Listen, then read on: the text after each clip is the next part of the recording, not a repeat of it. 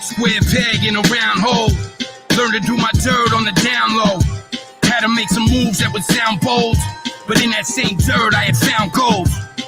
So they label me a scoundrel. Guess I had a ruffler. Couple feathers on my way up, but I'm a hustler. I don't give a fuck if I gotta harm you or muscle you. I've been armed with the tools that we use in the trade of a renegade. Driving the game, you're not able to penetrate. I'm not the same as you. I'm tried and true. This is something that I died to do. Part of learning how to fly. Eventually you hit the ground crashing, but at the bottom of the pain I had found passion. Though I've been gone for a minute now, I'm back in it. We either overcome the past or get trapped in it. There's a lot of things in life I know. We can go up so high and low. A lot of things are left behind, but I once called mine, but I still got my gun. My gun. My gun. I still got my gun. Finally the talent controls of Asgard. Silent is the size of a grown man's arm. Listen, the scope pivot like a cyclops. Chrome so heavy to shoot, I had to use a tripod. Wow, the pistol long like a pool stick. Hammer hit the hollow like a baby in the womb kick. Listen, visual verb, missile swerve, hit you herbs, feel the pistol bird, hit you like a whistled bird. All it takes is half a shot if I have your body to fly half a block at your fucking block party. Pussy, yeah, every word have a period. Yeah, I'm covered with 3 blocks and 10 parts for serious. My lyricism, the Lydians, carry the torch for Brooklyn like Sean P. and Biggie did. A demographic be Henny and acid. My algorithm's savage, so my religion is madness. There's a lot of things in life I know. We can go up so high and low. A lot of things are left behind, but I once called mine, but I still got my gun. My gun. My gun. Fish, pistol, sun gang, and all that. Look, I still got my Boko gun. Haram, stay calm, strapped with a bomb. Behind a mask of God, he contracted the vine. I got numbers and statistics, it's a matter of time. I'ma hit him with the 50, Paul Shack at the line. And if fiends lined up, they be patient for days. Had a yapper put a hole inside his cranial cave. How the fuck is you gon' walk into a maze in the days? Motherfuckers being deviants and say it's a face. This ain't fun and games over here, we make money. And y'all is always gonna be second like Chase Utley. This motherfucker thinking you're Wolfie, the same puppy. It's the same mask, same 45 and the same dumpy. You a goofy, homie, we was never meant to be cool. I was taking people shit in elementary school. Feel it with both hands, Paul, read it and braille. And the whopper always with me, homie, Keenan and Carol. Toma. There's a lot of things in life I know. We can go up so high and low. A lot of things are left behind, but I once called mine, but I still got my gun. My gun. My gun. I still got my gun.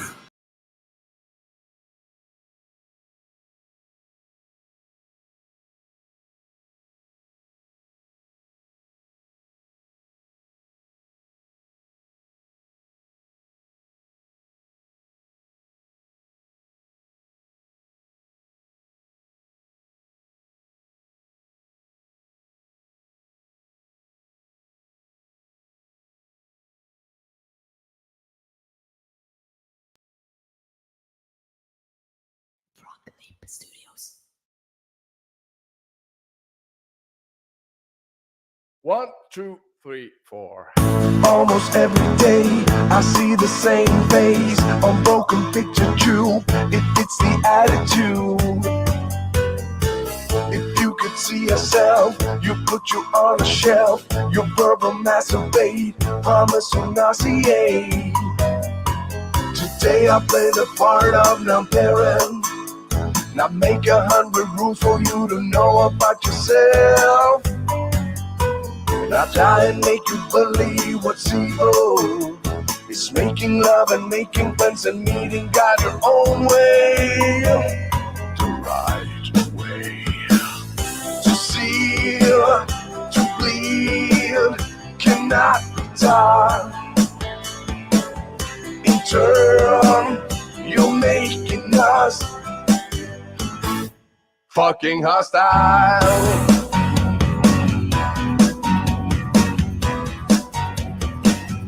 We stand alone.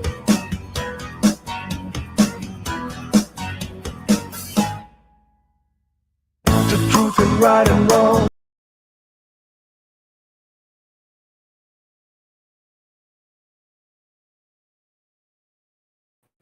Of course, I'm muted. Welcome to the new setup. What do you guys think? Miss Flo did a fantastic job. It looks a lot better here. Am I okay? Yeah, I'm good. I'm in kind of a mood, but not for any good reason. Nothing's wrong. I'm just a little fussy. Did I see Sarah's? I saw the ass end of it. It was a whopping nothing burger from what I could tell. Oh, while you're here, check out the new clip. You mad? You mad?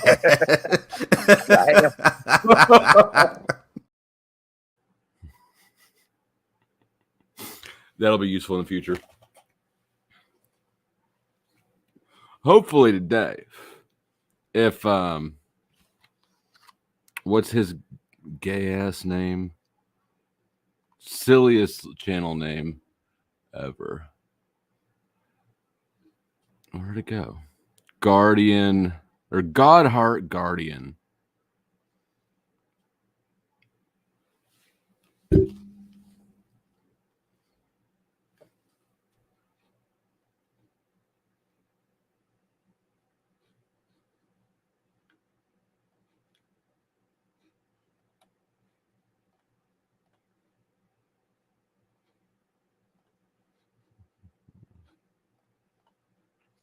Godheart Guardian, if you or any of the other pseudo-legal retards would like to come up and have me explain to you why, what was the phrase you used?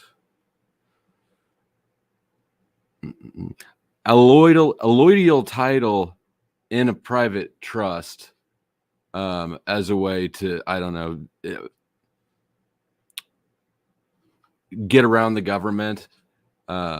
These legal fountains of youth that all the broke losers spend so much time swearing up and down is real, and then moving the goalpost and referencing some other obscure legal concept that probably isn't in practice in the US, if it ever fucking has been. Any of you guys, feel free to come up here, except for Scott 2B. I love you, Scott. I mean, you can come up if you want, but I just don't feel like arguing with Scott. I can't do it. Scott beats me in arguments mostly through stamina. But Godheart Guardian, I was just over at Sovereign Soul Unchained Mind, Dave's channel, and this dude was yapping in the chat about some nonsense, but saying I needed to do research. And I'm saying I understand these concepts, the legal system, trusts, all this shit damn well enough to explain to you off the cuff why all the utopia of private trusts are bullshit, and it's not going to save you from a damn thing. Now, I would like to challenge Godheart Guardian, such a gay name, to explain to me why I'm wrong. I would actually like to be wrong. I might fuss in the moment, but big picture, I would prefer to be wrong. If there is a secret loophole to having to deal with the government, I would love to know about it for real. But yeah, like I said, I'm in kind of a mood, not for any good reason. Nothing's wrong. Just, I don't know. Sometimes the stars align the right way.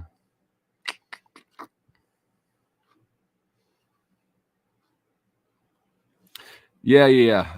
Mrs. Flo, yesterday I said I need better shit going on. I've really never thought about any of my setup at all, except like if I go on a stream and then I notice at the moment, it's like, oh, I don't like this or that or whatever, then I might notice it. Is the light a little hot? The direct light on me.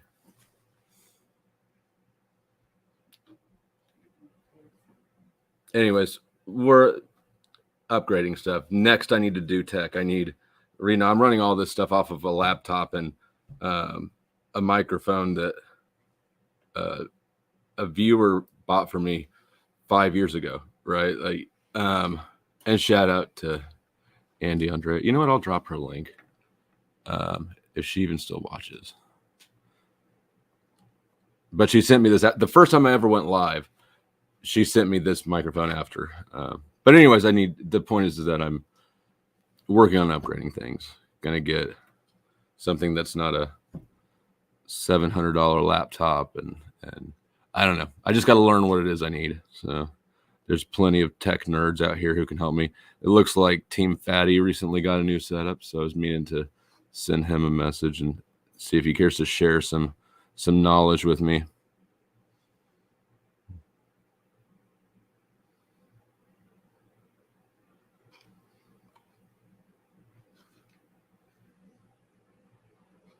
Oh no, I don't get pop culture references at all.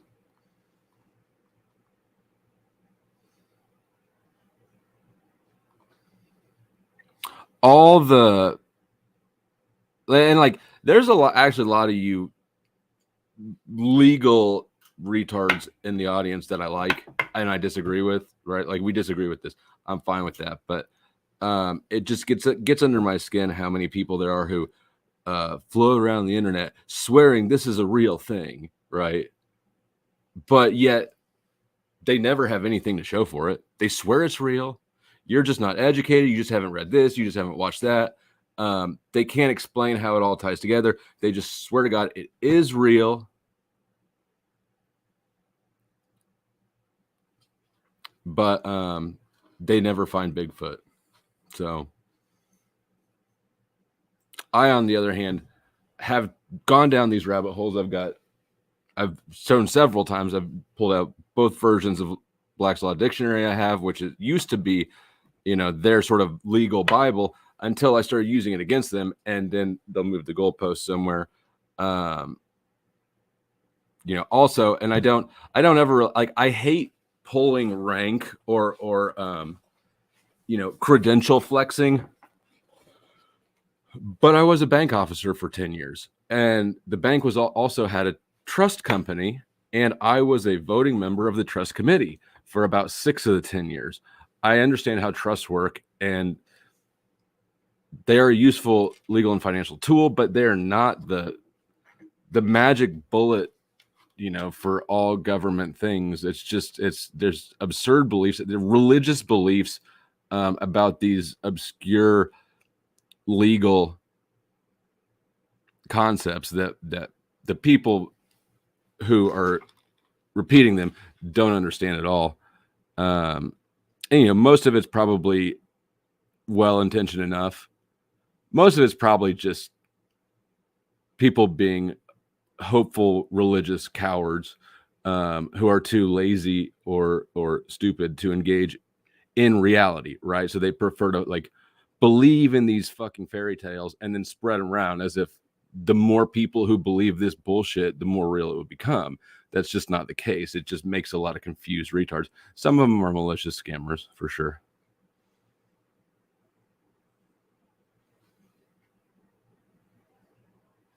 It's been a while down YouTube, huh? All right, let me drop the link.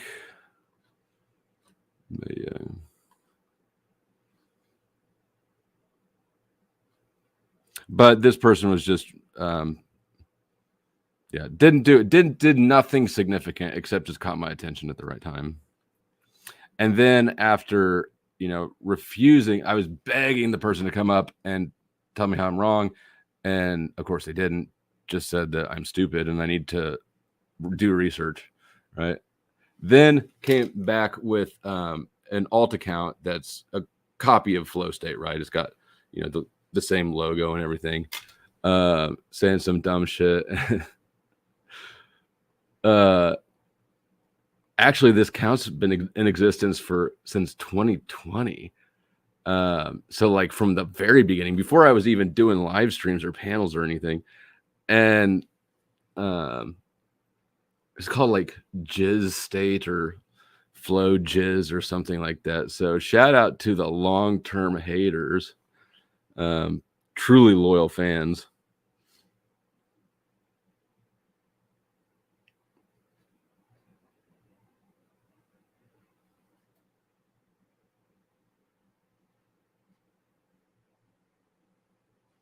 The lens might need wiped. Okay, well, that's good. What I really need to do next is hook up this webcam that I have that's better, but one thing at a time, guys. That probably didn't help anything. Hey, good talking to you too. Yeah, it was actually a really good panel over at Dave's. And then if nobody takes up my offer, if nobody wants to stand in their fucking square on the land, there's a couple things we could go over. We could go over Grid 1 and how he's full of shit some more. Yeah, that's probably where we'll start, but there's a few things. And you wonder why I hate everyone on YouTube, except for me, Christine.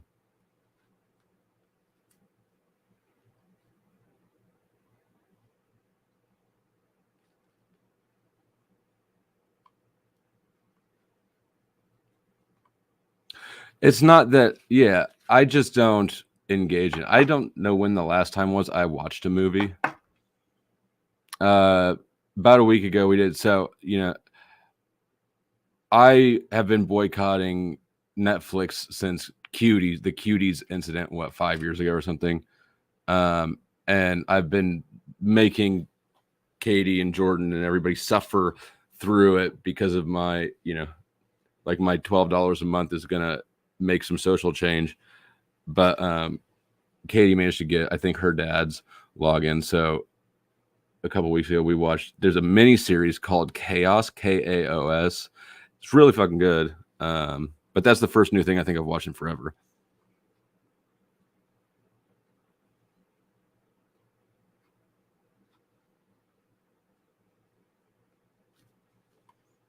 Like how much anime? You talking about like watch and review it here, or just like watch it in my personal life? It would be an hourly thing.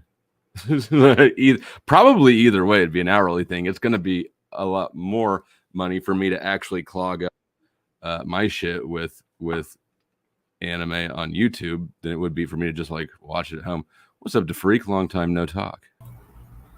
What's up, Flo? Good to see you. Good to talk to you. Good to see you too. What's going on? Yeah, the sovereign citizen stuff, it's I think I first started seeing it about I want to say 5, 6, 7 years ago with actually the Black Hebrew Israelites. And they tried to, do the Moorish thing where they kind of basically they get immunity status as ambassadors or something.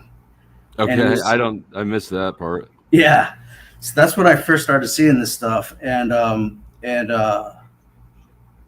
So it was a kind of a legal finagle to basically kind of either get the ambassador immunity as a diplomat, or to actually try and get their own sovereign nation or something that they were trying to do.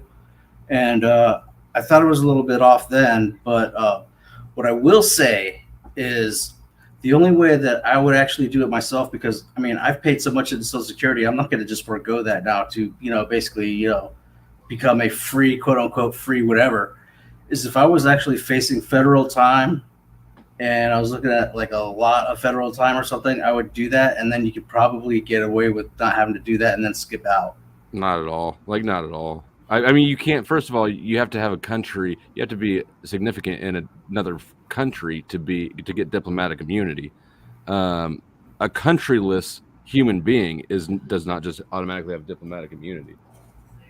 And also, the concept. This is one of the most annoying concepts that they walk around with, is the idea that laws are somehow voluntary. I wish they were, for sure, but right. But there's just not an opt-out option, and nobody cares about a country that doesn't exist, right? So diplomatic immunity is gone. Right. And they go to I think the first thing they attack is jurisdiction or whatnot, and it's okay, well, if you're actually physically in a place that is able to enforce law, right, and you're using the roads and you're breathing the air, basically, if they can nab you and grab you, then they have jurisdiction over you, no matter if you think you're a sovereign citizen or not.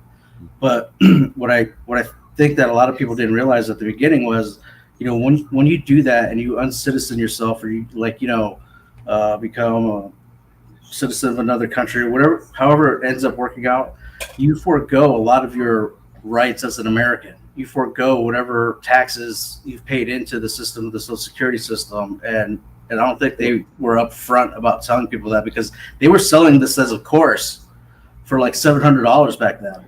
Yeah, I know about that, and forget the Social Security taxes. That's future use problem. Let's think about, like, how do you even function in day-to-day life?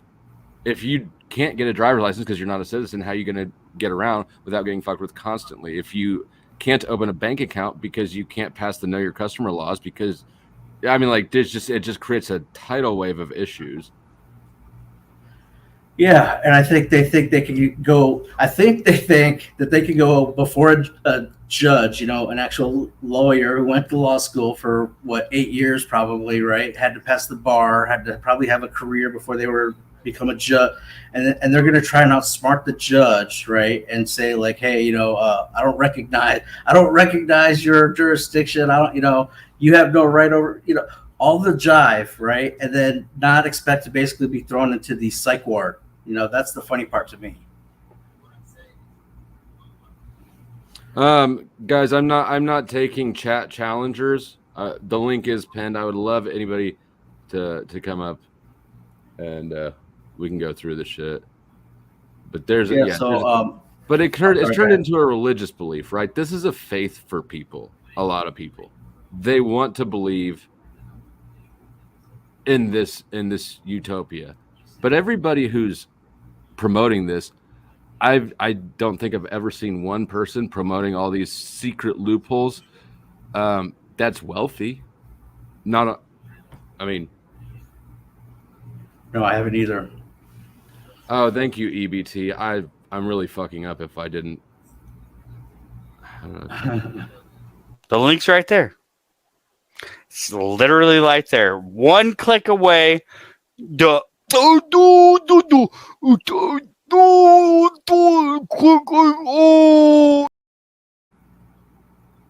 out to EBT. Yeah, but I've heard all sorts, and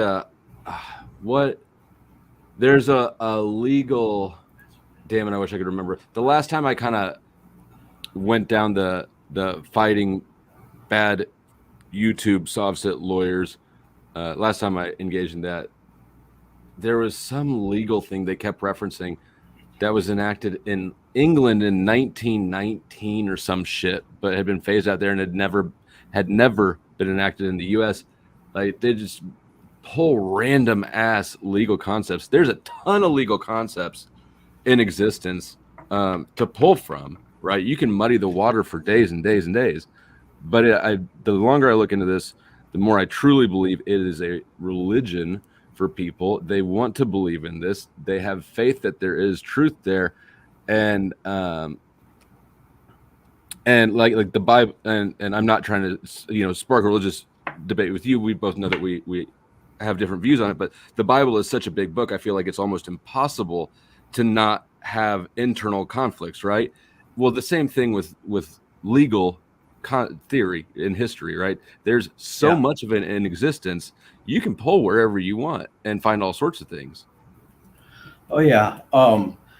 It's not some of this spawns on kind of the auditor, community, the police auditors and stuff. But what I think this really is kind of rooted into is the whole Federal Reserve. And I don't know if you remember, probably about 10 years ago, people were talking about, we're not gonna pay our income taxes, or we're not gonna recognize the legal tender note, whatever debt, and they tried to like somehow slice up the dollar into some sort of legalese, language chopping, fruit salad, whatever.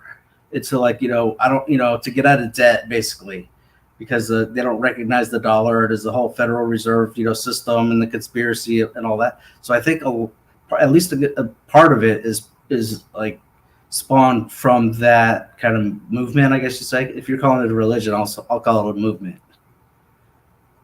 I mean, and maybe a faith. It's a faith, I suppose, but it's utopian, it's hopeful, and it's agitating that people aren't actually.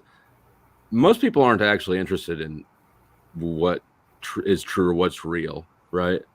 And I've noticed that a lot of these concepts, you have the people that I get in arguments with are ones who are taking values with their beliefs of how things should be, right? And then they're trying to impose that in reality. And I'm just trying to like clarify for people that what is really the law is not what's being espoused here. This might be their sentiment, their belief system, and that's perfectly valid for them to have those values. But to say that like these laws don't apply to you because they feel like they should not, that's not true. You will be fucked up if you walk around acting like you don't need driver's licenses and shit. It's wild.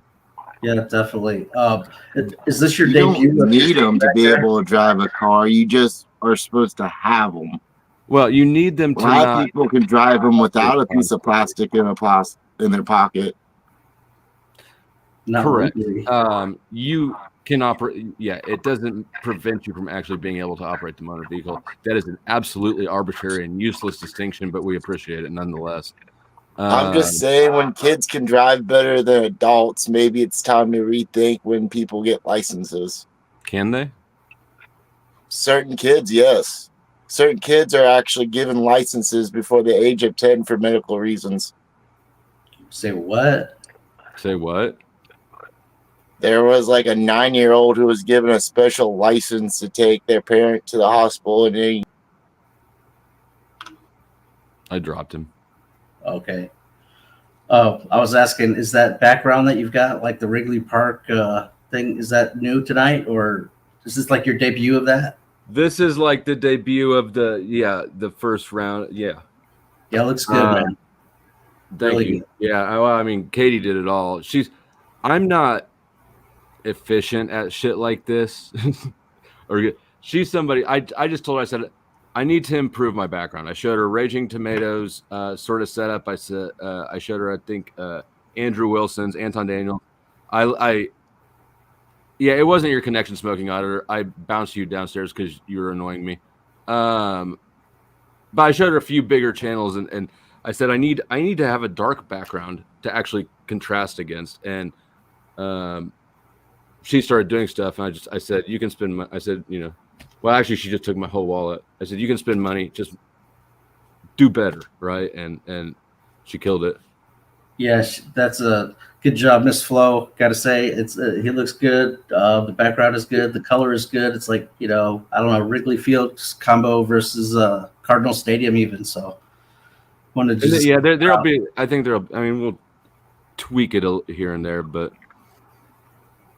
oh yeah, I think the bookshelf and the regular, this looks a lot better. It does. It looks way better.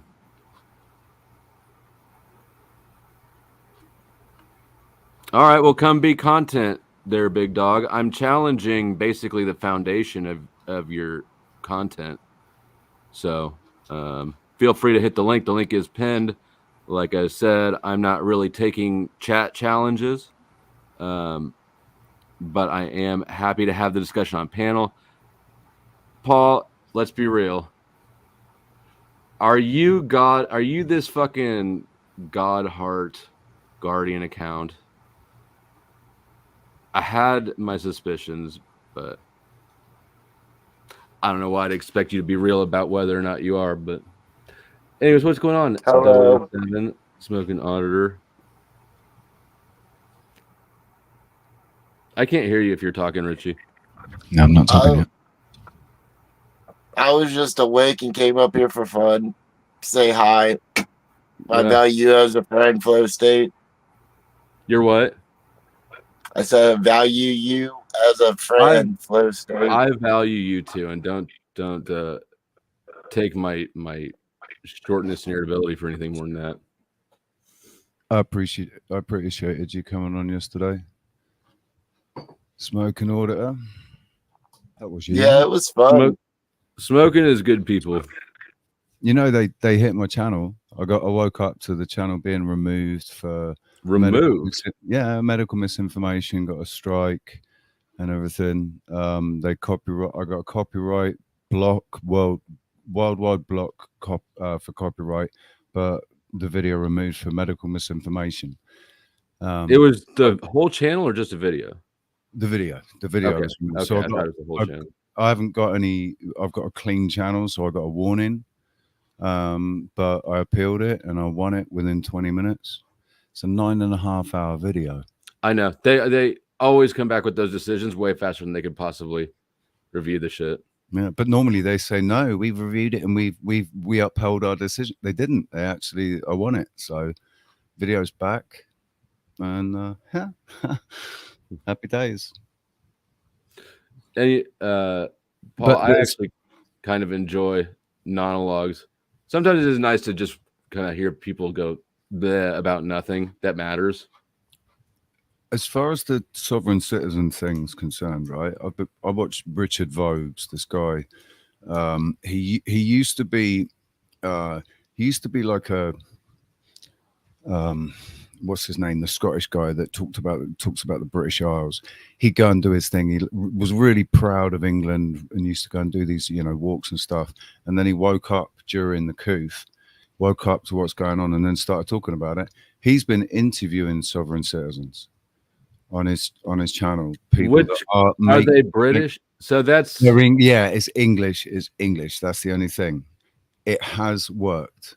In the UK, there have been some cases where sovereign citizens have held their ground. So what I will give them is conceptually, there are a lot of concepts that are accurate, I believe, perspectives on the system, right? And how things work. Welcome, Judge and Slavius. The concept of being a slave or, a debt note or whatever, weird terminology is used. I actually believe that concept holds. When you look at the tax code and who citizens are, right? Like you really do. This really is a form of soft slavery for basically everybody. But when I go down the rabbit holes, when I actually look at the mechanics of the situation, everything falls apart. Judge and Slavius, are you interested in non-versations or engaging the sort of fussy challenge I issued? Yeah, I mean, I figured I'd just give, where I stand on it. I mean, we've been over this 1,000 times. Ultimately, it's like you can't honestly sit there and claim that you've never seen it work like folks in chat. It's a disingenuous statement. I've put these facts on the record over and over again. So whether you choose to acknowledge whether or not record? I haven't seen the record. Perspectives. Again, it's not my job to do your research and work for you. That's where you have to do your due diligence before claim. I mean, let's put it this way. If you say, I've never looked into the ocean, so I've never seen an ocean mammal or fish, then it's because you've never looked in the proper place. But you can't actually, I guess then I'm proving what I said to be incorrect. You can make that claim because it's hinging upon you not looking to do the research to find out that it exists and works. So like this if is, you don't, this is the sort of trap that I absence of proof is not proof of absence. Correct. But if you're making a claim, right, that you make regularly, I've heard you say you put shit that you're on the record 1,000 times. Okay, so how would you like me to confirm to you? How would you like me to confirm to you other than the records I've already put on file, right? Like whether it's with the courts or done the broadcast showing all of it. Like you want me to go back and out of 1,000 broadcasts and find where I put forth for everyone the record of me creating a trust, entering the guns into trust, and having the guns returned, who they said would not be returned and be destroyed. Have you shared? Do you have a video where you shared the trust documents? Somebody's got feedback. Someone's feeding back insanely. How many? Who just unmuted? Somebody just unmuted.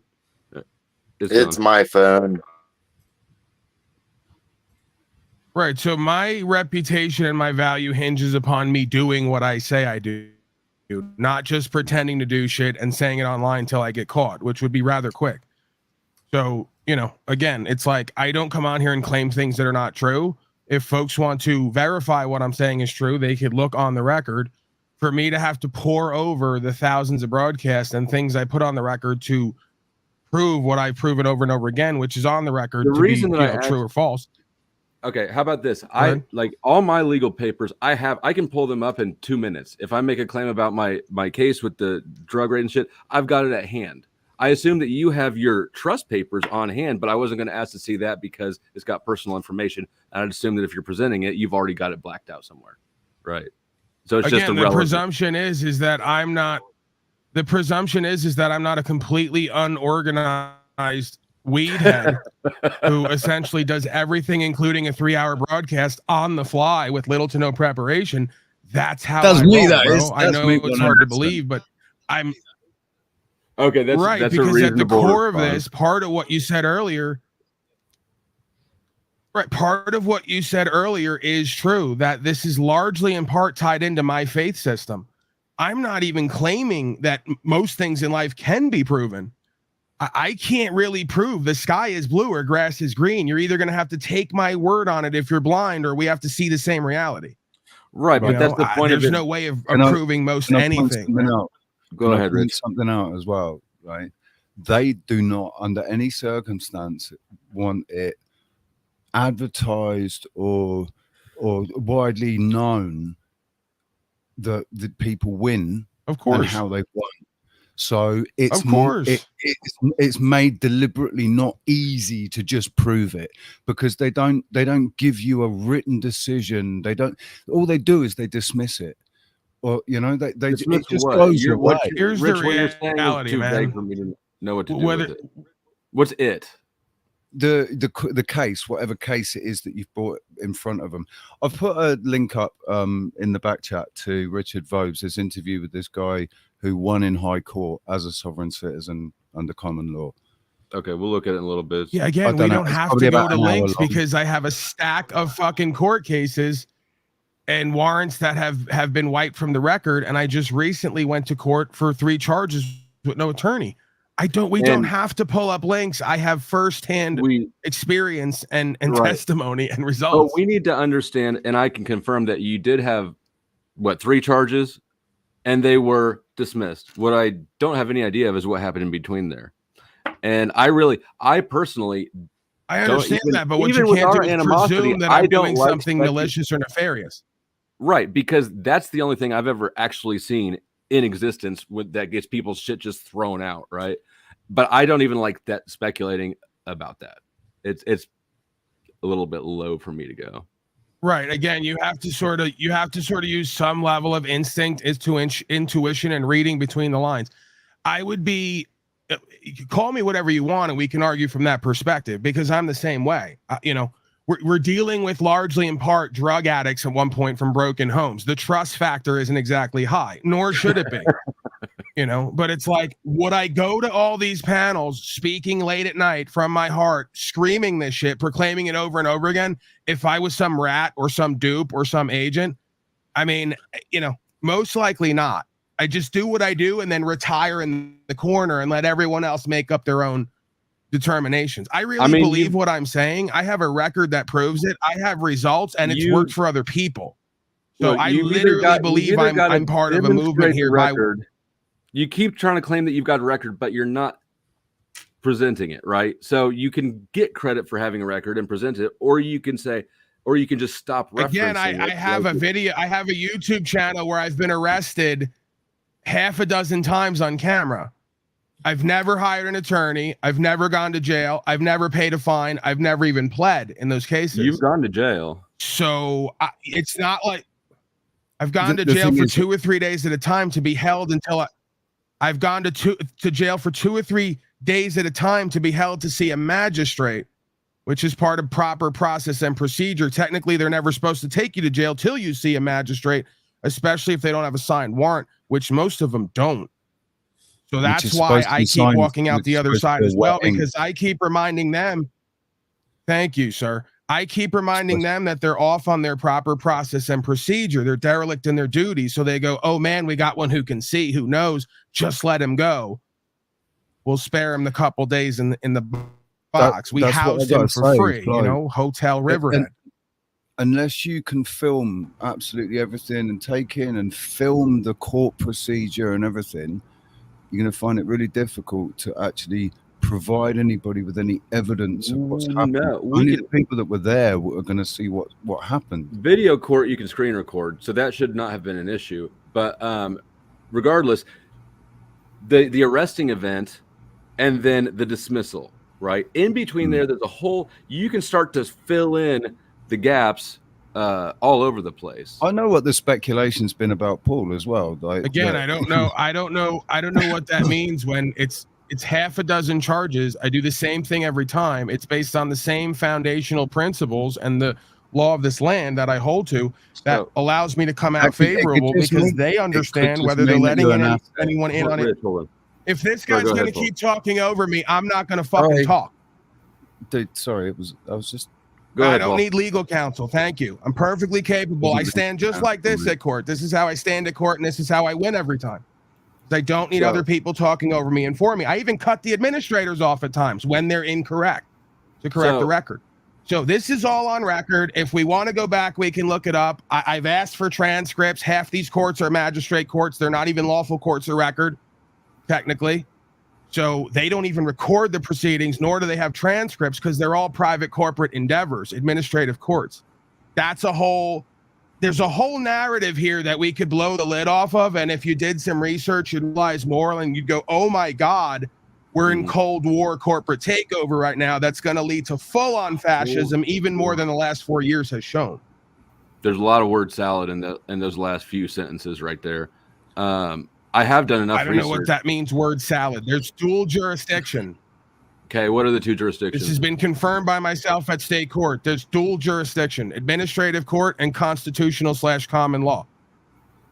Okay, and so, which one as much as I'd love to have a stack of evidence or proof to put in front of you to put this to bed, and proverbially be king of the mountain. Case that just happened. How do you not have any you documents, looked it up, no emails, no communications, no screen recordings? You looked it up. You saw what was there.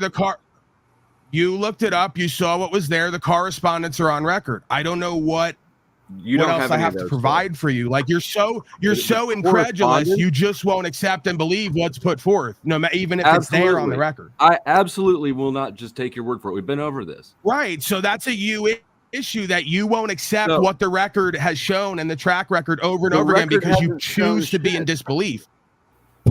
So this is exactly the record why shows me getting charged over and over again and getting dismissals at court. What do you propose the answer is why it's happening? What do you think the most common Donnie Brasco? What am I, Sammy the Bull Gravano? I'm on witness protection. I'm like you said one day, you propose that I'm ratting instead of accepting what I put forward. That you're ratting, absolutely. That is the main reason people right. So instead of just accept, that's my point. This is why you and others lose at court because the maxims of court are trust and equity and good faith.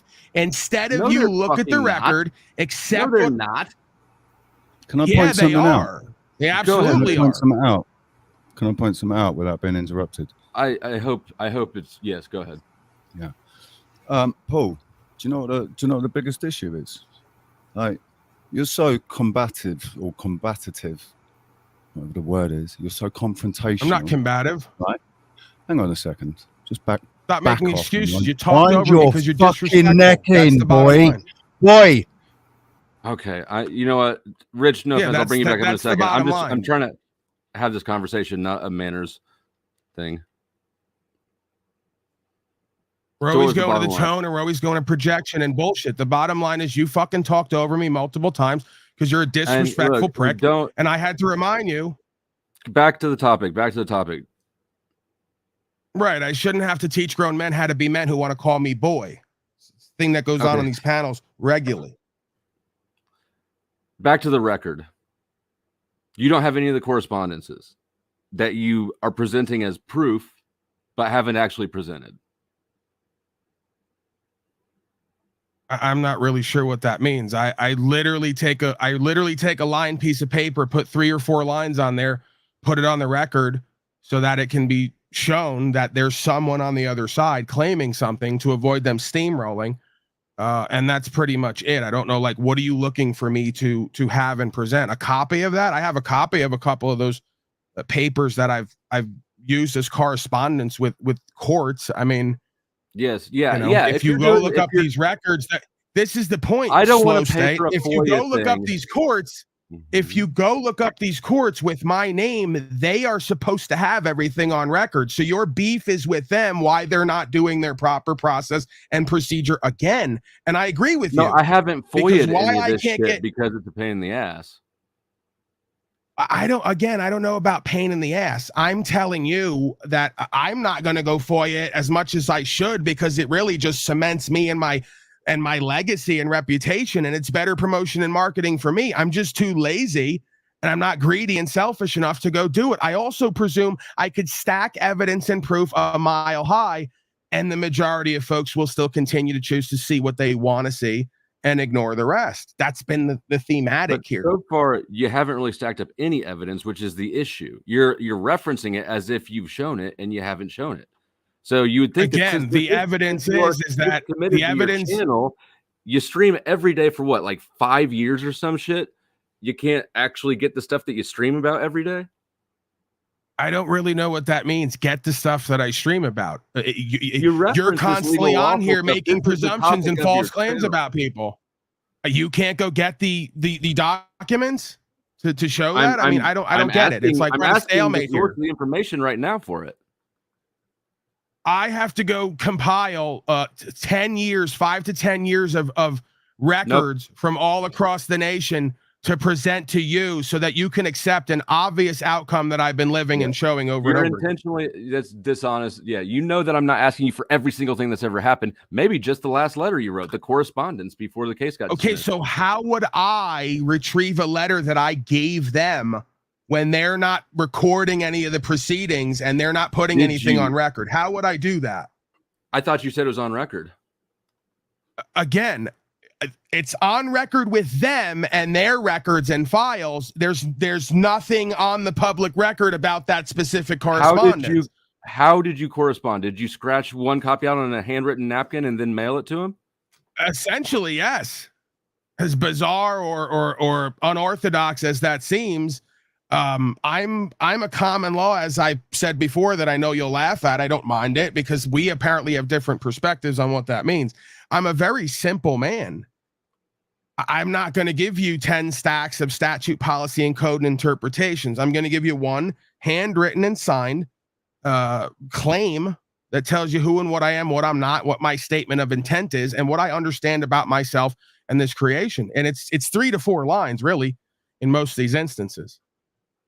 And what do the lines say? Well, it can vary position to position, but the generalized statement that I go into essentially at arraignment, right? There's different parts of the procedure, but just the filed statement, all right, the written response. Yeah, if I'm gonna put something, let's say that I've just been arrested, and I'm being held, waiting for supposed arraignment, right? I'm essentially going to give correspondence to the administrator that I am not a surety for the legal entity known as Paul Ryan Laporta in all caps, and that I am in fact an honorable man here today by special presentment in order to settle a debt or testify to the facts of the matter. If I'm not giving testimony here today and there's no man or woman on the other side with a verified valid claim of loss, injury, and harm or debt owed, then I wish to be set free or restored to my original condition. Valid right? Claim of loss, injury, or harm. If you're caught in trespassing, right, that's a violation of law without actually having inflicted harm necessarily. Absolutely. So there should be no problem in a third-party impartial man or woman who owns the property coming forth and bearing witness and testimony at the court hearing that I did such a thing, which they did not, because I did not. And the arresting officer have a right to face my accuser, right? Most of these interactions, there's never an accuser who's going to come forth who you can face. It's a technicality that allows you to get cases dismissed. That's not true. If you get arrested for stealing from Walmart. So you're denying my experience. You're denying my experience, and I'm denying your claim. Okay, so I don't know where we go then. I'm telling you my experience. I'm telling you it's worked half a dozen times. You're stomping around saying, "Why is he free? It's not real," and you won't accept the firsthand testimony. What did and you the just record say? And all the? Mm-hmm. What did you just say? The foundations of law were the maxims like trust, equity, and faith, or something like that. Is that right?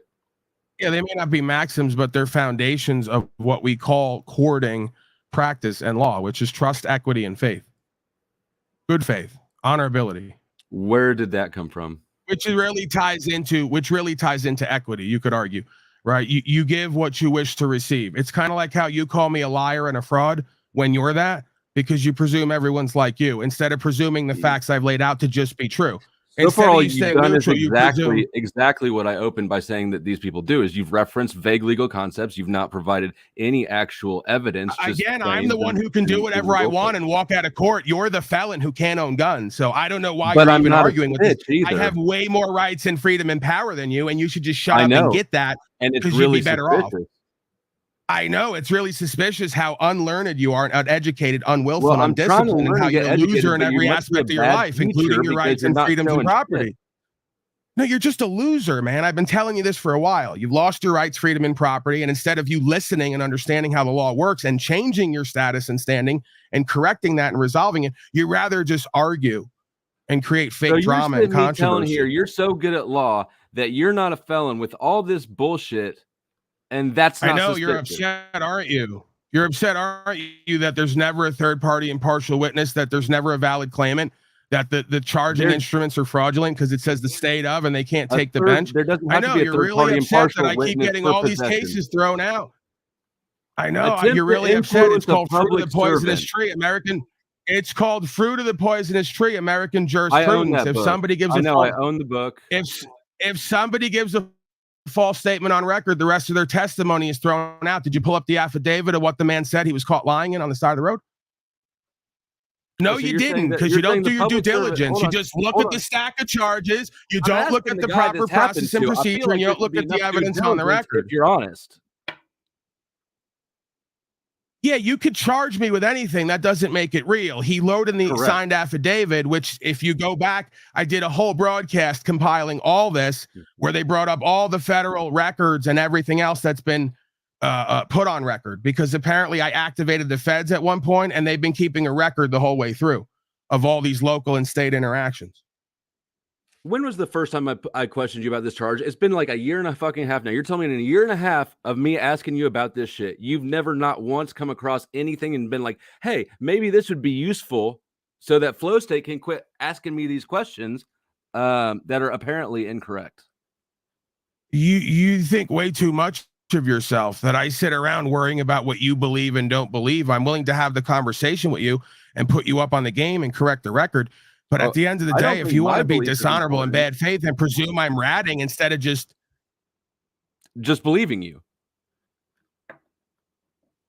No, the record shows right there. I mean, why are you presuming things that you don't know that happened instead of just accepting what I'm telling you happened? That proves you're dishonorable and bad faith. It's one thing if you were neutral. It's one thing. The point is you have a root issue against me and others. And that's what compels this. You don't actually want the truth. Can we talk about what a dishonest request it is to say, why don't you just believe me? You know goddamn well that liars are liars. That's not it. Liars, and that that's not it. If you're not staying neutral, you're not staying neutral and saying prove your claim or what the record shows. You made a false claim that I'm ratting and working with the government to get out of these charges. That proves your bad faith, dishonorable, and projected. You claimed it's false, which is exactly what somebody would do if it was true as well. Or that I didn't work with.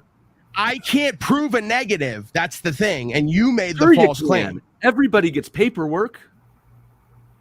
How could somebody prove that they didn't talk to somebody to supposedly be let out of charges? How could they prove it didn't happen? It out in prison? Again, you're asking me. You just answered a question with a question. That's not an answer. That's called deflection. Paperwork. There's always paperwork with this shit. Yeah, the point is there's paperwork on record when people are ratting and talking. That's how they find out. They don't say, we suspect you ratting and talking, prove you didn't. They find statements of you testifying and paperwork where you ratted. That's how that works. You don't know anything, huh? You don't know how anything works? Do I have to explain how everything in life works to you?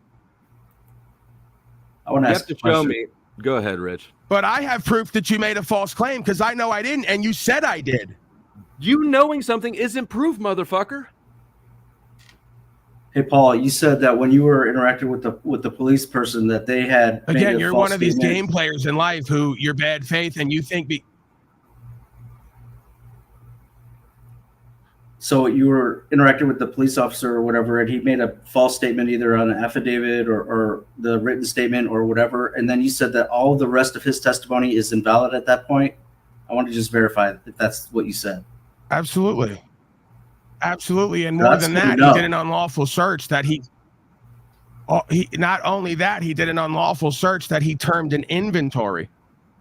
There was no reason to believe that I was going to cause loss, injury, or harm or involved in a crime. I was given notice about my religious understanding about my right to travel. They then went into my trunk and locked compartment. Hold on, you got to take with those one thing at a time. Loss, injury, and harm are not required to be in violation of the law. That's fiction. You're not accepting that legal versus lawful is the thing. You're not accepting statute, policy, and code is not law. I've demonstrated on here at least 2 times with 2 different copies of Black's Law Dictionary. Law and code. Code is the collection of laws. What makes you think Black's Law? Which version? Black's Law Dictionary regularly contradicts itself depending on edition. So this is how ridiculous it is. You're going to pull out a static edition of a book that will contradict another later edition because these are men sitting around making interpretations about the facts of law. You must know what is right. What is the right version? What is the right place to find these definitions? Again, you presume the law is found in a book and not in one's heart. Okay, there. See, now we're on the same. That's where conviction is made. That's how conviction is made.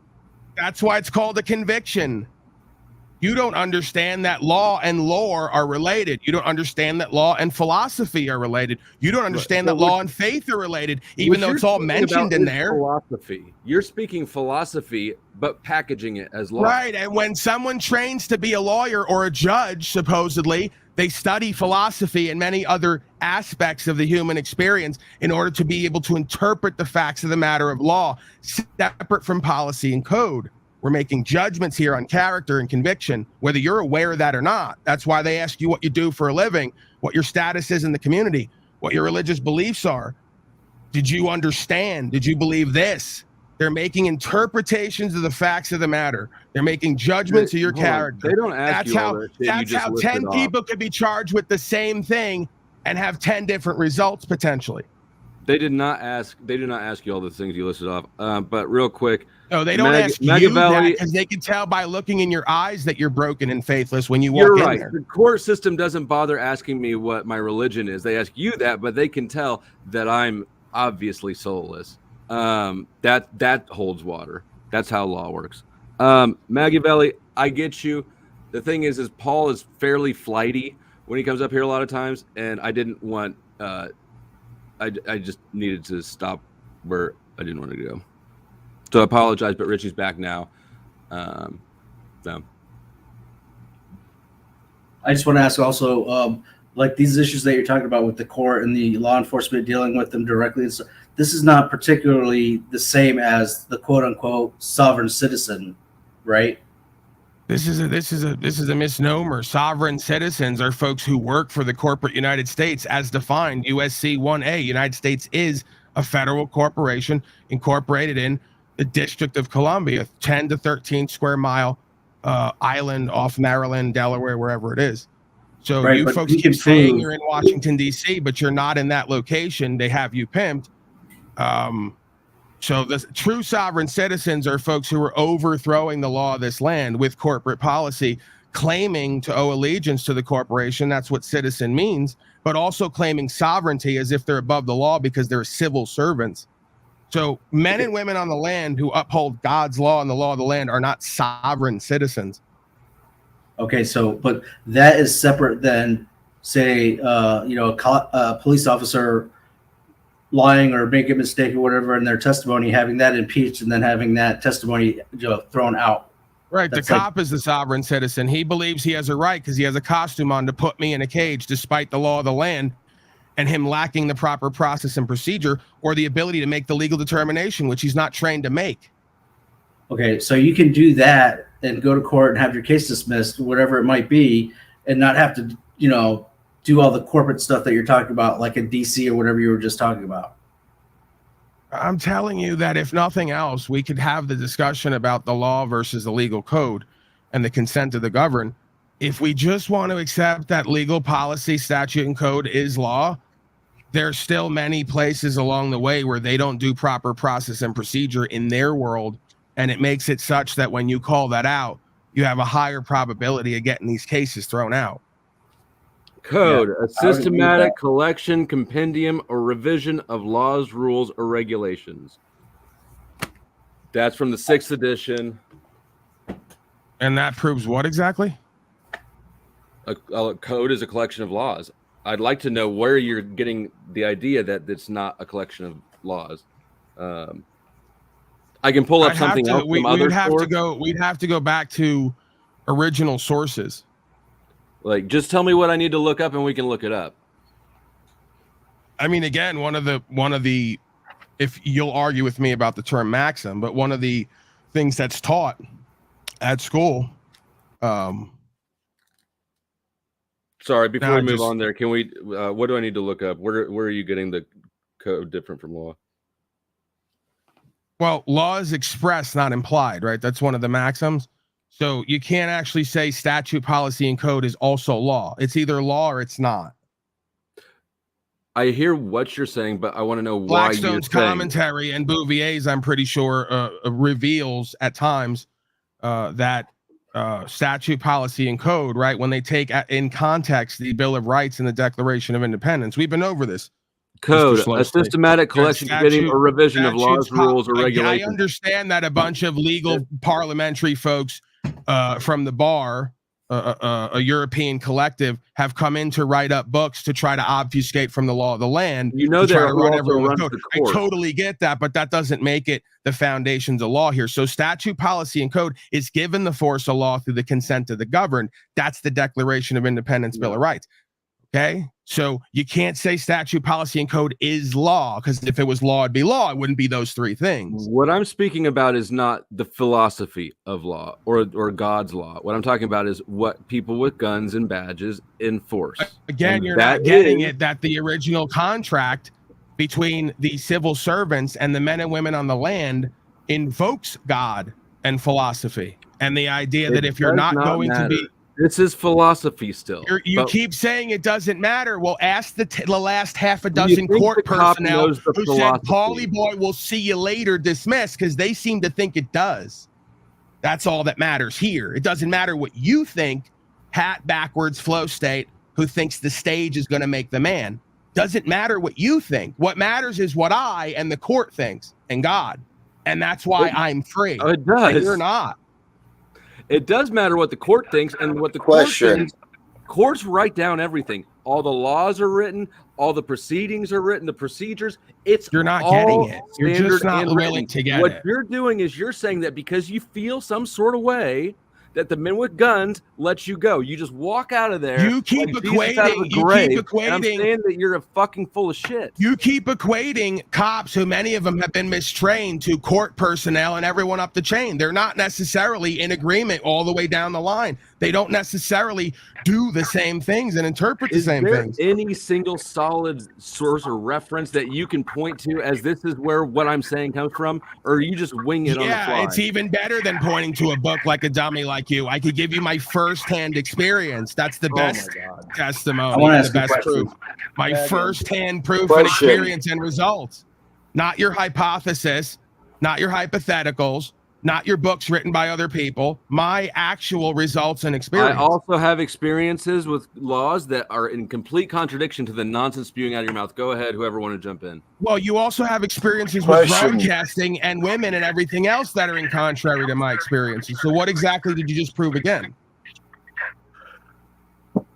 Okay, question. Why isn't it possible that Paul went in there and just rizzed up these small towns and they just didn't put it into record? Was just like, screw it, we're just deleting this from our system, move on. In which small towns can do that because they're supposed to report to the Supreme Court, but those files never get checked. And yeah, they can and will do it. No. Okay. They're supposed to be sent to the county. They don't have to send Hold that on, to Paul. the Let me county. respond to him. He asked me the question. I've seen it happen. Sure. Are there bad court clerks? Of course. Do cops lose paperwork? Of course. Does every fucking court that Paul ever goes to and works his magic also lose the paperwork? No, of course not. Is it possible, hey, Paul, is it possible that you just were so obnoxiously, like, you know, right and just loud and boisterous or whatever the personality, and they just were like, we don't want to deal with this guy, and then they Absolutely not. Absolutely not. No, because they would have locked him up, and they wouldn't have had to see it. Okay, thank you, sir. He asked me. But we're all struggling here with the idea of who's talking to who, I guess. So no, absolutely not. Mr. Slow State, I'm sure, will attest to the fact that A&E is full of guys who are yelling and screaming and acting out who got thrown in a box. So no, DeFreak, as much as you'd like me to cop to that I was just so ornery and obnoxious and loudmouth that they said, we don't want to deal with this guy. Not likely. Well, also, for you to presume that the way that I am in certain venues is the way that I am at a court of law would be foolish of you to presume. Just because we're in a eliminating. Go ahead, finish. Go ahead. Yeah, just because we're in a four-cornered box here, which is the definition of a court, essentially, doesn't mean that the way that I present here is exactly the way at all that I present at court. Fair enough. Fair enough. I just wanted to see if that was there tends to be pretty successful, discerning folks who are able to understand language and philosophy at court. On these panels, it's usually a bunch of dolts, quite frankly. I know. I wish that you were better at explaining it to us. But DeFreak, let me respond to the question you just asked him with a different experience. Yes, absolutely. They will just not fuck with you if you're too much of a pain in the ass for what you're worth. I've been pulled over many times with a bunch of little infractions, tent too dark, swapped license plates, but come back to one that comes back to me. Almost always, if you've got a whole bunch of paperwork and just little piddly shit, they will let you go. I have no doubt that I've actually heard people say, and I can't verify this, which is why I haven't brought it up before, but I have been told that if you basically refuse to give them an address, an occupation, basically if you just sit in jail as a nothing burger and they can't do shit with you, that they will just cut you loose if the charges are not big. I can't verify that's true, though, so I haven't brought it up before. Another thing that I saw with the Hebrew Israelites back when I was seeing this stuff for the first time is that one of the guys went to court and was charged with some very minor thing or whatever, and he started spewing out this jurisdiction, sovereign citizen, you don't have any this, and the judge was just like, he was just like, let him go. He didn't even, and this was his testimony. So, like I said, I just wanted to eliminate that as a possibility. It can't be eliminated as a possibility. It's a very real one. You mean somebody anything other than what I'm purporting and what the evidence shows has to be open to possibility. Hold on. Go ahead, Nidish. Somebody went to court with a stenographer's record and all that disappeared because they threw that person out? He's been to court many times, and all the paperwork, everything disappears, actually, it seems. Including how much do you have to pay them, Paul? I don't pay them anything. You can't pay anything technically in the system. You can discharge debt with legal tender. Okay, how much legal tender did you discharge to them? I don't give them anything. Why would I negotiate with potential terrorists? Either they're going to be lawful and honorable and turn me loose, or they're going to attempt to terrorize me by forcing political ideology onto me, which I don't understand, nor do I accept under God.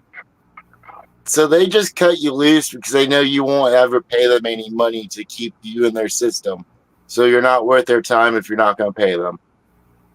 Pretty much that's what it comes down to. Get out of the system, right? You're cut out, we're not even going to write you down. Waste of ink. Go ahead, Paul. They have a process and procedure that they are supposed to adhere to. Does that mean they adhere to it on all levels? Of course not. There are certain places where it's well known that they will just fucking slave everybody, and they really don't give a fuck about what you do and say. Kansas might be one of them, and I'm sure there's everything in between. So I've seen a lot of evidence that places like Kansas, Missouri, Arkansas is another one of them. There's certain less rural places where a lot of this stuff even if it's the foundations of law, will not be recognized, and they may almost take it as a belligerent combatants if you bring it up. But again, it really doesn't matter, because I'm not doing this because I'm guaranteed a win. I'm doing this because this is what my heart, that I believe God put there, reveals to me is true and correct. I have to stand on this and die behind this. I don't have any other purpose and meaning and value here. I want to ask another one, kind of off the wall, obscure, whatever. But if you were Diddy's lawyer or counsel or whatever right now, I wouldn't be Diddy's lawyer or anybody's counsel, because I wouldn't speak for another man. I don't presume to know what he did, and I don't presume to know that he's going to tell me the truth. And I would never defend somebody with allegations of loss, injury, and harm that wouldn't speak for themselves, because I believe letting someone else speak for you at court or in any interaction is dishonorable. Right, but couldn't he, like, do the whole unsovereign citizen thing and, like, basically evade their jurisdiction? And please stop referring to it as sovereign citizen thing. I want no connection to that term, and that it's a CIA, potentially FBI, whoever it is. I don't know who or what it is. I don't want to blame anyone. Okay, yeah. I don't want any connection to that. So no, just like when that retard drove a car into a group of people and then tried to go to court. That looked like another fraud, by the way, set up. But I don't know how deep this shit goes. But me, I'm a bit paranoid sometimes. So I think they bring people into court potentially and film it and try to release it to make everyone look crazy and stupid. But hey, it's also like, don't underestimate the sickness. Yeah, don't underestimate the sickness and stupidity. They may not have to stage anything with this general public the way it is. So I may be multiplying hypotheses more than necessary. But when that guy, Darrell Brooks guy, drove a car into a group of people, he tried to go to court and claim jurisdiction and all the rest of it, and they fucking laughed at him. And as would I or anyone else, judge or no judge. You do loss, injury, and harm, and you don't pay your debts. It's just like when people go on bond. I had someone call me yesterday. He goes, the wife, he goes, the guy's been in jail 5 months. They won't give him a hearing. I said, what'd he do? And of course, it comes out in the wash. He made a bond with them, gave him 20 grand cash, whatever it was, and skipped out on the bond. Oh, yeah, they're going to come for your bitch ass and teach you a lesson. Either you're standing on this all the way or you're not. If you make a bond with them and you make an agreement, they're going to hold you to it as a man, especially if you claim to be a man. Oh, I'm an honorable man, common law, I'm invoking all that. They're going to say, really? No, they're not. Like, it's just silly to think that they're offended that you violated. Let me finish my fucking talking. I have another question for you, though. You just want to demean me and devalue this walk, and that's all. Let me ask you a question about demeaning or devaluing. Back to the correspondence that you had, wrote it on a napkin, don't have a copy of it. Why don't you have it? Why can't you pay the $30 or do any kind of research? You have so much money, you're so well off, and if you want credit for having done something, you should. There you go. More excuses and deflections. I don't need credit from you, a frat boy douche, when I'm under God and have a whole movement going and work with the community. Are you kidding? You really have a narcissistic bent to you where you believe you're so much more important than you really are, and so much more relevant in these situations than you are. You're lucky. You mad? Lucky I'm even here giving you this. Pot calling kettle black. I'm not interested in what you have to say. So, dude, the correspondence, was it because you were in jail and you didn't have access to a computer? Is that why you issued a paper handwritten letter? I don't know. Say that again. Why did the correspondence with the courts that we were talking about earlier, why did you not have a digital copy? Were you in jail when you did it? Because I wasn't sitting around worrying about how more douchebag haters online were going to try to lie on my name, although I should have been, I guess. You definitely should have been.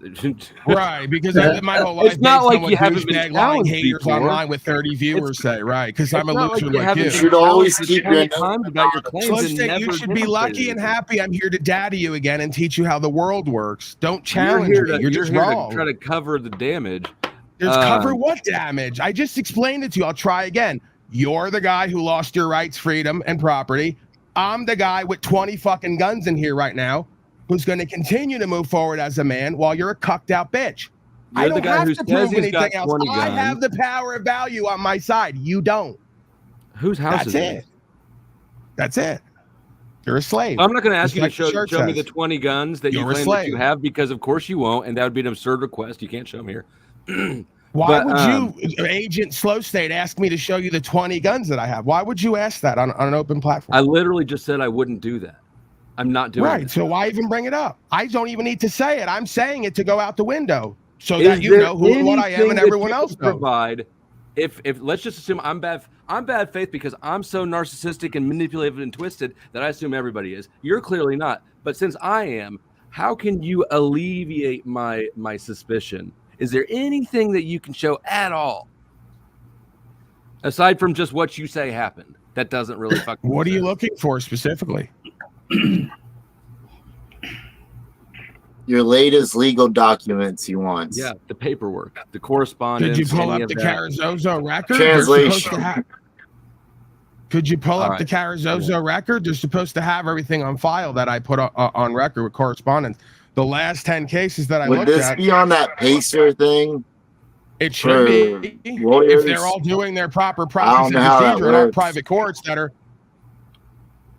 Does Jennifer have digital copies, you think? Yeah, she probably has some.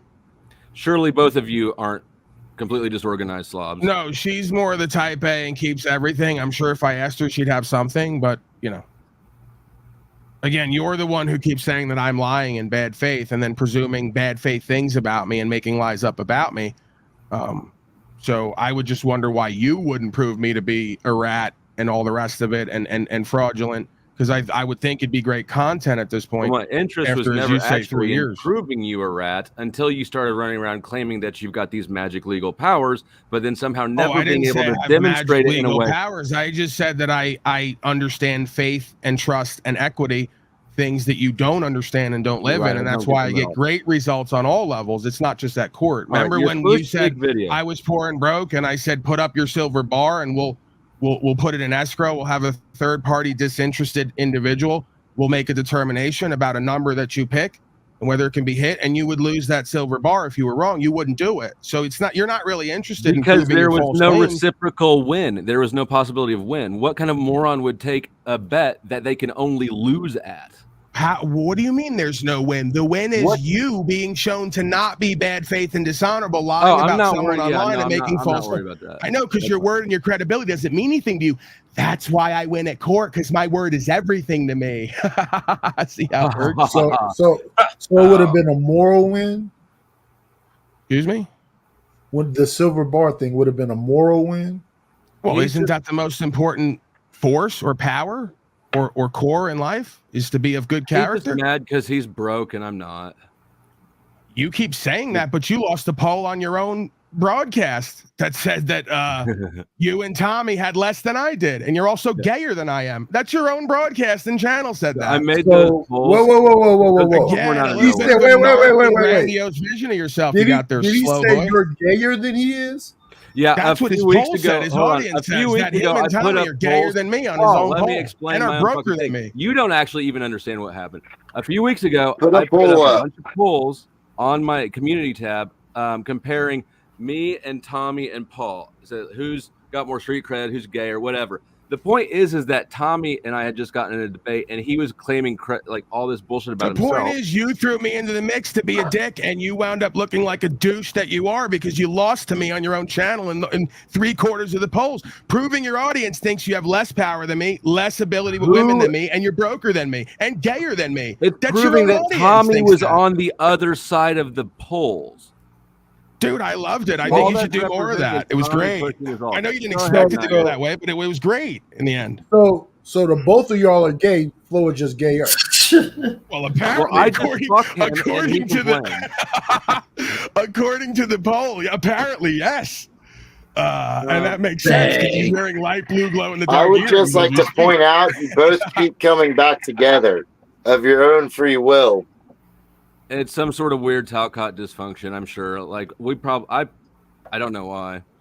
Same thing happened to OTW. That the makes it reality better. is that I would have to be inhuman to deal for 2 or 3 years with even the most dysfunctional, fucked up creature and not be somewhat endeared to people here, right? Like the same way as if I was a corrections officer, you know, I'd probably be endeared to certain people on the block, whether I completely respected them, liked them or not, just spending time together. having interaction. So if that's what you mean by the weird Talcott thing, yeah, I see you as a wannabe content creator. I see you as an expression of self at the highest form. On the lowest level, we disagree at times. I think you're bad faith and dishonorable, but I also don't think that you're irredeemable. If I thought that, then I'd have to believe that about myself. You weren't supposed to agree and confirm that we're gay, basically, which is the accusation. So the lower number makes you the gayest? No, so this is the first poll. Who's been celibate the longest? And I just love also that Tommy like completely lost all of them because I know it burns him up. Who's got the fewest friends? And he lost that one. No, I won. Who has least money? Oh wait, we tied for winning who has the fewest friends. I mean, Tom is the most of all my life. Who has the least money? So Paul beat me in that one. And who's got the least street cred? And we again tied for winning, I suppose, depending on how you look at it. But yeah, Tom is clearly the least. Who has the least money? The who has the least money? You were the lowest on who has the least money, so that means that you have more money than Paul. Who has the least money? And I was in the middle. So 33, right? Sorry, I'm looking at you. Yeah, try to keep up.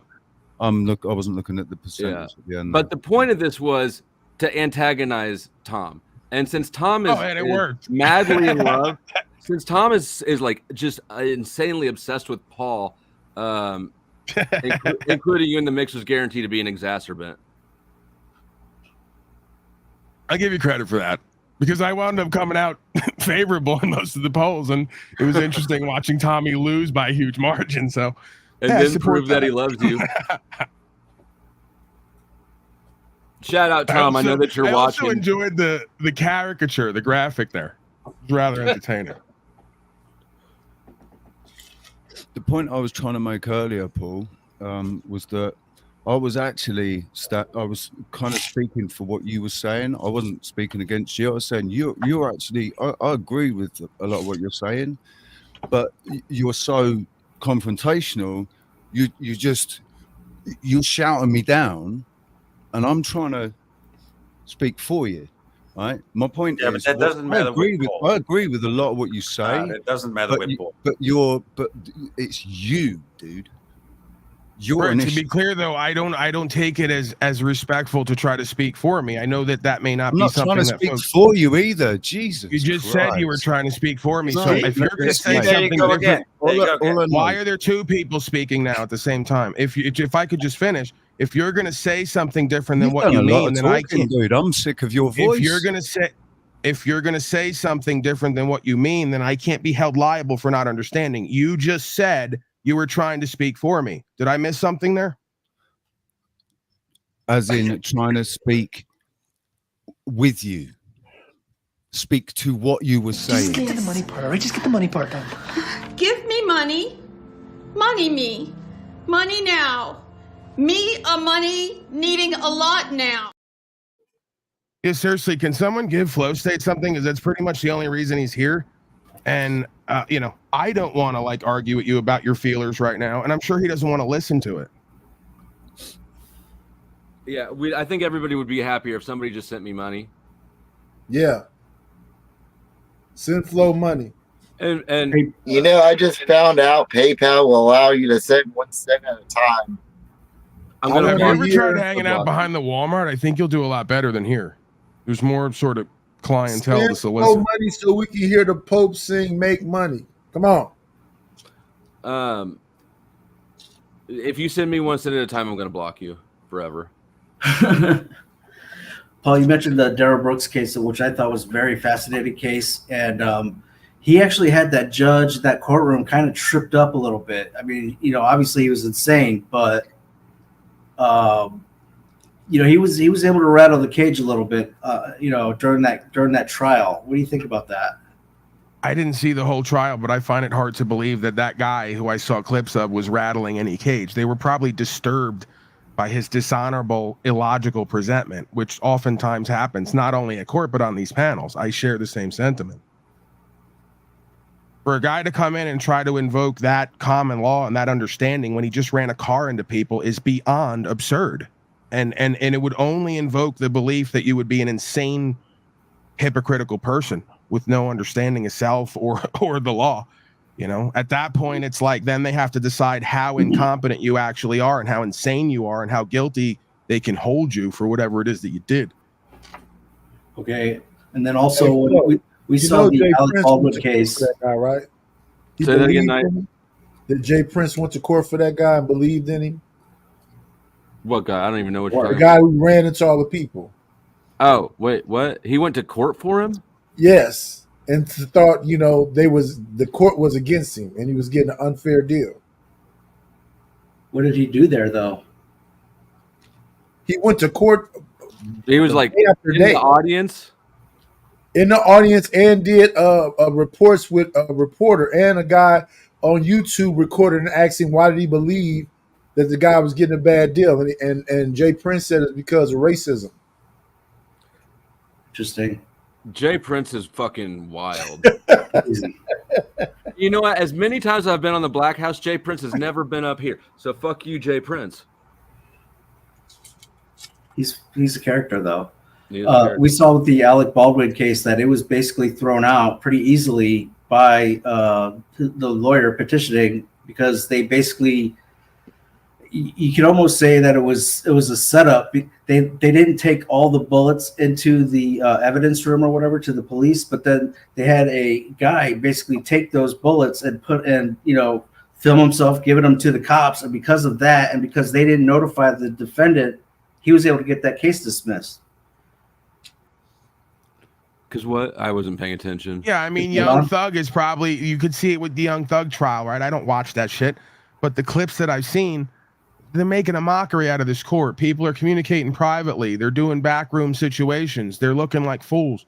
They don't have what they need. The witnesses on the stand are making them look ridiculous and not testifying to what they claimed at the fucking station, right? So obviously, on some level, you're supposed to have proper process and procedure. It's just most courts, no one ever invokes that. They hire an attorney, and the attorney makes a deal for the court and you to where both parties are happy. They're never usually fighting for you to actually get off. Yeah, that should be a mistrial. Young Thug should get out. The DOJ is fucked. I have actually been watching some of that. It's just insane. Yeah, but at the end of the day, I mean, baby oil's not a crime. I mean, again, we have to support the idea of innocent till proven guilty. And it's almost an impossible standard to prove murder, right? No face, no case, no body, no crime. You have to have a third party impartial witness, and even that's not proof. So yeah, the baby oil is a psyop to taint the jury. It's totally a fucking psyop. Yeah, I mean, listen, I'll go one better with jumping out the window, right? I believe if you're part of a society, whether that be hip hop, the streets, whatever, and you get online or anywhere else or on wax and you say you're about killing people and being killed, well, then when someone comes to do you, you got to hold that. It is what it is. You don't get to go to a system now and say, hey, someone did loss, injury, and harm to me. No, that's the code you live by. That's the society you live by. So while I will say I could suspect that certain people are doing certain things and having people moved out of the way, that's kind of that life. And that's that society, and that's the code that you live by when you're involved in that. So as a man, when you join that, you know when you're joining that, and you know what the way in and the way out is. So you can't really hold Young Thug or anybody else. If they are, I'm not saying they are, if they are part of, whatever gang and whatever else, and they're in that code and that society, that's like the mob. You know when you fuck with them and when you get involved, what it is. And if you don't hold to that code and that ethic, they're going to take you out, If you want to be a civilian and be a good citizen, then you live by that. And then you get to enjoy that protection, right? But again, this is just... Hold on, before we get down the Diddy rabbit hole all the way, Avoided Hornet wants a definition of common law. From both of us, he said, do you have a common law definition? Yeah, go ahead, Mr. DA there, Slow State. Give your Black's law, the law for black folks. Put in the book. This isn't my definition. I use these because this is what everybody references, right? Do you understand that there's a good reason to believe that part of Black's law and all these codifications were originally for freed or escaped slaves? And literally the proliferation of all these code books has now become thought of as law by all the supposed citizens, when never in the past history would it ever have been accepted in past time that another man could put on a costume and rule you and tell you what you can and can't do with code. That's the whole reason we You're fought not ever wars. going to get a definition out of Paul. I'll just save you the. No, the, you can presume that. Again, I don't know where you just presume that. I'm pretty sure I just gave you the floor to give yours, and then I would give mine. But you can go ahead and play dirty, as most DAs do. I have the truth on my side. I don't need to play games. But it's just basic law of the land, like cause no injury, harm, or loss. That's not. Yeah, it's called. There's different aspects to it, right? One of the aspects of common law, which incorporates statute, policy, and code, is common practice, the law of the people who lives on the land, or the law, what's been established. So you could argue to some degree, right? All of law and interpretation at court is arguments, making arguments, and then a judgment is made.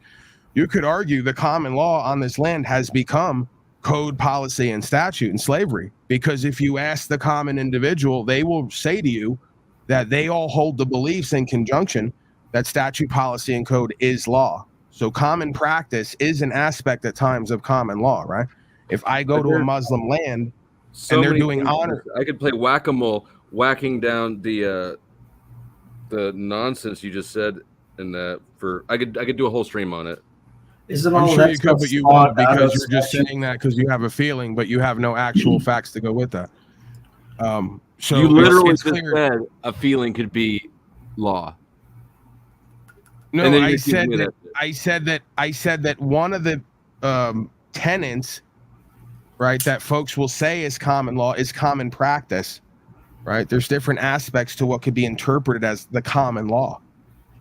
You know, again, these are different Common law arguments. is distinguished from statutory law created by the enactment of legislatures. That's what I was just going to say. Yeah. Has anybody? So you basically just read the Black's Law Dictionary, and it's basically saying this land's a common law land. Just like if you go to the governmental websites, they're going to tell you all courts on this land are common law land. I don't think we are common law land actually anymore. Well, that's what they're supposed to be legitimately. I'm not telling you what they are, because guess what? Common practice has become statute, policy, and code and fascism rules. Doesn't mean it's legitimate, right? You're always in flux here. I've got a question. Who said that? Me. What about the jury of your peers thing? Like, with all things, you're entitled to stand before a jury of your peers, and that's one of the That's things not necessarily that's true. changed. Is it? That's what I'm asking. Right. So Like- we have dual jurisdiction. In one jurisdiction, you're going to get a bench trial. In another jurisdiction, you're going to get trial by jury. One is where essentially the magistrate is judge, jury, and executioner. One is going to be a supposed jury of your peers. Can you How not they get you ask for a jury of your peers? If you get a bench jury, can you not ask a request for a jury of your peers? Well, absolutely. That was one of the ways that I put it on record. I don't want to say got out of, but I cornered the administrator with the foundations of law, because it's all based on the spoken word and understanding and what makes sense. So when the being said, oh my God. It's so also- Harmon, thank you for sending money to the Cash App because I was whining. Here's what you requested. The link's right there. It's literally right there. One click away. Shout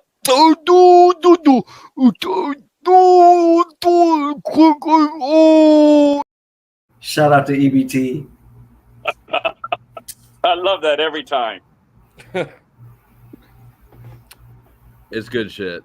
Hey, Paul, I came up because you said something. You don't know me, but okay, back in the 90s when I was studying, trying to figure out how to change money into gold and stuff, do it 7 miles off the coast and all that. That 30 years ago, but I can't remember much of now. But you said something about that they made the law back at time of slavery, and they told us, now I believe it's a cover story, that the emancipation law and to give them so much land per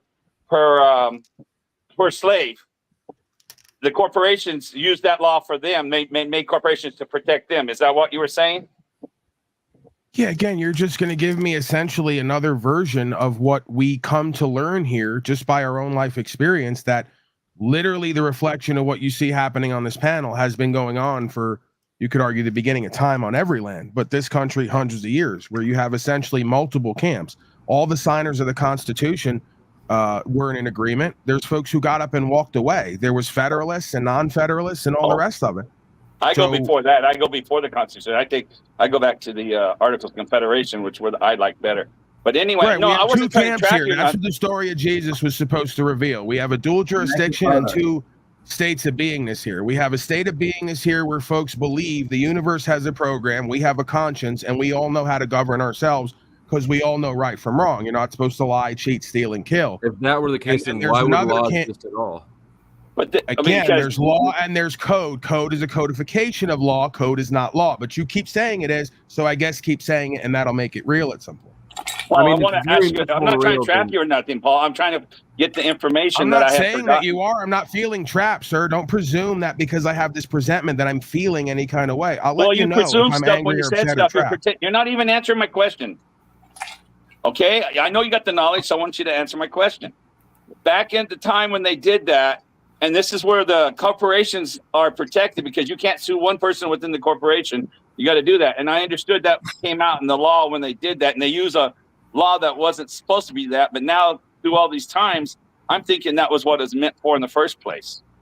Back in the slave times when they made that law. You realize that's the second time you didn't ask me a question and then claimed I wasn't answering a non-question. I said, is that you just right? made a statement. No, it's not a statement. I can't deduce what you're saying and what you're meaning because you're not being as clear as I think you could be. Okay, I understood that they made a law when the time of slavery was gone, and you brought something up, and I thought you knew the name, so I was trying to get it back. And the law said that the slaves get so much land and so much this, and then the businessmen took it and used it to protect their corporations when it wasn't intended for them. Do you know the name of that law? That's all I was asking. Oh no, I'm not aware. And again, that's not a law. That's a codification. Okay, cool. Whatever it is. That's what I'm asking you. Yeah, no, but I mean, I wouldn't deny that it exists because it sounds like something the ubiquitous they does. I don't even necessarily believe that this is individuals or a group of individuals. I think that everyone here is inhabited by a spirit. And that spirit, depending on the state of consciousness, has certain qualities to it. We all probably are inhabited by replicate over and over. I have a tax question. Oh, geez. How can you verify that you actually own your house if you permanently have to pay for property tax? When the original government that was in the house said it was unconstitutional, but they still passed it for some more. And it was only supposed to go on for X number of years, and it's still going on today. Again, part of the fraud here that's been deduced over time with various pieces of information and titles and codes and reading between the lines is they basically made everyone who's on this land a co-trustee of what's defined as a corporation. So technically nobody can own property until they claim themselves to be a man or woman on the land under the original law of this land. Because there's, again, a dual jurisdiction. Most courts on the land. I'm just saying you're forever renting it from the government if you have to pay property tax. Right. You do not it's what own would it, be called they own leasing. It's the system that was proliferated in Europe for thousands of years. You could call it feudal system. You could call it democracy. It's essentially where one group or a monarchy owns everything or lays claim to everything and gets everyone to be subjects under them in the corporation, and then leases the property for tax and payment and tribute. So this is what we have going on here. It's a centralized banker, European takeover, corporate takeover, inside out. This has been prophesied by the founders. They said 250 years, the empire will be destroyed by corporate takeover from within, traitors and treasonous activity from within. And we're right on schedule. I contend that this corporation is going to be purposely destroyed and then splintered out worldwide to create a bigger corporation over the next 3 to 5 years, just as it's been prophesied. Let me do a little quick housekeeping. I just changed the ticker. Everybody pay attention to it. It's a disclaimer. All the shit coming out of Paul's mouth, I did not support, but I'm mostly out of laziness. I'm not challenging it. So that's my first washing of hands there. We get that, Slow State. We get that you're so anything I say. Second of all, thank you to Freak. I appreciate the support.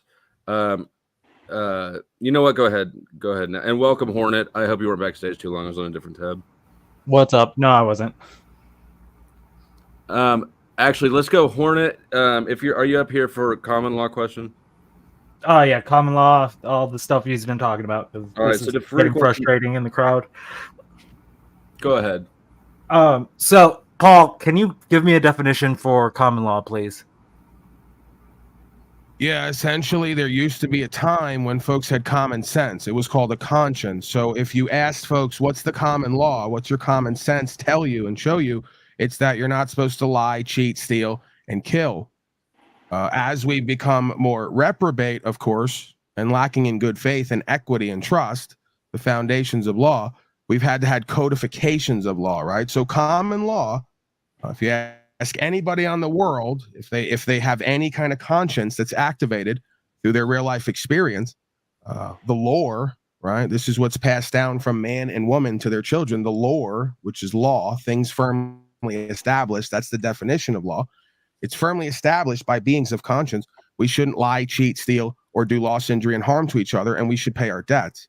So common law, to me, again, I'm not saying this is an objective definition. I'm saying what I've come to know it as is common law is rooted in common sense, which of course has become very uncommon. It's based in conscience, which oftentimes is not wanted or needed for the corporate world.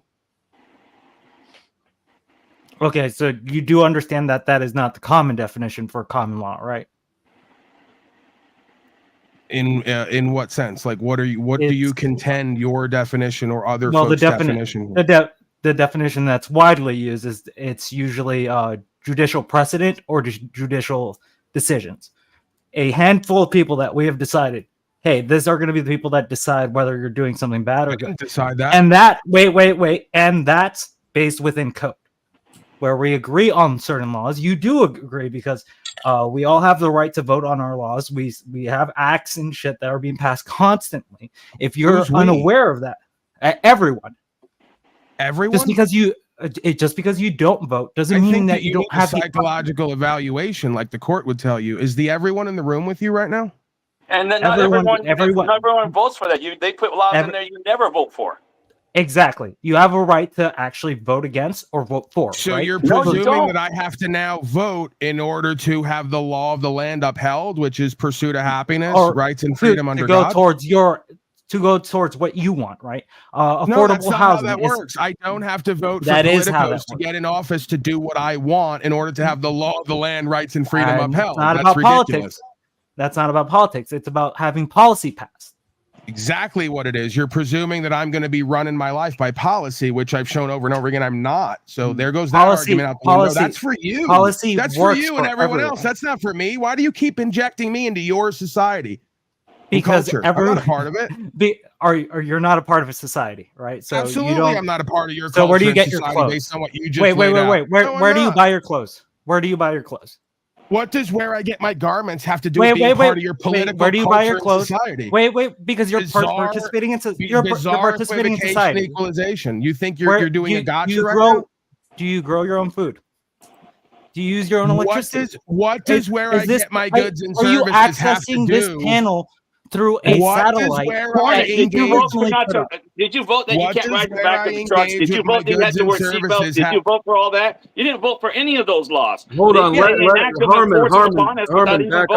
Harmon, back off. Hornets. I like how Hornets doing this. Go ahead. Yeah, because you think like him. He's so bad. You obviously participate in society at some level, right? You don't disassociate. Can we define? Again, can we define what participate in which society? You seem to presume that there's only one society. Hello, you're talking over me. Can one of us go at a time, or how does that work? Okay, go ahead. You presume that there's only one society here that you may be a part of that's proliferating on this land. I could give you about 10. But we could start with the legal society versus the law society. There's two of them for a reason. We could go to the Cosa Nostra society. We could go to, there's a list of societies on the land that have their own policies and codes. There's a list of societies on this land that have policies and codes that they operate under that interact with aspects of what you. There are groups that interact within a society, but there's still society as a whole, right? We all interact together, right? That's how we participate. Why are you presuming that I'm a part of you and your clan? I don't understand this bizarre hallucination. Let me ask you again then. Are you? You're not where my do you kinfolk. access- You're not wait, my wait. family. You're not Where part do of you my access- clan. You where do don't you live how access- I live. I thought only one of us could talk at a time. Okay, so let me ask my questions and you can go forward. Okay, sure. So how do you access the internet? Again, I'm not sure how you're presuming that I have to be a part of your political, ideological, religious society in order to access What does that have to do with services from political? service providers. You're part of the From economic service- society. Yeah. I would say system, That's an not economy. society. That's an economy. That's a system. That's not a society. Right. It's a system. So we're So making do you think that the distinctions where system- it's a frivolous. So I distinction interact within with a society. system from time to time. Does not It's make a me part of monopoly your that he chooses to pay society or into. Economy is Why a does part everyone of the keep society. talking over when this is You're the the point? talking over us, motherfucker, on the panel. Because I'm the one who's making sense while he's not making any sense. You can't see Oh, so that. that And means here's, you're the I only know one that you that can can't. talk over That's other cool. people You're then, because trying you're to making narrow- sense. To interact with folks. You're who trying make to sense. narrow the You scope. make sense, That's Paul, what so you're you trying can to do. speak over Here's everybody the- else. This is how You're this claiming is the that method, by right? me accessing a service Paul provider and or Wizard does the interacting. same thing. Receive a specific question, respond with a vague, ambiguous, It's not an actual broad-reaching question. answer. It's a rhetorical, Zoom out. disingenuous gotcha question. It's a obvious gotcha by the that way it's being works. framed. It's a it good works because you gotcha. want it to work. It doesn't No, actually work in reality. It validly illustrates that what you're saying is wrong. So That's if why I you wouldn't walk answer in it. and I present my passport at Walmart and I'm tax exempt at the register, are you going to claim that I'm a part of you and everyone else's society based on the status and the standing? Yes, because you're still participating Because I at have the someone societal with level. me. I have someone with me who regularly, at one point, walked into Walmart and was deemed tax exempt, even though they were accessing services. That doesn't and matter. service Yes, because but you're still accessing services. Is that why? Hello, You're they still- must not be. You're still your accessing society. services. They're not. You're still participating we at the define societal level. society now? You understand that an Can we economy define is still part. society? But it's both going to be A economical, society- political, a and society is ideologically based on aligned obligation. people. Yeah, you're not interested in this. I'm the biggest fool here because I'm attempting to reason. I just gave you the definition of what a society. It's definition. Is it it's one? ideological. Is it, it's economical, and it's also right judicial. Right. That's what defines a society. Right. The economical is on You would that agree. too? The economical is part of it. Wow, I didn't know that. Again, but you're saying you didn't know that as if somebody else. Do you realize that where you pull definitions from is not an original source? It's someone else's opinion that's either sanctioned or not. Do you realize that Webster, when he first wrote his Do you dictionary, was understand that considered? speaking Can I English would be finish? gibberish? Wait. Can I English would be finish? gibberish if we didn't agree that English Can worked. I right? finish? We agree on definitions because that's how a definition I'm not comes going to forward. force an agreement on definitions based on Wikipedia and whatever the accepted source is this week. That's When why Webster- it's accepted. When Webster wrote the now famous dictionary everyone uses, he was considered a crackpot and a fraud. So I'm not interested in you deciding based on what someone else think that decided Webster- what wait, the wait, wait, wait. arbitrary authority is on language at this Do you point. I think have my Webster own was the understanding only and person that has ever interpretation and defined application. words? Do you think Listen, Webster is the only? Wait. can we just Just get down to answer what the we question. really Just wanna answer the do? question Can we and just stop get like. past the bullshit? Stop I'll give trying- you the try- I'll Stop give trying you to the soundbite. I'll give you the listen. soundbite.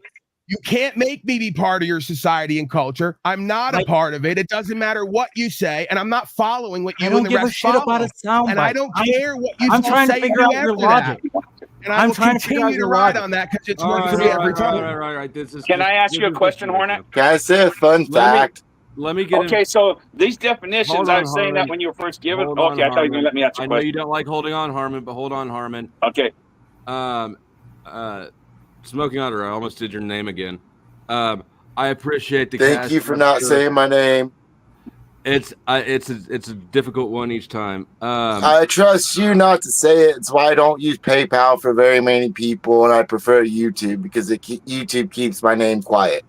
Other Other people would sell my name out instantly. Think about it. Is it your birthday? Yeah. Well, happy birthday. Happy birthday. I'm not you. going to sing for you, Happy birthday to you. but just know that we love you. I probably got a clip for you. Is this Hornet? Happy birthday. No, that was Smoking Auditor whose birthday it is.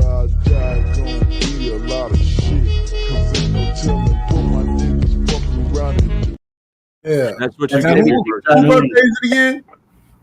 When I get a chance, I want to ask Hornet a question. All right, go ahead. Okay, Hornet. Now, these definitions you're giving, is it not possible that this definition that was given is that the people who wrote the definition it applied to their agenda, and so they had to make the definition fit what they wanted it to be? Isn't that possible? Generally, definitions are given to something that is generally agreed upon, right? Like we say the word the. It's a simple question.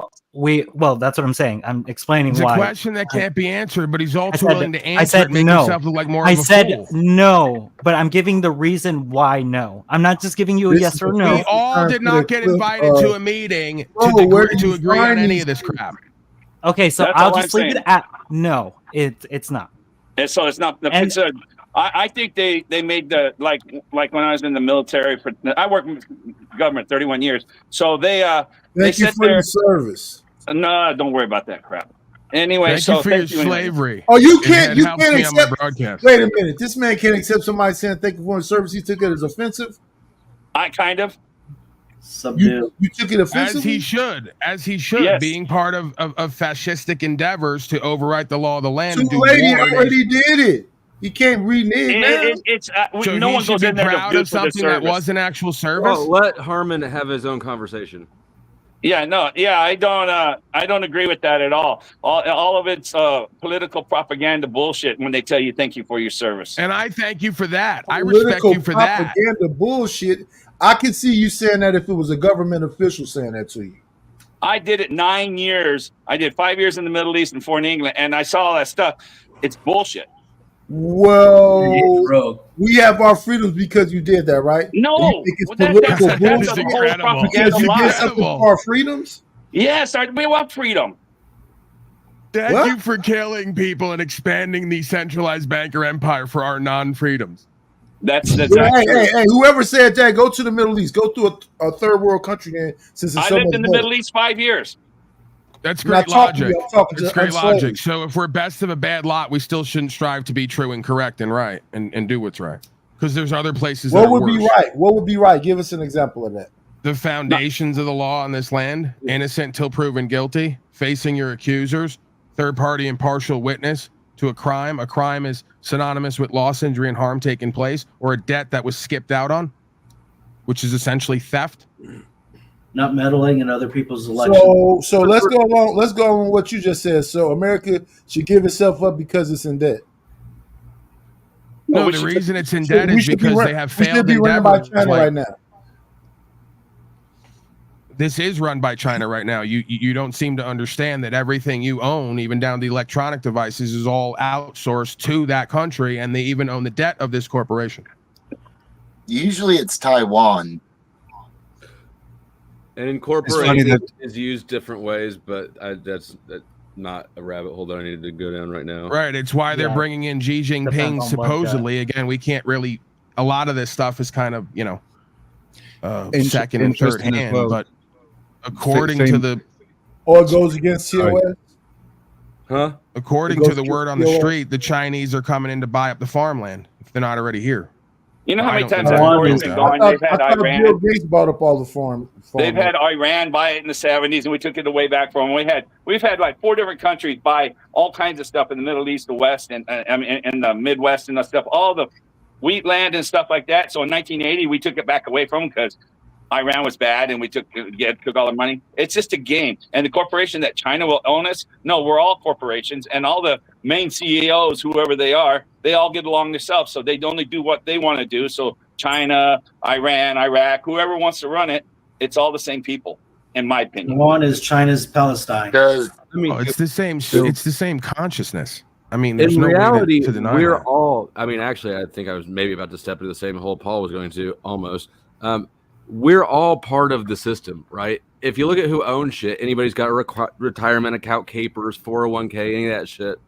You all are owners in all the big entities that you treat like, the men in villains, dark suits, right? It's the ownership of all world major assets is so distributed that you can't really point at one. Control of them is a different thing. But you can't really have ownership outside of the United States because they can't protect perception of control and perception of freedom, right? What, I don't know what your point is. Perception of control and perception of freedom. And this whole shit about who deleted somebody, you might have to do that in your everyday walk of life with all the bullshit that goes on just in these cities. Yeah, that's true. Even going up, you're about to say maybe night, but back when in the 70s, East St. Louis was just, you didn't go there. You just didn't go into East St. Louis. And I don't know what it's like today, but I'm sure it can't be much better. Do you know anything? Huh? It's pretty bad still, but I don't know. I haven't been to St. Louis in Well, in the 70s and middle 80s, before I went in the military, they actually had where cops just wouldn't go in there. And there's a lot of cities like Dearborn and Minneapolis. There's places like that, and the cops won't go in. And when I first heard about it, was in the late 70s, 80s, that you didn't go to East St. Louis, and I can't comprehend it. Well, so, where I'm at, they had these bullet spotters and all this other stuff. All they're going to do is come and scrape you up the next day and ask people questions.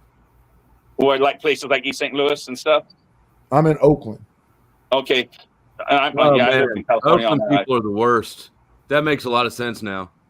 But right, I don't think... So I think this is a good question simulation. When statute, policy, and code and the enforcers of that and the courting process to establish guilt in that breaks down, what do we then go to as what law is? Like, how do we then establish law and non-law? If we have no more courts and no... In complete chaos, we would probably be using the system that you've been using already, which is a completely arbitrary and self-determined. Yeah. For but those yeah, but who it's are not, going because wrong it's based on community benefit, right? The so individuals, it's about that group of people that agree with you. Yeah, but that's not how life works, because you could agree with a whole group and it would basically you could agree with a group and be unsuccessful. Say it again. You could agree with a group and have a group and still be unsuccessful and not prosperous.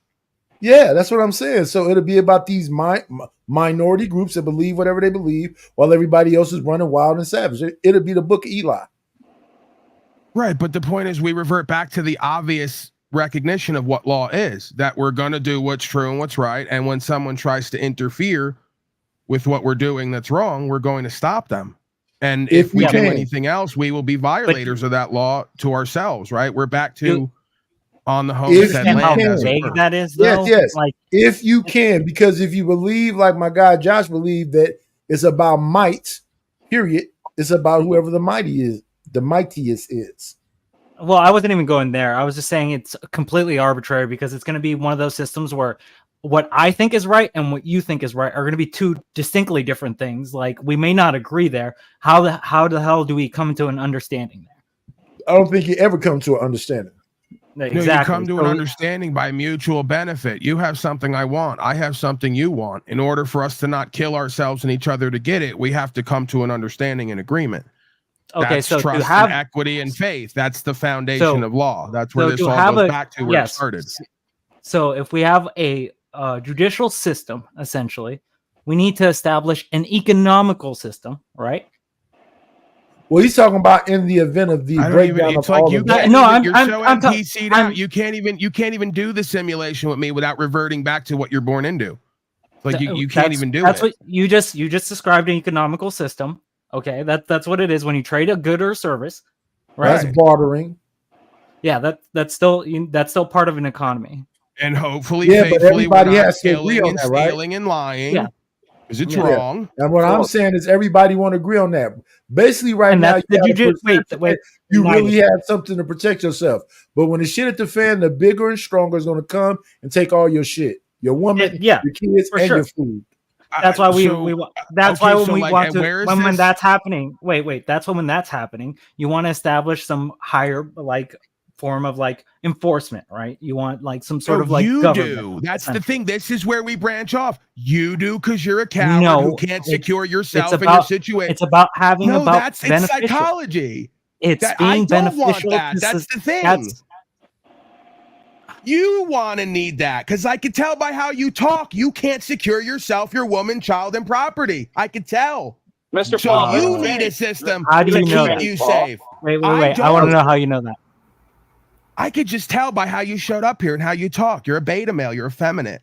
You're emasculated. I'm effeminate. You can't stand on any How? position. I'd bet anything on it. How? What do you mean? The energy, the tone. I've been standing to my I've been standing on my position. You're the one freaking out every 30 Can seconds. I look when at you? give Can my I position. see you? What? Can we look at each Maybe, other? wait. I don't cam up. I'm sorry. Slow. Maybe he may be the gayest. This is what I've heard. This is what I've heard every time from beta male cowards. It's this. man. This is why I ask, because it's you can't look someone in the face and stand on your position every time. No, it's not about that. It's about me having a job. But we know where you're going to go. It's That I'm about me gay for having him a because I want. What, Nightish? Fuck it. I just muted both of them, and you're gonna fuck it at me? Yeah, you're gonna entertain his nonsense, right? I mean, because you don't know my where he's nonsense. going. No, I'm not gay. my nonsense. I'm gay What because I I'm said- asking what a I man to said- can't. but Paul, Okay, listen, what I go said ahead. was, You got I it. understand what you're saying. I understand what you're saying. But you? with the yeah, I understand exactly what you're saying. But you need everybody to agree with that, right? I don't need anyone to agree with the truth for it to be true. I just showed you right here in the last 30 seconds. All right. So all you need is yourself to believe in it. The shit hits the fan. Paul has a set of beliefs, and he has nothing to worry about because he believes what he believes. What don't you get about I have a list of people with guns and thousands of rounds, and nobody's coming to take any of our shit without half them dying? What don't you get about that?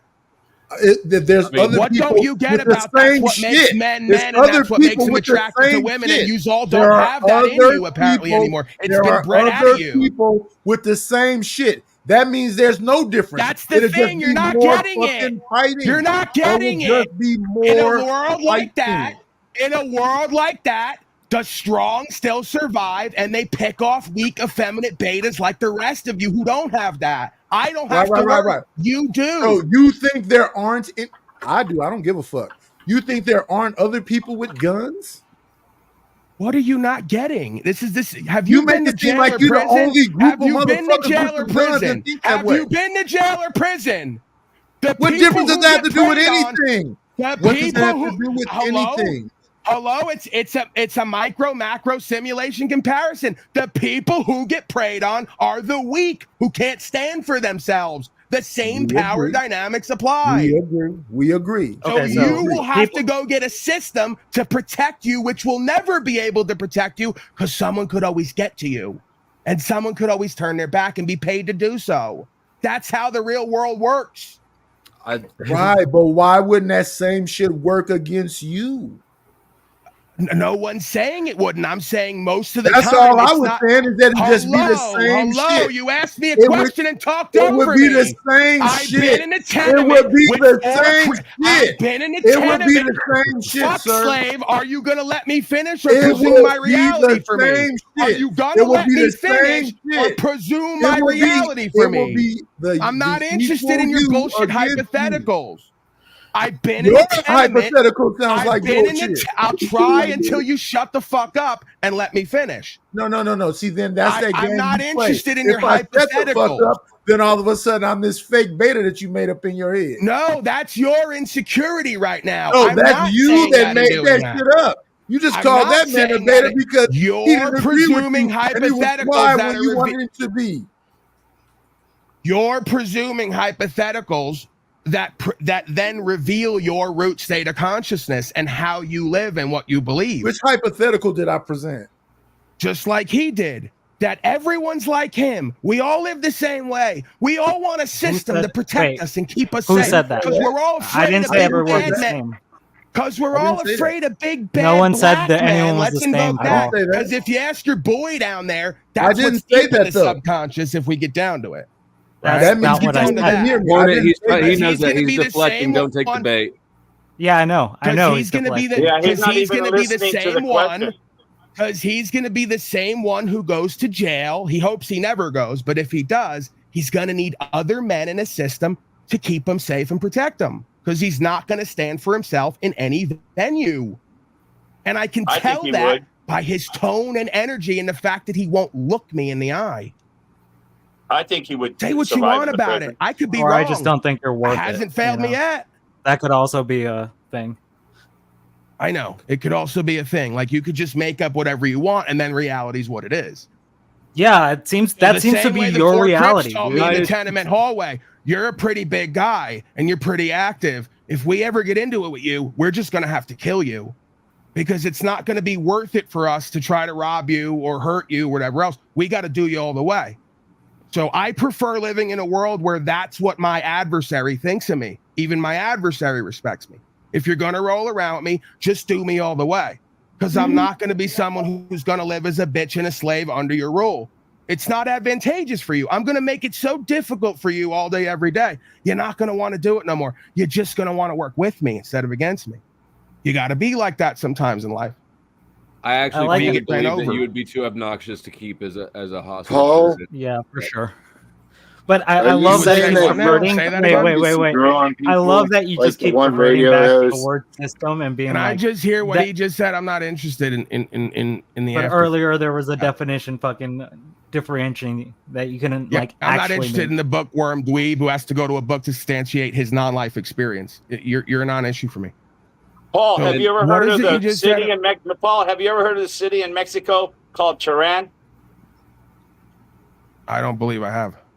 Okay, and in the early 2000s, it was overrun by all the gangs and all that stuff in there. It's a municipality of 16,000 people. So in 2011, the whole 16,000 people got together, kicked all the government out, and got rid of and killed off all the gangs. And now, since then, they've been living as independent society or whatever you want to call it. Yeah, it's like Chiapas.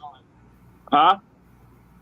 Chiapas did the same thing on Mexico. There's a lot of places on Mexico. I got news for you. There's places on America where cops won't go because they've already been given the understanding. If you come out here, there's nothing but space and opportunity. You may not make it back. I'm not saying I support that. I'm not saying that anybody else should necessarily live that way.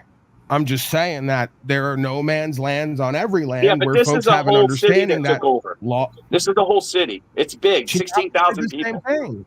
Chiapas did the same thing. There's places officially on Nevada where the sheriffs have got together with the people and they told the city cops and other people, don't come over here and you're not going to enforce your code. If we call you and you want to keep peace, you can be part of that. If we don't have loss, injury, and harm, we're not going to let you in and we're not going to play your games. So Basically, find it.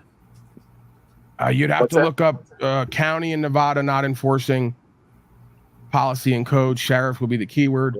I don't have the. I think we can all agree though that Knight is town. lucky that he's never faced any power struggles, any adversaries, or the possibility of violence. Knightish, yuppie from Oakland. From Oakland. I've never faced any troubles, problems, been locked up, none of that shit. Paul is the man. I didn't say none of that. Hey, Paul. I don't understand why other men would right away go to needing other men to substantiate their beingness and their livelihood. And I don't understand why any other man would want that, even if it kept them safer. That's the thing. You have a problem listening. It's not about wanting other men. It's about having benefits for myself. I don't need them to do this, right? But it benefits me to have a society of people that agree with me. I'm aware of your psychology. You're acting like you're explaining to me who you are. I've met 1,000 of you. I know your psychology. Okay, that's cool, but you're about benefits, privileges, and comforts, and you're also run at the core by fear. That's where we differ. I'm not a comfort freak. What foundationally I'm not about going along to get along, and I'm not run by fear in my life. So we differ as a psychology and as a sociology. That's why I'm not part of your society. Let Hornet have a turn talking. No, go ahead. Yeah. So what is the thing that? Can I just say something real quick? I just want to commend you, Slow State. You've been equitable and fair this whole time. I've been verbose at times. You haven't thrown me out. You haven't played Mod God Power games. So, I just want to be clear with that I'm noticing that, and I'm sort of giving credit where it's due, because a lot of other folks they love to fuck with me that way, and I don't necessarily blame them either. Some of us where you might cut and run too, just to be fair. It's not cut and run. I mean, I'm not running from anyone here. I'm not scared of anyone here. I'll meet anyone here in person. We can have a conversation. It's not about that. Sometimes I just want to practice a different modality and a different energy, right? Or move on with my day. So what's to stop Diddy from actually trying to invoke any of this jurisdiction stuff? Baby oil. Say that again. What is preventing, say, Diddy to come out and say, you don't have jurisdiction over me, I'm not bound by because your he's got law. a list of, because he's got a list of supposed victims who are going to testify at court and say he did this, that, and the third. That throws all that out the window. That's part of the common law. If you have third-party impartial witnesses who are claiming you did wrong and they're going to testify at court and bring in a jury of your peers, they're going to fry your bitch ass. And really, there's nothing you at that point, you better throw yourself on the mercy of the court. I don't care what the court is and what the jurisdiction is. If you got 2, 3, 5 women, whoever coming in there making allegations about you that are true and you know it, and you know you've done wrong and it's all coming out in the wash and they're going to have electronic record and all the rest of it, you better just say, I really fucked up. I did wrong. I'm repentant. If you really believe that, you should just say whatever's true, really. Honesty is the best policy in life, one way or the other. But not with if courts. you're of Not with courts, not with cops. Get the fuck out. It is for me. Again, I know people are going to say, I've had many people tell me that I'm crazy and bizarre because I just live a truth that I can stand on, and I will speak that anywhere, and I will hold to that honesty is the best policy, because even if it winds up bad for me physically, I get to say that I live my truth. And that's all fine. You can live your truth. But since this is my audience right now, I feel obligated to say that what he's saying is pure bad advice. Don't tell truth to cops. It's not the best policy. Definitely not to cops. Definitely not to cops. You can extend the logic I just said with plead cops. the fifth like a lawyer. You're saying that, but that's why I walk out of. That's why I walk out of court. I don't want to do that. That's why I walk out of court, because I either That's why don't you say say too but much. never demonstrate. That's why you walk out of court. Again, it's not my job to prove to you a factual event that's happened is true. It's your job to disprove it if you're claiming such. It's not. You're the one claiming it's not true. It's a factual event. It's happened. Not it's true so until I don't proven have factual. to prove the truth. If you want credit for it for being true, then I don't need credit for it. I already told you that. Stop cycling in your ego with me. I don't need credit for it. I'm doing it. It's real. The people around me know it's real. I have the results, and I'm better off for it. I don't need you to accept it or give me credit for it. This sounds like That's the credit. thing. This sounds like taking credit. Definitely trying to take credit for it, but that's all right. I'm not interested even what it sounds like. Again, it sounds like it's based on a processor and perspective. Your processor and perspective may be off. So it sounds like something different than what it is. Something that bypasses individual processes or perspectives, but you can't and refuse to do it because that would fuck up whatever it is you're trying to present. I'm not sure what that means. I don't want to keep doing this loop with you because it's unproductive, right? I even the conceded video to that blew you up, your original video that blew you up years ago on the original channel. At the beginning of the video, you hand the cop paperwork for something, right? What about that? Is that available anywhere? It was literally, like I've told many folks, I'm sure you've seen it. They've asked me about that. It's little to nothing. It was 2 definitions and essentially a what I believe to be a Supreme Court ruling. I mean, it was a very useful little piece of information that you handed there. A lot of people would really like to get that, and I think that would resolve a lot of the concerns You're saying it's a very useful piece of information. I disagree, because I've had many folks who ask me, we'll pay you money and whatever else if you could just tell us or show us what's on the paper. And I explained to them it was literally nothing worth mentioning, because the majority of the power and the outcome in that came in the fact of how I was presenting and speaking and how I was received by the Sergeant Valdez. So what was on that paper was very inconsequential as far as I'm concerned. It was a definition of a word and a case ruling.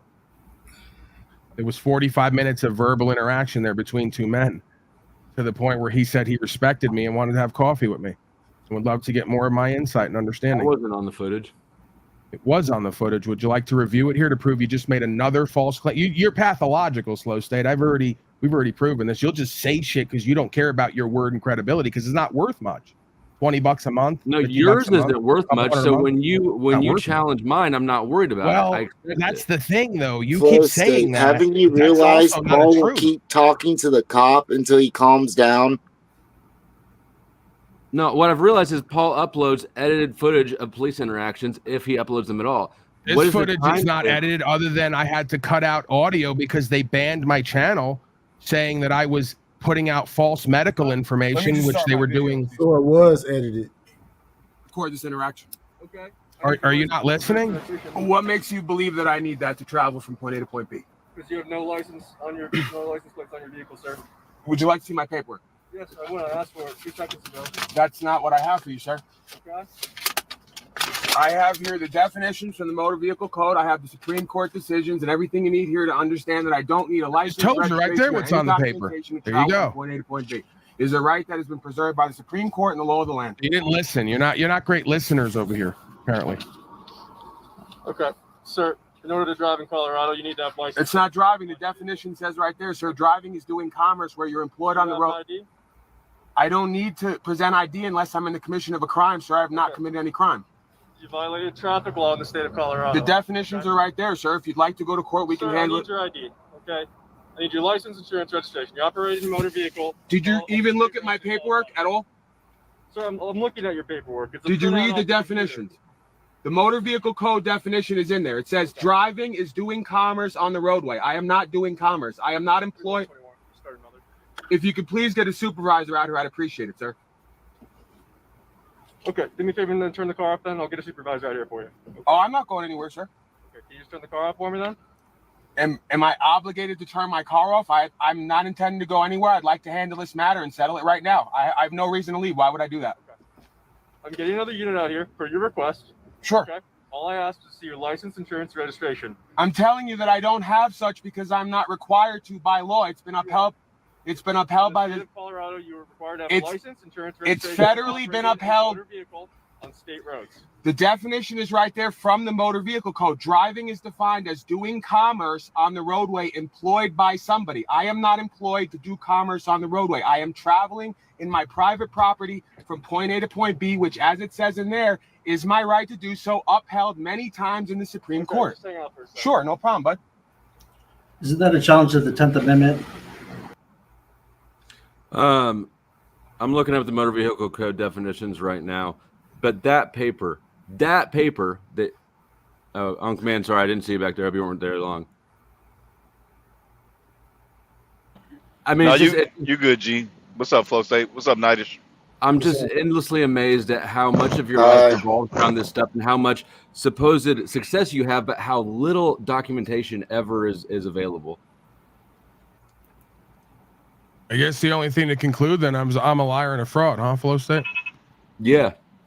That's the sound. Right, well, you already did that before you ever interacted with me or gave me a chance or actually looked into anything. So I really can't change your mind on what you've convicted me of that you haven't done your due diligence to prove. So, well, he gave you he gave you an out today. He said if you show any amount of paperwork, there is no out, sir. You're presuming I'm guilty of something that I have to prove no, myself I'm saying innocent that Flow of. There is State no gave out. you an out. There is no out. I'm not in anything. You've not convicted me of anything, and what you're saying is patently false. I have the truth on my side, just like I told these two gentlemen. I have the facts and the history and the truth on my side, and good faith and equity and the law of the land. That's all I need with God. I'm not interested what a bunch of heathens and infidels have to think and say about me. You said I'm here to correct the record if you'd like me to. He offered an opportunity here today on the broadcast to talk legal lawful. It's purposely meant to bait me and others who he's interacted with on here. I gave him the opportunity. I don't have to do that. It's probably not going to be that much beneficial to me as it is him and his broadcast. I'm allowing that to take place in equity and good faith. But if you think that I think that worldly, cowardly infidels are ever going to say what I'm doing is true and correct, which would then lead them to have to do it and be it, they're not. And I don't expect them to. Right? Then so why they haven't stood for themselves yet in any venue. So this is for the benefit of... This is, again, he offered folks to come up and interact based on these facts because he's making claims it never works. I'm telling him I have half a dozen instances where it's worked. You can accept that or not. That means I'm not saying you shouldn't believe that. I'm saying there's a preponderance of evidence you want you people to ignore believe you. to presume your belief and that's feeling. what that and means. That's fine. You coming up here just means that you want people to believe you. When you're presenting a counter evidence, when you're presenting counter evidence, I've had half a dozen videos and arrests. I've moved along at court. I don't hire attorneys. I don't pay fees. There's no convictions. So Can I ask you a question, Paul? Can I ask you a question, Paul? Including a minor, driver. Again, under the age of then I'm 21. lying and making it all up. I'm forging all the videos and I'm ratting at court. No one knows who I'm ratting on. No one's ever been put to jail and given a kite to anyone. You would think after 5 years online, someone would come out to notify someone of all the people I'm ratting on to get out of all this trouble, non-trouble. It's kind of odd. I mean, usually where I come from, you know who's ratting and who they're ratting on. And if they're a public figure on any level, it comes out. It's part of the background check. Paul, I got a question for you. So your car, your automobile, how do you keep it from getting from wherever you bought it from to not be registered? I know people can do that. How do his girlfriend drive him? How do you do that? He's got an answer for everything about my life. How do you do that, Paul? I want to know, seriously. I'm not being... my girlfriend. There you go. Go off camera now because you just use a throwaway bullshit line to try to demean me. And you really are bad faith, Slow State, and you're never going to learn, are you? You don't want me over here. You don't want these conversations. You don't want content, and why don't you answer my question? I need help on that one. Seriously, how do you keep your car from going through DMV? Why are you presuming I won't answer the question? I've asked you 3 times, and you just go off talking to someone else. Do you think that I have to answer your question right now? Good morning. I gotta go to work. I'll see you all later. DMV? I refuse to answer your question now because you presumed that I wasn't going to answer it and wouldn't. How does that work for you? It just has to be on your time and your thing, and you talk to 5 other people while I ask a question. How does that work for you? Your arrogance is beyond comprehension. All right. I think he just likes to piss people off. Grouping up to be arrogant and presume things about me and ignoring the experience. No, it's not presuming. That's you. Not presuming anything. You are arrogant. You had questions that you want to bring up about a topic that's confidence and faith. You're arrogant with no results. And you won't even get on camera and look someone in the face. And I guarantee you wouldn't talk like this in prison. 10 of you. You would not talk like this in prison. Guess what? I wouldn't have to because most men in prison don't do what you bitch ass motherfuckers do online. Talk a whole bunch of shit and stand on nothing. You would not talk like this in prison. I guarantee you. I wouldn't have to because most men are very respectful of themselves and each other. You talk like that and stuff like that. The little guy that you are, you'd be someone's bitch. You would be someone's bitch unless you paid. Most men who are not completely sick and insane. I see so many of you in prison. There's so many guys like you sit there like a little mouse in prison and shut your mouth. You're not going to spin the narrative. I told you you're a bitch. It has nothing to do with what I'm doing and not doing. I just said you're a bitch. It doesn't mean I'm the biggest, baddest, toughest guy. It also doesn't mean I'm a yard walker in prison. You're right now a keyboard warrior because in prison you wouldn't talk one shit like this. I uphold the law. I go to court. I uphold the law. I go to court without attorney. I stand in multiple venues for what's in my heart. You're still not doing it. You sit there and talk like tough prison guard, prison like this, and I'll be tough. You would cry like a little bitch. I know regardless, you could say that. Regardless of the outcome. You know everything, apparently. You know what I'm doing, what I'm not doing, what my experiences are, what I would do and not do. Right. You know what? Plenty of substance to go around. I think that what you're doing is you're trying to do what I'm doing, where you pretend like you're reading me and you're not. You're just projecting. No, I don't have to read you. I see you. And I'm right about you. I see you. That's the thing. I never said that I'm the biggest, baddest, toughest fighter, whatever else, and I'm walking the yard punking motherfuckers. That's why you're talking the way you are on a keyboard. You're not listening. I said you're not a listening, bitch. You dildo. I said you're a bitch. Don't bring prison and everyone else into it. You did earlier. You brought prison up like you would do this in prison. Get it through your ears. You're so full of shit. I said you wouldn't do this in prison. Are you kidding me? I mean, you ain't gotta. Hey, I'm gonna just tell you like this. You ain't gotta call somebody a bitch in prison to get your ass beat. Like I literally had to slap a nigga earlier today because he called me a bitch on a basketball court. I don't deny that. I asked him politely, like, bro, please don't disrespect me like that. Some bitch, just because you made a layup, like it's not that serious. We're grown men. You're not gonna disrespect me like that. That is funny as hell. I walked up on him and I slapped the shit out of him. Flat out. You don't have to go to prison. You don't have to go to prison to do all this. No, selling wolf tickets. I don't disagree with that. But Mr. Man, he brought it up earlier. That's the only reason I brought it up. As men, like Judge said, we respect one another to each other's face because we know we'll beat the shit out of each other. We can potentially beat the shit out of each other. For sure. So we actually respect one another. Right, and somebody might have to die behind that. And the reality of it is this is just how I proceed, right? And you could say I'm a bitch and whatever else. I'm not, you know, you're free to think whatever you want. And there might be some truth to that at times. I think there's fear in everybody for certain things. And then it's about how you overcome that or what you do with it, how you direct it. I wouldn't even play basketball on a court, not only because it's just not something that I get a lot out of at this point. I used to, because I don't put myself You can literally in get into a fight about anything. Politics, sports, anything. You could be in a bar rooting for your favorite team and some dickhead. Do you see how many fights? I'm saying to wait, you, wait, this wait, is what I'm saying. Do you see how many fights occur in these saying? stadiums? Go ahead. Can I just finish? Can I just finish what I'm saying? No, so I don't put myself. Let's say I've been to county jail 100 and something days. If I went to prison, I would not put myself in a position to play a contact sport that would so easily heighten the probability of leading to an interaction that would give me more time. So see, this again, is not. I don't think you're thinking it all the way through. You can get into a fight about literally anything. I don't deny that. I don't deny people that. cutting you in a grocery store. People taking your parking spot. There's so many reasons. I don't deny that. You shouldn't be, but I need you to open up your mind a little bit, a little more broad. You know what I mean? Fuck all this prison talk. Fuck all this booty warrior. Yeah, bullshit. no, I'm not. I need you to open up your mind a little more. You get the booty warrior. You can get slapped that's anywhere. The thing. Bro. I'm not. Yeah, I'm not doing the Hey, Judge, check this out. Wait, Judge, check this out. This is my last story. I'm gonna let you rock, bro. Right. I caught a mailman peeking in my window, and it set me to fuck. I swear to God, to you, Judge. He was peeking in my fucking window because I'm a procrastinator. I don't like taking my mail like that. It was like 2-3 days of mail just in my mailbox, and I saw him. How many days was it? Okay, maybe a week. The bitch was overflowing, but still, I saw him peeking through the window, and I snapped because I'm just thinking. So if my daughter was in here and this fucking weirdo's peeking in my window, I will fuck him up. I pulled my door open. I broke the handle. It was a janky door anyway. I pulled the door open. I broke the handle. I'm like, what the fuck are you doing? And I instantly had to snap back because he's a federal worker or something like that. Oh yeah, mailmen are super hit you with a whole protective. bunch of shit. But either way, man, I mean, if he's Well, not that's something doing I'm anything, not on your door. I'm just saying. You said what? Why didn't he just knock on your door? I don't know. That's the whole point of this story. It must have been a ton of mail.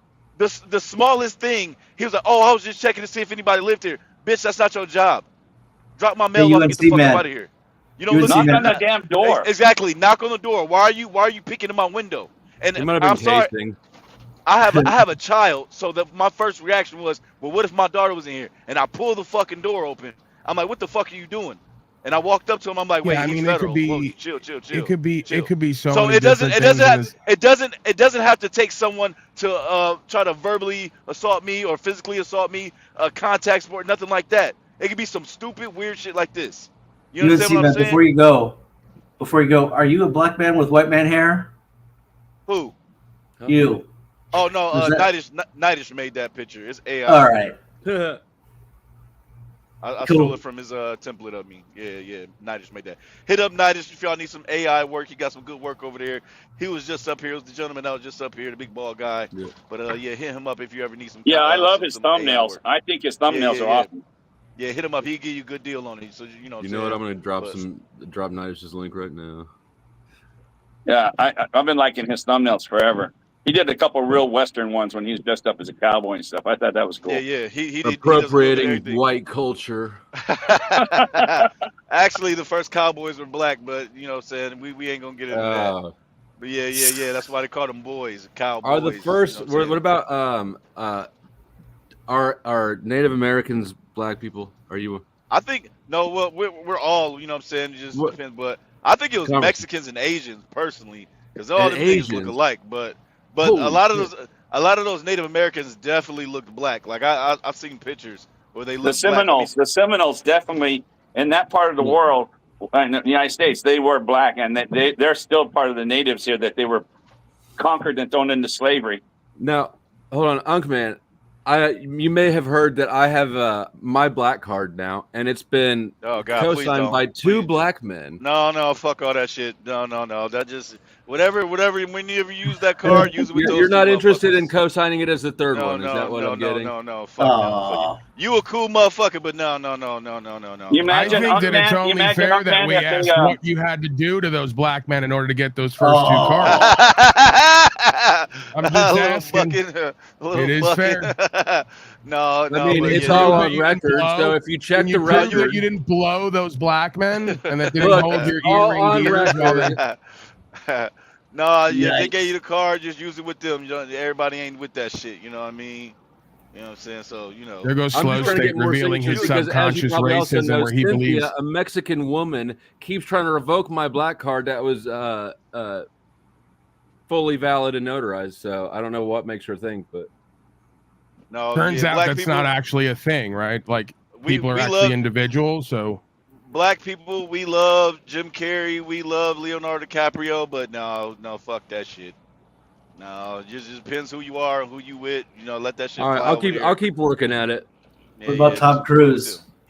At some point, I'm gonna have so many signatures and co-signers that I'm gonna be blacker than you are, and then you'll be asking me this question. I'll remember it. You can take my shit. Nah, I don't give a fuck. You know what I'm saying? I just like that he compared you to Jim Carrey. I just told you I had to slap a motherfucker early on the basketball court. Like everybody, you know what I'm saying? Nobody likes me, but I'm fine with that. You know what I'm saying? You shouldn't have hit a 14-year-old kid like that, though. Oh, no, he was my age.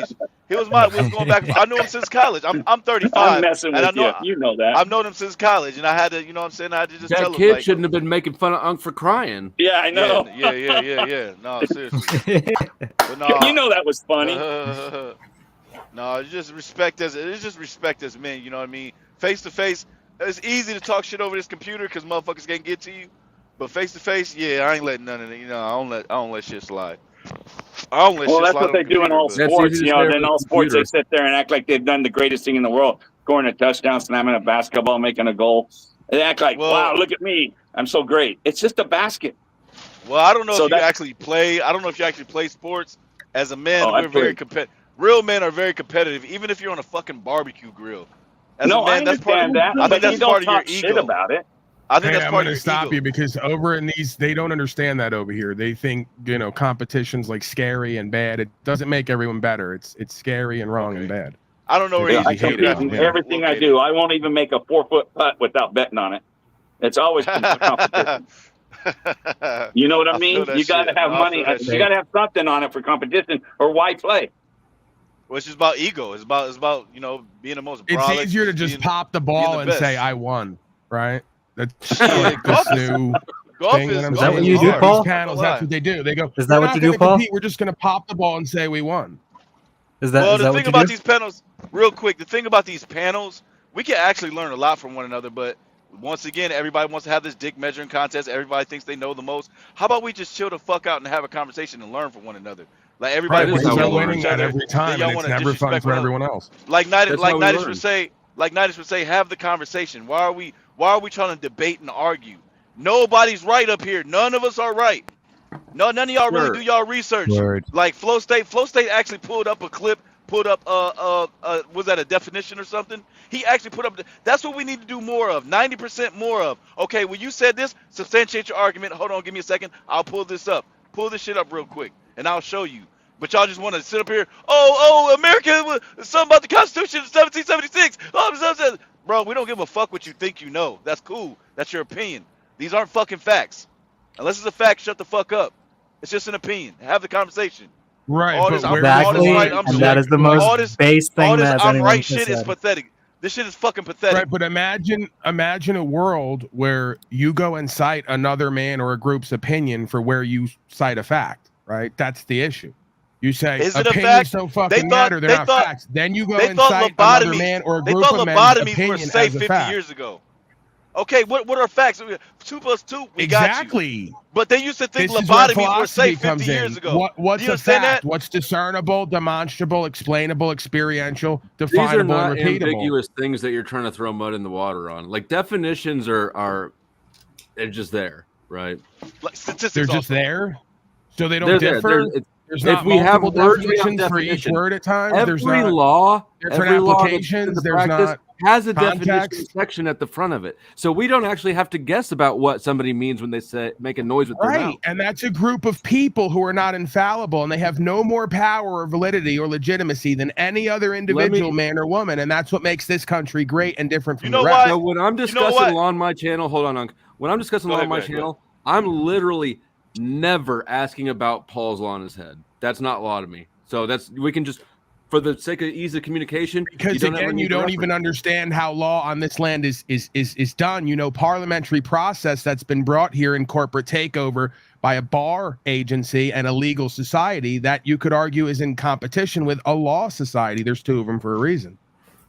Don't care about the fan fiction and backstory. I know you don't care about the fact that there's discernible, definable, experiential, explainable, and repeatable results. You care about your feelings and what you believe you know that's based on your limited experience and lack of understanding and broadened experience. That's where most idiocy happens. You think I want to not know about the magic legal bullet so that I never have to deal with courts again because of my ego?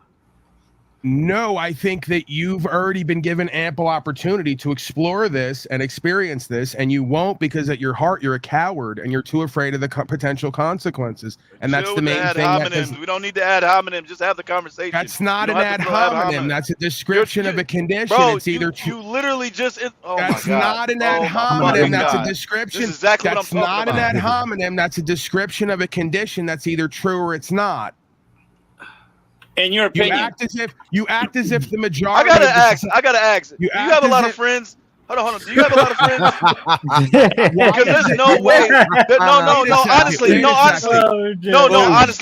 there's no fucking way you have friends and they don't tell you to shut the fuck up. There's no way they don't tell you to shut the fuck up. You could tell me to shut the fuck up, and I may choose. No, I don't need to. Not. I don't need to. I'm talking about your friends. Do they ever say, "Hey, bro, so shut that's the the fuck thing. up"? You presume. That my friends would have to interact with me in such a way. That's why I asked, do you have friends first? Listen. You didn't ask listen. if I had. I asked you, do you have friends? You don't listen to you're what not you're fucking saying. listening. You're not fucking listening. Are you going to That's shut the problem, the fuck brother. up and have a back and That's forth? a problem, brother. Are you going to shut up and have? We can rewind the tape. I asked you, did you have friends? You said, do I have a lot of friends? See, that's an adjective, right? Answer it either way, however you'd like to answer it. So you didn't ask if I had friends. You asked if I had a lot. And the presumption is that being popular is equivalent to being purposeful. No. And it's not. No, because you need people around you to be honest. And if I had friends, I will hope they'd tell me to shut the fuck up. I have a core group. Sometimes. I have a core group of beings who are aligned in shared values and principles, who live how I live. Absolutely. Do I have a lot of them? No. I'd probably have about a lot. Those are like associates or something. Yeah. Anyways, do they know you? I don't know what that means. I live with them. I work with them. We essentially go to war together and all the rest of it. So do they know that you address them as such? This nigga's a fucking alien. What the fuck? Do they know that they're your friends? Is that what you're asking? Do they know you address them as such? I mean, I know that I'm one of Paul's friends. They must. I mean, they do what I ask. You know, they're a part of what it is that I'm sharing with them, and they're allowing me to lead them. So they're followers. I'm gonna spend $10 right now, Splo. Well, in order to be a leader where I come from, you have to be a follower, whether it's of the truth or God or a purpose or whatever the case may be that's already been here before we got here. So hey, Paul, they're not necessarily following me. They're following in the same purpose and footsteps that I walk in because we have shared values and principles. You said they listen. They listen when you tell them what to do. That's what you said. That's you tell them he said ask. He said ask. He didn't say tell. He said ask. To be I'm pretty sure he said tell. It just seems I'm like more this than is positive one he said big tell. misjudgment. He did say ask, but there's no distinction there. You don't have to like me.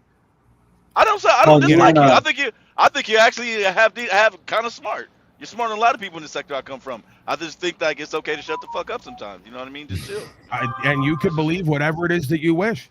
I didn't come on here to not speak. If I didn't want to speak, I wouldn't be on here. I don't come on here ever.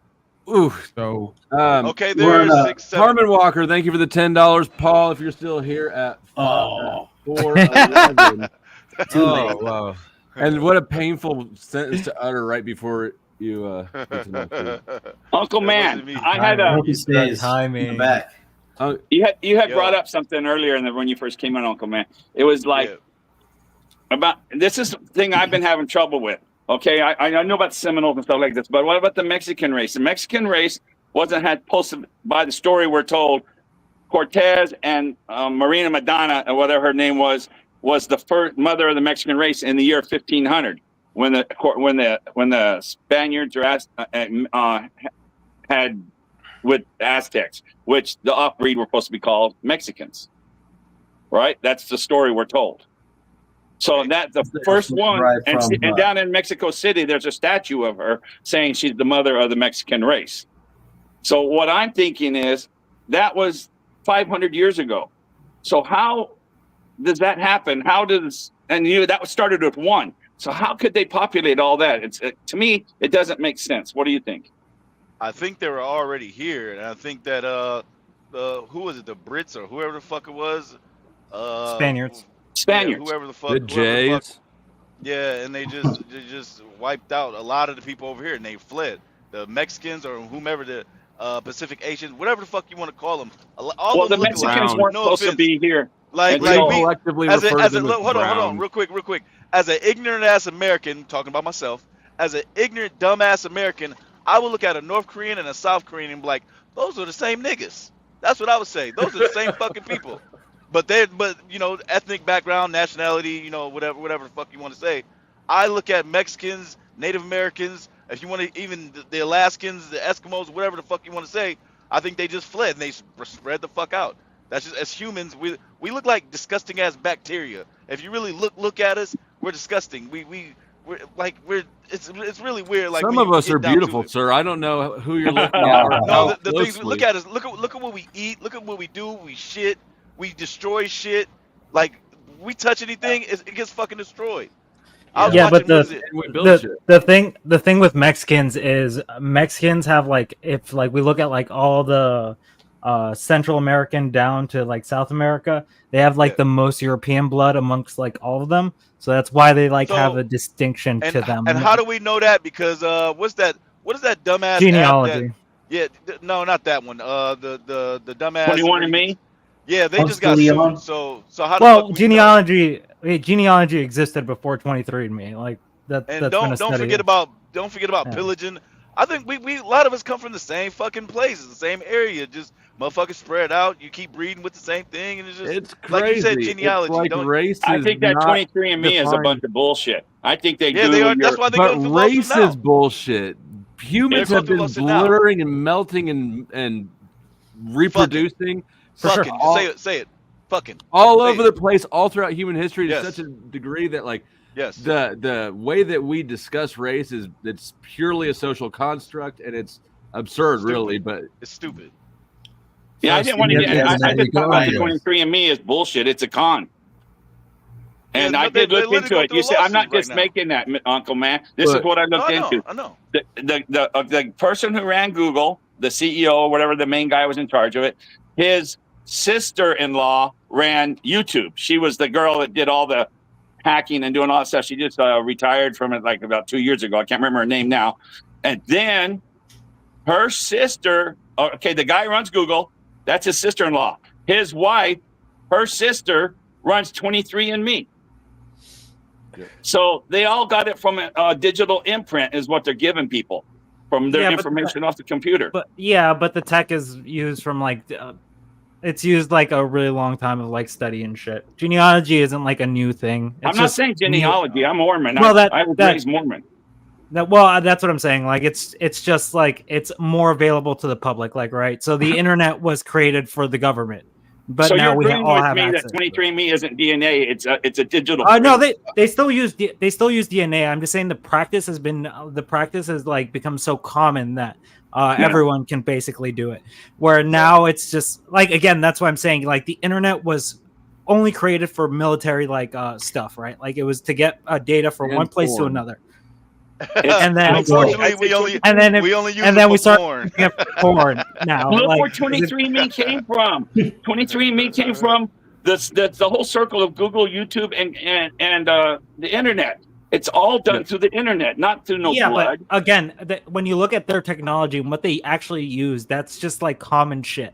So like if like that's just like saying a really rich person decided to make a practice that would make them money. Like that doesn't mean anything, right? The fact of the matter is that it probably the reason that they own the distribution channel, right? Google is the distribution channel. That's why YouTube just won't have a competitor as long as it's automatically uploaded into every operating system.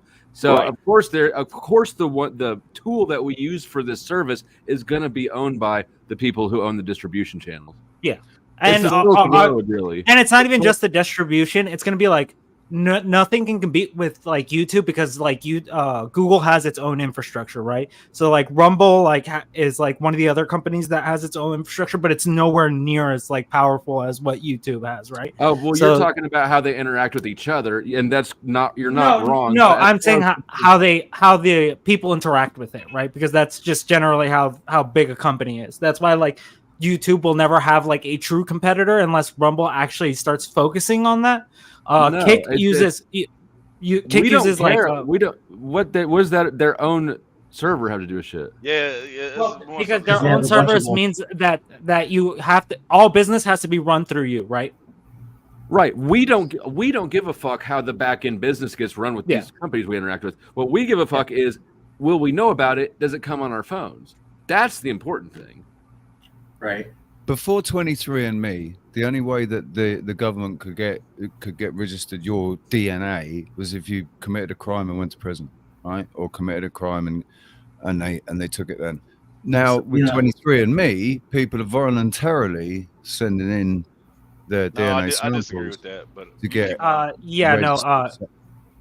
thing with I never trust the thing with that is like we've seen case law about that, and they can subpoena it, but the company 23andMe doesn't really like doing that. It's one of like their terms of service. It's just like we don't want to release this to the general public, blah blah blah. But again, it's only if like you committed a crime at that point. So you believe that? You really believe that bullshit when you know it's run by Google and the Google government? You really believe that disclaimer that you can't do it? Of course, Google's gonna. Counties have their own forensics. 23andMe is, of course, going to do whatever they're ordered to do. They're not going to put their own skin. Yeah, no, but that's what I'm saying. It's still only for criminal stuff, right? Like it's going to be under a subpoena, not just. For, I mean, you're not just a criminal if you're being innocent until proven guilty. Yeah. While Paul's sitting down, can I ask my red pill questions? Oh, Paul's not going to come back up. Paul doesn't stay once he's been kicked. Okay. What a fucking crybaby! It's an honor to get kicked. I try as hard as I can to get kicked. I don't give a fuck. A lot of people make money off of me, but no. Believe it or not, my brother was a molecular biologist, and I've seen the things he's done with cells and implanting tumors and rats and stupid shit like that. And you molecular can do some weird... biologist. Yeah, Nice. He's a doctor, and I'm just a bitch ass truck driver. But anyways, But no, I've seen the things that they do with the DNA and all the. I can't break none of that shit down. Don't allow me to do that, but I think you can trace back and see who are you connected the most with. But who else here has royalty in their lineage? Come on now. I think you can do that in your digital footprint more you can with DNA. Here's the thing: you can figure out like your background, right? But I think Flo is like 100% correct, where it's like a social construct of like race, right? Or like that's a differentiation that we just like making for some strange reason. Plus, 23andMe has been known to fraudulent make some of these. It's full of shit. It's full of shit. Yeah. There's been so many people prank them, and it goes, but it won't make the news because they're the ones that run it. The Google, YouTube, and that they're not going to get bad press from. Does anybody else on the panel need me to give them the little title designation of royalty here? Anybody else? Any other? No. Yeah, you believed that one too. Did you pay them a bonus for it? Did you tip I them? didn't. I wouldn't send them my shit at all, but my aunt did. Who they say you related to? Constantine, and then the king, Longshank, the guy who killed Braveheart. Hey, that's based. Right? Fuck around and find out. Try to rebel against my shit. You'll be drawn and quartered. Do you know how false that movie is, Braveheart? Well, do you know how they didn't even invent kilts until 300 years after that time frame. Damn. There were no kilts. That's deep. I believe that all movies are basically bullshit unless demonstrated otherwise. So that was my starting. Do you know how false Pocahontas is? The movie Pocahontas is? Oh yeah. What? She was in love with him? No, Jesus Christ. Yeah, and the raccoons are running around Yes, and Lord. watching them fuck everywhere. No, bro, that's not the real story. That shit's some dark. You want to talk about some dark shit? Yeah, and that's just an Pocahontas is eighth of. dark. That's just an eighth of what was going on. You know what I mean? Over here, and just keep that. Not shit even just an eighth, dude. That thing was like that story is dark as fuck if you look into But when it. you get into the halves, that's when prices really start to get better. The halves? What's Out that? of the eighths? Never mind. Huh? I'm just What- being what- an idiot. Oh, No, okay. he's talking about drugs.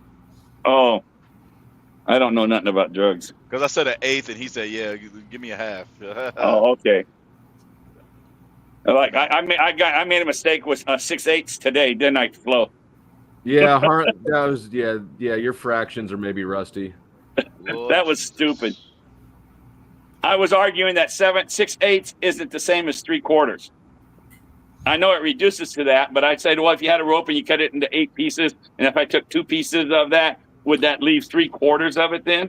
Harmon, you're gonna want to figure this one out privately, and then once. No, I said I was so dumb on that. I know it's 3/4. okay. You know how I taught my daughter. So you make 2 rectangle boxes, and you can slice it up. You said so. It's 8 pieces. Slice it up in 8, and shade in 2, and 3. What do you say? 3/4. Yeah. 4. I then make said 4 boxes. 6/8 the at second first, one. but Yeah, 6/8 is supposed to be the same as 3/4. You ever had Midnight up here before? Midnight Sparkle? I have Midnight Sparkle. Welcome to the shit show. Are you royalty? You know, I honestly have no idea. I never Then have you're not ever. peasant. Okay. Fucking. So finish your rectangle thing, Mr. Man. Yes. He's still trying to figure out these fractions. Unk man, you want to? So do you have a pen in your hand? Yes. All right. So make 2 square boxes. Rectangle. I'm sorry. 2 Two rectangle rectangles. boxes. I got it All right right. now. They're side by Now- side. It's up and down. One Okay, above up and the down. other. Okay, I got Yeah, that. one above the other. So in the first box up top, make 8 boxes, 8 total boxes. And then 8? shade, yeah, 8 total boxes. Okay. And then shade 2 of them in. Okay. Now make sure the rectangle box is the one up above and below. Make sure they're the same. Right, I length. did the one on top just now. Okay, so it's 8 boxes, 2 shaded in. So the one below that one, make it 4 boxes. 4 boxes. Okay. One. And then shade one of them in. And it's equal. Yeah, you're right. Show an equal. Yeah. There you go. That's the easy way I taught my daughter. There you go. Do Flo it, was make sure it's trying to- idiot proof. Yeah, Flo was trying to talk to me like college 301 or something. This is literally like 2nd grade. No, Close Literally. state where we learn fractions. no, I keep shit simple. I keep it simple, bro. Don't worry. You, and my daughter, she I mean, literally just had this shit. So What's really impressive is Harmon's complete lack of ego, right? Like, I don't know. Where's No, the embarrassment? I respect Freak. I respect that. I respect. He No, said, I I'm don't not know. even saying that Can you show me? sarcastically. Yeah, no, know what I I'm mean? not saying that really If sarcastically. more people, You're probably Flow sarcastic. State, if more people did that on these panels, imagine how fucking far we can get. But These instead, panels we're are having full dick of pure competitions. narcissists and psychopaths. We won't do that. Literally, everybody knows everybody. Everybody knows everything. Your boy Ben Thorpe. Ben My Thorpe boy? and Why you got to be my boy? I think I've seen him. I don't know if I've seen him over here. No, he was on Speakeasy's channel. No, he's Ben been over here a Thorpe- few times. Ben Thorpe versus Judge. Oh my God, I will punch my fucking TV screen. Listen to Yeah. that shit. The Freak, thank you for being patient. What questions did you want to bring up? Do you think that there's been any benefit whatsoever for the red pill? What I mean Of the red from pill. Define the red pill like a little bit. I would say red pill is truth about female nature. You're talking about manosphere, sort of. Yeah. I think that entire culture is no. I think that it takes specific maybe truths, right, and then it takes facts and then uses a fact to tell untruth. It obscures people's understanding of relationship dynamics and fucks it up more than it fixes them. Even if some of these particulars may be correct, which many of them are not correct. Exaggeration. No, I really don't have no benefit. I mean, I'm sure there is one. Nothing's coming to my head. If you would be interested to hear them, or the benefit is that people can make money off of it. So that's the benefit. I would ask whoever asked that question. My first question to you would be, so a lot of people conflate Manosphere and Red Pill. How do you decipher the two? Like, what do you think the difference is between Manosphere and Red Pill? And then I can answer that shit. I think Red Pill is basically the truth about female nature, and then it all sections off from there. And by that, I mean like the hypergamy, like women just want like Chad and the pogo, like all the the backstory, the narrative about what women are and why it's their fault that things suck. And when did the Red Pill become just about female nature? The Red Pill. I've never heard that either. I mean, but just for the sake of the conversation, that's why I asked him the clarifying question. Yeah. Yeah. I mean, to me, that seems a little bit like the way that the LGBTQ and that claimed the fucking rainbow flag. Like, I don't know that Manosphere is claiming the Manosphere Red Pill is. I mean, more pills. It's a stupid phrase though. Anyways, that's coined by a movie, right? So I don't feel like it's a loss to anybody. And so it sections off from there. You have pickup artists, you have MGTOW, you have the Black Pill, you have all this different. But the base, knowledge is the truth about female nature. So my second question. I think it started off as something that like teaches female nature, but then when motherfuckers saw that, you can make a couple dollars off this shit. Oh well, these bitches is doing this, and fuck these black bitches, and these bitches just pointing the finger, just crying on these panels all fucking day. It's pathetic. It's borderline pathetic. And then it got conflated with the Manosphere bullshit. But these motherfuckers, now today it's trash because everybody's out to make $1. Well, let me sell you my fucking pamphlet, and my Discord for $99.99 a month, and I'll teach you about these bitches. That's where it got fucked up at. Instead of I'll teach you about bitches for whatever. Send me some money. My lesson is very simple. I'm an alpha male, but it's not free.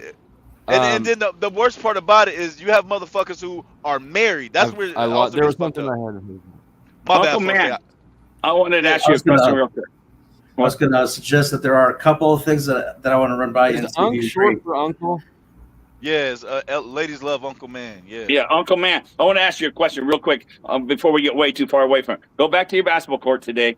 Now, this guy slammed the ball on you or something, and then just like tried dogging you? It was a basic layup.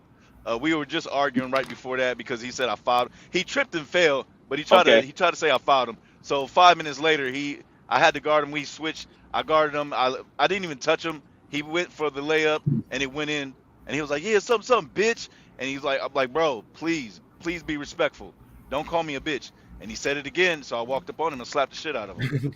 Okay, and so was no other tension besides that? You said what? So after that, because they knew he had it coming, so no one else got involved?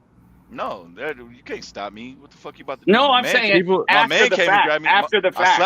I slapped the shit out of him. My man came and grabbed me, and he pushed me away from him. I'm like, okay, we'll check ball. If you about to go sit down, go sit down. As a man, as a man, you have to. The last don't one let I got nobody in was because I made a joke about his T-shirt. Damn.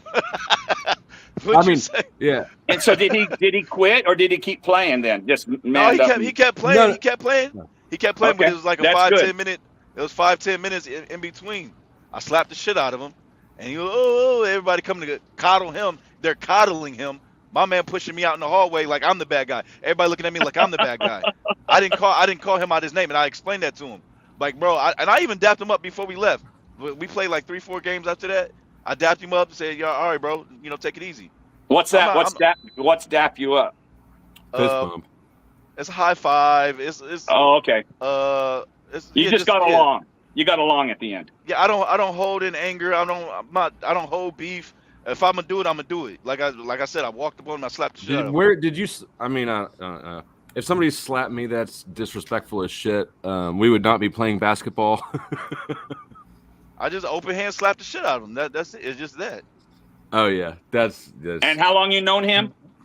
I mean, I knew him in college, but I don't know him like that. That's my thing. As men, when we're competing, we can say, "Hey, yeah, that's, some pussy. Yeah, you a pussy." We can joke around like that. But I don't know you. As a man, I don't know you. And if I let this shit go now, other people gonna think it's okay. So I got to nip that shit in the bud. I asked him nicely the first time, and he said it again. So all right, well, a friend can say something to you and it doesn't even bother you, but a stranger says the same thing to you, and you're gonna knock the shit out of them because it's not right. I agree with that 100%. I don't know you. I don't know you like that. You know what I mean? And that's right. That's just it's not about right or wrong. It's about the repercussions of the insult, right? Like, could the insult, is it observed? Is it, how's it going to ripple out? Yeah. Because, honestly, nobody, does anybody really give a fuck what somebody thinks or in a vacuum? I could give a shit less about what anybody thinks. It's how you act. But my thing is, you're purposely trying to disrespect me, and I don't respect that. You don't have to respect me, but you're not going to disrespect me, especially in front of these other men here. Because remember, when our adrenaline's already pumping, and I asked you politely the first time, "Hey, bro, please, just chill on that shit. I don't play like that. I'm cool on that shit. I'm not your man's like that." And he said it again. So hey, well, what do you call you? He called you a bitch? Is that what you said? Yeah. I mean, yeah. So both of those are pretty disrespectful. Anyways. Take care, DS7, if you're leaving. Or is someone else leaving? Oh, is someone? I don't know. I just read that wrong. Oh, 007's ending the stream on his channel. I don't know if that's... 007's restreaming behaviors are unpredictable. Was he beating you in basketball? Was he beating you? Was he driving on you, scoring every time? Fuck no. Hell no. Oh, okay. Like I said, it all stemmed from 5 minutes prior. He went up to get a rebound. I'm not a dirty ass player. I let him get the ball. He boxed me out a little bit. I let him get the ball. He tripped over his own fucking feet. He slipped on the floor and fell. And to try to go, "Oh, he fouled me. He fouled me. He mean that. He fouled me." No, bro. No, the fuck I did. Now you're lying, and I don't like that shit. So we went back and forth. I insulted him. He insulted me. I insulted him. He insulted me. Check ball. 5 minutes later, we had created a switch. I had to guard him. But see, I'm not a dirty player. I don't hold. Like I said, I don't hold beef in. I'm just not a dirty player. So when he went up for the layup, I let the shit go. And I guess he thought he was the man right then, and he said, some bitch. I'm just, bro, please. Yeah, it's the way he said it, and it's all intent. All intent. That's what I'm saying. That's exactly what I'm saying. Like if he did the layup, if we hadn't argued at all, and he said bitch, I'm like, come on, bro, come on, man. Just come on, man. Yeah. The reason I think this story is embellished because you just got called a bitch, and then you're saying that you responded by saying please don't. Right? Like I'm not buying that you said please to somebody who just called you a bitch. I swear, Flo say, I swear. I can't prove it's wrong. I'm just saying. I'm a really nice guy. Fuck this Flo story. State's instigating right now. I'm a really nice guy. I'm like one of the coolest people you ever meet. But you're not gonna try to. You're humble too. You're not gonna emasculate me in front of other men. You know what I mean? Because like I said, if you do it, they're gonna think it's okay to do it. And like you said, the ripples in the water. No, fuck. See, Paul can't get mad because you're skeptical about everything. You said what? I said Paul can't really be mad because you're being skeptical about everything. No, it's more so. It's more so they're gonna you're a pushover or a pussy. Paul's mad because Paul's not mad. We get along. I think that we like each other more than we believe each other. Like I didn't believe anything that comes out of his mouth at all, obviously. But I don't dislike the guy somehow. I think it was good action tonight. It was a good interaction tonight. I agree. I think he's good for panels, personally. He's not bad, but at some point, like the claims being made, it's just like I still feel some sense of responsibility for the information spread here, right? So that's why I guess I can take off the disclaimer now. Like I think I made actually this banner for Paul specifically last night, or maybe it's one of these guys. At some point, it's just like, all right, you care about this more than I do because I'm just putting out an irritant, but you got yourself built into this is baked into who and what your brand is. So, no, I like that. I like that, Flo State. I really do like that. What'll happen to all your ladies tonight, Flo? You know what? I don't know. Maybe if it's because I opened the show a little salty. Maybe it's because the freak's been up here, and you know how it kind of is. Probably me. So I don't know, ladies in the chat, what's going on? Why is nobody joining on the panel? Uncle Man, the other night it got so lady heavy that there was only like 6 or 7 ladies up and no men on, and so Flo made it where okay, it's ladies' night. Any guy want to come up on panel has to pay. It was so funny. Yeah, awesome. Well, It was great. But then it's like there's a balance that needs to be maintained, and one dude with 7 chicks is not a good balance. I already knew that, right? Because I remember one time going out, and it was like me and a bunch of girls, but the tipping point had been reached, right? Like it wasn't cool. I wasn't having fun. I felt like a gay friend, not like a pimp. And you know, no, you don't have to feel like that. Just cater to the women. I mean, I'd rather talk to women than men personally. You know what I mean? Fuck all this ego-driven bullshit. But the conversation moves different. Oh, women are ego-driven as well. Oh yeah, they started. Listen to this, Uncle. I remember now what the topic was, and Flo was going, "Oh my God!" I think they were talking about boobs and all the deformities and all the stuff they were talking about mammograms or some shit. Yeah, and Flo said, "This is the first time I'm getting disgusted with a panel full of women talking about boobs." Talking about some titties. Wow. They were doing all this medical stuff and how they grow made up. it less sexy. And then I just ended the stream when Crispy put on that profile pic. Like, now is when I want to hear. Like, she just pulled up the complaint out of nowhere. She's like, "Well, Lindsay says I'm a catfish, so here's a picture of a fish or some shit." I'm just like, you know what? They didn't show their boobs though. They didn't like actually show them, right? I mean, not that day, no. They were talking so medical and women shit. It got so deep. It's like, it was so funny. Flo said, "This is gross." That was funny as hell when you said that, Flo. Yeah, I guess they have to mash them down and like flatten them out when they take those pictures, you know. I'm down for that. Like, we can demonstrate that. I can do mashing. I do mashings, you know, like whatever. But their conversation was, yeah. It was really feminine. Well, and apparently I don't know shit about this, obviously, because I haven't had one. But apparently, like, there's medical repercussions. You know, some people. Anyways, all of them had a feeling some certain way about them, right? And so it's not just like I'm the only one who's indifferent to the topic entirely. And it might be important. I don't know. You know, women's health could be, you know, whatever. Anyway. You said whatever. No, actually, I just came from Cancun. Was it 2 days ago? I went with my girlfriend. We went to, it's called Temptation Resort, where girls are allowed to have their titties out and shit like that. They're allowed to go topless. And no, my girl didn't go topless. But anyways, yeah, man, you'd be surprised. A lot of these titties don't look that great. There's a lot of. But you look at them anyways. Oh hell yeah, definitely. But it's like so many fake titties around. It just, if you really look, a lot of these women are insecure out here. How much work they've had done to their body. And God bless them for that. I'm okay with that. I'm okay with fake titties. Yeah, but some of them titties didn't look good. Some of them titties didn't look good, man. It was, you know what I mean? Then they had the walruses, the big beach whales on the side with their titties. Looked like they were melting and shit. And just, like, where's the young bitches? Where's the? Yeah, probably not paying to go on cruises with, you know. And like I've never swung, but I have been approached by swingers, and it's never who you would hope it is. Swear to God. Well, my girl, she was getting approached by a lot of women actually, because she was probably one of the pretty ones. I'm not saying that because she's listening or nothing.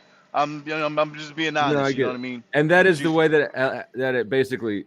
I mean, it's in my you know, amateur advice. It would be, if you want your girl to be okay with a threesome, you got to let her choose the girl.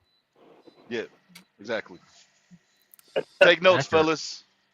Because if you start pointing like, what about her? Like, she's not going to have that. That you can, the minute that you say, how about her?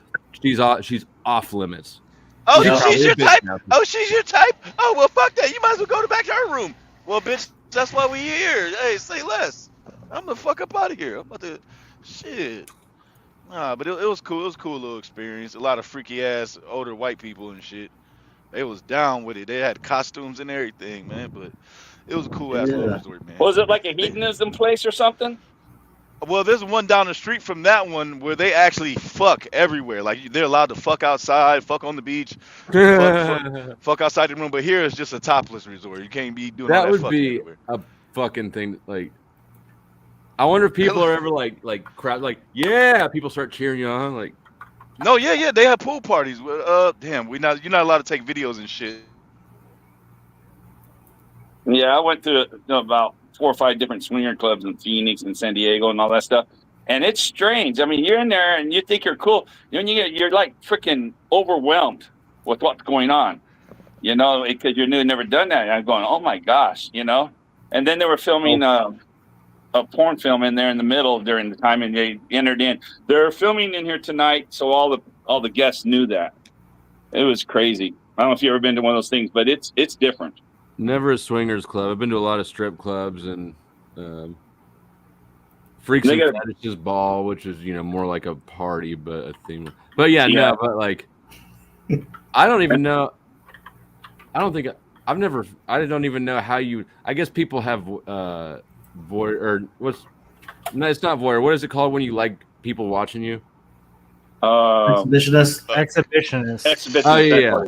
I sort of feel like if you're not participating, I don't think I need you here.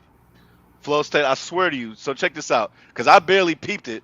So we're standing on the wall. It was like one of our last nights there, and they had some kind of costume party. We're standing on the wall, and the one couple, they're sitting here at the table, and they're kissing, and then they start talking, and we're sitting back chilling on the wall, and this other couple comes up. The woman comes first, and she starts making out with the dude that was with the woman at the table. And then the one guy follows right behind him, daps him up, and goes to start kissing on his girl. Like, these some freaky motherfuckers around here. Yeah. I guess you in your 50s and 60s, fuck it. You know what I'm saying? We at the end of our ropes. We've been married 20, 30 years. I guess. My issue is that I just don't find that many people attractive. There's too many people in the public that I would not fuck for me to think that this is a good situation. Well, it's a whole resort, and they're like returning members. Like, a lot of these people are returning members. Membership. Well, with the name like that, Temptations, like, come on, you kind of have to expect that shit. This is what I remember. You guys, because I'm 65, I had to go way back to the 80s. I forgot about that. I was in Germany for 4 years in that area and that stuff in the military. And you go into clubs and you're just sitting at regular tables, and they'll have these models and guys. They're live sex shows everywhere you go over there in the red light district in Germany. It's not. Why is it so tiny? They make it it's just what they do over there. They don't make it as bad as they do in America. Like when I was in England, they sat there and laugh at us because Janet Jackson showed her nipple and the whole country goes crazy about it. Well, they show boobs on English TV all the time, but they won't show like CSI and all that rape and burning and all that stuff until late at night where kids are asleep. So yeah, we're so backwards. It's a good psyop, though, isn't it? Like, to get people upside down in their values. Yes, it really is. It makes you think growing up sex is bad in a way, but it just gives you a guilt thing. But especially when where that all starts, right? Tell them to freak. Where does people? I'm going to say the 1950 style Victorian Catholic church. But it's I don't know, probably all of them. I wasn't raised in church, by the way. So. But you know something that was crazy? Can y'all hear me? Because I'm in a store right now, so I might lose the reception.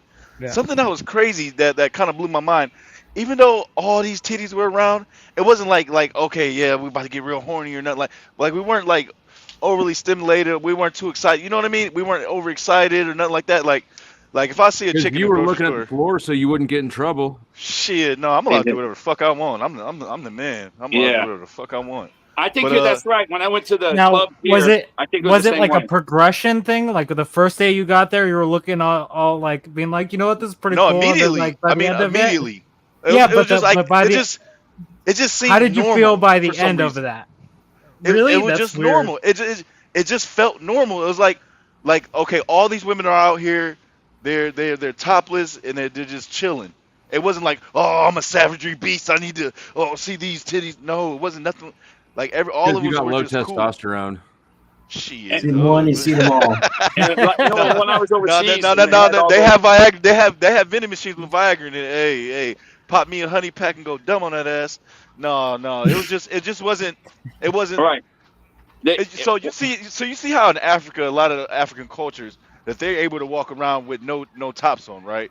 The men aren't going fucking crazy and savage. It kind of felt like that kind of deal. Like the 10 years I was overseas like that, and you go to the beaches, almost all beaches over in Europe, They're top. No one even thinks nothing about it. That's It's what I'm not saying. like That's exactly what I'm saying. they Exactly don't. what I'm It's saying. not even a thing. But That's you get exactly in America and you show a nipple, they all freak out. I mean, Yeah. and I was over there when that happened. I was over there in 80 when Janis Jackson showed her boobie, and England made so much fun of us. They couldn't believe it. You know? You're making such a fuss about it. Oh yeah, they said you fucking Americans. I said your morals are backwards. You'll show rape and burn victims. You know, being it's their Tavistock Institute that did it to us. They're not wrong. Right. We're violent and they're sex ridden or whatever. Riddle. Yeah, we're a violent society. And what the point was is that night after the Super Bowl, and that happened, you had a season premiere or the second part of the season of SUV or one of those CSI criminals, right?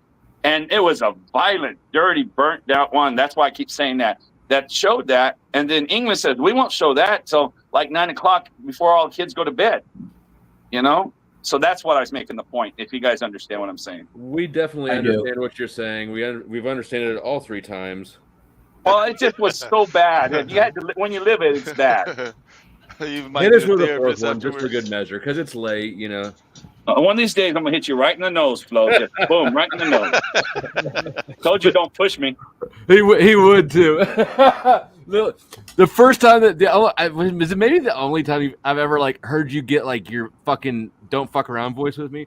What was it? I was questioning. I was throwing shade at a claim he made about an old cartoon. Wally Gator. Yeah, he's like Wally Gator was a really famous cartoon. I was like, I've never heard of it. Must not have been that famous. He was like, don't fuck around with me. I said, don't push me. Yeah. One thing that I've learned since being on these panels, because I actually come to these places to learn and live vicariously through other people. And one thing that I've heard about Europe, Germany type deal is they have brothels where, you know what I'm saying, legal prostitution. And I've learned a lot from that shit right there. Separates the hoes who's really a housewife and separates the hoes. Like that shit's deep to me. You know what I mean? I don't know if you could speak on the brothels over there. Oh yeah, what got me on that is even in the Middle East, in the Muslim countries, it's legal. They have brothels, but you can't do anything. You know, that you can go there and they have them. I couldn't believe that. It blew me away. So yeah, they have them all over there. They're called barns, aren't they, in the Muslim countries? No, kahani, a kahani or something. Hayani. It has a weird name to or it. whoever that was.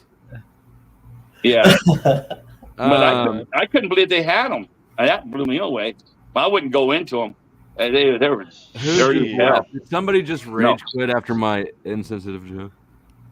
No, I think we're still all here. Okay. No, I think it was 6. Oh, you know what happened? I just took the comment off screen and I'm retarded. And your brain registered. When it shifted down, I caught the motion without even. Yeah. Yeah, I looked up Uncle Manson in the store. I go, what the hell? Store's open at 3 a.m. But you're probably East Coast. No, I'm working. I'm a CDL driver. I drop off groceries to the grocery store. Oh, okay. Has any of the hurricane affected any of the supplies?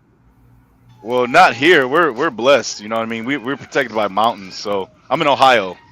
I'm saying did they cut off the supplies, getting supplies to you? So far, not right now. Shit. Oh, what about the right now? Strike? Oh man, they're about to get paid, but that's throughout the years. I think that's over the next 6 years. What part are you in Cincinnati or? Akron, Cleveland. Oh, Cleveland. Okay. Because you're I've been from to Cincinnati once. It was a wild time. Is it Angry Snowman that's from Lima, or is that you? Oh, I'm from Kansas City. Okay, no, that's Angry Snowman then. He's from Lima. So, so the strike is over? Supposedly, supposedly I'm not a dock worker, but supposedly they're working on that contract. You know, union. God bless unions, but you know, depending on who you're asking. But anyway, right. No, they're what about to. It's like with another layer of bureaucracy between individuals and. Oh, Flo, I made up a joke. Oh God. What's the difference between Donald Trump and? Yeah. What's the difference between Donald Trump and Kamala Harris? Donald Trump and Kamala Harris. It's not. I want to say the penis, but it's not that. So what? The dot on their head. That was good. It's good. Okay, that's good. That's good. It's insensitive in two ways. Yeah. I don't get it. Because she's Indian and he's got sniper, guns pointed at him. Oh, okay. Oh, okay. The dot on the head. I get it now. All right, that's better than I expected. It's 768. But bring us back on track. Did you have more red pill things? I was going to say, I think that one of the benefits, that an actual benefit that came out of it, or it has come out of it, or whatever, is that men are actually going to have to be forced to consider, well, maybe not forced, but they have to consider the emotional well-being of their woman. No, the fuck they don't. What are you talking about? They're being trained. If you don't manage your emotions, what? They're being trained to entirely bypass it. It's actually it's the opposite, because they're not interacting with women to figure out women. They're going to a group of dudes who generally, it's entirely the bypass of. Well, I'm saying someone that actually, gains the information about female nature of the red pill, that they will actually consider the emotional well-being of their woman at this point. Because you didn't otherwise, know that women's emotions mattered before the red pill? Get out of here. Nobody. No, I didn't consider. You didn't know that women were emotional, that people are emotional? And they say I'm psychopathic, bro. You not even on the spectrum anymore. Uncle Man's right, saying it was for money. Secondary thought. It wasn't. It was maybe it was a secondary thought. It may not have even been a secondary thought. It might have been lower down the totem pole. But I was always worried about myself. That's just because you're selfish. That's not because, surely you understood that people have emotions, right? Yeah. And I wanted to make her happy and stuff, but during my marriage, it doesn't do anything to promote valuing her. Well, but now that you have to tend to her emotions in order to keep the relationship. You learned that through this group? I mean, I don't believe, there must be a breakdown in communication, because I don't believe that you're as socially inept as you're presenting yourself. I think what I'm saying is that since the red pill, I understand that if I want to keep a woman around, that I need to make sure that she's satisfied emotionally as well as in other ways, right? Yeah, that's every interpersonal dynamic at all, though, right? Yeah, that's like friendships and everything else as well. Yeah, you're basically saying you didn't know that you couldn't be miserable until red pill told you, and I don't believe that. No, I mean, to that extent, no, I think you're right. But it wasn't at the forefront of my mind at all. It wasn't a consideration, and it's probably you were selfish until they told you that you can't be selfish or she won't stick around. I don't. You know what I've learned through life? If you go and talk to a guy about your problems with your wife and stuff like this, next thing you know, that guy's coming in there behind your back and telling about her and knows your problems. And you're gone. You got to deal with it on your own. You don't need someone telling you how to handle your woman. That's my opinion. And I mean, I think that the entire approach of first of all, the people who go to manosphere content to try to answer their questions about women, they're not actually solving any problems. They're exacerbating their issue by avoiding dealing with women, which is what you really need to do to figure them out. So that it's worse for the consumer. And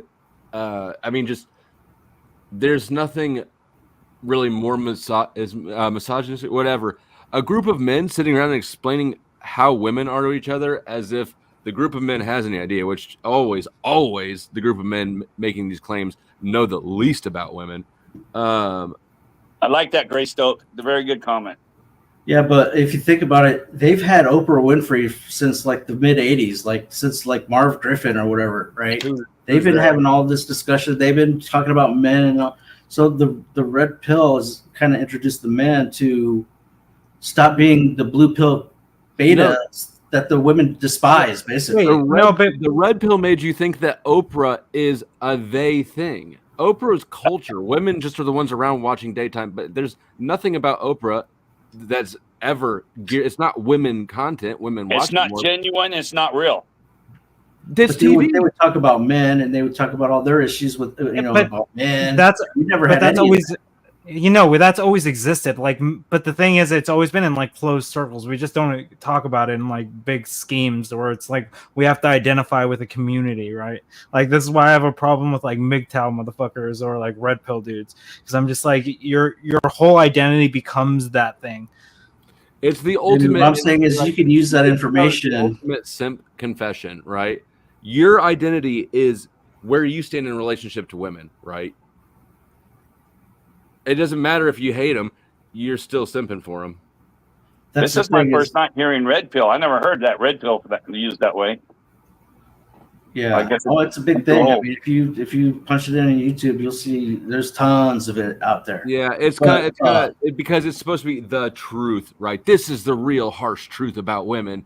Is they only want tall dudes with big dicks, so it's not your fault that you don't have a woman. It's her fault. It's society's fault because that's the truth. That's what they're selling is cope. But the other thing is, though, until you are introduced to that information, which I think you could use to your benefit, you are basically a blue pill matrix beta male that the women actually just don't like. Again, that's so stupid. That's the dumbest thing I've ever heard. You don't know women then. So okay, wait. So Harmon, do you think this statement is true? Happy wife, happy life. Is that true? No, it means she better be happy. No, you're there to make her happy. If she's happy, hit the road. That's the thing. You're sold a bill of goods in the media and everywhere else that happy wife, happy life, and you get sucked into that and you become the nice guy. And she's out the door. Here's the reality: if you live with a woman who hates, if you live with anybody who hates you and is unhappy with you, you're not going to be happy. Full stop. That doesn't mean that a happy wife makes a happy life, but the opposite is going to hold much more true. So that even that paradigm you just set up is not saying this intentionally, but is dishonest and bullshit. You know what the thing is about a woman? If a woman loves you, it don't matter. It don't matter one bit. If a woman decides she's not going to love you, she breaks up with you while you're with you. And then that's why she don't go and cry when she leaves you, because she's already moved on while she breaks up with you while you're living together. Then what you just described is not at all. There's no part of that story that is woman specific. That's just people. The person who has to break up has made the decision. That's fine for them, right? But women they'll plan ahead where they have someone usually to go to. They won't break up. Now, men can break up. Don't get me wrong. But the women who break up, they have a stepping stone to somewhere else, unless there's violence and stuff. But you'd be retarded not to. Yeah, I know. I love it that they do that. They're smart. You know, you love it. I love it that they can do that. They have the power to do that. Yeah, Harmon is the least simpish on this, or the least blue. Yeah, Harmon does fine with women. He got kicked out of Mormonism for being too good with women or something. Yeah, all it takes is a boat. No, I'm just kidding. I said all it takes is a party boat. Yeah, my boat and going to the bar and making them. I tell them when I took my women to the bar, Flo like this when I did. I said, I ain't paying for no drinks tonight. I said, you better go earn your drinks up there at the bar. And she every night, I never paid for one drink. She get them from there. 'Cause I don't drink. So that's the part of it too. And I don't mind her drinking, but she's going to have the guys at the bar buy her drinks. The bartender or whatever she does. When my ex-wife and I were dating when we were in college, it's kind of expensive to drink every night out in college. But so we were dating, and I was a douchebag back then. But I'd have her get drinks all night from dudes, and then at the end of the night before we'd leave, I would go and thank the guy that had bought her most of the drinks. That's a dick. I know. You would thank the dude. Like, we've all done the drink thing, but to thank the dude, that was the best part for me. Yeah, that's just because your ego was making sure they knew she did it because I let her. Whatever. I you said you were a douche. You were right. Right. Yeah. No. I enjoyed it because there would be a time gap, right? Because I would thank them and then I'd leave before they had time to right because it takes a minute to process why you're being thanked. And I just enjoy. I don't know. I'm just a douche. Hey, respect for that. It's in your nature, as you're saying. I've had to learn the slow and hard and maybe obvious way to be less of a. Oh my god, I've got a clip for this. I like money a lot. I am not a nice person. I strive every minute of the day to be nice, and I fail miserably at it. Me and Grid 1. Well, I'm gonna take off. It's late and it's in the morning for you guys over there. So, I guess Cynthia and all those people must be on someone else's panel tonight. Cynthia was I know because I had a wedding earlier, and she, yeah, I don't know. It's probably I think that the hour's off for Cynthia. I don't know wherever. I can't believe this is maybe the first time I've ever not had a woman on panel. I appreciate Paul coming up, but I gotta say that this is probably his fault. I was gonna say, what happened to that? The princess. You used to call her the princess or something like that. The one that used to walk so much. What was her name? It was on here all the time. Barbie. Yeah, Barbie. What happened to her? She just real life shit for a while. I mean, nobody's talked to her for a minute. I know people were trying to get a hold of her since the flooding and shit, and I don't know if Sasquatch has been able to or not. I haven't talked to him in a couple days. But she just sort of disengaged. I don't think anything specific happened. So much as Oh, her psycho stuff on this channel. She made the panels a lot of nights. Yeah, yeah, she's great, and she needs to come back. I've had several people comment that they miss her, and I agree. She was a great addition. That little evil laugh she has, that used to have on her. There's a clip. That laugh.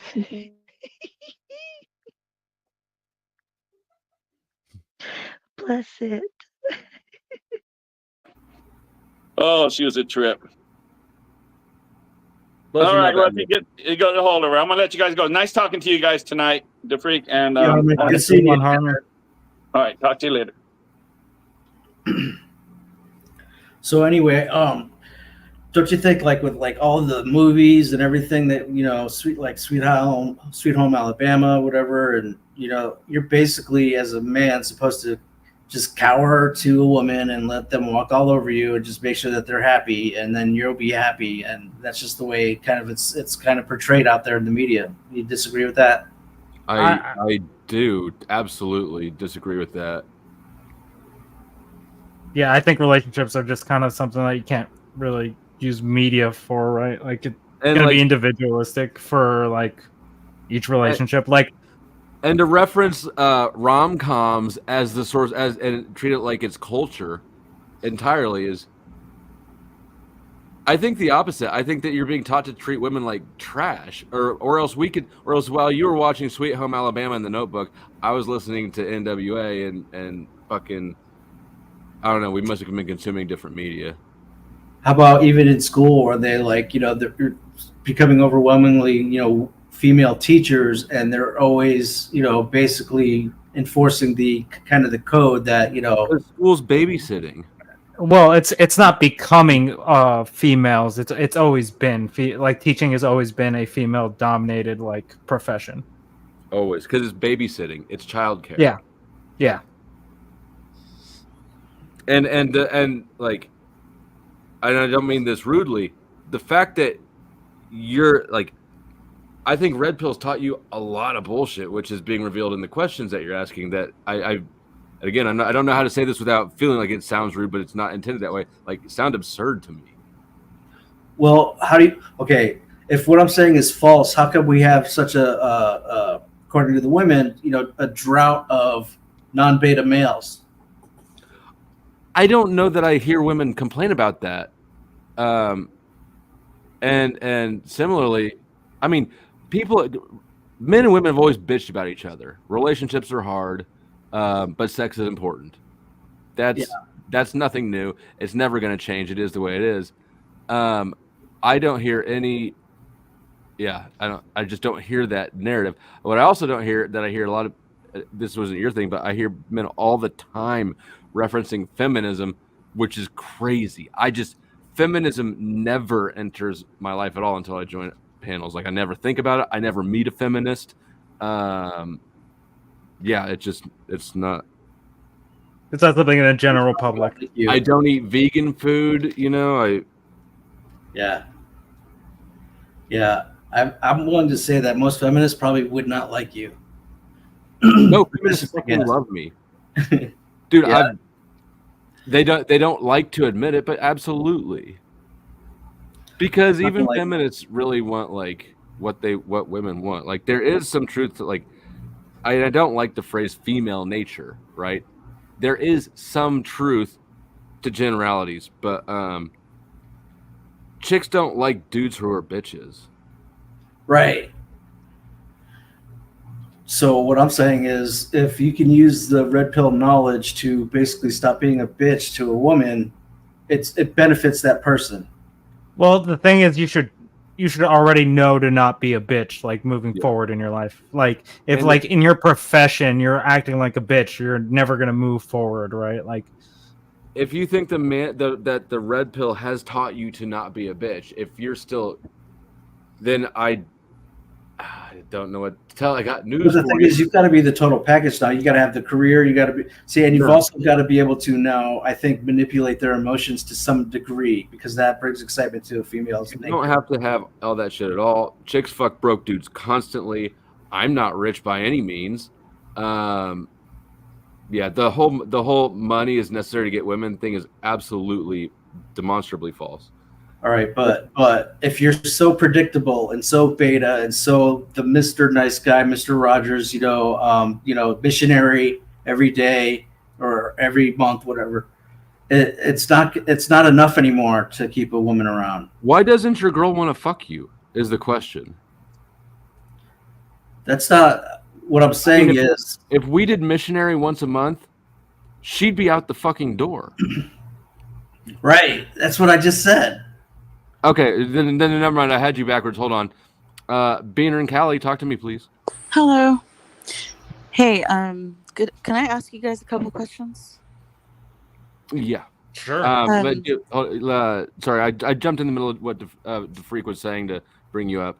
Okay, well, if you guys are done That's right. talking, or I'll wait. Go ahead, please. Have you guys ever experienced something where there was like a mental block of like maybe you were learning something, how to do something new, and you sucked at it, but you had to talk to yourself and like convince yourself, or how would you say where you had to encourage yourself, or someone encouraged you that you could overcome and you can do it, and then you did it? Okay, I mean, I understand what you're talking about, just support and encouragement, right? Like, have you ever had something like really difficult in your life where you're like, oh no, I don't know how I'm gonna like either survive the situation or overcome the situation or learn this new maybe you had to learn times tables or a new job, and it seemed like impossible. You like thought you might not do it, but you had to convince yourself you could do it. Yeah, I think so, yeah. Or I just did it because like literally that's the only option, right? Yeah, but what you just said, you said it's the only option, but some guys and some women, they'll go ahead and take like a mental health diagnosis and use that as a crutch, right? Mm-hmm. Do you believe like that some people can overcome like being diagnosed as supposedly bipolar? Like, do you think that some of these diseases we can overcome them and reprogram ourselves to think differently and overcome? Because a lot of times. Sorry, go ahead. I think for me it'd be like depending on like the disease, right? Like I don't know if it's responsible to let a schizophrenic be like, yeah, let me just like work through this, right? Like we don't have any idea what causes schizophrenia, so we don't know if it's curable or not. Yeah, that's what I'm saying. Like for some things I would be like, yeah, I think like depression is something that we can work our way through, right? That's not bipolar would be one of the weird ones because it just depends on the level of bipolar that I would be like, you could work through it, or it's just going to be like super detrimental to the person. Right. And no matter what the diagnosis is that if we have any will or, ability to think freely apart from the illness, it might be possible to try to reprogram and train ourselves to do better and be better. Like, instead of like some people who get depressed because they see, oh, I don't have any friends, I'm not on Facebook, and then they get more depressed. Like I It heard enables them to somebody, not take action that's needed. yeah, I can't remember where I heard something earlier that a man said, when I feel ugly, I hit the gym. And then some other guys just sit there and get fatter and let themselves become worse.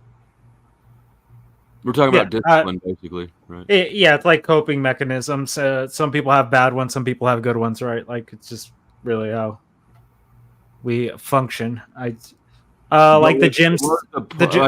Was that building to a point? I don't know. I was just. You guys kind of got me thinking, because I met somebody on YouTube that was saying, oh, I have bipolar disorder, whatever.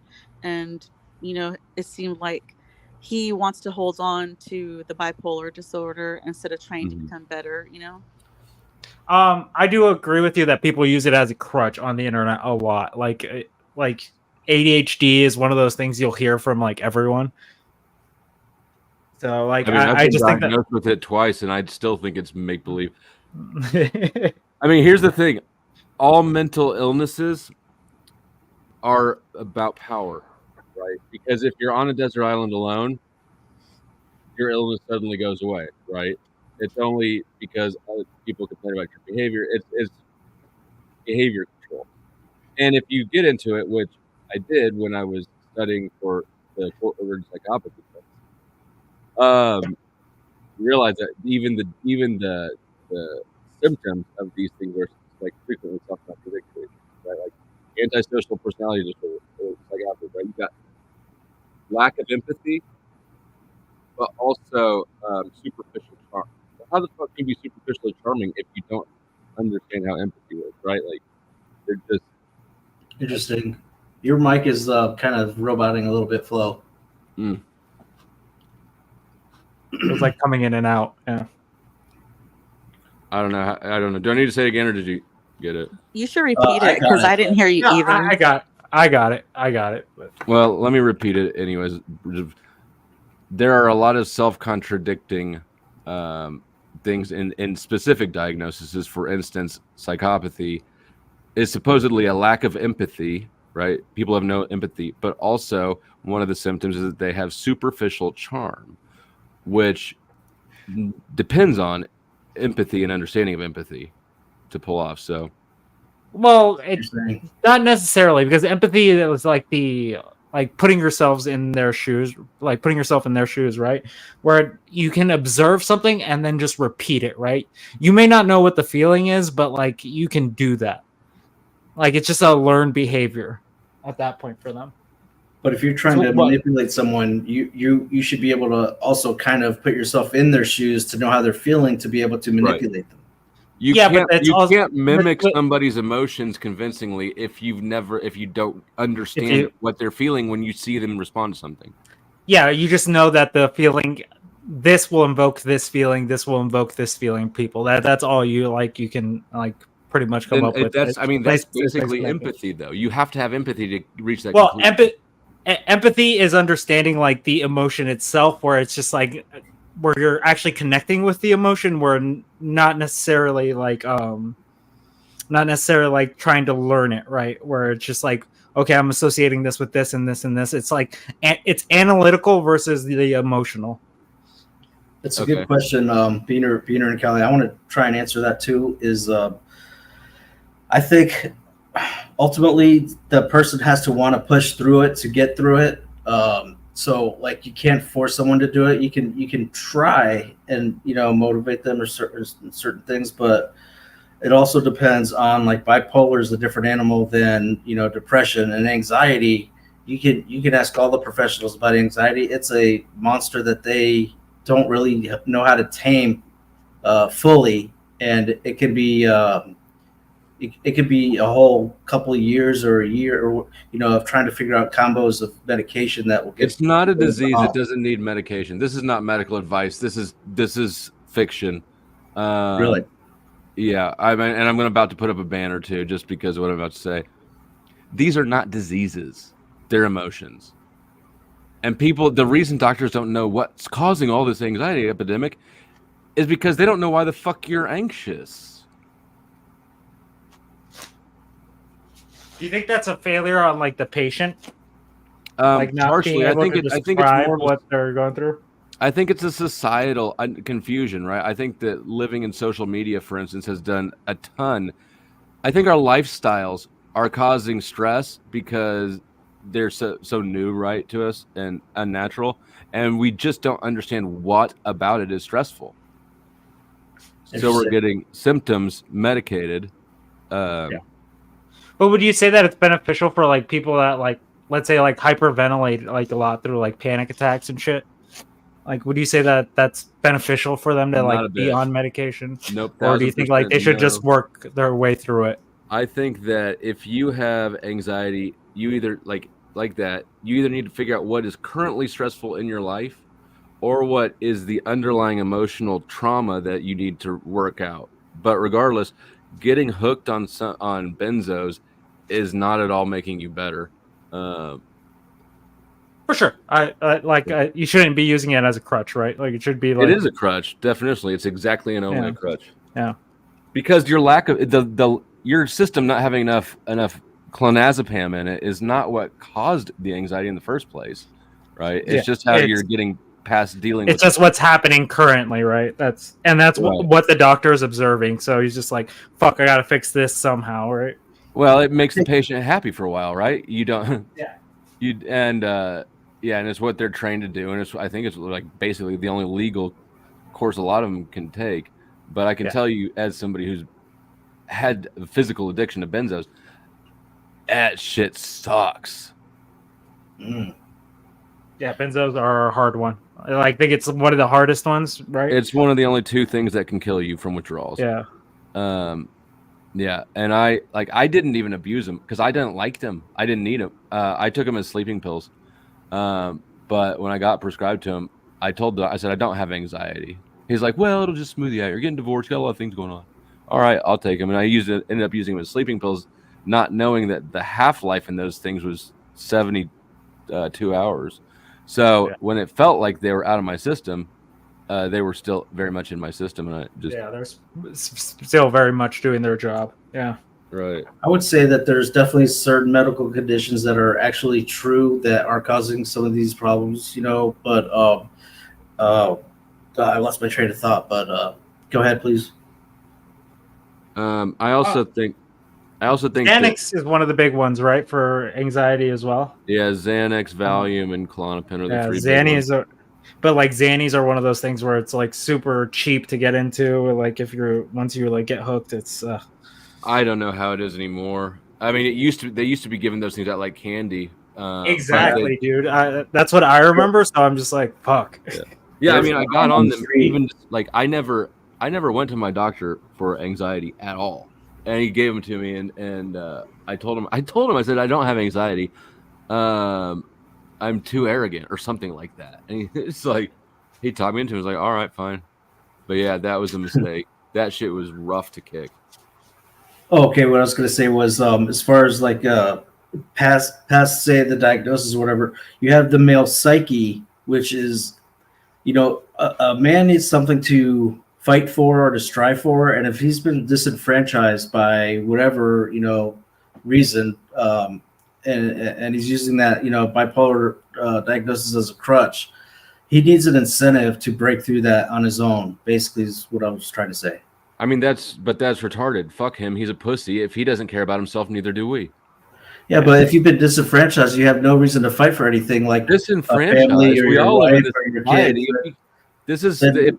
If he can't compete, if he can't cope, this is why he's gonna fade out. This is why he's not a viable male. This is why he's not attractive to women. That's why he's not being fought for. Because he's literally, and I'm not saying this to be insulting towards the hypothetical dude, just literally by definition, he is a loser. Yeah, but like the old saying goes, we all got shit going on, right? Doesn't mean we all have to fucking cry. We've all got problems, right? Exactly. Right. But if you give him a reason to fight for something else, then you can break through the male psyche, Well, and he could break through that. That's the thing. Own, I don't think you can give someone that. I think people need to actually find that on their own. I don't think you can hand that to someone. Like, I can tell you to do something, right? But it doesn't necessarily mean it's going to mean anything to you. I think people have just like, I think a lot of those like ideas come from people that are looking for an easy way out. It's for selfish like, and childish. Why is that disenfranchised man owed anything by anybody? All right. I'll give you an example. So, like the guys that went to World War II back in the day, they actually wanted to survive and live because they had the good women to come back home to. Whereas if they were to go and do that crap now, they probably would have stayed in Europe, or they would have just said, "Shoot me." I mean, I just think that that's such a broad, like fairy tale. Like, I don't know why you think that, or why you even think that such a universal claim about such a massive group of people, too massive group, could ever be possibly true. Well, because I'm just trying to show the difference in motive. And what I'm saying is that you watch movies. You've seen a lot of movies from like World War II and shit. Motherfuckers had pictures of chicks that strapped to their helmets or inside their helmets, so they couldn't wait to get home. Blah blah blah blah. And it's fucking movies, dude. It's not real. Well, it was some of it's real. I mean, you don't. Not all women respect their men these days. Not all men deserve respect. A lot of them don't. But that's been true throughout time. Like that's the point. Like, yeah, like that's it's not. Like, it's like the mass. Like it seems to. It's not all women, but it just feels like it. You know. Here's like here's one of the issues that I'll openly say about the internet, that it has allowed people to hyperfixate on a problem, right? Where they see one instance of something and they attribute it as a generality. Agreed. And also, fuck, I forgot what I was gonna say. This is what all the things that you just brought up the last few minutes are literally examples of men being losers and not wanting to take responsibility for their own situation, being losers. But if these men don't give a fuck about their situation enough to improve themselves, if they want to lay around and blame everybody else for why they're losers, that's exactly why they're not worth anybody else investing in, because they're not going to invest in themselves even. Okay, they've made the first move. Unless they find a reason. That's all I'm saying is if they find a reason to pursue betterness, then they'll do it. I mean, what about self-interest? Like, don't you, when your life is shit, don't you want to do something to make it not so miserable?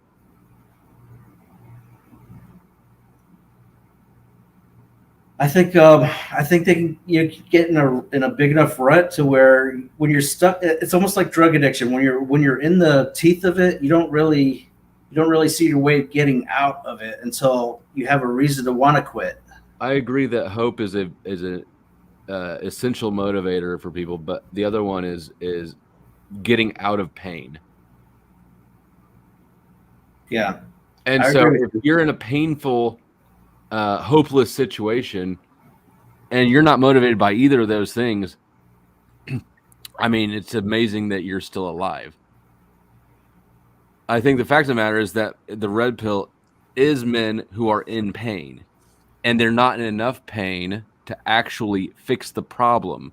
They're in enough pain that it's soothed by finding other men in the same pain on the internet who will tell them it's not their fault, but they know it is. I think it leads to a fundamental problem where it's since you're defining yourself by this woman, if this woman ever leaves you, it's just gonna like reinforce everything that you have, right? Like it's just gonna shove you even further down. So I don't think like motivation should come from like seeking out a partner. Exercise, I think. Sorry to comment. Flow State, you said some type of drug makes people happy. Exercise supposedly helps people to be happy. What do you think personally? Personally, think about exercise. 1000%. I think that physical activity and being outside is critical for people. That's the biggest benefit I've had out of basically my whole legal issues is that I'm not qualified to be a banker anymore because I'm a felon. But if I hadn't gone through all that bullshit, I don't know if I'd have had a long enough break from office life to realize how miserable it is. psychologically, right? Which I think is where, back to the other topic, where a lot of our mental health issues come from, but as our lifestyle. So yeah, being outside and being active, I think, is critical. Do you know that a lot of schools, like high schools and middle schools, they've actually eliminated their physical education department? Yeah, I hate that. I hate our school system, and I help my daughter skip as much of it as, I mean, way more than she's allowed to per the rules, but they don't really fuck around because she. Wait, is that true though? Because I've heard a lot of people say that, and like I hear a lot of instances on the opposite side where it's just like, I didn't pass high school because I couldn't get through PE. Well, from younger generations, it's don't have like outside recess or anything anymore. Like my daughter, okay, like recess makes sense, but PE is just something that like has always been mandatory. I think that probably that's just they're using the wrong word to describe the thing. The kids don't go outside during the school day, which I have an issue with. But yeah, like my daughter's school still has gym class. Actually, it was her worst grade because she's an asshole and she got in a fight with the teacher about what shoes she would wear. Base. Yeah. But yeah, physical education is something that I think is like one of the important. I think it should be mandatory. So like, I don't think that would ever go away. But if like recess and stuff, yeah, I haven't really read into that subject particularly. I just hear people saying that PE has disappeared or like shop and other classes, and it's just like, okay, let me look at the reasons behind this. I mean, school quality in general. My daughter had me. Every now and then they send home assignments that you're supposed to do with your family. And my daughter brought me one and then learned from that she just needs to fake my participation in anything else because I was irate at like not that they were teaching them immoral stuff, just that what they were teaching them was just wrong, right? It was just fundamentally stupid and wrong. And I ended up writing like a 3-page fucking response to this thing to the teacher and sending it in with her. And how'd that go? She ended up getting an A. When the teacher returned the assignment, she had gotten an A. There was no comments at all. I never heard a damn thing from the school.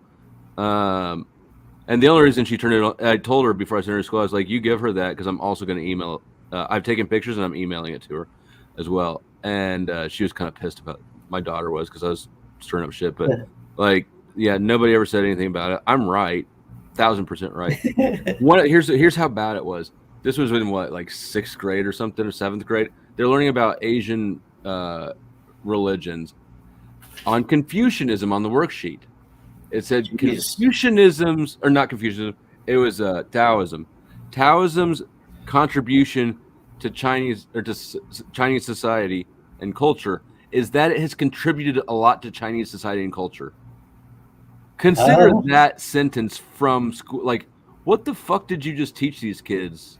That was like the most common sense sentence I've ever heard. It conveyed zero information. Yeah, dude. It's just Kamalaism. Yeah, I was irate about it. That's like teaching someone water is wet. Like, Rat Blood, who's this comment at? Is this at me? Or is this I see, it's probably at you, DeFreak. It's from yeah. Oh, okay. Yeah, I was wondering that too. I thought he was talking to you, but yeah, man.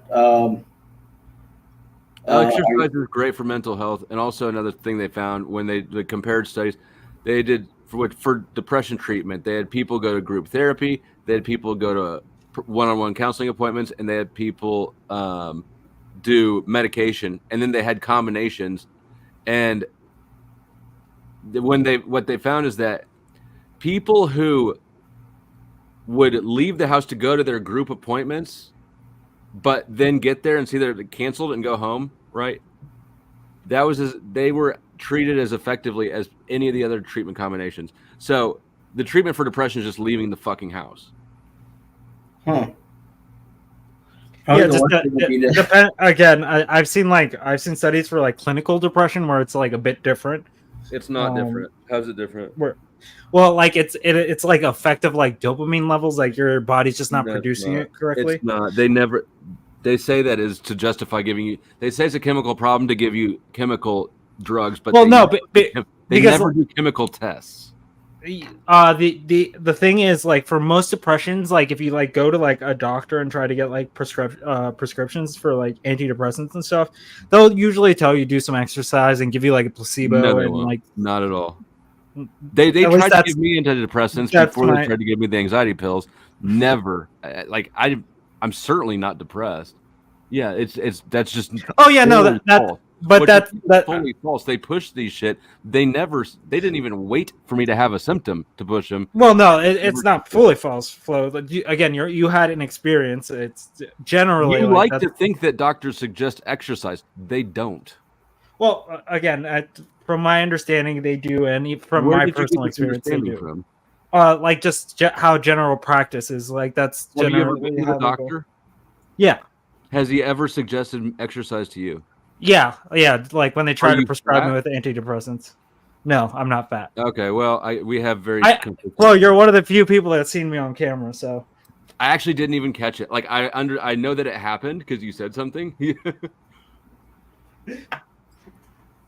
But that's what I'm saying. It's just I think that the thing is, like, we do some bad doctors do things, and we're attributing that to a lot of the doctors.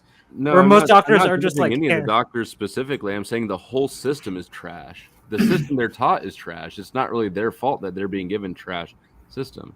Yeah, but again, the doctor is like your mechanic, right? He's just gonna fix the car at the current rate that it's at.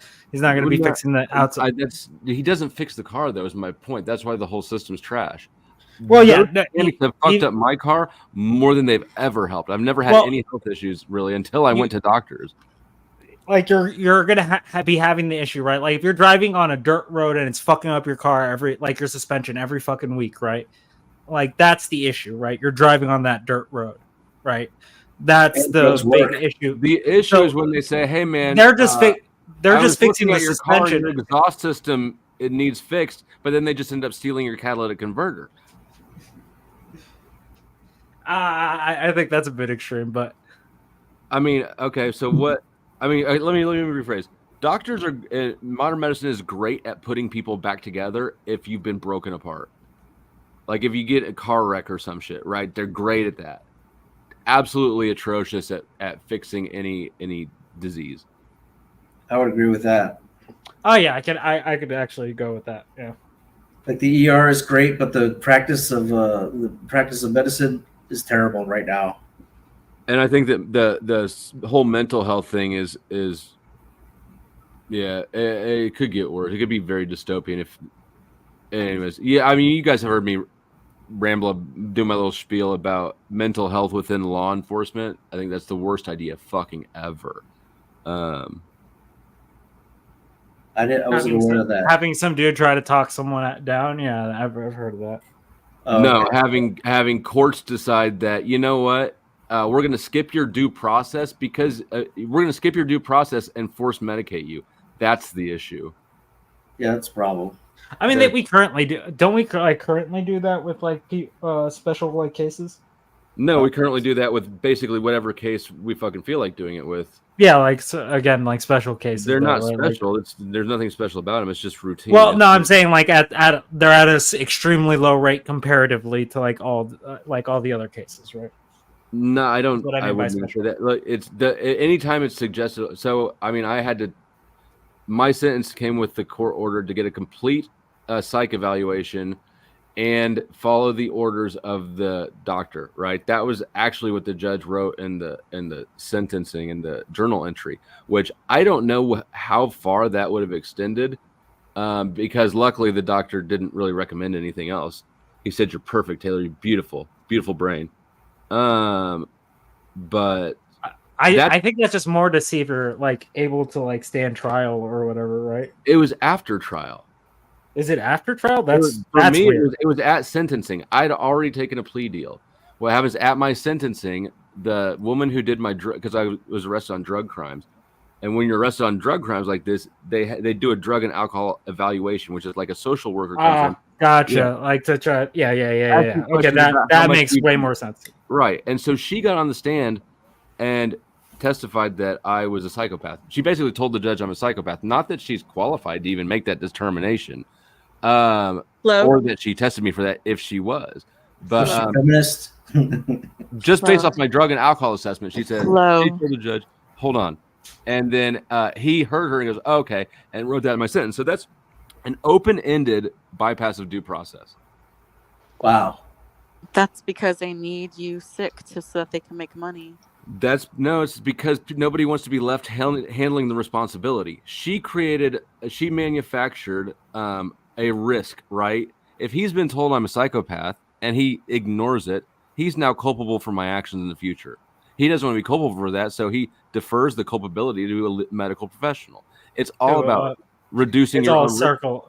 Yeah, Right. it's reducing liability to yourself. Yeah. Right. But in the process, what it does is it completely guts due process, and it violates all sorts of human rights if you consider what that could turn into. I don't know, but if you, this Another way to keep guns out of your hand too.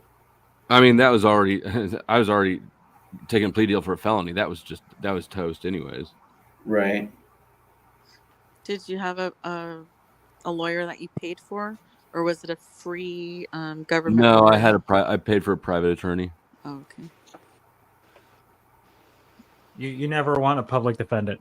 Yeah, You I can't never want remember one what of they're those. called.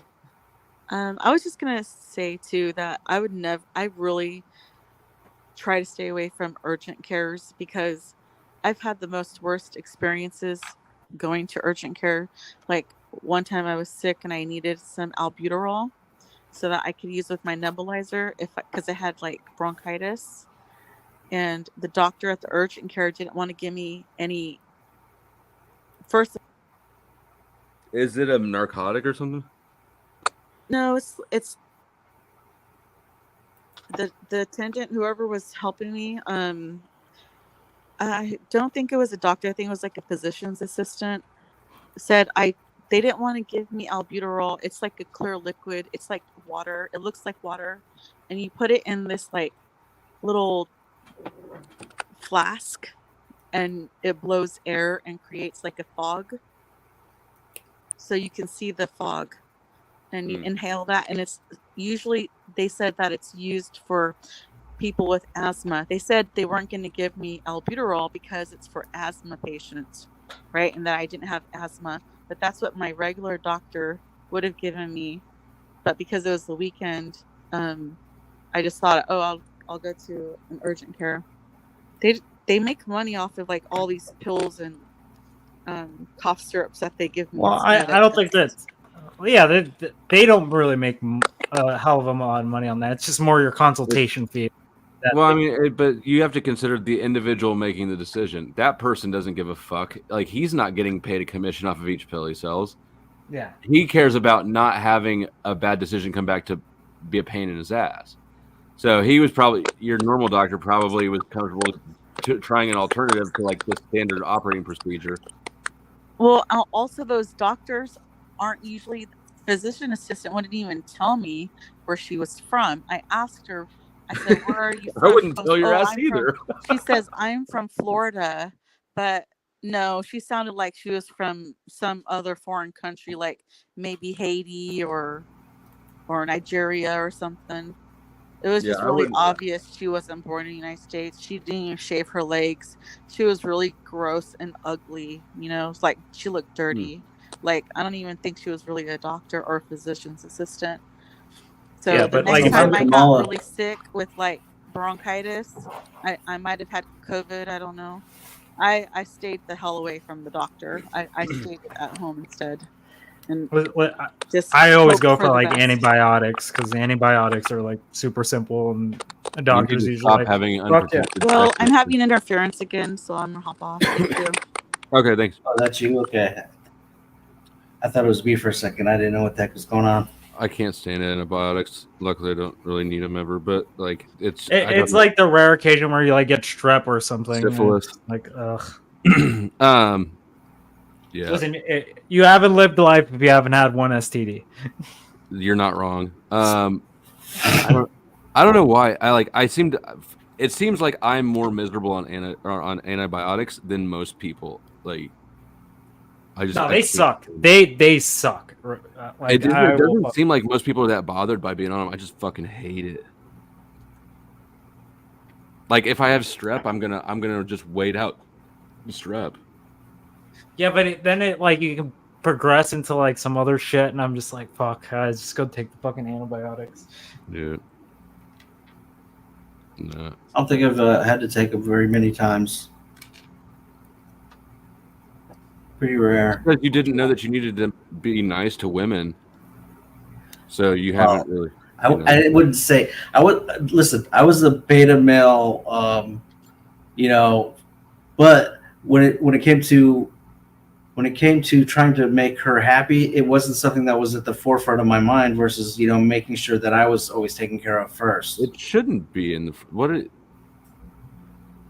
you need to live your life, and the right woman will find you. Guys will find each other, and she'll join.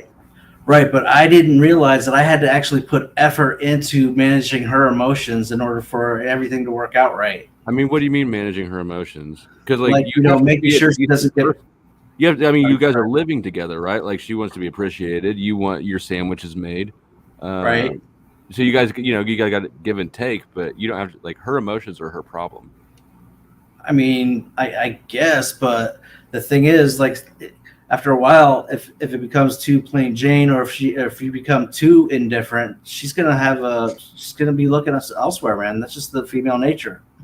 Well, it's just like figuring out who your partner is. Like if that's something that they need and you don't want to do that, then you probably shouldn't be in the relationship with that person. Like, you're gonna have to search for a relationship that works for you. It's not like a one size fits all situation. It sounds like you just wanted a maid or something. It probably does sound like that, but it basically, aside from sex and just trying to make her happy in the beta male kind of nice guy way, I didn't know how to make sure that she was not completely satisfied. I mean, but what are you getting out of the relationship besides sex? Or maybe not even that. What was in it for you? What was it? I mean, at the time it was she was my wife or whatever. And did you enjoy being around her and shit? Because I think that I didn't know that I had to manage her emotion other than just having sex and being the nice guy beta male that every movie or every piece of media that you ever watch or are encouraged to be happy wife, happy life do, because they need more than that. They need some excitement. They need a little bit of manipulation. They need some other things that I didn't realize.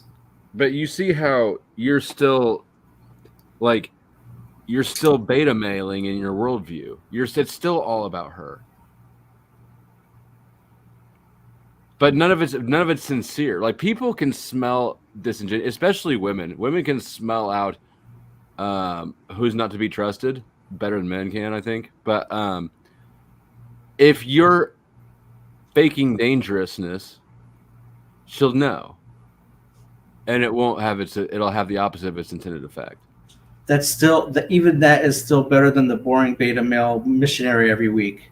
Fuck that. No, I mean, if you're a boring beta male, I mean, first of all, so let's get this straight. Nice guys, I'm doing air quotes. Nice guys, right? These guys are liars, because nobody is that selfless that they want to be the nice guy, right? It's a lie. And that's when you really encounter problems. If you're legit and honestly about being boring as fuck, and you own it confidently, and you're honest and not lying about it, then there's chicks that are into that. It's really the confidence thing, I think, more than anything. Yeah. Right. It's that, but then also actually having the awareness that you actually have to worry about that. I didn't even have that. You need to stop worrying about it. If this is who you are, if you know that you're boring and you like being boring, then you don't have to worry about it at all. That's just who you are. And listen, self-confidence plays well for almost anyone you meet.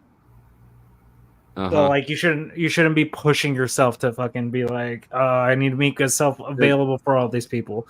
It's just like you just need to be confident in yourself. Be like, I'm gonna do what I'm gonna do because I want to do. That's what I do. That's what I was doing, but in the happy wife, happy life kind of way, where I mean, just going to a baby shower with your wife. How awful is that for a guy?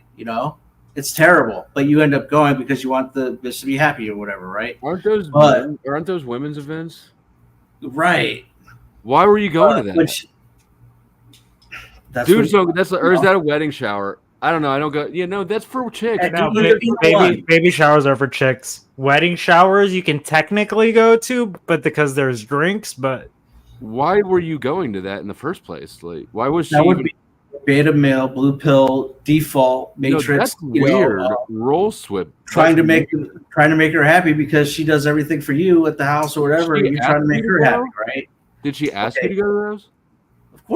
Of course they do. You're telling me that they? I've never been asked to. Nah, that's weird.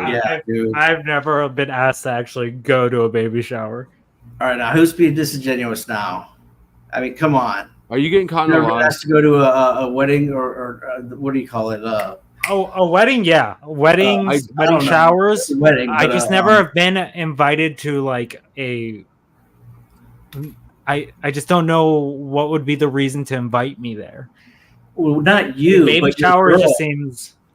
But yeah, like she can. She's been invited to hold her purse for you, for her. Like I don't. If you're already at that level, like I think that's the issue, that you're going places to hold someone's purse. You're letting someone stomp over you. Yeah, it sounds like she was basically trying to fit test you out of being a baby or being a yes man. Well, that's the thing. That's the thing. So, shit. Now I lost my train of thought. Damn it. It's okay. I'll talk some more. It'll come back to you. But I also, before I lose, I want to say that I think that boredom, like being a boring guy, being boring is almost always like, in reality, being scared. Nobody wants to be dull as fuck. Nobody. Or else they'd make boring ass movies. On purpose. It'd be a genre. Boring shit. But boredom is normally fear. Or not knowing. Like I said, I didn't because I went from school to college to mostly to working jobs and shit. If I hadn't had a few months to sit in jail and be out on bond, not working for somebody else, right? Being off of an imposed schedule and being miserable for most of the day every day, I don't know that I would have actually thought to break out of that experience. It's just what you're so ingrained in is, all right, every day I'm miserable for 2/3 of it, and that's what life is. Right, and that's the blue pill matrix that the beta corporate males are trapped into. Now you have to add, pleasing your significant other in a way that is not actually pleasing to her because you're just a walk all over man. You're just a dude that she can walk all over saying yes, yes, ma'am, yes, ma'am, and they don't like that. That's what I'm saying. Honestly, when I was more miserable working, some red pill knowledge to break out of that and actually keep your wife. Because I think when you're miserable, you just make people around you more miserable, right? Like that's just what happens. Like when I was working my older job, where like I hated it, it was just paperwork all the fucking time. I think in relationships I just made the people around me fucking miserable as well because I was miserable, right? It's not really like so like if you find some motivation, it's got to be through like some way in your life. Your relationship shouldn't be the reason you're doing something. That should just be like a byproduct that your relationship's doing well because of that. Okay, so you're working a job that you hate or whatever. You come home to your girl, your wife's significant other, whatever. You're going to want to be in good relationship with her, and therefore you're going to basically just do whatever. You're going to capitulate, right? Why are you working a job you hate? You're going to get bored with that. But no, the mindset is wrong, right? It's not like I hate my life at work, So now I'm gonna be miserable at home so that I'm not, so I don't. On both fronts, what you're not doing is addressing things head on for yourself. You're trying to cuck, basically. You're at a job you hate for some damn reason, even though it's your life. You should fix that. And you're with a woman who makes you miserable unless you behave out of sorts, which is another issue. You got to address both of those issues. Like that's. But you could do that. You could do that in autopilot, okay? And then it gets so mundane that they're not happy or whatever, and next thing you know, things are breaking apart or whatever, okay? I mean, if you're being you and she doesn't like that, then she doesn't like you, and they should break apart. Good, let that chick go. All right. I mean, I guess so. But what I'm saying is, if you have the red pill, at least some of the red pill knowledge, you can adjust, or you can actually pay attention to her emotions or the red flags or whatever to be able to prevent that.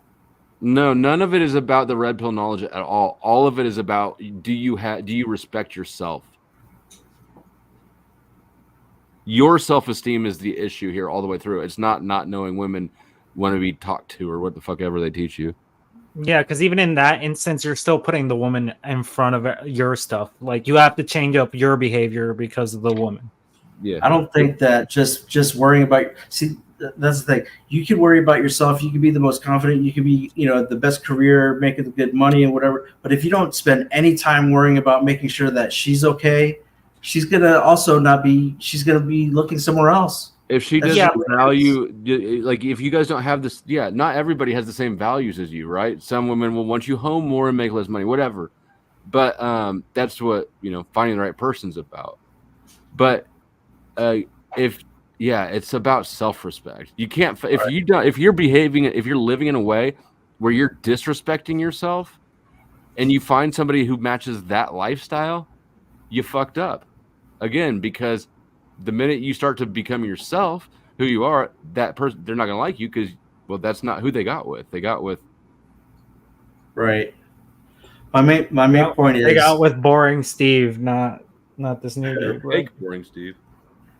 But the main point I was trying to make is with the red pill kind of coming to just kind of the public, awareness, is that it actually will make men consider their woman's emotional state and well-being so that they can prevent a lot of their leaving. They don't need to. That's not a better situation. Those women need to leave. Those relationships don't work. If you're in a relationship that does not respect you, then you don't want it to last. Right, but you can learn things from the red pill that would make them respect you. Like what? So far, all I've heard is more mindset that reinforces the how do I attend to her needs. Like, how about just being more masculine? How about not just capitulating everything? How about just not laying down? Or how about taking the lead in the household? Right. The reason that you're not doing those things in the first place is because you're not respecting yourself. She has nothing to do with the dynamic. Her is a symptom. She's a symptom of what is ultimately a valuing yourself issue. You could take her out of it entirely. Yeah, because in most cases, this is probably happening in all parts of your life, not just in your relationship. Right.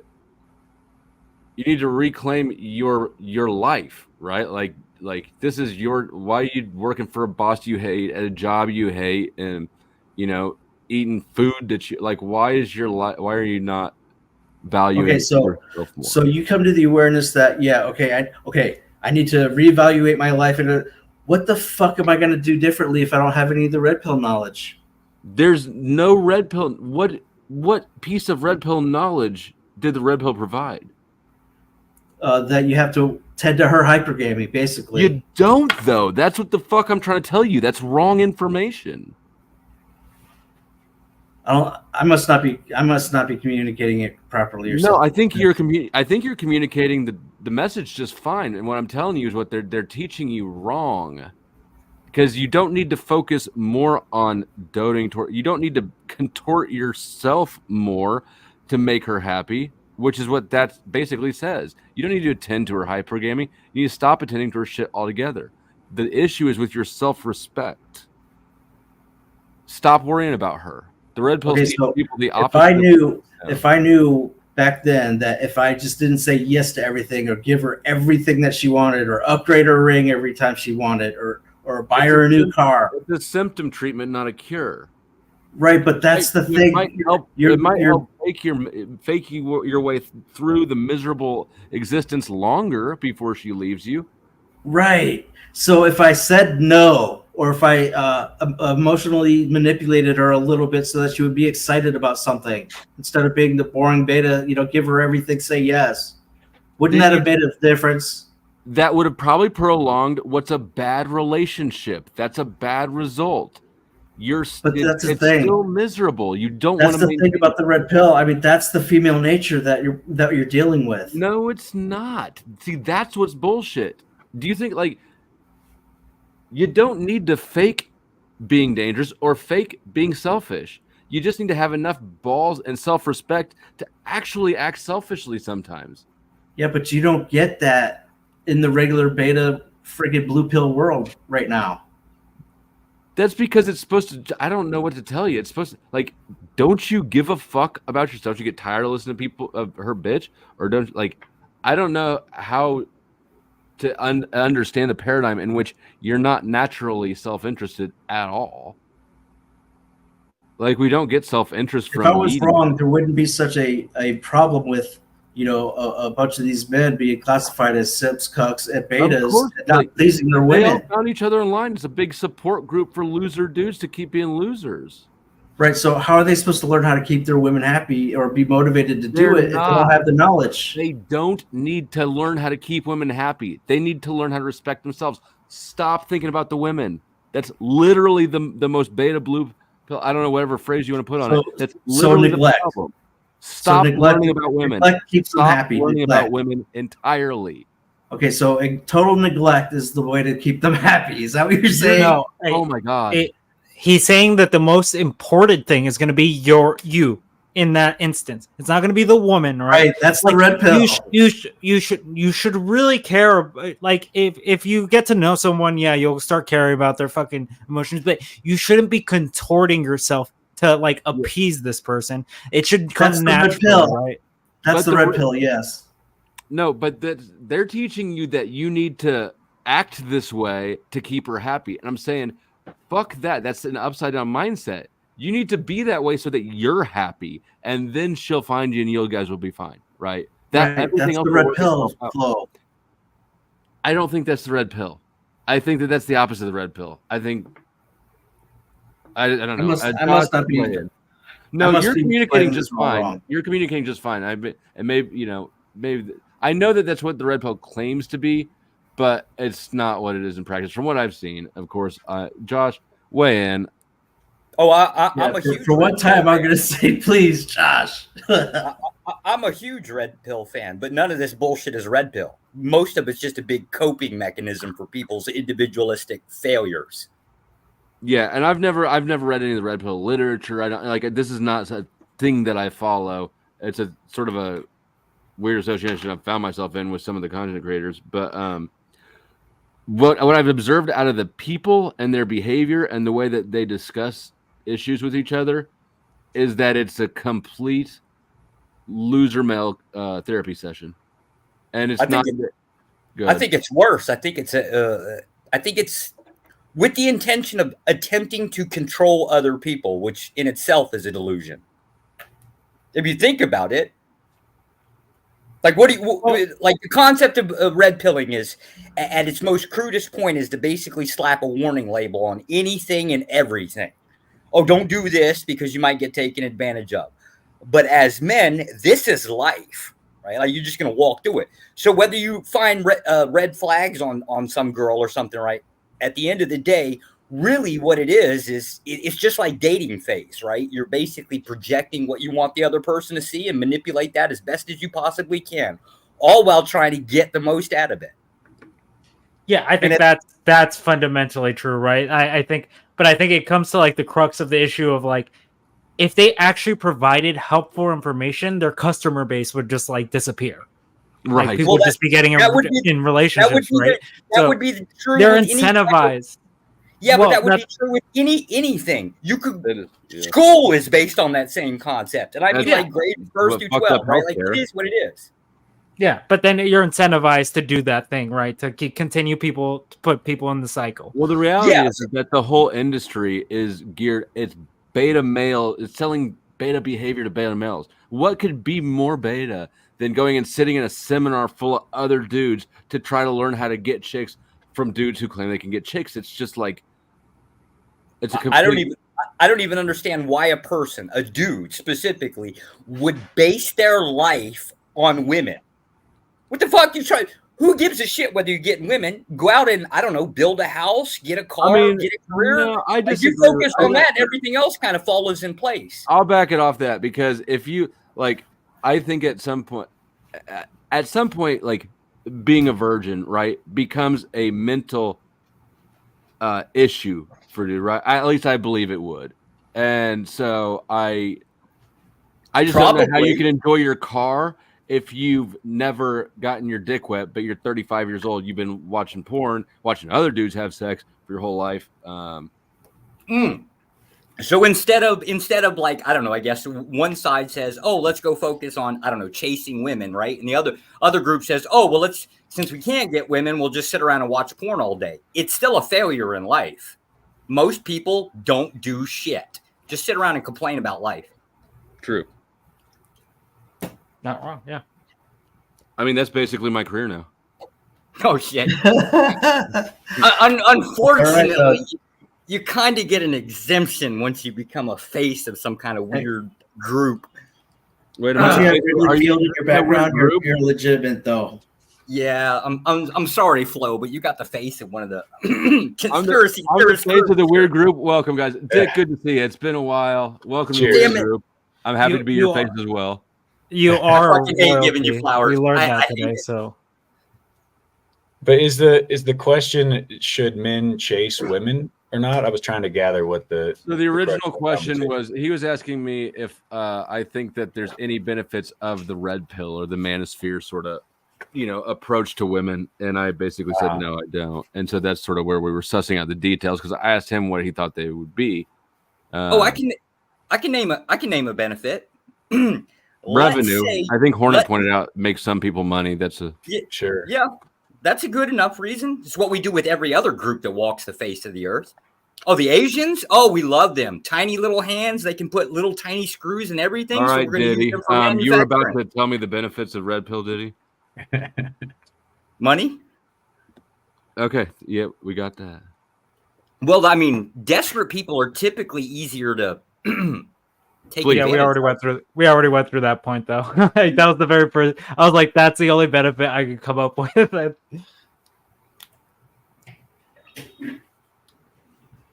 And they're also the best marketing, right? Like. So, Josh, would you say that some of these people are paying like thousands of dollars into courses to like meet women, and then they end up being in a room full of dudes? I would feel gypped. Damn. Any part of the red pill has kept your marriage relevant, or I don't know if that's the right word, but mine? No, Josh. Oh yeah, I've some of the knowledge that you have from the red pill I've learned phrases to use against my wife to piss her off to no end, right? All right. So it's made his relationship worse. What about Dick? You learn any manosphere shit? I didn't even hear that. I'm sure it was funny though. Isn't that the whole premise of the red pill? Is that it's teaching the man to not make his world woman centric and to be his own, source of inspiration, to not chase the woman, but to make her chase him at the level where he's performing at his best and he's creating the most options for himself. So in that sense, would there be a benefit? So it's an interesting paradigm. Well, yeah, it's an interesting paradigm because that's what they say on like the surface, right? But then you start listening to them talk, and it's just like, this sounds very woman-centric, like lifestyle. Like you're just putting everything. So like, yes, they will stout that it's like putting the man first, right? But then they just end up talking about women for like 80 hours, and you're just like, what the fuck is going on? That definition is given, but then it's not when you actually demonstrated. have a marriage. But perhaps a certain individual was raised by a woman, and he never understood that nature of the woman, that, you know, because he was in his mama's spirit, and mama told him, oh, just coddle the woman, you know, make her comfortable, you know, ask her questions, find out what she needs.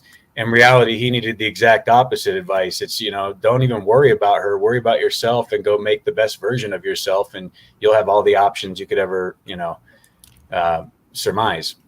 I mean, I think that point, though, that you just described is good advice, but that is not actually, even though the red pill will say that's what it is, when you start listening to these people, it's not at all what they are pushing. Yeah, fair enough. Yeah, because it ends up they bait you in with that, but then they really go right back into the same cycle loop. Well, I mean, it makes sense. The people who are seeking out information on how to resolve these issues, you're not going to have a big gathering of people who have this figured out. You know, you're gonna, and then the temptation for self-soothing is overwhelming.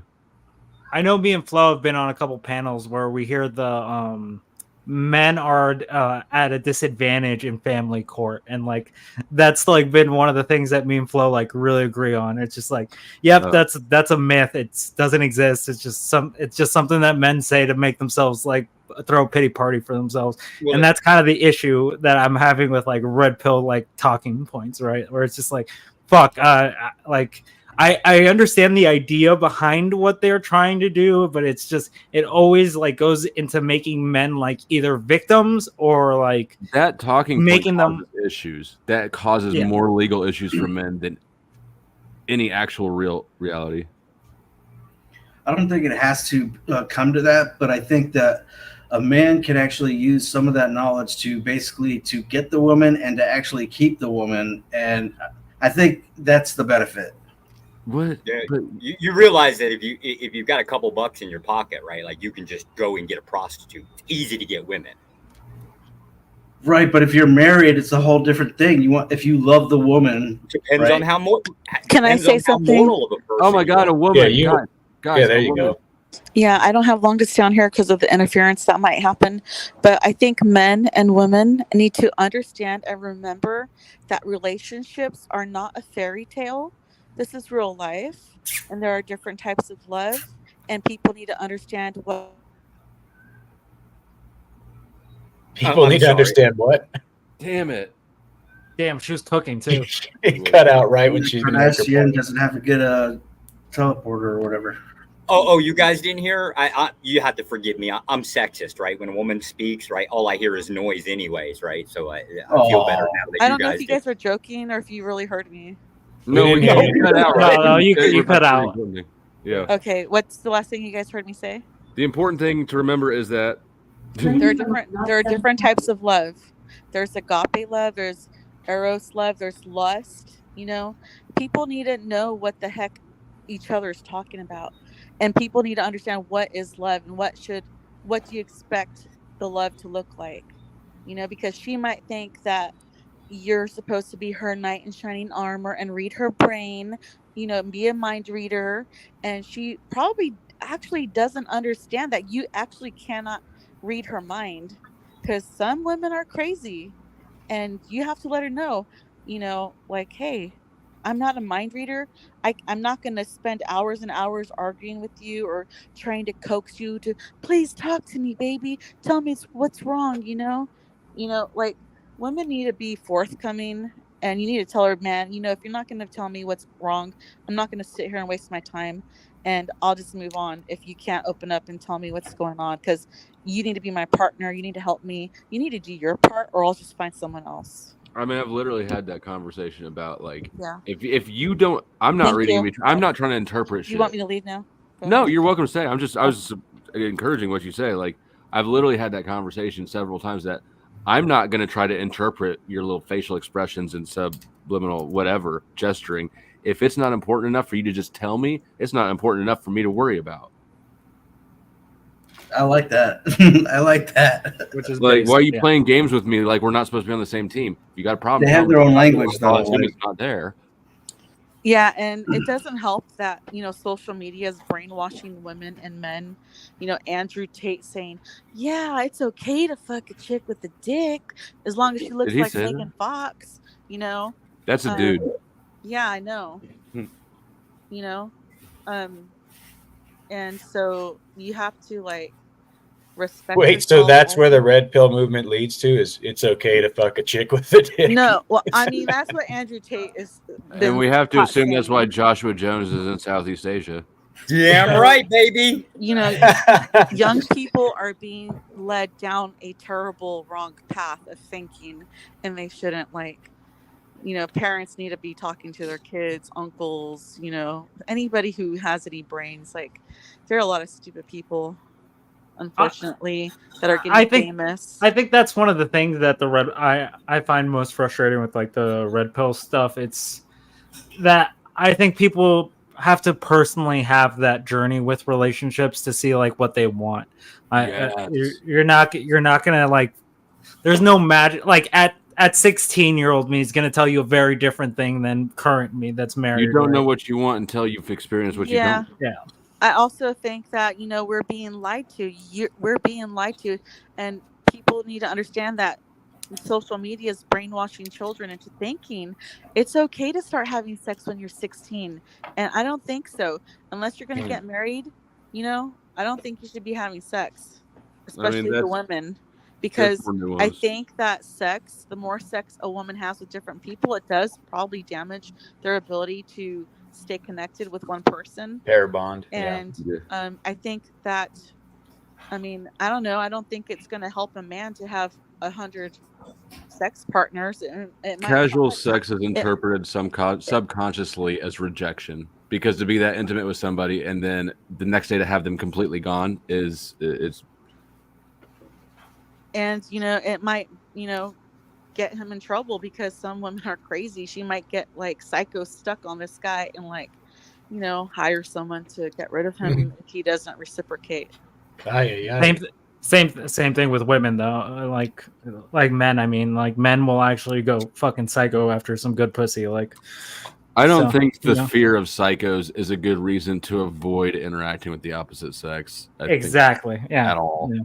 I think that's a silly concern, but I think that the overall point, I think promiscuity has not been helpful for people's mental. I think that, back in the day, men would work hard to earn money, and then they would build a life for themselves and have a home to provide a place to bring a wife home to. People have always been the same pieces of shit, just slightly different ways of going. Probably. What was she saying about that? I do believe that used to be in these roles, but now they're not. So what does that mean? Are you saying the man has less value, or he's just in a different role? I just think that social media is making people mentally ill, and they're not even their brain is making bad connections. How they talk about 2 + 2 = 1. Their brains are literally. No, I didn't know about that. They might be. I'm just saying. If a woman is watching romantic movies all the time or cartoons, she's literally probably going to think that this is what love looks like. She's going to be the girl. That's their porn, though, right? Bride. That's the woman's porn. Is the emotional drama.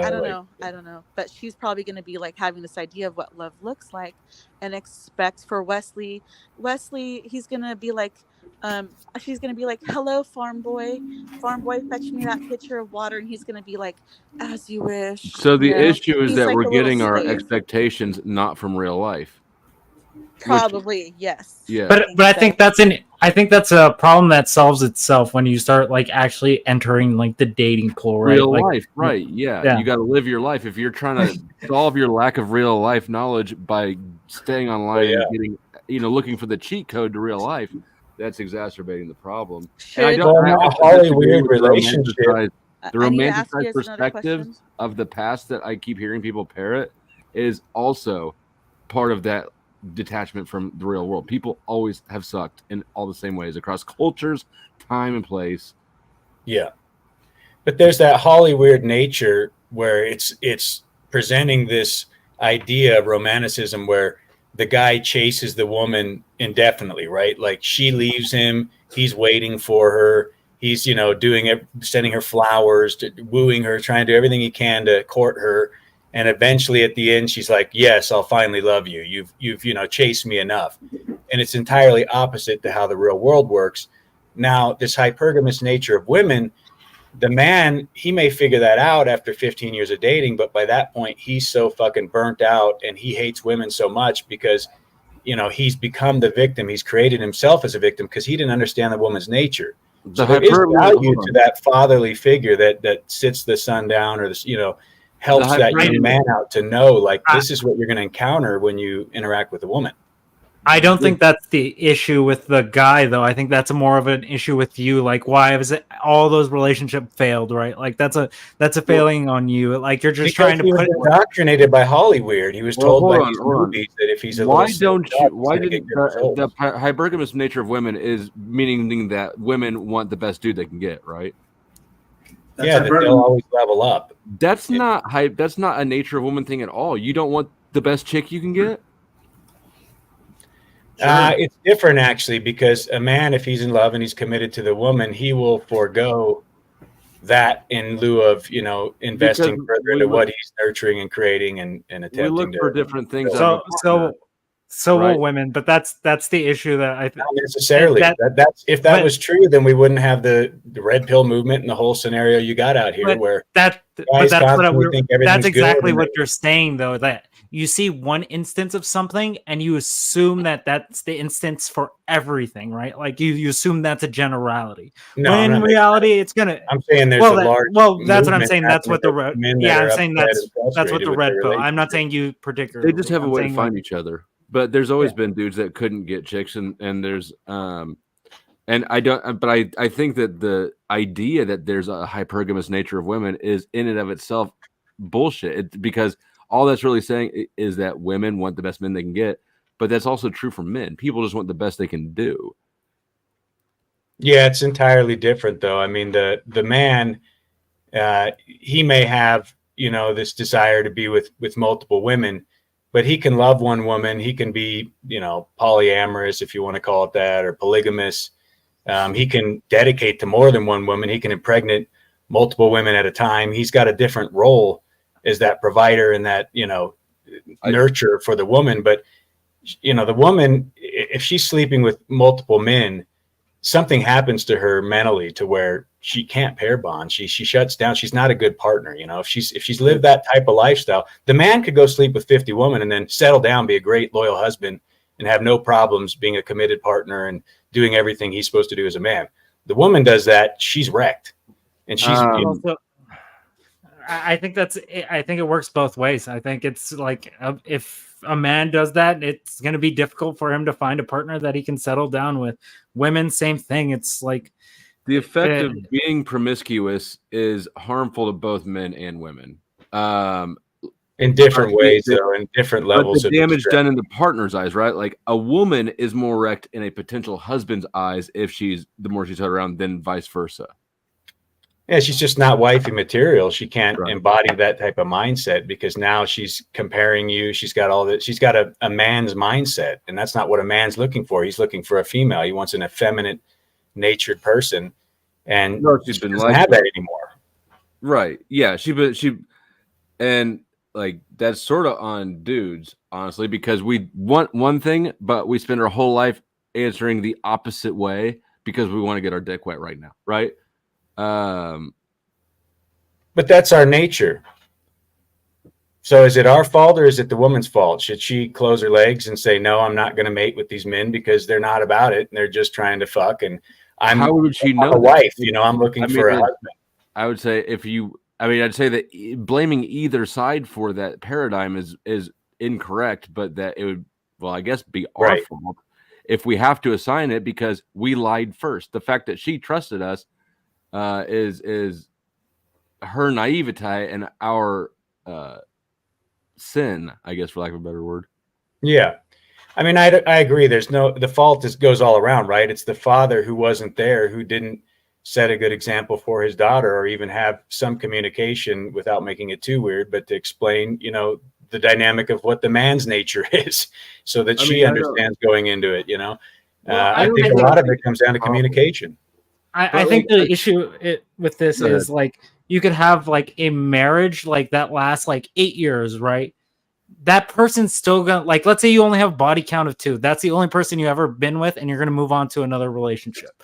You're still gonna have the issue that you would have even if you like slept with like 50 people, right? Because it's just you're connected, you're already connected with someone else.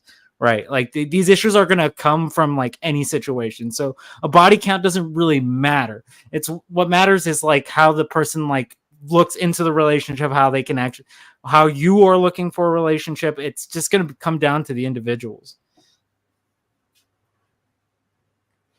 I guess, but I think there's a overlay of nature of the male and female dynamic that is predictable, and having that kind of intel, I'm not going to say it gives you an advantage in the relationship, but you're much more likely to make the relationship succeed having that insight. So that's where I'd say there is a benefit to the red pill kind of ideology. Like, not that it's all the same or all correct, but that, you know, considering some of these things, what is the nature of the woman, will help a young man, especially if he hasn't had a father around.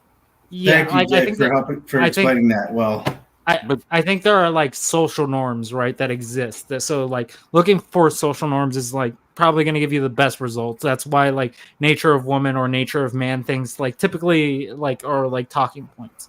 But like again, it's just like, but social norms isn't going to like cover every situation, and you got to be careful on how you're handling these things. I want to know how anybody gets to adulthood without having ever noticed that like the popular or the cool guy gets the hot chick, right? That social status is more valuable to women and looks are more valuable to men, right? Like these, I just don't know how you reach adulthood without having noticed this paradigm that we're calling female hypergamy existed. Well, you notice it when you're in a committed relationship. At that point, it's a matter of keeping them interested in you still. Okay, I'm going to come back to you, DeFreak. What do you say, Dick? I made the same point DeFreak did. The cool guy can't necessarily keep the chick. You know, he knows how to, he doesn't even know that he knows how to attract her. He's just doing it based off his genetics because he's a Greek god of sorts, you know, that is a chiseled beast, and he came out of the womb that way. Not necessarily. But he doesn't have any intel of who the woman is, so he can't keep her, you know. He can't keep her engaged or interested. She cheats on him. Their marriage breaks up. He's on his 4th divorce by his, you know. What I'm talking about, though, is the different value things. Men's social status is much more important to women than his looks, and women's looks really determine their social status more than you see what I'm saying? Yeah, but that's the fault of the woman. Amongst women, that's true, right? Like even with women and women, like the better you look, the higher your social status. Like, right. Yeah, but that's the woman not understanding the man's role. Like she wants the ready-made man, right? She wants the Andrew Tate on day one. She doesn't want to ride or die and take that long game approach where she's saying, I see the potential in this man. He may not be there yet, but I know that's the thing. You can want him and help him. I can help him get somewhere great, and I can be a part of that. You know, that's what a woman should be looking at when she looks at the man. That's the thing. You can want something, right? Like I think most men would want a 10 out of 10 supermodel fucking girlfriend, right? That's not going to be the reality for everyone, right? I guess. I mean, that's not as appealing to me at this point. I would say, but Dick, your whole approach to what a woman should want is completely It's like it's because when we choose a potential partner, it's what a father should tell his daughter. This is what you should be doing. You should be looking for the potential of the man. How would you determine that until you've invested time in the man already? So how do you choose who to invest this time in? You look for outward markers of. You look at the qualities. Correct. Yeah. Right. Which would manifest as what? Success, resilience, you know, things like this. Self-confidence. Yeah, but if you're an 18-year-old woman and you're wife material, you're not going out riding the cock carousel. You want to settle down and have babies and be a family-oriented woman. You either have the choice of going out and, you know, doing the Tinder thing and TikTok and trying to attract all these men through your looks. Well, if you want to get some guy who's ready-made to be a family man, he's making $200,000 a year, has all the resources and he's got tons of options. He's probably dating 4 women at one moment because he's chose not to settle down and he's a MGTOW or something. So the woman thinks, I need to get this guy who's got everything to support a family. He's just going to play you. If you're a young woman trying to create a family, you want to find a man who you can invest in and who's got the potential to be a great provider for you. I think that I agree that I don't believe at all in getting your bag before you go with a chick. I think that you guys need to build shit together if you can. Absolutely. Precisely. Yeah, exactly. But I do think that it's worth pointing out, because the way you phrased it, that like looking at superficial characteristics of a potential partner is a very valid way of determining who to even sink the time into to figure out if they're somebody you could grow with. Sorta. I mean, the woman has this hypergamous nature, right? So she wants the provider. She wants the strongest man in the room, the one who's able to protect her. And so naturally, because she sees those telltale signs that this person's a provider, he's got the Bentley, he's got extra income, right? He's got the outward indicators that he is likely to have the characteristics I'm looking for, right? Yeah, that's not the best man for her. That's why she's flawed. Of course it's not the best man, because he has tons of options. Because he's not a family oriented man. I'm following you. She's not looking at him for those characteristics. She's just looking at him as a meal ticket. He's going to write checks, make sure she doesn't have all these wants and needs. If you're an adult, if you're like an 18-year-old chick looking at the adult dating market, then yes, I agree. But if we're talking, I guess in my head, I was dealing with a younger group of people trying to figure out the opposite sex. Like if you're in school with other peers your own age who all have nothing, superficial markers are a viable way to enter. Well, I would say superficial markers are like the first way any relationship starts, right? You're looking at those. I never looked at an ugly chick and was like, hey, I wonder if her personality's great. Yeah. Yeah, but those superficial markers could just be family money, could just be a trust that was set up for that, it could ineffective, incapable male. That's a priority for them, where it might not be a priority for you, right? Like I want someone who's fiscally responsible, so I'm like that's not something I can like eye at the very top of like meeting someone. So it's like going to take time to get to know that. Yeah. There's order to events, and first you finger her, then she gives you head, and then you haven't busted, you have sex. Right. Generally, I think a lot of what's going on is that women don't respect the beta male men anymore, and that's the biggest problem. Because first of all, beta males are what create a stable society. The alphas generally won't get married, but the betas are the providers, the protectors. They build society. They have the jobs. They do the 9 to 5. They're the stable ones, right? The hell. Then you have. Go back. You have the Cubs or the Simps or whatever. Okay, so if the women stop respecting the beta male and are always looking to level up, that's what we're encountering right now, in my opinion. Go back. Like that's what I would like you to define. What is a beta male? Because like that's the one thing I'm having a hard time understanding. No, go back a step prior to that. What the fuck does that even mean? Somebody doesn't respect somebody else. Doesn't that kind of like negate the concept? Like, how am I supposed to respect somebody I don't even know? So are we just throwing that word respect out there that it means something else? No. Well, I think he's talking about like in relationships. So, like, yeah. So, well, so people aren't allowed to lose respect for other people. We lose trust for other people. Well, I think he's saying that in general, like people are losing, like women are losing respect for people. He's acting like people have ever respected people who don't respect themselves, is what I'm hearing. Pretty much. Yeah, like that's why I'm trying to figure out what he means by beta male, because like he's like, women have never respected dudes that don't respect themselves, right? Like that's just a reality of life. Like that's, if you don't respect yourself, no one's gonna respect you. That's just it.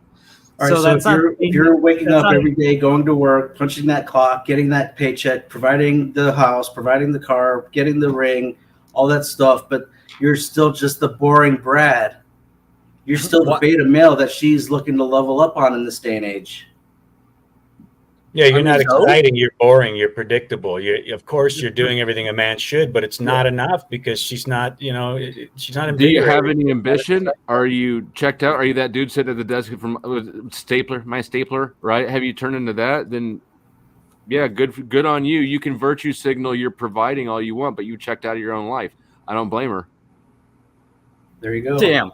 I so want to. There's plenty of men that think, hey, I'm doing my job. This is enough. And they don't understand that. So that is where that red pill movement does have a practical use. Well, no, because that's what the red pill's teaching you. Like that's exactly what DeFreak is saying is like what the red pill tries to say, where it's just like that currently we're in an age where people won't respect people that don't respect themselves. And I'm just like, that's always been. Yeah, but how does that man not respect himself if he's working a 12-hour day and he's going out, bringing home the bacon? He's doing everything he's supposed to do as a provider, and he's protecting and he's making sure, all the I's are dotted, T's are crossed with the finances. He's thinking he's doing everything right.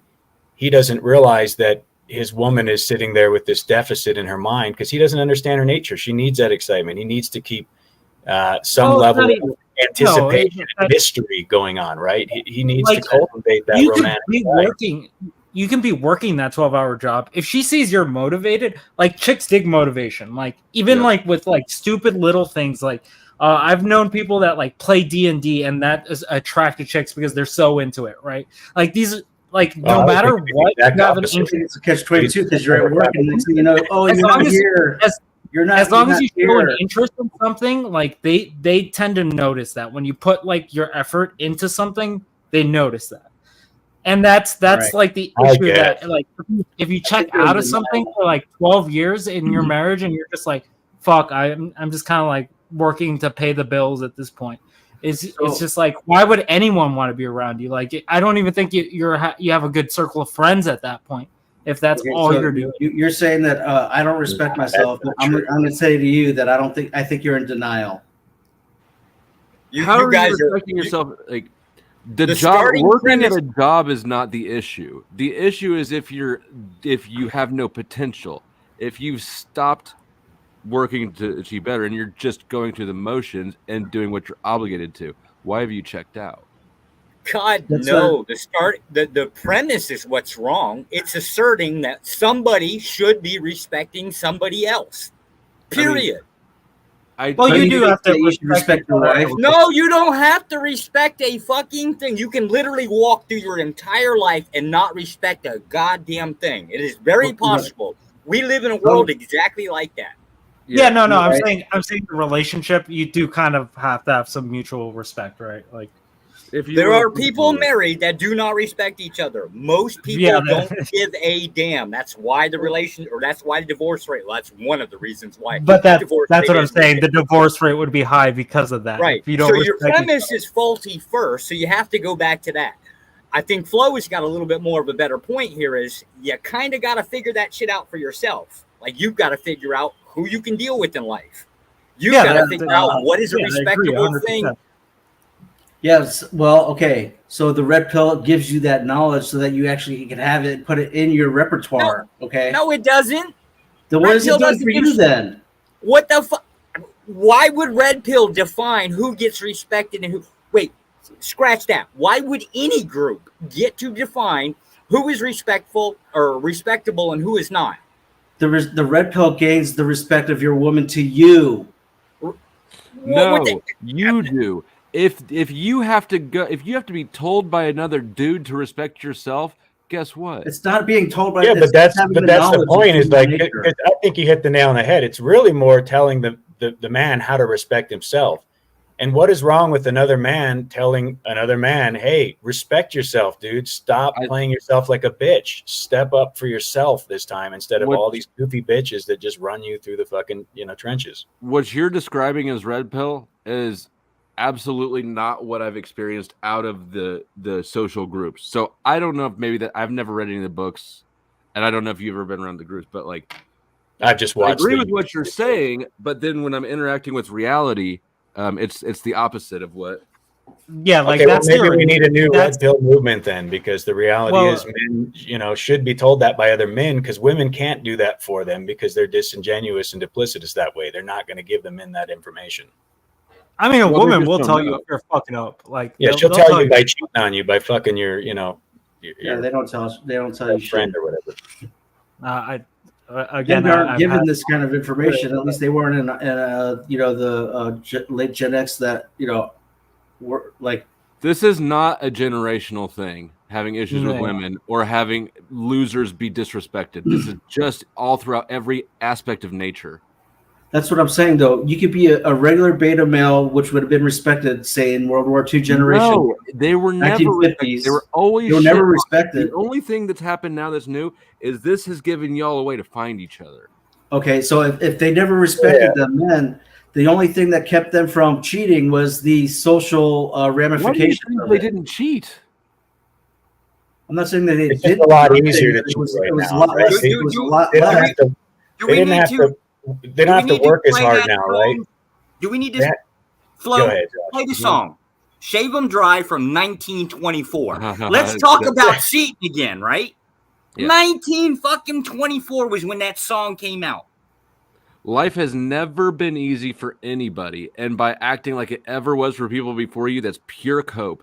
But things have definitely changed with the male-female dynamic. I mean, you had social consequences back then. You have no social consequences. Girl grows up in a town of 8,000. She had options within a demographic of 8,000 people. Now, she's out women there broadcasting to the whole world. She's got guys that are on the other side of the planet that'll just fly her over because she's 18. She's got a hot body. That's a new dynamic. One, your understanding of women's world is based off of Twitter. That's first of all an issue. Second, and it really is the first one, that doesn't describe reality for most women. Way more women have considered, like, say, starting a YouTube channel and then not done it because it's scary than have done it. You're describing a vast minority of women, but ultimately the issue is that's a deferred. I'm describing American women. It demonstrates by saying other people. This is a new, unique problem to me that nobody's ever had to deal with before me. Is such a cop out and a deference of responsibility or ambition to improve your problem that it demonstrates the exact lack of character that would make a woman not want to invest in you. Or is it actually observing reality for what it is and acknowledging it, articulating it so that you can deal with life on life's terms? Because it's not more.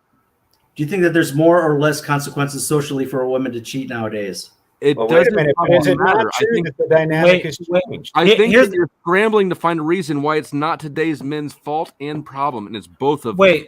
Flo. I think like before, cheating was a lot easier because, again, we didn't have cameras everywhere. There wasn't like an experience like being fucking every thought being on the internet, right? Now there's like ramifications beyond ramifications. You would have had to invest time and energy to cheat. Now a woman can literally just go on any number of apps where she's got millions of options and be sleeping with now she has to keep that app hidden from you. Wait, now she has to keep that app hidden from you. She has to keep all those messages hidden from you. Make sure that there's no interaction that will ever be caught on camera, right? There's so much more to it. I'm just saying women in general. They have that's what I'm saying. Cheating in general has become harder. That's the point I'm making. I'm saying cheating in general has become harder, and the social ramification has become a lot larger because you're interacting with a larger base now than you were before. No, there's not, because you have no shame in it. The women are like, oh, he was so good. Well, if you have no shame in it, that doesn't matter. The social community. All of it demonstrates an external locus of control. The world has imposed these problems on me, not I need to resolve this problem. The whole so just let your wife cheat, right? Just let her do whatever. Reality as it is. What the fuck are you talking about? My wife would never cheat, or she wouldn't be my wife. That'd be the dead ass end of it. What do you mean? Right, but your wife cheat on you? But there's less preventive. You don't have special problems. You're not special. You're just a fucking loser. Fix your fucking problems. You don't deserve shit. That's my point. What makes you think you have the capability of controlling another person? That's Denial. question number one. Start right there. No, you're just observing reality for what it is. It's not about controlling Right.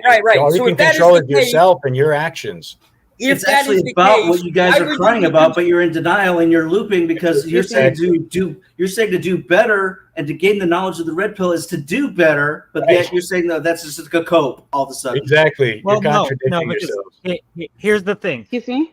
They say one thing, right? Like they say men should focus on themselves, but then I hear all this like again, like the example I used earlier, like women will have an advantage in court for family court, so that's already a disadvantage for men right there. That's already leading them down a bad path. That's after your marriage is already gone because you didn't know what the red pill was and you didn't know how to use her. But that's they're like, this is what will happen if your woman will leave you, right? That's their talking point, right? I just want to say really quick that if a woman is cheating, nothing's going to fix her.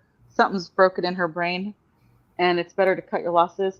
But I think that we really are being programmed really badly because you see like these dating shows and they say, oh, you should never talk about politics or religion or money on the first date. If you're looking for a wife, you should definitely ask her, like, you know, questions like, so, like, you know, like, who did you vote for, you know? And like, so this is why we need like, the red pill movement, because the woman will give you this advice, which is horrendous. And what's your credit score? But you're not supposed to tell her too much about yourself, because what I see women that I've observed before is that they'll pretend they're really quiet and really sweet and let you talk, and they'll ask you all the questions, and they'll be like super interested in you, so, and ask what kind of music you like. So then she could pretend she likes the same music. She could pretend she likes the same politics. In a positive light. Yes, of course they do. That's not wrong. That's just you slowly introduce who you really are to the person. That's just pretty. Yeah, I think you should just dive in and be like, "Yo, so who'd you vote for? I piss what's on your the toilet religion? seat when I clog when I clog the toilet. I just leave it there and let somebody else deal with it. Will she replace the toilet paper roll for you? You know, your advice is bad. And will she replace your toilet paper roll? I also think the program thing. A woman that cheats with a man has something fundamentally wrong with her. She's psychologically flawed. So you've never cheated on a man, and if you were with a beta male, you would communicate with him and just leave him honorably, right? She dropped. I think gone. Yeah, she's been dropping a lot. But like, stop worrying about beta males being treated honorably. Just worry about yourself. Don't worry about. We're just having a conversation about it, so just communicate. You are responsible. Everything goes on. You are responsible for your problems. It's not society. It's not your dad. It's not your lack of dad. It's not her nature. It's it is her nature though, because men would prefer the woman to be honest with them and say, "Look, I'm leaving you because you're a piece of shit and you're a beta cuck, and I can't be with your pathetic ass." That would be preferable. To check the man that way, right? Because then he can go back and lick his wounds and step up or lack thereof. But in most cases, that's not what the woman does, right? In most cases, she's just going to go behind your back and do what she needs to do to level up. She's supposed to solve your problem for you. She's supposed to do this for you. No, you just you learn the things. You fill your own needs. That's. How are you supposed to do that without the red pill flow? You're basically giving red pill advice to a certain level. That's the funny thing about it. Red pill, but my advice. The only pill I care about, first of all, the only pill I support is OxyContin. Fair enough. And Rohypnol, right? When you're at the bar. Oh. Which one? I don't know which one that is. What's Rohypnol? It's the date rape drug.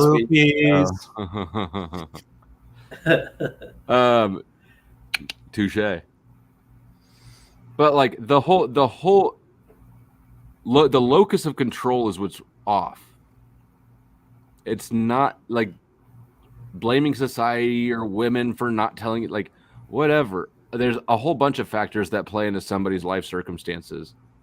All that matters is that it's your bag. You have to deal with it. So finding somebody to shift the blame onto is actually a demonstration of not whatever red pill good attributes would be. Well, that would be the manosphere, but the red, like I said, when we started, we defined some of these terms. The red pill is just specifically truth about female nature. Manosphere comes after that. MGTOW comes after that. Pickup artist comes after that. The phrase you just used, the truth about female nature, is manosphere. And also that the way you defined it is not what I'm talking about. The truth about female nature is not why you're not being responsible for your damn self. That's about your nature. No, listen. Okay. Well, also, Red pill is truth about the female nature. Manosphere is like what you're talking about, where they all cry on each other and bleed to death. The freak. Let me go ahead with it. Having the red pill knowledge helps you be better and actually helps your woman.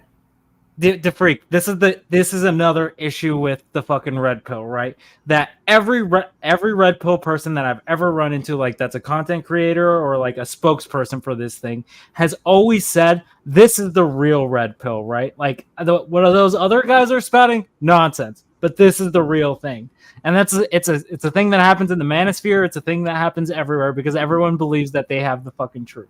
Right, like that's a fundamental red pill. But that's already a fundamental issue when they can't agree on something, on like the definition for their movement. That's already an issue. That should already be sending flags up in your head, being like, I probably shouldn't be listening to these dudes.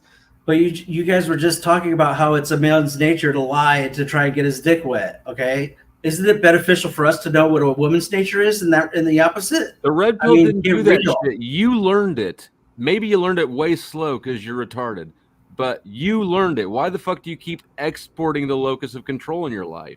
Red pill didn't do that. You did it. What I'm saying is if I had that knowledge, I probably could have kept my marriage together. I didn't know I was a beta male corporate, blue pillar.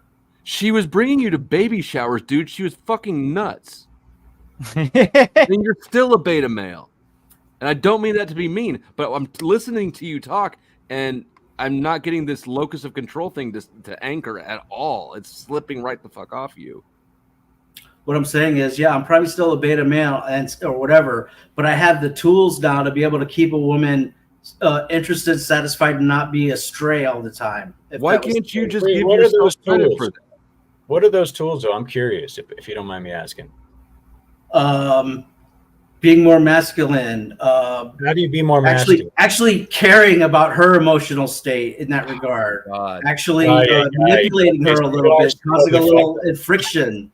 Doing little things that would, maybe cause a little bit of competition anxiety, a little bit. Maybe a little something like that would actually you want to compete with your wife. Oh my god. Yeah, dude. Yeah, you're not hearing what maybe I'm a loser or whatever. You're not in denial. Okay. Huh? No, I'm just trying to figure out how to communicate this because it's worth understanding for sure. But it's just not anchoring. I don't know. So if I would have said no to her one time when she wanted a new car, when she wanted that ring upgrade, if she wanted the whatever, that would have caused her to respect me as a beta male at least a little bit more. You establish those rules from the outset. If you really want a healthy relationship, you say, "I ain't buying fucking gigantic rock woman." If that's what you want, look somewhere else. Right, but that's not the blue pill matrix that you're born into. You admit you said that before. I mean, I think anyway, a man is basically taught and raised to please a woman all his life. That's not something I was taught and raised. That's again, like if that's the way your brain went, that's just because you didn't have the That's experience. Where I agree with the freak. He's right about happy wife, happy life, right? Yeah, that's being raised by your mama. We don't love these hoes. The freak is right about that. That's what your mama's going to tell you to do to the woman to cultivate. My mom didn't teach me how to pick up chicks. My dad didn't teach me how to pick up chicks. I had a social life. You learn through trial. Yeah, I had to learn that on my own. Yeah. Right. So you can learn it the long way, the long, hard way, which usually results in divorces and broken families. But yeah, or you could have a father figure in your life sit you down, put his arm around you, say, "Let me tell you something about women, son. Here's your intuition. It's not going to work for you. You need to take a different approach. It's not intuitive." Only dudes who are raised without dads think that shit. Right. Exactly. How many dudes are raised without dads out here? And they all think that if they had a dad, they'd understand how chicks work because he would have explained it, and they're wrong. No, they would actually that would have helped a lot to have that, that inclination given to you on the outset. And that's why they're online. So you had those clues to look for women. It doesn't exist. You have to. The cheat code for women does not exist online. Dudes who didn't have dads think that The reason they're confused by women is because their dad didn't explain it to them. But that's wrong. Everybody What's one has of the to, reasons? huh? It's one of the reasons. You don't think guidance and teaching moments helps someone have better results? I mean, in My every dad area has of their never life. said a goddamn thing to me about how to get chicks. The only thing he said is get her out of here before your mom wakes up. Ever. I just say, Phil, when you just stay at home, you don't get chicks. Yeah, I mean, the dad doesn't necessarily need to say anything either, right? If he sets a good example for that too, then you also have something to look up to as an example. I agree there. But I'll agree with that. That will be beneficial, probably. But so still, most everything kids' has to be learned examples, even if by they had the dad there, it's still a dysfunctional relationship, and there's not an actual balance there. There's, it's tumultuous and chaotic, and so even kids that have the both parents there don't necessarily have good examples, so they don't necessarily understand how to make something work. Right. I mean, I think that's, I don't know. But that's what I'm saying. I think that it'll always come down to personal fucking experience. I don't think there's any way of getting around that. Right, but you also have the wider society issue where men aren't wanting to get married, divorce is up through the roof, no one's having kids, and no family. It's an individual thing, but it's a problem. Wait, that's another talking point that I hear, that divorce is through the roof. Divorce rates have been dropping since the 90s, and we're at 42% now. Like Because they no one's just getting married. Is that true? Yes. Oh, I didn't know that. Yeah. Divorce. Yeah, that's just. Been dropping since the 90s? But freak, you literally just said divorce is at an all-time high. Less people are getting divorced because less people are getting married, right? So the people that are actually getting married are staying together, right? That's what's happening. I don't know. But if And I they don't- get at a higher the rate. things together, they can't get any children, no? Right? I mean, Flo, if you had a friend that was struggling and he seemed to just constantly get cheated on by women that he was with, and wouldn't you at some point say, look, dude, you're selling yourself short. This is a you problem. You keep presenting yourself as a bitch. Step up your game and stop chasing these goofy bitches and I'm be a trying to better do it man. right now, but it's Yeah, but you're in denial. But that's essentially red pill. That's essentially the whole All right, well, premise now- of these kind of talks. I mean, Dick, I think that you and I are disagreeing more on semantics than actual substance. True, right? I think so. Yeah. So I don't give a fuck what the red pill is defined as, really, as long as we are talking about the same concepts. And what I'm Yeah. talking about is what DeFreak is demonstrating is this groupthink shit he learned from other dudes who don't understand chicks. But the entire worldview is putting DeFreak as the victim, the recipient of what the world decides to give him, not as the agent of change in his own life. How can I? All right, and I agree with you there. I'm not Actually, saying- you shouldn't listen. take the victim mentality. That's not going I to help him at agree all. too. It's But not you- about the victim guys that mentality. go It's to about the lack of Austria's knowledge. If I had the knowledge, I could have held it together. No. How's that being a victim? You didn't get cheated out of knowledge. You have refused to sack the fuck up and take responsibility for it yourself. You're still doing it. You're still showing bitch-made behavior because you're still a bitch. The red pill hasn't taught you shit. It's just told you you're not a bitch when you are one. Welcome, I'm Jan saying that if I Mandu. had any of that knowledge whatsoever, I Thanks, could have held Nelson. it together. You still don't have the knowledge I'm trying to tell you. What I want to tell you is, in Austria, we are not so far like you with this whole, not family and stuff, but it's getting started much now, Now you can be everything, girl, boy, it doesn't matter. That's it. Is that Yeah, feminism? you can't even tell the machine lies used to be a girl. That beard's coming real nice. No, what I just mean is they destroy the families. Yes, they don't. You doesn't earn anything when you make a family.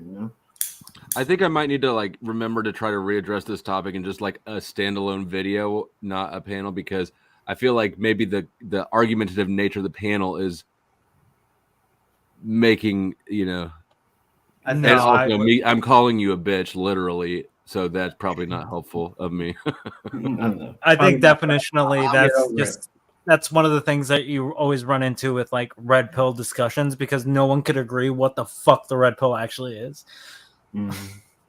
So how's the to the gentleman at the bottom there of the CBT, and I don't know how to, what is that, jam mango? How's the dating market? What do you mean, the freak? Yeah. How are the chicks How's over the there? dating market? In Austria? Yeah. It's, you know, they're everywhere trying to push this you can be everything agenda, I think, you know, and don't stay for a family, because family gives you power, you know. Family stays behind you and you know, look for you a little bit. The I've never been families to that Austria, we but got in Austria are those that come into our countries, yes, but not our people make the families anymore. So that's sad. You understand me? no. You know, we have lots of how you call it, guys who comes, you know, from the war and everything, who comes to us, you know. Immigration, yes, you call it. They are making like big families, yes. These are really big families, and they don't let them separate them, but we are in Austria, there's nothing left. There's family, you know? It's What the like, heck was that? It doesn't get anything good when you make children and stuff like that, you know? That's Lindsay's ass. It's oh hell no. Oh wow. What? I don't know how. I only have 2 clips that don't override the audio, right? So, like, there's 2 little clips I can kind of play while somebody's talking without disrupting what they're saying, and that's one of them. And for the record, she actually sent that picture to be used in my little clips when we were still getting along. That makes me feel a lot better. Who keeps coming backstage? Thank you, Stupidity Trail. Whoever you are. And shout out to Grid One, you're a coward. It's also cool, mate. Yeah, no, I look, even to this day, after all the insanity, like I ain't shared one thing with one person, because not because of the simp reason that the freak would probably do it for, but because I recognize that I want to get more future nudes from women, and the best way to do that is to respect their privacy with it, right? Like, I'm not going to shoot myself in the foot to impress my bro for a second. That's retarded. It's of course, sure. That's true, yeah. That's true. I mean, I just can have a statement. I'm 41, and when you like to have a woman here, you have to go out a lot, you know. You have to go party making and stuff like that, you know. To get one or to keep one? No, just to get a chick, you know. Okay, I mean, to keep one, it's something different. You have to have some luck too, then, you know. I just don't think that any of these universal statements like that are true, right? Like, there's girls with all sorts of temperaments. Some girls hate parties; they get sensory overload and shit, right? So they're not going to be at those places. It's true, but how I reach them then? Well, I don't know. I mean, there's women everywhere. I don't know. You can. Of course, I don't know how to answer that. If your lifestyle is such that you're not able to meet people, I don't know enough about your lifestyle to tell you what the issue is. You know what I mean? You can meet people at work. You can meet people at a gym. You can meet people like all over the place. Yeah, it's probably more likely at a place like a gym or at work than it is at a party, to be honest. Yeah, you know, to be fair, I'm almost never met a girl at a party that wasn't just a hooah, you know what I mean, that you just didn't talk to for like a very short amount of time. Yeah, of course. That's true. When you give your best and make good stuff, you maybe get a good woman. That's true. Don't search for her at the party. That's true. Yeah, you can't have to work on not being socially awkward. So if you're at Starbucks or you're at the bar or you're, you know, at some dance recital or whatever, and you're communicating with someone, you have to be able to make them comfortable enough to want to continue to engage in the conversation. If you can't do that, then you got to go work on your social skills. It's really that simple. Well, you work on your social skills by failing, though. Like that's where that comes from. That's how you get comfortable enough to go, oh, you know what? if I get blown off, if she laughs in my face, I'll be fine. So it doesn't really matter that much. And that's you learn to deal with rejection. But it doesn't hurt to have someone tap you on the shoulder and say, hey, that's part of the game, man. It's law of averages. Learn to go through a bunch of interactions, and you're just going to, success will breed confidence. Confidence will breed success. Before you know it, it'll be a nothing for you. I'm agreeing with you hesitantly, not because what you're saying is at all wrong, but because that's a real slippery slope down to nobody taught me how, so that's why I have this problem, right?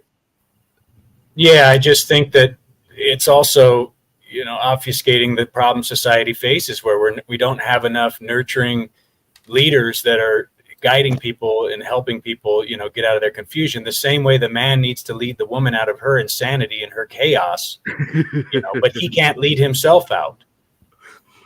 That's not what marriage is, man. You're married. I never grow up in one region. What are you talking about? That's every day of marriage, is that the man does have to lead the woman out of her insanity. I mean, we're from a world where we experienced social media for like maybe 10 years or so. These kids that are growing up now, they're going to be firmly inundated with the world of social media. The way they meet women is going to be tied to social media. So that is a totally different, and algorithms are going to be deciding who they meet. So it's a totally different. So us giving advice like, oh, you got to go to a place where, like you got to go to the coffee shop. Like kids are going to see that as like, what the fuck are you talking about? A fucking coffee shop? Like, I mean, kids are still being raised. They're really going to think like, what is that? With their peers, right? So like I come from a younger generation, so that's what I'm saying. Like that, like social media has always been like, let's just say, late 20s. Okay. Yeah, but ironically, though, I would say that's like the best advice you could give someone that's trying to find a genuine relationship is don't use social media. Go out in real life and have interactions. So I understand what you're saying. The machine lies, like the kid that's indoctrinated. That's going to be so. Well, that's what I'm saying. What are you saying? Social media has been is on video games, but to counter that, wait, still needs to hear that, because if he's looking for something that's not a product of this social not working, then he needs to go outside of that to find it. That's the thing. Like I was going to say, that's like. Fun. I grew up with like MySpace, all these like Facebook. These are like the things that I grew up with. They've been there since I was a kid, right? So throughout my life, social media has existed, but I still learn these like basic concepts that I can go to places and still do this thing, right? Like it's not, I haven't been indoctrinated to like Tinder, right? Where it's like, yeah, I've used Tinder every now and again, right? Like when I was like fucking around, but It wasn't like this is where I'm gonna find a relationship. It was just like I'm gonna fuck around right here. Yeah, I must say I never grow up at one region, so I don't have much friends or something like that, when I get here, So yeah, you have to do a little bit more, to meet some people, yes. But it's just stay true to yourself and make good things, and then you can find some good people, so I believe. But like Flo has been saying, it's just, again, you have to go out there and do the thing. Otherwise, you're not going to ever know what to do. I guess the point that right now I want to make very clear to anybody listening is if you're here listening to YouTube to try to figure out how to be successful at women, you've already fucked up. You just got to go do the thing. Be bad at women, you'll get better at women. Be a good man, get a good woman, and do what you like. I disagree in the sense that anything that you want to research to get better at, perspective always helps. And so when you have, even to learn what not to do, because you're ultimately going to use your discernment, what you decide to implement or execute on. But to hear a bunch of different perspectives can be helpful. And I think that's with everything. It's not just, you see these pickup artists, right? They take the goofy guy out. They're doing exactly what you're saying, Flo. They're putting him in those spots because that person's so timid or so socially awkward. Otherwise, he couldn't even create that or would be too intimidated to even go out on his own. So he actually is in a scenario now where he's challenged. He gets that moral support of the guy saying, here, try this different, whatever. all of a sudden he's able to kind of get over his own insecurities and be a little bit more open and social. And I think that his own insecurities is why he hasn't tried that already, right? It's not like this is not a secret that to get a woman, you got to talk to women, right? Or that, like, or sometimes you'll strike you said, Flo, that everybody's different. Not all women are the same. Not all men are the same. So some men have a propensity to do those things because perhaps how they were raised, or their genetics, or they're just, you know, obviously more attractive to women. Other guys, you know, may struggle with it more. You have to think yourself out of approaching what you want, right? If you're hungry and you see a piece of pizza, you're going to instinctively want to go to it. It's the same way with women. If you want to meet women, right? You got to think yourself out of or give into the fear. And that's why I don't actually think I think 99% of the time people who are online to try to figure out the solution to their relationship problems, they're just lying to themselves and indulging their fear of rejection. Well, I think that social media creates another element, which is anonymity. You know, you could move to another town and start a different social media account. Nobody will ever know you. But relationships used to take part within a support system, within a community, and you used to be held responsible by the people around you. You know, everybody knew, you know, so a relationship used to be much more a mix between a public and private situation, whereas now you're able to have your own private relationships nobody ever knows about. You know, so I think that is a totally different game. Right? I don't know if I think that's a better or worse change. I think it's definitely worse. You know, I think communities holding people responsible. I think there was more respect for men. You know, I mean, relationship, right? Like just because somebody stays married, right? I don't know. You know, grandparents. Anybody else have grandparents who stayed married for 7 years but fucking hated each other the whole way through? Yeah, that was my grandparents. Definitely. Yeah. I'm thankful they stayed together though too. Yeah, me too. Galvanized the family and created, you know, some stability where it was needed. Definitely. But who knows, you know what? I don't know. They were ashamed to stay together. That's what it was. That's the part of it that we're all missing is that they were ashamed. What about you know, your parents growing up in a toxic environment has rippled through? I think we could all agree that I would not rather be raised with parents who hated each other. Sounds miserable. Yeah. You want people that actually are communicating and stuff. You want the best representation to be pushed down.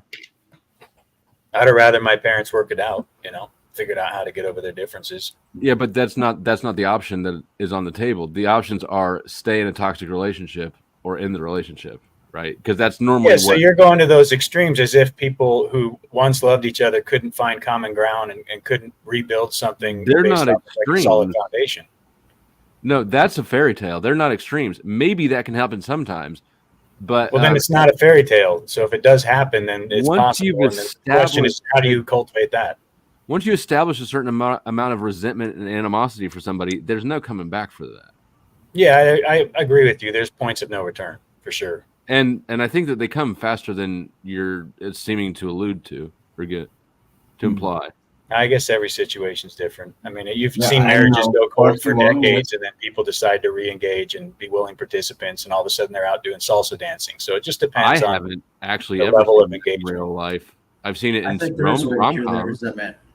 If you separate those two for, say, a week or two, the married couple that hates each other, they come around.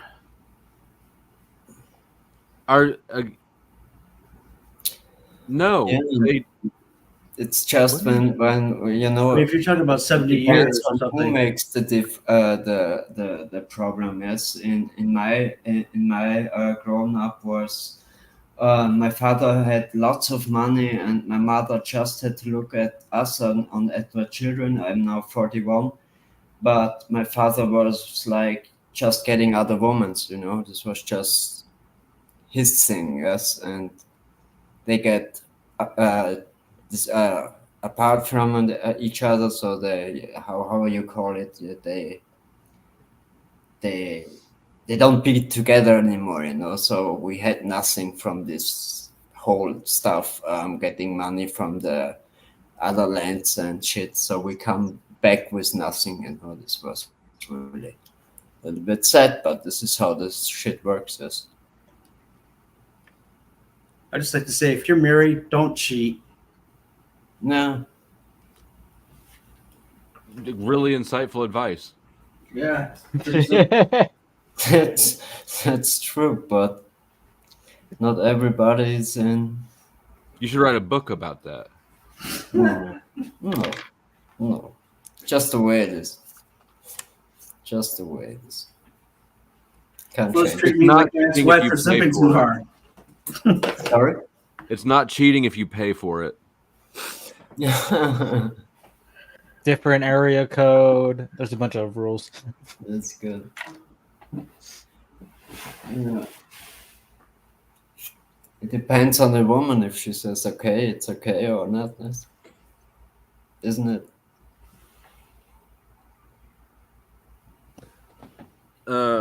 Yeah, I hear you, Divine. Props to your grandparents. I think that, the grass is always greener, and right now we're in a situation where, you hear the shit that you've been hearing, you read this shit, because we've got the opposite paradigm. But I remember pretty clearly some old people with a lot of built-up baggage and toxic relationships, and they're old by the time I got to know them, so they're chilled out. Their spite has cooled down a lot. Yeah, I definitely feel the opposite about trying to force something that's broken to not be broken. It stays broken. It creates more brokenness, especially if you've got a bunch of kids watching through their developmental years, right? This is what's informing their worldview on relationships, is watching their parents hate each other. Of course. See, I think it's interesting that he feels he's already this, that now he's healed himself. Because of this red pill, he now has the ability to keep the attraction of the woman, and so he's not going to run into these things again. And when you and I heard him go down the list of things that he would do differently, we both kind of cringed, because it's like you're going to talk to the woman. It was almost like it was the worst thing that you could do to keep attraction with the woman. I think that he knows it, though, and I think the reason I think that is because about 2 hours before we engaged this question, he sent me a message saying, I have questions about red pill topics if you want them, right? Like, it's the freak supported me before, but I don't think you've ever sent me some support to place hold a topic that was on your mind like this. I think I think he approached it in a way that sort of shows that he's fighting his own subconscious, or is it, I just think that the red pill has a place in, just like, Dr. Ruth Dr. Ruth back in the day, the sex doctor, the German lady. They would, she would talk about kind of this stuff. I don't know if she ever helped anyone or if she was just kind of a meme, but I know she might have just been a TV show. But people were, calling in for relationship help with the sex or whatever they were talking about. It's the same thing. Men have never been equipped with relationship education whatsoever.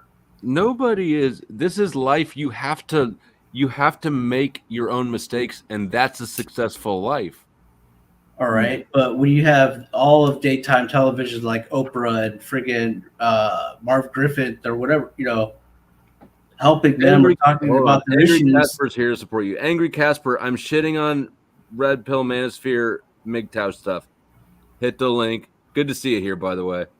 He's one of my favorite MGTOW-spergs. Actually, for sure, my favorite. Is that Teslana? The link's right there. It's literally right there. One click away. Shut up.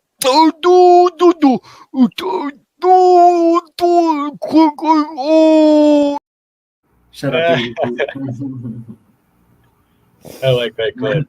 It's really a great topic. Yeah, too bad Ebatard is afraid for me to have.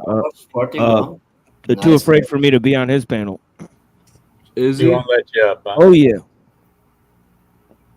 Well, I think that you two need to get over it, because I like you both, and there's no need there's no reason to get so worked up about somebody online that you just, I don't know. Well, Ebatard is a fat liar, so I don't know. Oh, yeah. I don't know what else to do about that. I remember. I remember. Maybe you have a right to be mad. I don't know. I don't know.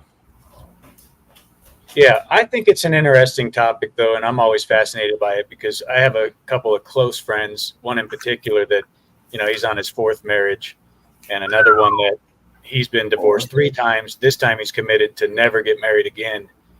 But I've felt like I've had a finger on the pulse with these concepts for a long time.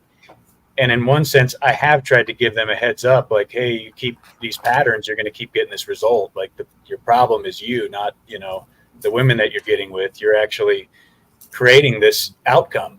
You're leading the woman to the outcome that you're getting. And that's a hard thing to tell a friend, but, regardless, they still, in most cases, will do the same thing. So even getting the advice is not necessarily, it's not going to help. Per se. And it's really hard or they're actively seeking the women that will be the problem, right? Like I was that's just also, about to say that. Yeah. That's also But something a lot of that times I think it's if they can't lead the woman out of their confusion, they're actually the problem. It's like if you can't manage your own finances, then you get with a goofy broad that's got a bunch of debt. Well, people tend to try to resolve their parental issues, right? Like in their marriage. I have heard several places that like you marry the parent you had the worst relationship with, right? As sort of a subconscious way to resolve that paradigm. And I don't know that it's true, but like it seems observationally not to be bullshit, really. It's probably a thing. That's why I respect old pairs what go to hard times or went to hard times and shit like that and still stay together, don't hate each other, but they made it, then they're old and it's great, I got divorced. I filed for divorce after 1 year of marriage. I love no fault divorce. I think it was the best decision I think I probably ever made. It was to just to get out of that shit instead of trying to struggle along and waste my life dragging it out. And I believe you.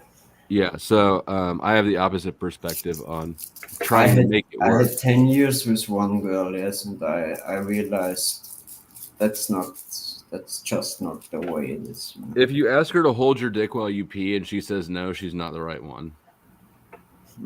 Based and true.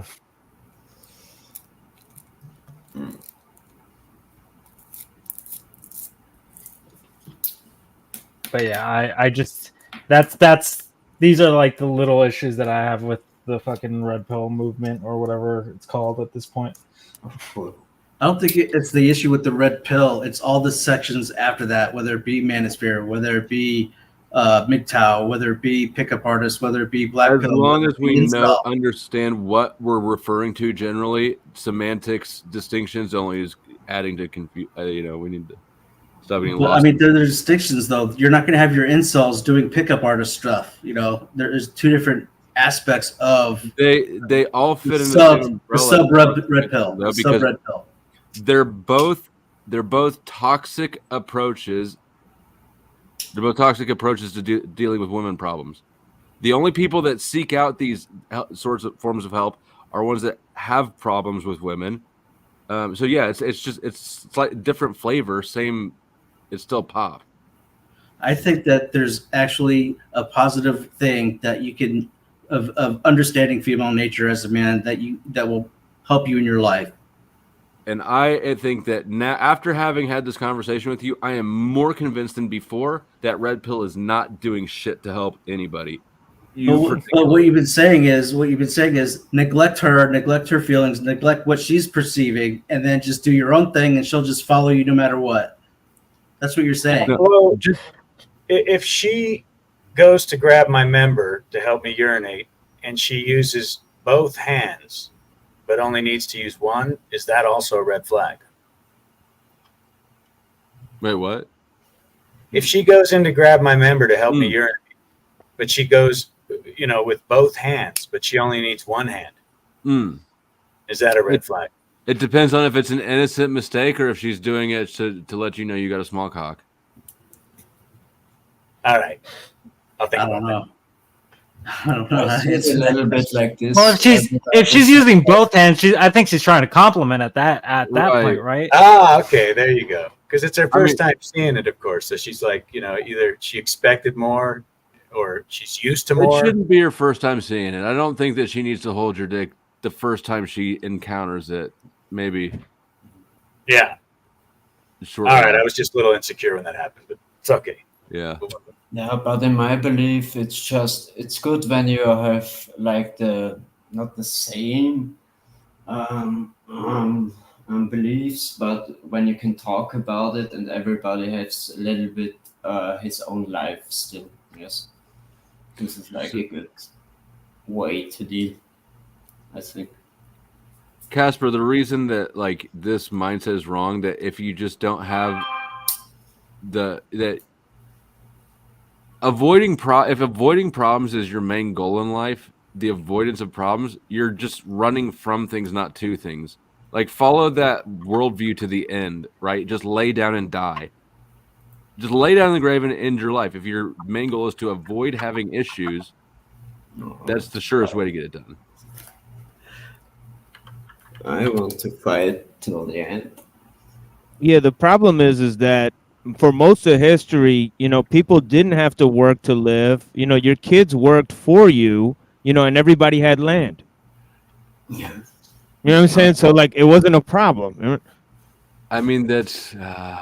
It depends what system you're in, because like feudalism, technically you never own land; you leased it from like the feudal lords or whatever. Right. But that's all the way when society is majorly developed into like the 1100s. Right?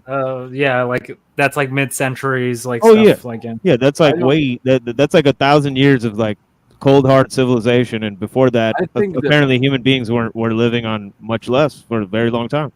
I just feel like probably in Austria, people like didn't always have land. I'd say that probably your property, the assurance that you would have this land was way less.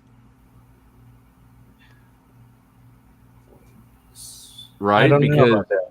Because like I would say land for now, but ship of Vikings could land in any day now. You just But don't know. I see your point though, that Flo, the argument is always that reality has changed, right? Something from the past is made now more difficult or different, so that it's always a moving target. And I think it's both true and could also be a cop out at the same time. That's the very first thing I said before you got here, is that Red Pill uses maybe truths, like some truths, to create deception, right? Like it's a fact, but what you're doing with it is confusing reality. And yeah, ultimately, it doesn't matter at all how things used to be. It's how they are now. The only reason that anybody would even worry about how shit used to be is as a soothing point for how things are now. That's true. True. So you'd be better off just to ignore however shit used to be entirely, because it's always a cope. Yeah, I think people just look at the past with rose-colored glasses, just the best things out of the past. And then because I'll look back and I'll say, well, ideally, gleaming from the past, these were the things that led to the best results. So I would like us to move back in this direction in these areas, It's just I don't know. I think that's outside of anyone's, like, how pretentious to think that you have any grasp on how things used to be or have the remedy for how. Yeah, because it's a story. I wasn't there. I don't really have that perspective. Right. Yeah. No, I don't think that you do, but I don't know. The whole thing seems unproductive or counterproductive. I don't know how it is in your area, but here it's like, sometimes some women are like this. When you don't have a car, you don't have a chance, Or you don't have a work, you don't have a chance. I mean, you should try not to be a loser. By the way, DeFreak, I've been thinking about this, and doesn't matter if you have the tools for something if you don't know how to use those tools, right? Like, I think you would agree with that. I agree. It's like, I remember growing up, there were jocks that were my friends that had everything going for them, 6'3" at 18 years old and whatever. They couldn't pick a girl up without being awkward and weird about it.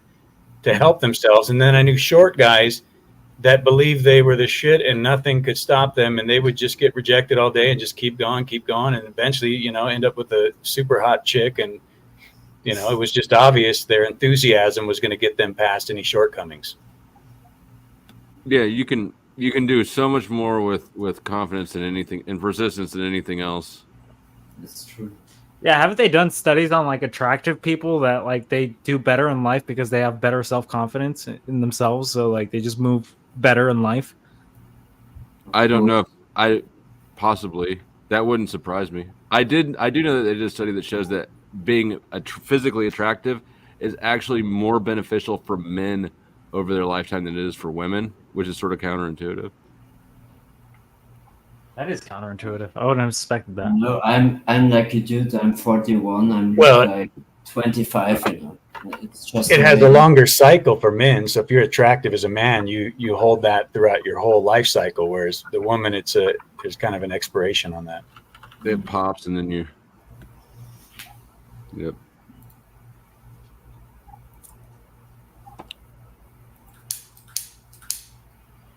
And for those, anyways, I'm dropping the panelists' channel links in the chat right now as I gradually am able to find their things. And who's Jam Mangu? If you've got a channel that you want to plug, put it backstage. And also, oh, thanks a lot, Flow State. Yeah, absolutely. I do a little bit Austria channel, you know. But it's everything with undertitle. Undertitle? You know, also in English, downwritten. Under boob? Uber title. You can have a look if you like, or yeah. Put the link to it backstage. I put the link in. Thanks a lot. Mm-hmm. Thanks a lot. So wait, your channel's about underboobage? No, my channel is about conspiracy, flat Earth, and about everything. Just okay. I met him over at Sovereign Soul Unchained tonight before I started my stream. So. Oh, all right. Yeah, I saw him with Flatsoid. You mean? Yeah, Flatsoid was on Sov's channel. Yeah, I was in. Let's see. Angry Casper's comment's kind of interesting because he's saying, you know, I guess dads will want their sons to be Chads, but their daughters, you know, to be virgins or whatever. He didn't say it that way, but that's the way I interpreted it. Yeah, Angry Casper's he's an interesting cat. He's got his own theory, wild MGTOW theory. He's a crazy dude.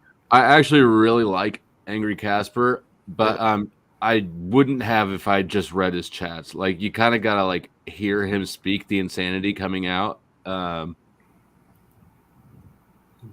to get that it's not just like pure vitriol. I would beat the living crap out of my son if he turned into some kind of weird Chad, started bringing home girls left and right. Like, it's not what you want for your son, right? Well, that in itself would be a direct threat to his inheritance, aka my empire. Why? If he's running through girls left and right and he has a problem maintaining a relationship and he gets married, that new spouse that he basically decided to get married to is potentially a threat to the empire. Well, why does he have your empire? Are you dead? I would eventually become dead, yes. So generally speaking, the empires kind of get at least a good portion of control of it gets passed on at the age of 25.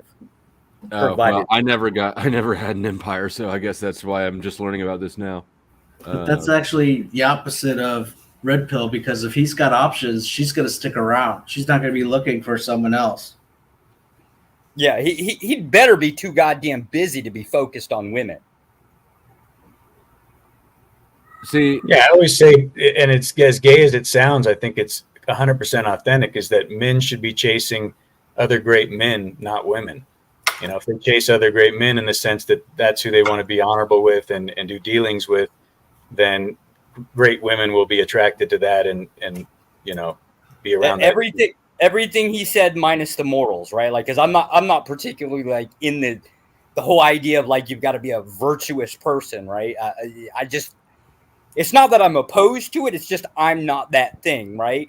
It's but why would you want to contract with anyone that didn't have integrity? money, just money, not so much. But then that's like a boat without a rudder or a compass. You know, you don't know what direction you're going. I mean, you don't bend to anything. You can't, because moral. It's very inefficient. It makes no sense to like lead with. You need to set up contracts in a way that are amoral, right? That's the point of a contract, is it reduces the moral risk of whoever you're doing business with. Yeah, it's just liability and stuff like that you're trying to figure out. Who's using a tape? Sorry about that. You can, don't get me wrong, right? Like you can be a you can be a moral person, like if you want to donate to charity, right? After the fact that you basically made funds, right? So the priority would be on the funds, not so much the moral virtues, right? I'm fine with people having moral virtues. I tend to like these people. However, that wouldn't be the big priority, at least when it comes down to like family inheritance.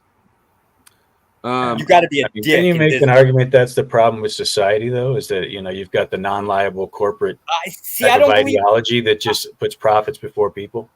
And I'm not one of those things. I put people before profits. That's why I've totally forgotten to shill my shit for like 5 hours now. Damn. So send me a Cash App, send me a PayPal, help support the channel. I've been up here screaming all night at motherfuckers, and they still don't get it. Show some support. Do the moral thing. Thanks to take me on, Flow State. I saw you the first time today, and you're great. You're all great together. Hey, thank you for coming up, and I didn't hear what you apologized for, but you shouldn't have done that. You got nothing to apologize for. No, I just here in Austria it's very raw, to talk people like you, So I love it to come to the USA and have some good people to talk to. Well, thank you. Wait, you think Flow State's good people? My God, you got low standards, sir. No, low standards. I don't have now a good or bad list, That's not what I meant. Just an open mind and something you can debate. Honest, and wise. You might say he doesn't crawl back in something. He say his mind, and that's great. Well, he's not an idiot. I'll give you that. He's not. Also, he's royalty. You got to remember he's royalty. Okay? Oh yeah, thank you for reminding me. I forgot myself. Constantine and Longshanks, man. I don't know. That's like, what are the odds of that, though? I don't know. Like, I think Constantine is my 40 times great grandpa. Like, that's probably a pretty big pool of people, really. Like, probably. That's probably true. What? So when you identify yourself or whatever, what do you say? You're like German, Irish. What do you say? Like English? I am Sir Lord Flow State. I've had my land stolen by an evil. Basically, the Count of Monte Cristo plot is how I introduce myself. My ethnicity, German and Czech primarily. Although I'm European mutt. Like. Yeah. My last name is Scottish, but I've got more great. German. But didn't you say also, Flow State, that it was better in the later times, before the EU started to connect all the states, and make the money the same and the stuff like this. I mean, I think that the history of our currency is significant. I don't know that I would say it's better, because I don't know that I have a solid understanding of what it was like before the Federal Reserve, but I understand the Federal Reserve system as it is now well enough to know that it's an issue. It's a scam. Of course, it's like a train racing to a wall. Every time. But I mean, the reality of currency is that, like, our whole lives, the dollar's been really quite stable. If you consider the history of money and what money is, right? It's something that doesn't have value, but is used as if it does, right? That's a lot of power. It's not the value. You come with the troops, man. I mean, that's a lot of power to put in something that actually doesn't have any intrinsic power of its own. You know Just what I mean? a belief system, yeah.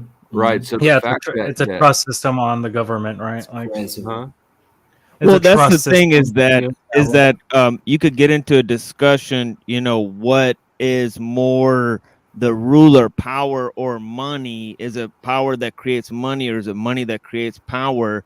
But it seems like in the past, you know, there was systems where you know, the corporations had to rely on licensing from the state. So the state was a dominant power, you know, when they created the autocratic state. But now you have corporations that are basically multinational corporations, and they can buy their own private contracting firms, and they actually pay for militaries and states. Yeah, you know, by providing them with security services and you know, with communication services and all that type of stuff. So, you know, now corporations are like pseudo governmental entities, you know, and they span the globe, and they have more money than standing governments. So it's more money totally and more power. Yeah, so it's totally a different system now than it was back in the day, you know. Do you really think though that I don't know that I believe that that business and government are opposite and are different power centers. I think that whoever's powerful enough to be the top of one sphere has always been powerful enough to also be at the top of the other sphere, and that the separation between the two in terms of who's calling the shots and running the show is an illusion. Well, I think it's pretty true that today private banks control the economic fate of most of the nations, and then also like Boeing and Lockheed Martin and like those types of companies are more powerful than like the standing military of some countries, because they basically supply most of the militaries with things like aircrafts and stuff. So then you know, they basically rely on these private companies.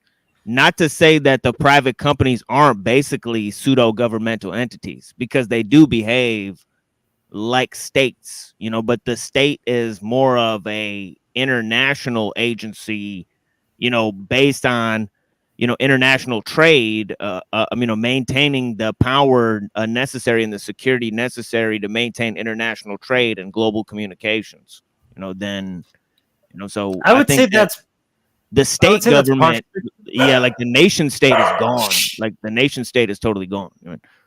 Well, I don't think it's completely gone, right? Like otherwise we wouldn't have companies like kowtowing to China and China's regulations, right?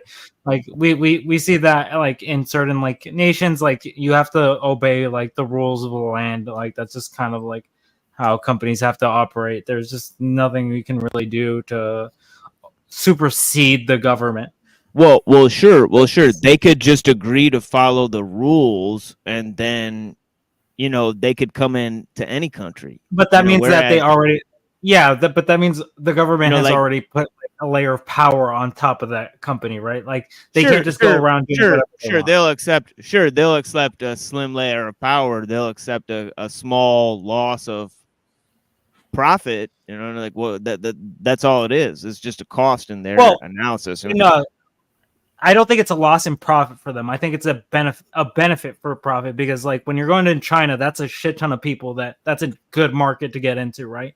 So as a company, it's probably best to play ball with China. So you have exactly like exactly. They'll play ball, but if they can't function within the narrow confines of the rules, they'll just take their business elsewhere, you know. But they have the luxury of doing that, you know. So I don't think they have the luxury to do that. I think a lot of companies like just are very profit driven, and when you have like countries like China's particularly, it's very hard to turn down a country like that. 2 world wars it's also different. You can't really walk away from China and be like, my company is going to be successful. Yeah, but they don't. Yeah, but they don't have to. Yeah, but they don't have to walk away from it. All they have to do is just say, "We'll allow you to have a certain range of censorship if that's what you want," and then they'll accept the loss in profits, but they'll continue doing business. Well, I think it's a loss in power, not profit, right? Because they're gaining. For example, from the time of IG Farben and Henry Ford and all that type of stuff, since World War II,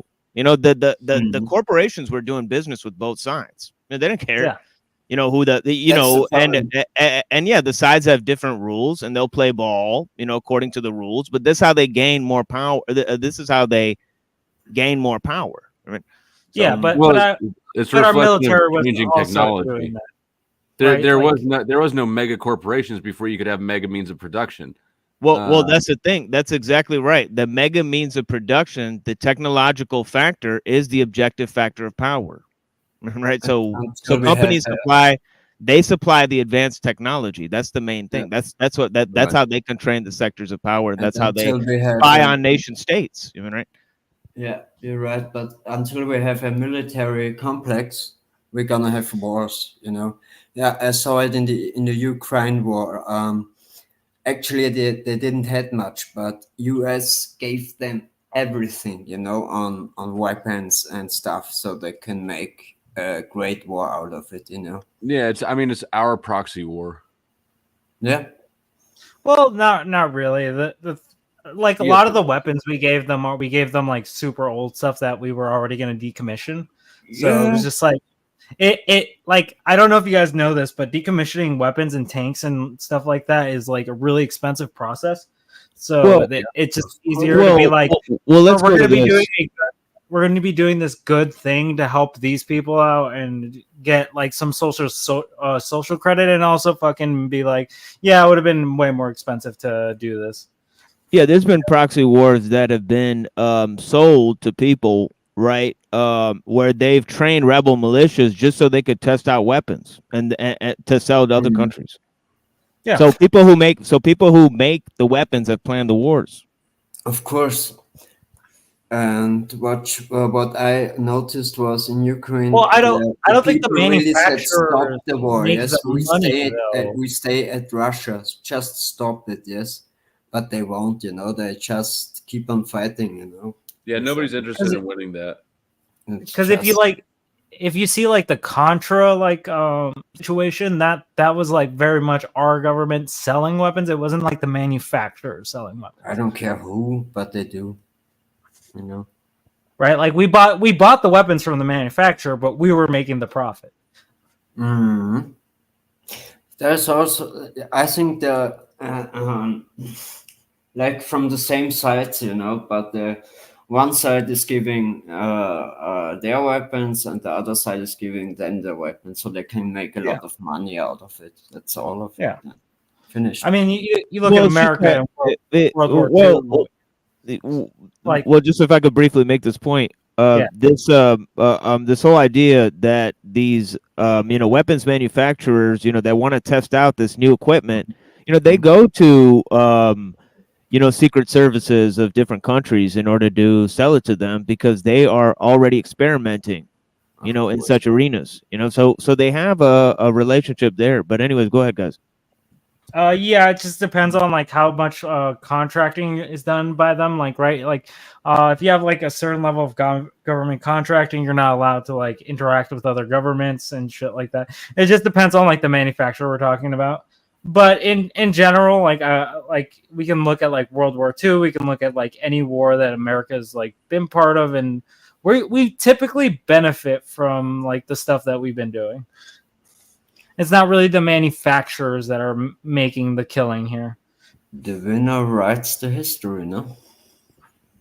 I don't know that I agree that we benefit. Somebody benefits off it, but... Well, I'm saying like the American government benefits, not just... Yeah, I think like, that's a shaky claim even to make, but...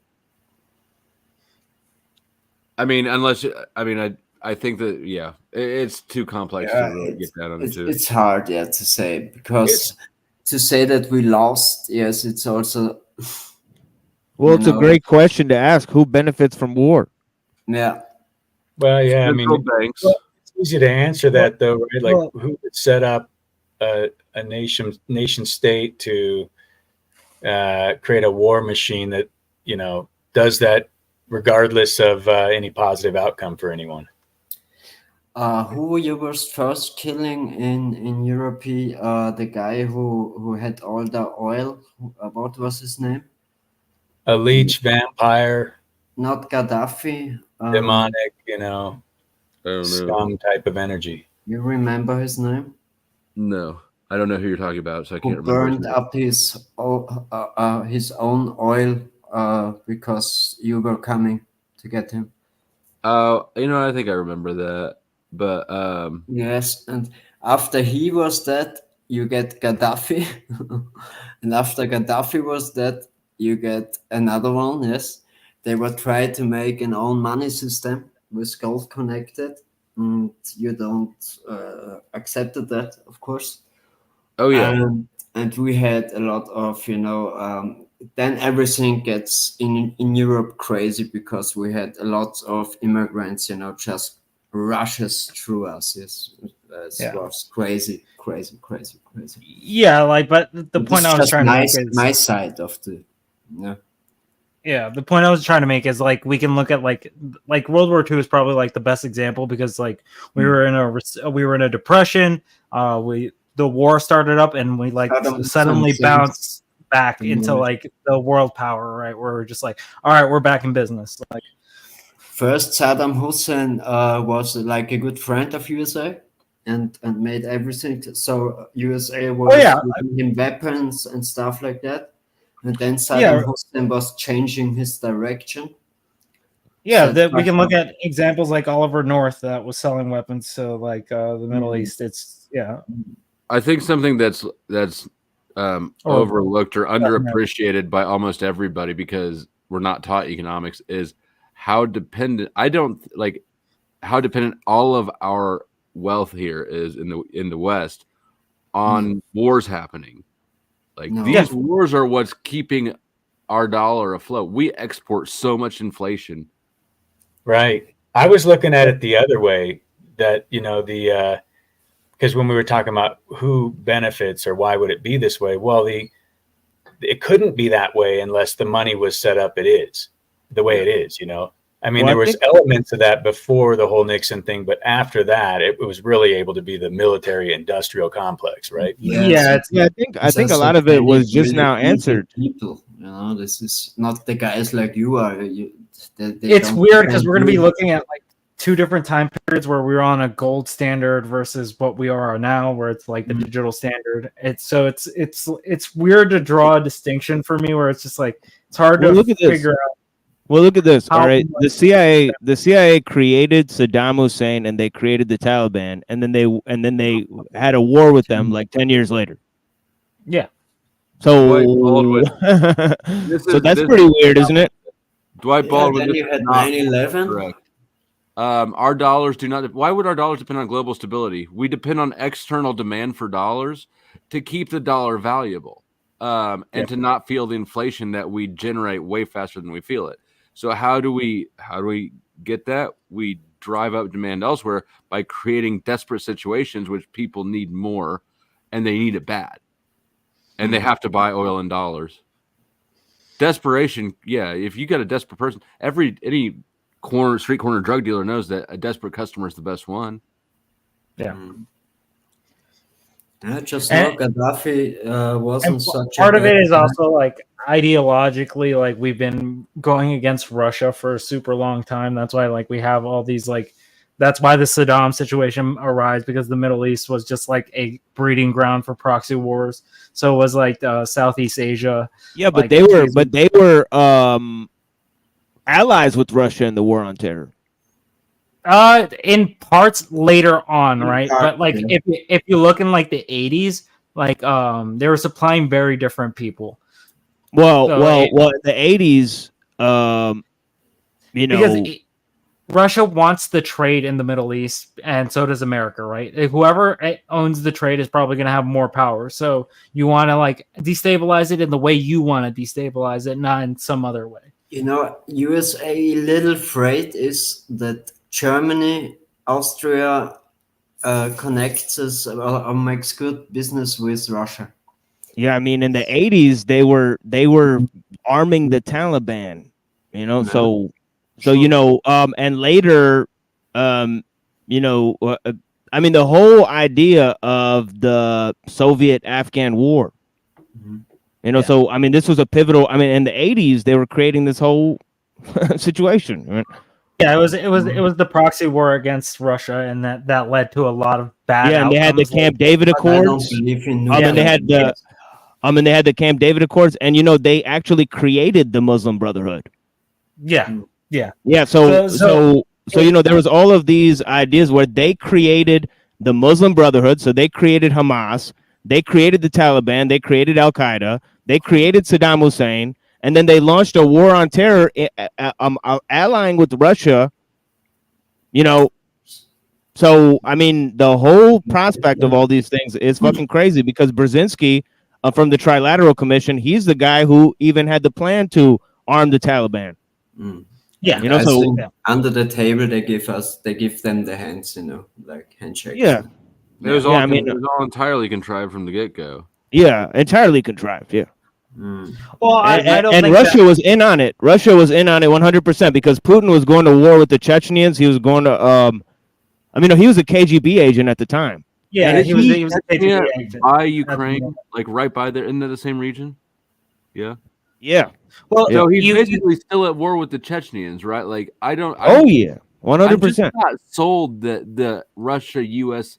Rivalry is a thing in reality. Well, the thing is, like, if he obtains It's Ukraine, not a thing. It's totally fake. He They're doing basically has business. a gateway to the south. Like that's what he wants, and he also has a gateway to Europe. But I don't think he'd ever do anything with that. But he just controls trade in that area, so that'd be the reason to go after Ukraine. I think this is all planned, you know. They already know they know every war, you know. Here's the thing, like I think governments are highly incompetent. I don't think they think this far ahead. Like I think we can look at like Ronald Reagan, right? I don't think he was a super genius that was just like, we're 20 years from now, we're gonna go against the war on terror with fucking Yeah, I have a different theory of why they're going to war for Ukraine. They're probably going to clear it out so that they can expand Israel. No, it was enough with the NATO. You know, the NATO gets always nearer to Russia. Russia had enough, you know, because there was a treatment made that NATO are not allowed to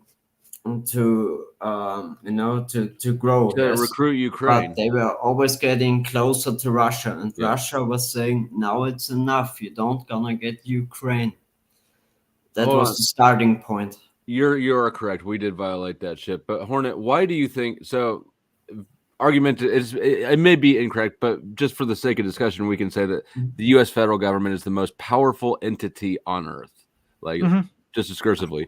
Why do you think the most powerful entity on Earth is incompetent, and that's why bad things happen?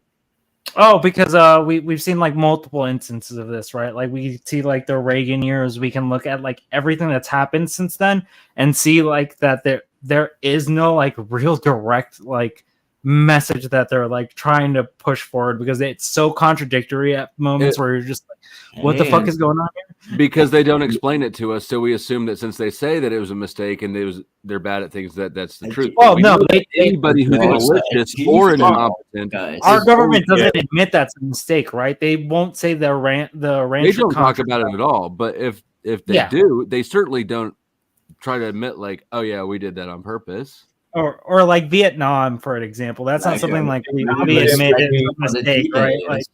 Like it's just something like that they don't have the ability to do something successfully, but maybe you misinterpret what they're trying to do successfully. Yeah, I think if they're trying to use control mechanisms to, you know, sway the narrative of the people and keep them in division and chaos, they're doing a great job. Like I can see that in like certain instances, right? Like the Red Scare is a very good example of that, right?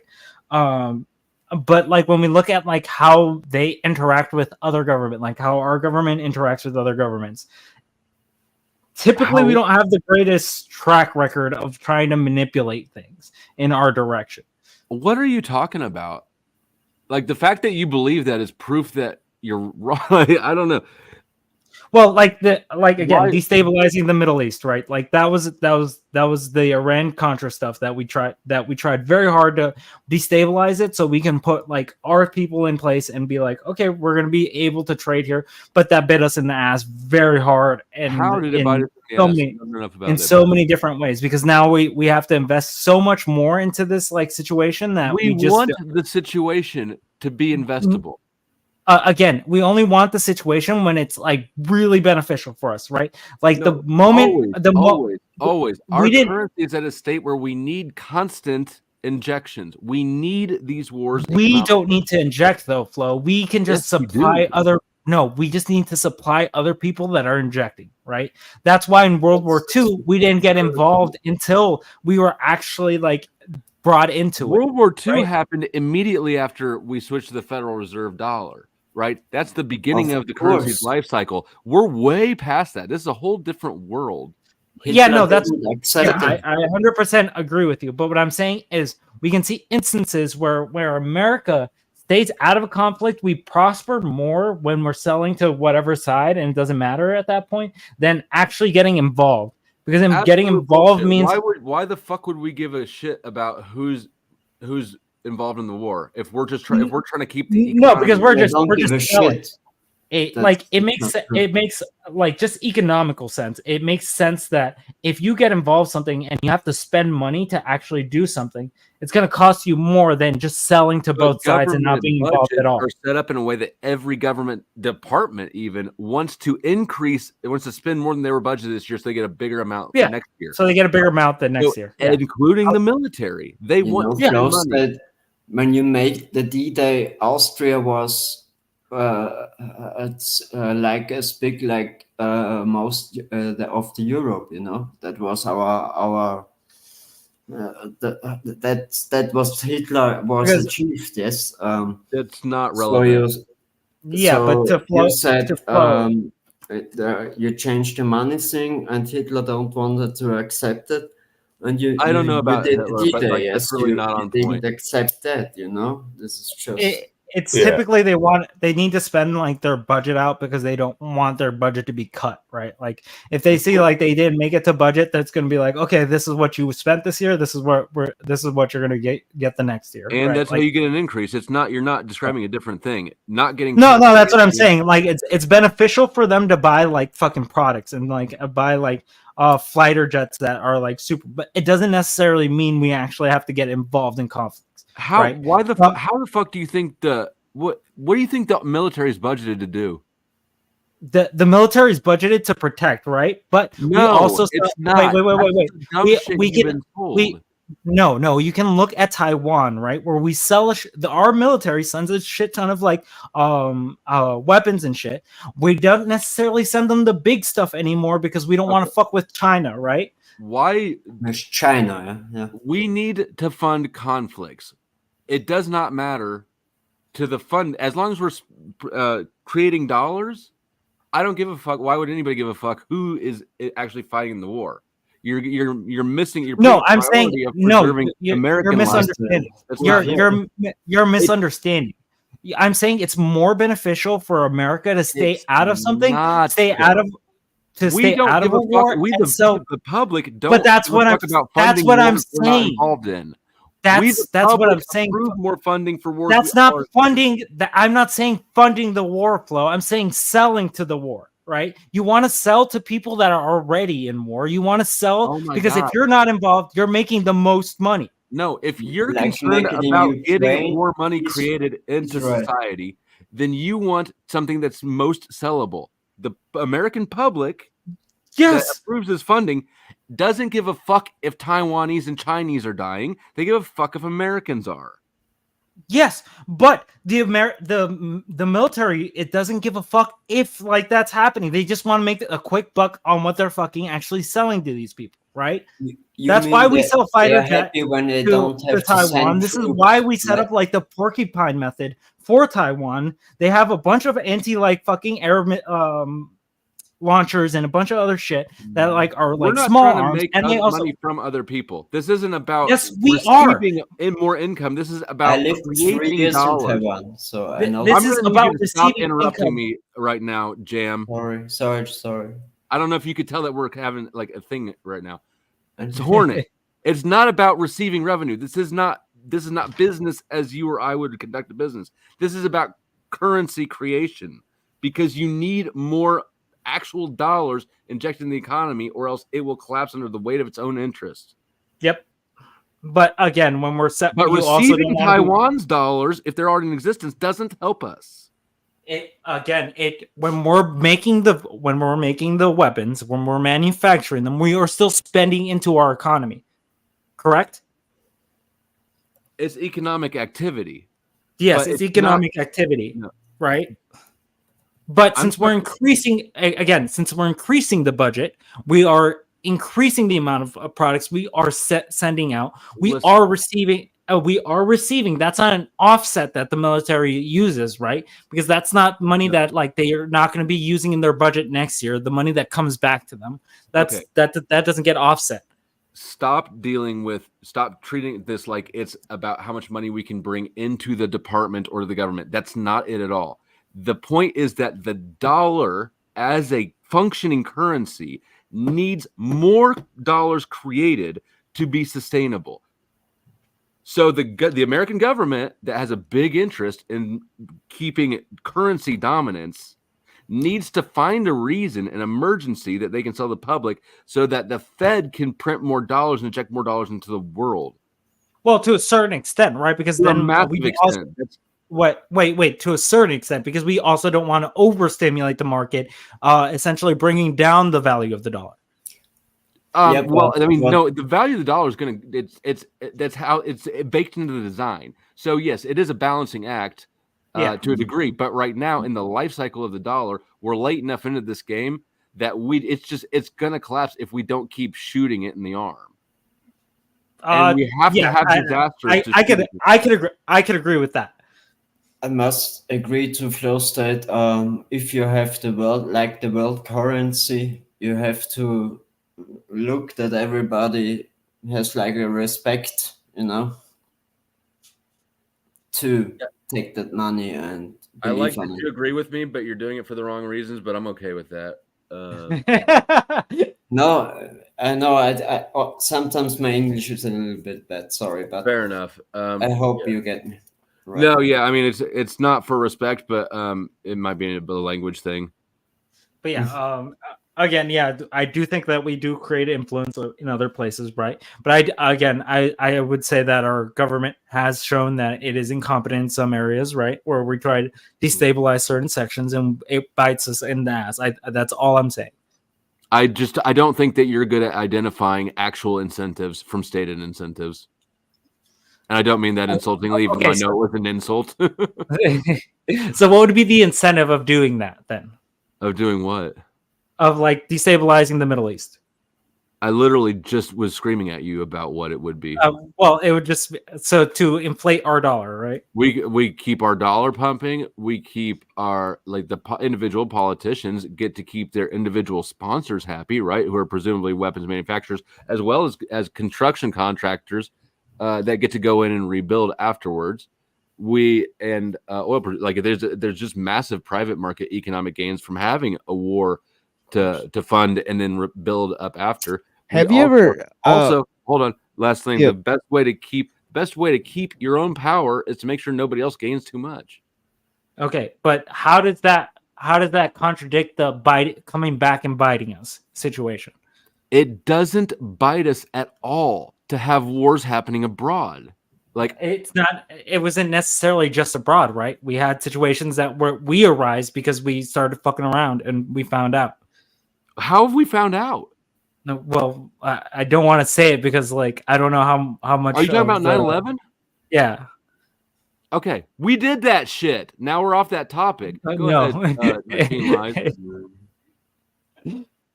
This is the conspiracy. No, we didn't find out. No, it's not a conspiracy. It covered up all the missing money. It is the perfect thing to happen. Sorry, Machine Lies. I'm muting up. No, it's all good. Yeah, have you ever seen The Clash of Civilizations by Samuel P. Huntington? Hornet? No, I don't have. Oh, okay. Well, he explains the ideological factors that led them to plan these wars in the Middle East. Talking about how Islam is a cultural threat to Western civilization. Have you ever read any of that stuff?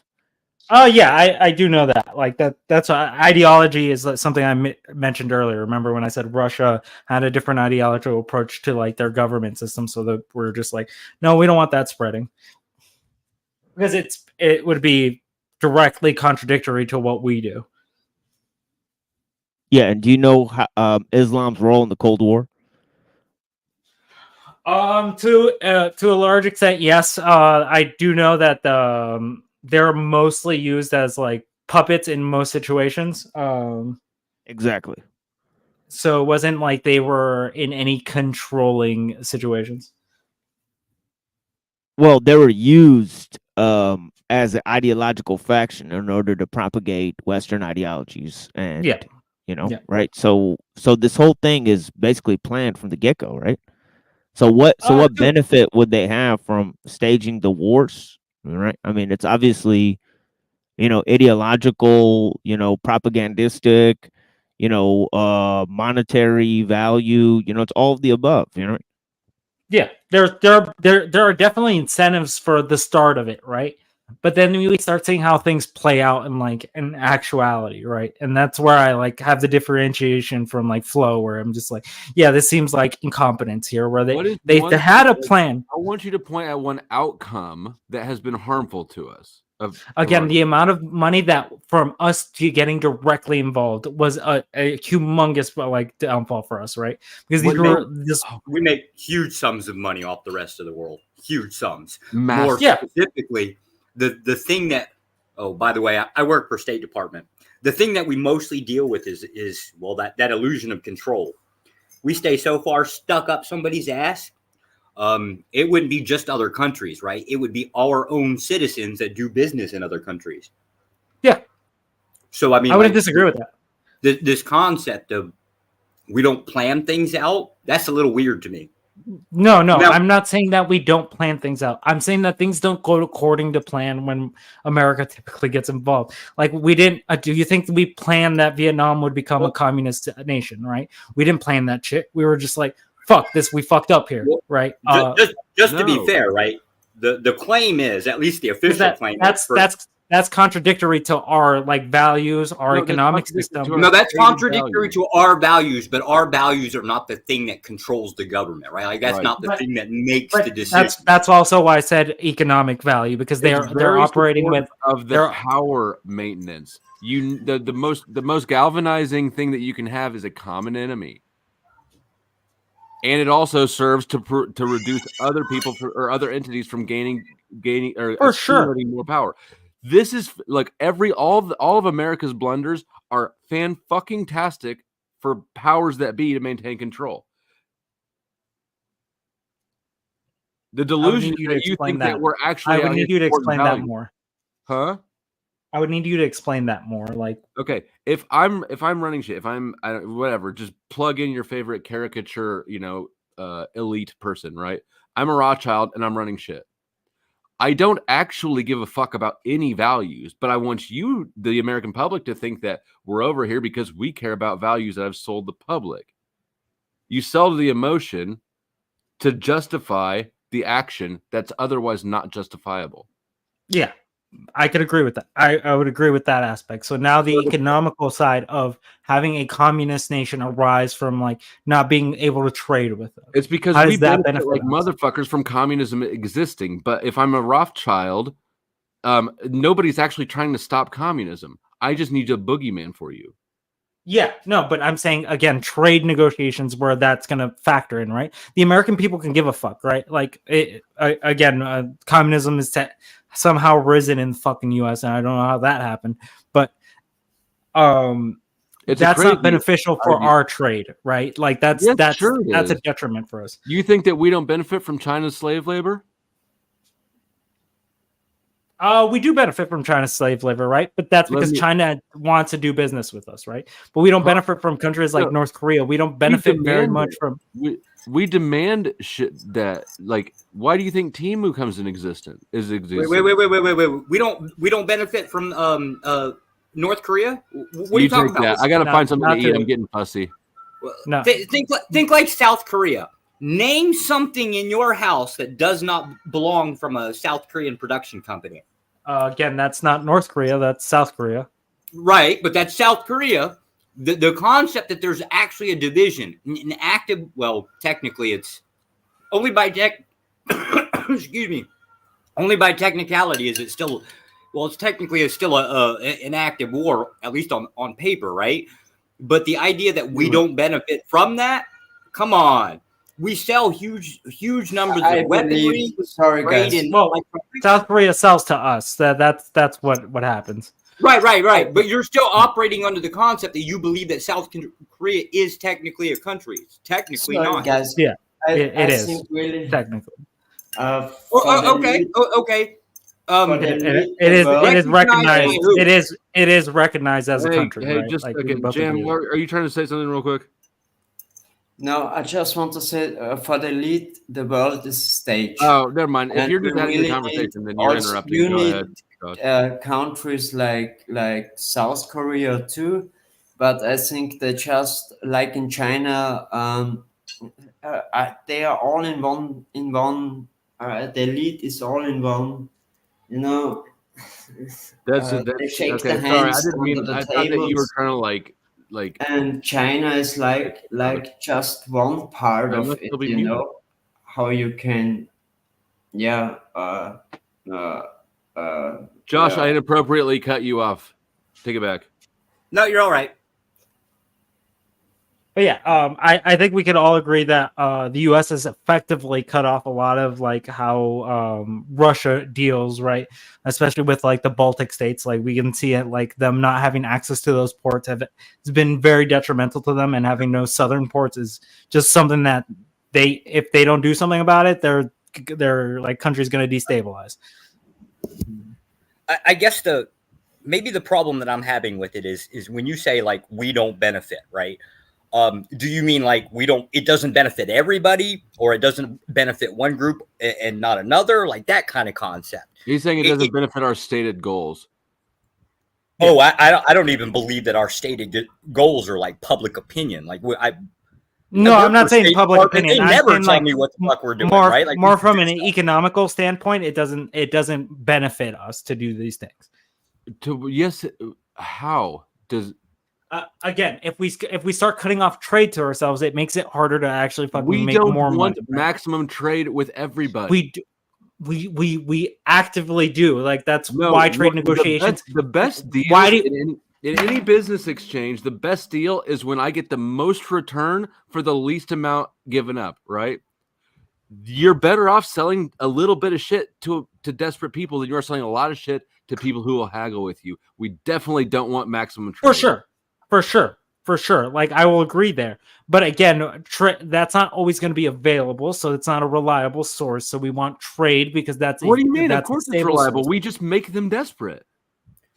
We can, but even that takes time, Flo. Like we can look from the 80s to the 2000s. That's 20 years. Doing? Look how that's a 20-year gap. Desperate, man.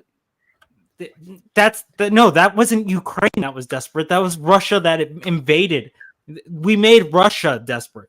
No, we antagonized Russia into taking the bait or whatever. It's probably all theater. Russia's not desperate. How the fuck is Russia desperate? Like Ukraine's going to take them over? They have no southern ports. Their trade is actually suffering. Russia is in no hurry to end the war, to win the war. Russia should have swamped Ukraine immediately. It's dragging out. They can't just go torched earth on it because they need it, right? They need their southern ports. That's why Crimea was. They should definitely go scorched earth. That's why the invasion of Crimea was so necessary for them because they needed access to the Black Sea. You think they're better off still fighting that war if they were actually trying to get the port back than just nuking the whole place and then rebuilding? You're out of your fucking mind. No, they are better off. Again. Do you know how fast you can throw up infrastructure? Do you know the amount of trade and fucking yes, temporarily peace treaties that they're gonna like violate from nuking a location? They're literally gonna they're gonna bury themselves. Not literally. It is the case that temporarily you're going to interrupt trade during a conflict, right? If you do damage, yes, temporarily, but that's not the point, right? Governments don't operate based like individualistic people, right? We're not looking to just, I don't know, do okay tomorrow, right? They're more or less looking to do okay for as long as humanly possible. 10, 20 years. Yeah, they look in the future. I would agree with you there. Yeah. So look, that's why the invasion of that's why the invasion of Crimea is such an important part of this. Like, if we look at how that operated, right, getting that southern port and seeing what they did with that southern port, right, they didn't set up like a trade negotiation. They pretty much set up that the Baltics was going to be able to be taken at some point, but they don't have the grounds to do that yet. Ukraine would be a very beneficial part to that, and it would basically give them the gateway to the south and to the west. Why do you think, which part of that means that why, and what planet are they better having this prolonged war instead of just winning it efficiently up front? I don't know what the prolonged period is. They even had no conceivable way that they benefit from that. If they're actually trying to regain that trade route. Like, you can say it's theater, but we can even look at like instances where he has his own armies marching on him, like at some points. Like, what? You think that it's because of the threat of the army's going to revolt against him? No, like that happened, Flo. His army marched against him. Yes, there was one special operation army that was in Ukraine, and Putin didn't gave him enough armor and stuff like that, so not enough attention.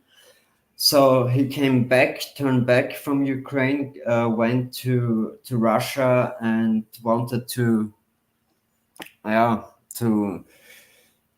and to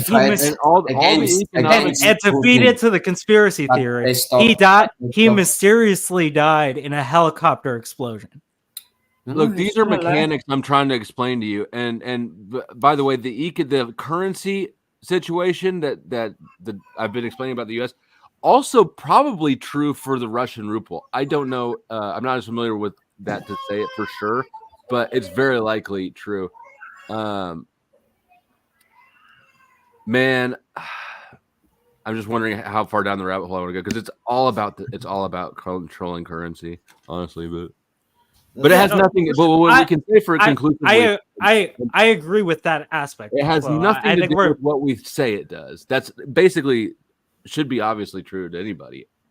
Yeah, that part's actually really weird. Like, why would you if you're the boss, right? Like, why would you tell your employees what you're doing? Like, why would you tell your employees what you're doing in business? So they can run off and I don't know, either sell or talk to the competition, right? Like, the last thing that our government would ever want to do is tell us what the hell they're doing. It's none of our damn business. Well, tell the general public, it's not, the general public's never going to know everything, right? Like that's anything. No, they have an agenda. They communicate with an agenda, and it's to sell whatever they're trying to sell. Sell this war. So what sells to us? It doesn't matter what the fuck is. There were obviously no weapons of mass destruction. Gulf of Tonkin, there's not been a single U.S. war ever in history that was started by not a false flag. Name one. Yeah, that's true. Yeah. Not a single one in all of our history? I don't know if that's true. I've issued this challenge 3 times on my channel, and I'm yet to have anybody name one. We can look at the Spanish War. Vietnam, I don't know if that was on a false flag. Yes. I didn't hear. Vietnam was a false flag for sure. It was a false flag, yeah. No, I was saying the Spanish War, or like the 100-Day War, or all these things. I don't think those are based on false flags. I mean, there's little skirmishes. I don't know about all the wars, but how about major national war? Like, I live in Kansas City on the border here. Like, there's the Lawrence Border War during Civil War. And Yeah, so I don't want to mention anything from the Civil War. I'm saying more from like when we're interacting with another country, so like Spain or France, like when I don't think those were false flags. Those are countries, not wars. Well, so that depends on. No, but that's what I'm saying. A civil war isn't going to be beneficial to us in like any fashion. Like So they're the just Spanish it's just War detrimental to us. Spanish War depends on whoever you believe caused that explosion on that boat, right? Like SS Maine or something. I forget. This shit's been so long ago. This is like the late 1800s, right? So it just depends on whether you believe who basically attacked that ship, right? Yeah, But now here's the problem with the counter is it's technically questionable. Same thing with the Gulf of Tonkin, like what Flo's talking about. It's always been the case. It's usually like we get involved in a conflict over something that would seem trivial. When the reality is there was something way before that we just looking for a reason. Again, I mean, Gulf of Tonkin was a straight up pure false flag. That's been declassified. Yeah, they like I wouldn't say that we haven't had any false flags, right? I wouldn't say that. But what I would say that we do engage in certain aspects where I'm just like, again, we can look at the Iran-Contra situation, and I think that's pretty much a very clear indication that, yes, we do want to fucking supply as many fucking people with weapons as we can and destabilize certain sections because it gives us more power in that region, right? Well, yeah.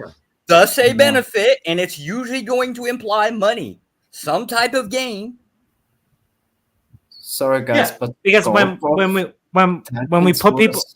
put people in the Middle East after like the Iran-Contra stuff, the trade there was very good. We had a very good trade, oil negotiations and stuff like that. But then when we got into the 2000s, that's where it like fucking like started biting us a little bit. Where it's just like, fuck, they're not doing trade with us as frequently. Is not as important in the big picture of power as you're giving it credit for. It's not like the main contributing factor, but it's going to be like something that is going to be influential to how much power a country has. Here, let's try this. What country do you think dominates global trade? As in, we get to say, and I do mean say, like as in we can utilize force to define who gets to trade with who. What do you think our Navy does? I think we do definitely have the power for that. It just, but again, it's benefit. It just depends on what. Right. Yeah. It's definitely a benefit. It just depends on like what we're trading, right? Because like if we talk about certain amount of trade, like China has to import most of its food, right? When you make that claim that the benefit changed, right? You'd have to be a little bit more specific, right? Because now we're talking about individualistic value judgments. I wouldn't do this versus you would, or something like that, right? You need something a little bit more specific in there. For which part? For the trade part, like if you're going to pull that concept up in, or any type of benefit. Again, like we can look how trade happened within the 80s to the 2000s, right? In the Middle East. It was very good for us. It was very influential. We were booming there. But then something happened and we had a government, our puppet dictators were no longer there. They were there was just turmoil there and it ended up costing us money instead of actually supplying us anything. Yeah, we had to go in there and fix the problem that we started and be like, power is the real commodity. Money is just a way of exchanging it. Do you think that we have more or less power in the Middle East now than we did then?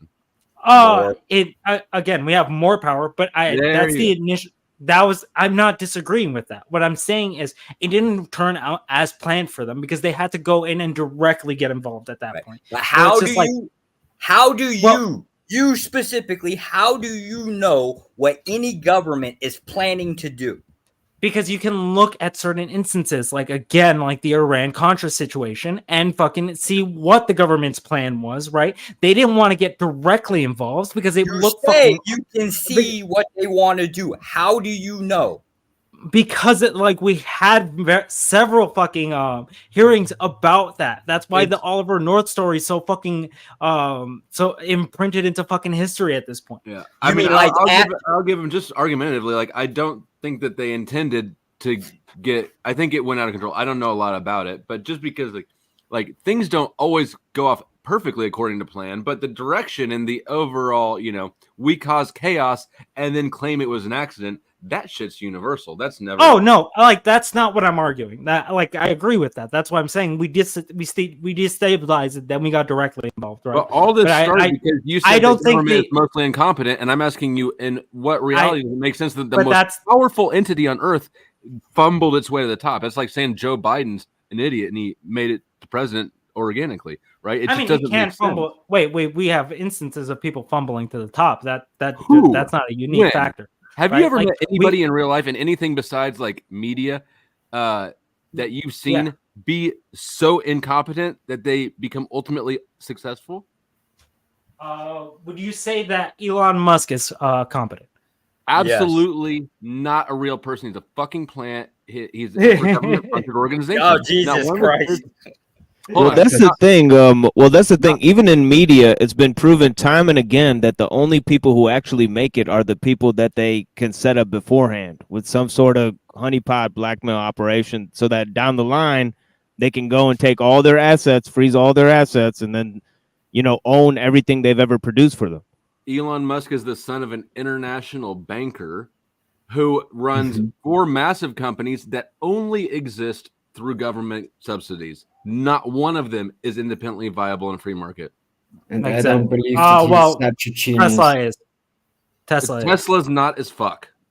Yeah. The whole EV, Tesla is it's public. It's a publicly traded company. Vehicles are purely a government subsidy. Bye, guys. No, they received government subsidies, but it doesn't mean it's not a publicly traded company, right? He made that. It would not profit. It would not survive if it were not propped up by government. It does. You want to why, Flo? Because it's not a car manufacturing company. It's a technology company. No, it's not. It's a fucking government shill source. If it's it's getting green, it's getting environmental money from the government. The government wants. I would agree with you. SpaceX is only subsidized by the government, right? That's not a publicly traded company. I would agree with you there. But Tesla itself, Tesla is a technology company, and that's the fucking one unique thing that fucking Tesla has over every car manufacturer. You think that we don't know how to make fucking? It's just an electric car like we played with when we were kids, except bigger. This is not new. This is not groundbreaking technology, and it's not. It is groundbreaking technology. Well, it's a bigger battery. It's again how you lay out that battery and how you distribute the fucking energy between the whole. You think vehicle. We didn't have big batteries before? We had big batteries before, but you understand the efficiency between something is going to be very detrimental because if you have a power loss within your battery that is not effective, you're not going to actually have a functioning vehicle. There are lots of non-functioning vehicles. You can't put them out because they catch on fire. And also, do you know that when Tesla's support goes out to for the non-functioning vehicle assist feature, they send a gas vehicle to save one of their electric vehicles? Yeah, because that's what's more commonly available, right?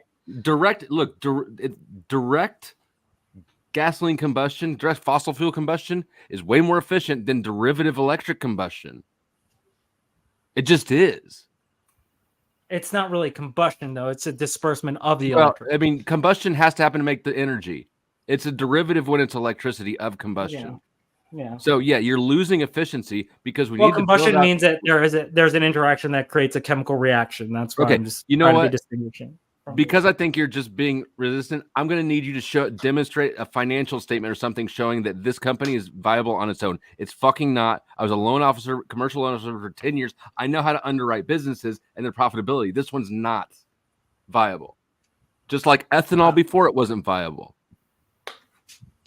Again, just like windmills were never viable. Just like the big mirror facility in the middle of the desert. I'm a big Flo. I'm a big Elon hater. Don't get me wrong, but I can still see that the fucking. I can still see like that company is hugely successful. You can't. You can see hype. It's being promoted. It is not viable. It's not just hype. It does not sell enough cars to support what it spends. But you understand that that's not the only thing they're doing, right? It's not a car manufacturer because I've looked into it. That is what they sell. That is their product. Not only that product, right? They sell software, they sell data, they have a bunch of other fucking factors. That's why data collection is important. That's why when he got wait. That's why when he got Twitter, it was super important for him to actually get Twitter because that's the biggest data collection that he could actually get. Hey guys, I have to say bye. It was really a great time. CIS. Thank you for coming up. Thanks again. Ciao, bye-bye. Mm.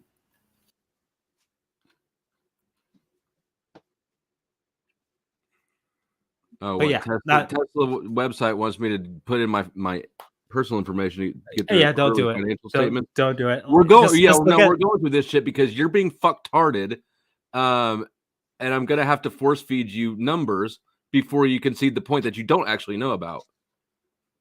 Again, you can look at their stocks prices. You can look at everything that they've produced, right? What is their stock price a function of? Because again, are they operating as a manufacturing company for just cars? Are they just a car manufacturer, or are they so a technology get the financial company? statement to see if their stock is functioning because they got government revenue. So they do you think that they would not be charged with some sort of fraudulent charges because the government wouldn't be like, fuck that, that's our money? It's not fraud. It's fucking subsidies. It's fraud. It's dumbass. No, it's still fraud. If you promote yourself as a technology company and you're only a car manufacturer, that's by definition fraud. They're two different distinguishing. That's why we have the differentiating. A technology company is not the same as Ford. Right? Just because you think it's a technology company was clearly a fucking auto manufacturer. It's not that I think that, Flo. That's what it's defined as. By you can look at it by the global stock trade, Flo. It's not something I'm making up. Oh, you're saying that the market has it classified as a tech stock. That's why Tesla is unique because that has Tesla nothing operates to do as a technology company. Fuck you. The Dow doesn't determine whether that shit, as far as its relationships with the government, the Dow is a private industry. How the Dow has it classified doesn't matter fuck all in what it really is in its relationship with the government. Again, do they make their money through subsidies or do they sell to the government? That's going to be the differentiating factor between these two things, right? I don't even know what that question was. What was that question? So when you receive subsidies, that's the government funding you, right? But when you sell to the government, that's a different thing, right? Fundamentally. That's right. A sale to a government entity is a legitimate sale. Okay. A subsidy is when they give you money because you're doing something they want done preemptively. They want in return. Yes. Right. So Tesla has operated not with subsidies. They have sold to the military. They have sold they have sold how they're going to set up certain like battery packs. They have all these other things. They do have both revenue sources. They do for sure. But what I'm saying, Tesla can operate on its own. It doesn't need subsidies to operate. And I want to know if you have a reason for having that opinion or if you feel that way. Because again, if they I trust the Dow for example. You don't know what the Dow's role in this is. You have no fucking idea what the Dow's role in this is. You just demonstrated that. So how do I not know what the Dow's role in this is, Flo? You just thought that the Dow determined what kind of company or what kind of it defines it in its relationship with the government. Why? It has nothing to do with fraud. Why? The Dow classified it as a tech company doesn't mean fuck all for it committing fraud. That's how I know you don't know shit about what you're talking about. Wait. So what differentiates Tesla from Ford? Do you think that Elon Musk? Wait, Flo, answer that question. What differentiates Tesla from Ford or Tesla from Volvo? It's a different company. It's a different company, but why is it under car manufacturers for like every other car company? On the Dow, there are car manufacturers. Bro, you can look at you're Ford. retarded. You can look at retarded now. That'd look be like at Ford. Look at Ford. Look up Ford right now. They will on the Dow. It will classify it. There's classifications in determine things. They do. They do. The Dow can call Tesla cottage cheese. That doesn't make it cottage cheese. You understand, to get on the Dow, you have to actually pass certain like tests to fucking be like, is your company doing this? Is this ordeal? But the fact that one private entity calls Tesla something has zero to do with Tesla's relationship to the government, nor is not Tesla one private. It's a publicly traded company, Flo. It's a public exchange. It's a private company that runs a public exchange. What I'm saying is the DAO, Tesla's not responsible for what the DAO says. Again, to be classified in the DAO system, like they're going to look at through your company and see what you fucking produce, right? So like with Microsoft, it's a technology company. With AMD, it's a technology company. It's a chipset company, but they classify it under technology. For car manufacturers, they have their own unique thing where it's just like you're a car manufacturer. Tesla is unique in its way that it is evaluated as a tech company. That is the criticism that he has received throughout the years. That why is Tesla this big? And then you look into it and you see all the other projects that they're doing. About DAO classification. What I'm saying is, look at the these bottom columns here. They're all got parentheses around them because they're all fucking negative. This company loses fucking money. The reason it exists is because the government subsidizes its electrical vehicle losses. It's right there on paper. Here, I'm reading through it. Free cash flows. This is what we want to look at, the cash flows. Yeah, it's always losing fucking money. Can you bring down the chat? Because it's like blocking. Oh, yes. Yeah.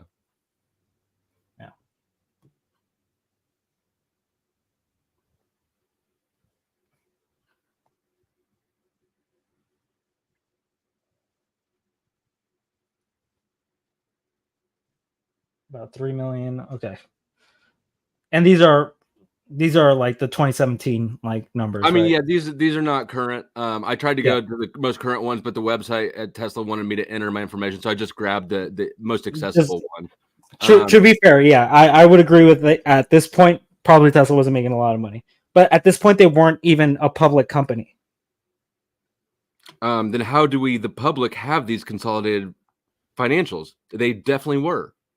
They publicized it, like they publicized their company's records like before. I hope that, I'm going to look this up. I hope that you know what the fuck you're talking about. Yeah, you can look it up. Like Tesla didn't go public until I think either at the end of 2017 or 2018. Good Lord, no, 2010. Tesla IPO 2010. Fuck out of here. They were created at 2010, but that's not when it actually went. And no, that's not when it became public. Bro, I was a commercial loan officer. I took companies public with customers. You're fucking retarded all the way through this. Tap out. Do you want me to show you? Flo, that it wasn't publicly traded? You don't know what an IPO is. You don't know what the DAO does. I can't believe I'm still having this conversation with you. Okay. Like you just don't understand it. Holy shit. And you're smart enough to know that you don't understand it.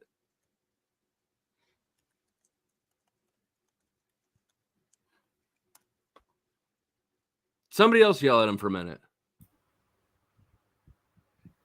Not a yell about.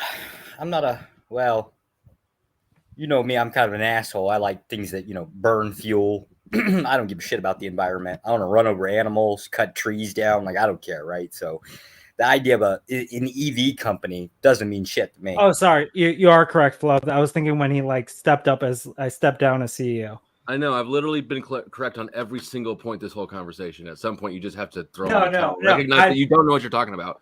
No. I was confusing when he stepped down as CEO. And just was the owner of the company.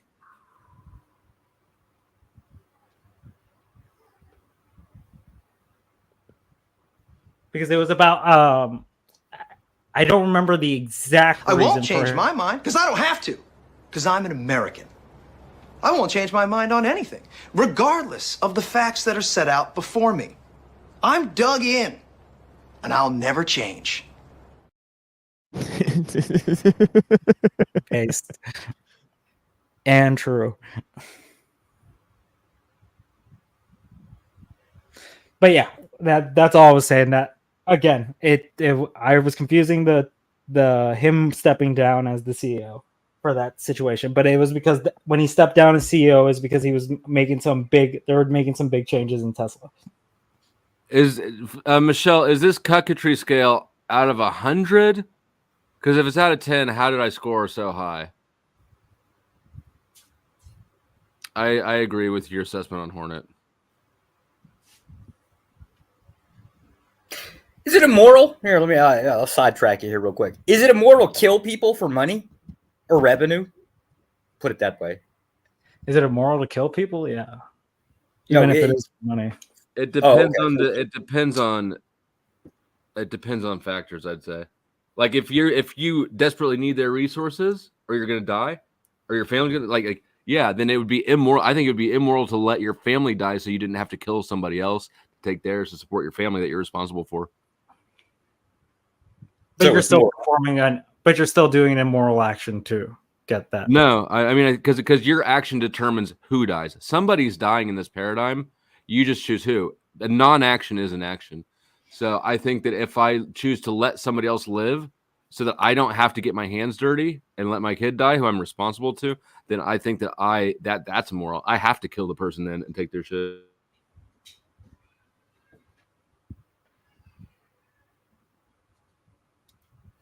Yeah, I can agree with that. Yeah.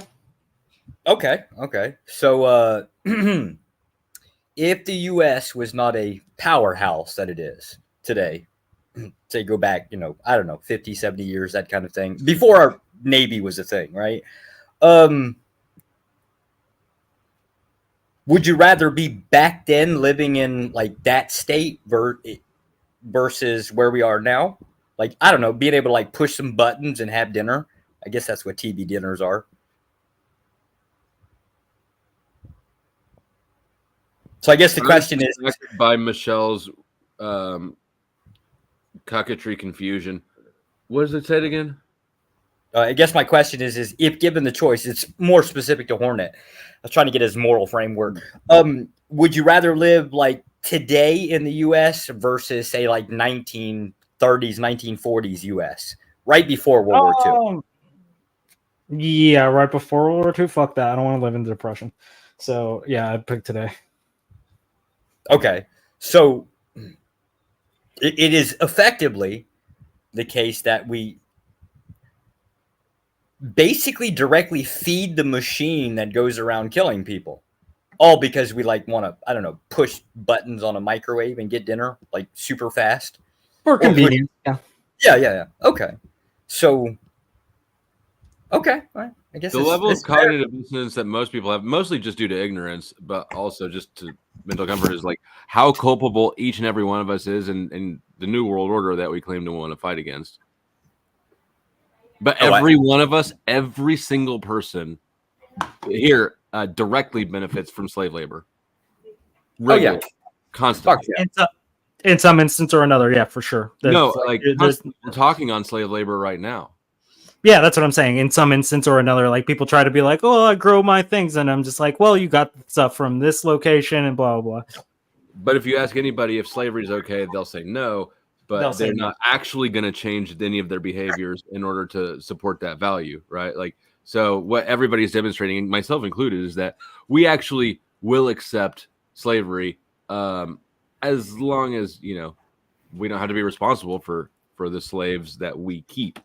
Well, I'll tell you what I think the main problem is. I think that the goal of civilization is to improve technology, but we don't control innovation. So basically, we're stuck. Even the people in power don't really control anything. They're just sort of holding the reins of a system that they have to perpetuate, and they don't actually know why they're doing it at this point. Yeah, I sort of think that there's some truth to like those who have the most are actually the most enslaved. Yeah, because they're subject to the the factors of power that they inflict on others. Because the factors of power in our age are technological. They don't escape those means. Right? They're subject to the same powers that they use to control others. I think they're subject to worse shit. Like I've never had anybody in my life like make me, hand over sexual blackmail or anything. Like, fuck that.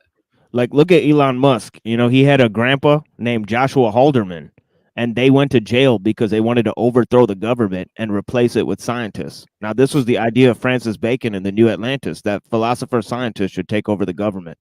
Yep. True history. That should be ruled by experts. Thinks that he's not Illuminati, government front plant. No, I don't think he's a plant. Like, did you just hear what he said? That's actual history. That's not. He's not making that up. His grandpa was arrested for trying to overthrow the government and replace it with scientists. Yeah. Now you think that the grandson of this guy, who's basically replacing government as a tech guy and science guy, you don't think anything is abnormal here?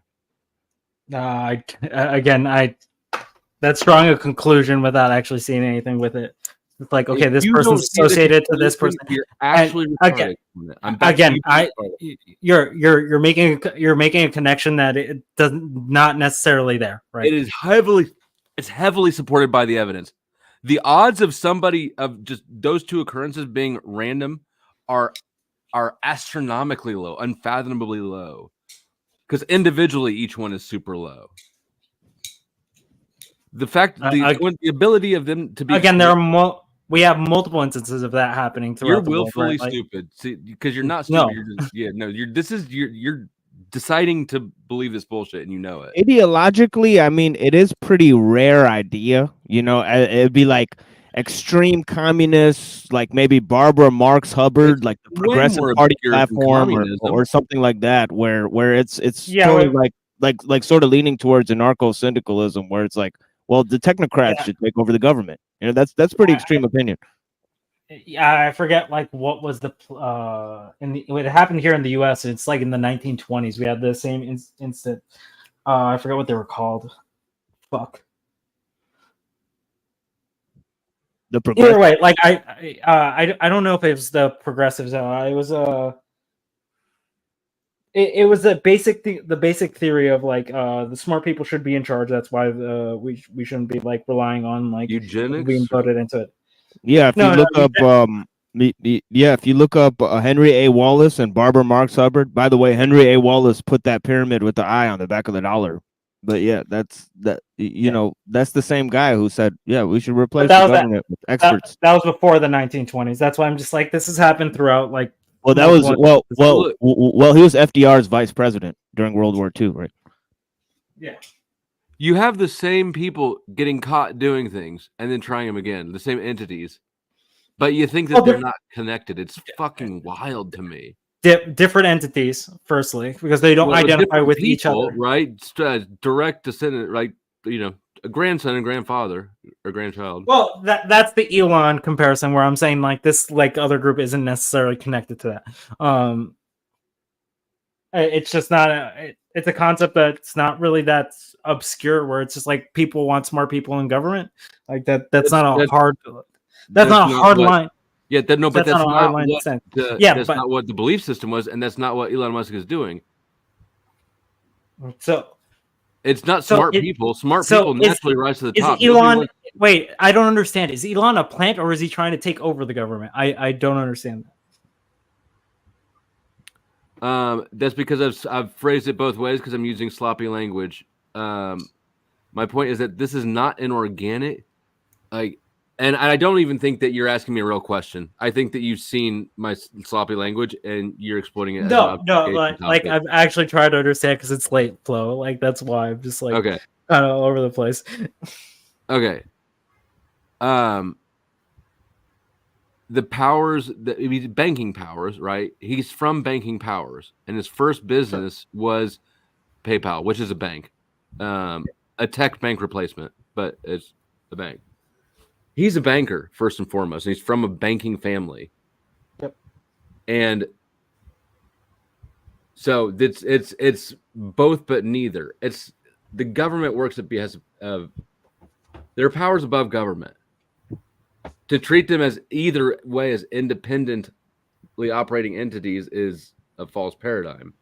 So yes, it's a powerful family And if you're powerful privately, you're also going to have power publicly. It's just the way power works. What would you say for like the higher ups at PayPal that said that Elon would have like broken down the company if like he didn't leave at the time he did? I don't think anything of it. I don't know what that has to do with the paradigm. Like people can. Well, it's just more like it's more to like the. I don't know the context or why they're saying. I don't know at all. It's the company wasn't doing fairly well until like after the company boomed after Elon left, right? Like that's a known fact. That's right. A very lookable up thing. Yeah. So it's like he's around just long enough to get through the losing money, needing government funding phases, and then he's off to the next one. Well, I don't know if that's. I think he's a front man. He's a front man. I don't know. Like we would have to look at Tesla's financial records to be actually accurate on that. I know SpaceX for sure is going to be like the most subsidized thing like you have ever seen. But it's an exact replacement of government functions. It has no revenue source at all. Yeah. It doesn't sell a product or a service. Yeah, I would say SpaceX is very much like that. I don't know. Twitter doesn't make him any money. It just loses him money a year. So that's just like a failed thing. No, well, I mean, he's making money because his business is selling things to the government. He's a government contractor. That's the word I wanted earlier. I said the wrong thing, but he's a government contractor. That's his business. Oh, yes. I would agree with that. He is a contractor. But that's why I would say... No, he's not a tech guy primarily. He's from a banking family, but his real business is to business. It's business, to find, right? Well, it's to... the companies he's fronting... He's the face of a group or whatever. The people behind Elon Musk, because I don't at all believe that he's just this solo genius running 4 companies. He's just the face of a group that is in the business of receiving government subsidies. Well, he's not really running Tesla. He's just the owner, right? They have their own CEO, CFO, and everything else. But I don't actually think that he has anything to do with day-to-day operations. I can't prove it. I don't know this for sure. But I know what it takes to run. I've made that claim too. Run a YouTube channel with 3,700 subscribers by myself, and if you tell me that Elon Musk is running all this shit at all, I don't believe it. Yeah, I've had people make the claim that he actually does all that shit. I'm just like, there's no fucking way this is, because I'm not an Elon fan, Flo. Like, I want to be clear about that. I am not an Elon. I don't think you are. I think that you just but still drink Kool-Aid. I think that you think he is a plant, where I think he's a fucking dumbass, right? Like we're on like 2 different plants. That's also how you know that he's a fake, because he's actually stupid as shit. Yeah, but I don't know if I would necessarily call him a fake though. That's where I'm just like, fuck. I mean, I don't know. Maybe you're giving that word more meaning than it has in my head. He's a front man. He's a front man, and he's a what he's presented as is it's marketing, just like Steve Jobs was, just like how all these fucking millionaires who just happen to have international grandfathers for international bankers for grandfathers, Bill Gates, for instance, like how all these guys just happen to start these massive companies in their garage.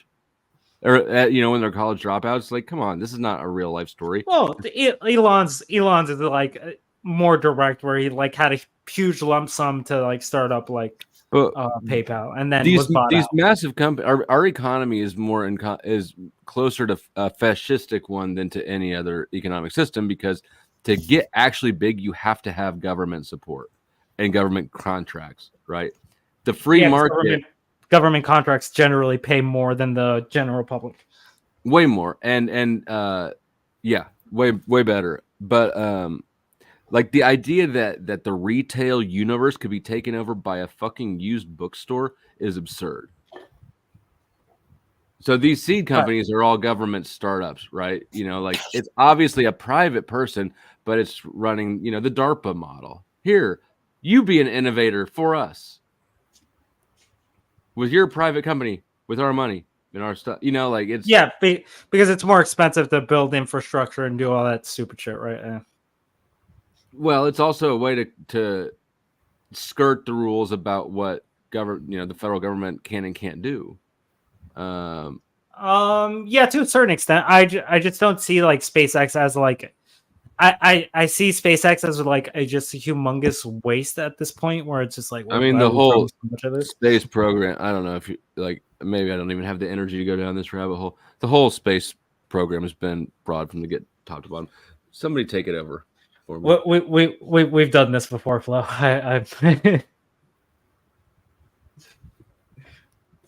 We've It's done our interesting to me that conversation. Paul tried to say that you wouldn't stand up for yourself. Listen, I don't understand. Like, what's your like views? Like, what's your what do you like? What's your political ideology that you follow, or like what are you recommending? Like, what's your point? My political ideology, like I'm not really recommending anything. I'm just kind of like stating like what I know. But So you don't politically, believe I in guess anything. You don't have any background. You don't have any. No, I do. What's your So, ideal political system, or what do you think is going on in the world? So like I'm very much for representative democracy. I think that's probably the best way to get things done. Electing a representative that you know.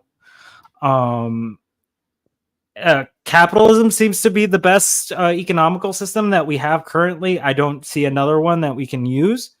Like when I looked at socialism, it didn't give me enough differentiations between. Do you think we live under a capitalist country or more corporate socialism? To a certain extent, you can make the argument for corporate socialism, right? But we still live in a capitalistic society because there are caps and stuff that the government puts on these these entities. So you would want it to be more capitalist and less corporate socialist.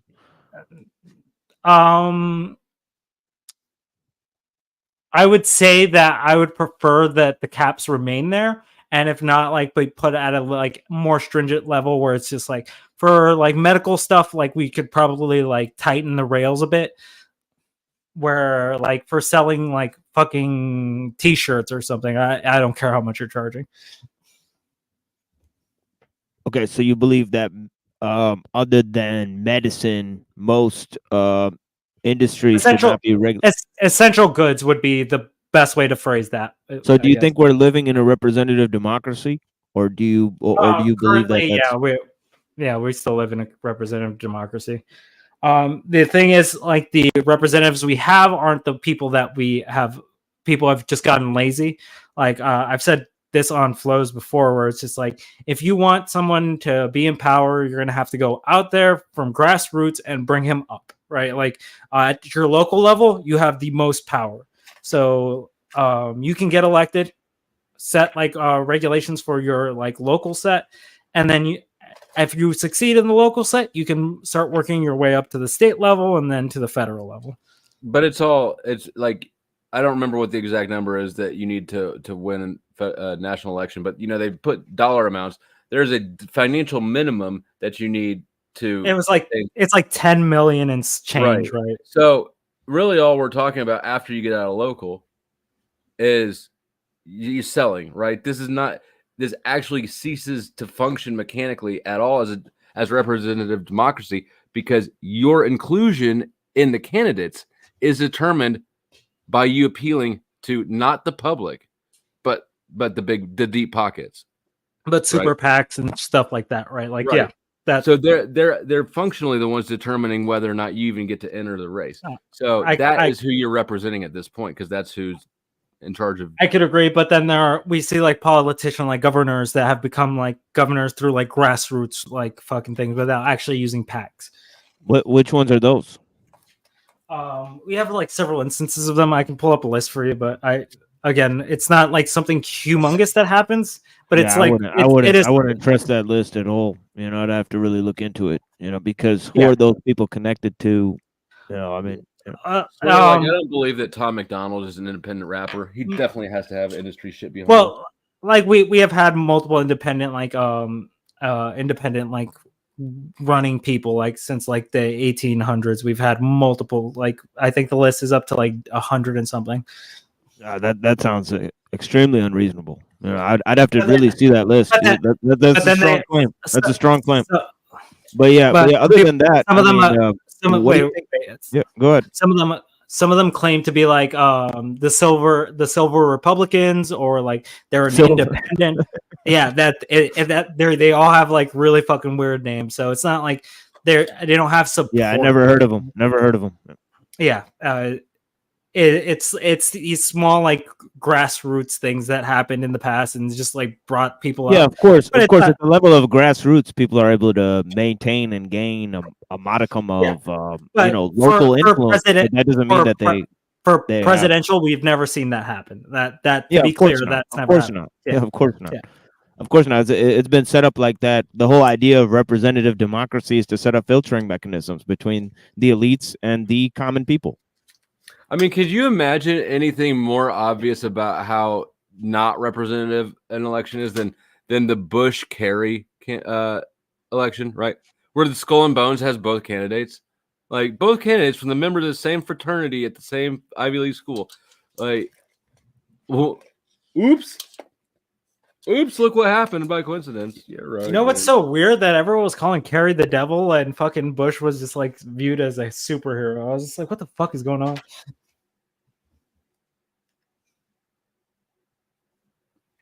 But yeah, we could also look at instances with like Al Gore, where like people would say that he won the election because the general public elected him, right? I mean, yeah, people can just the fact that anybody would claim anybody really won the election, in my mind, speaks. I personally believe that all national politics is made for TV drama. Its sole function is to keep you distracted. It's the circus and bread. It's a circus. I agree with you in some parts, but then we look at those instances where it's like the Al Gore situation or like the Hillary situation, and you're just like, why is that happening? Because it's gripping drama. What do you mean? Why'd that happen? It's scandalous. It's oh yeah, this is great drama. Yeah, I pretty much agree. It's both entertainment. Good morning, Hank. Your audio is the worst I've ever heard it. Let me turn my car down. How's it now? A little better. Let me disconnect and reconnect my Bluetooth real quick.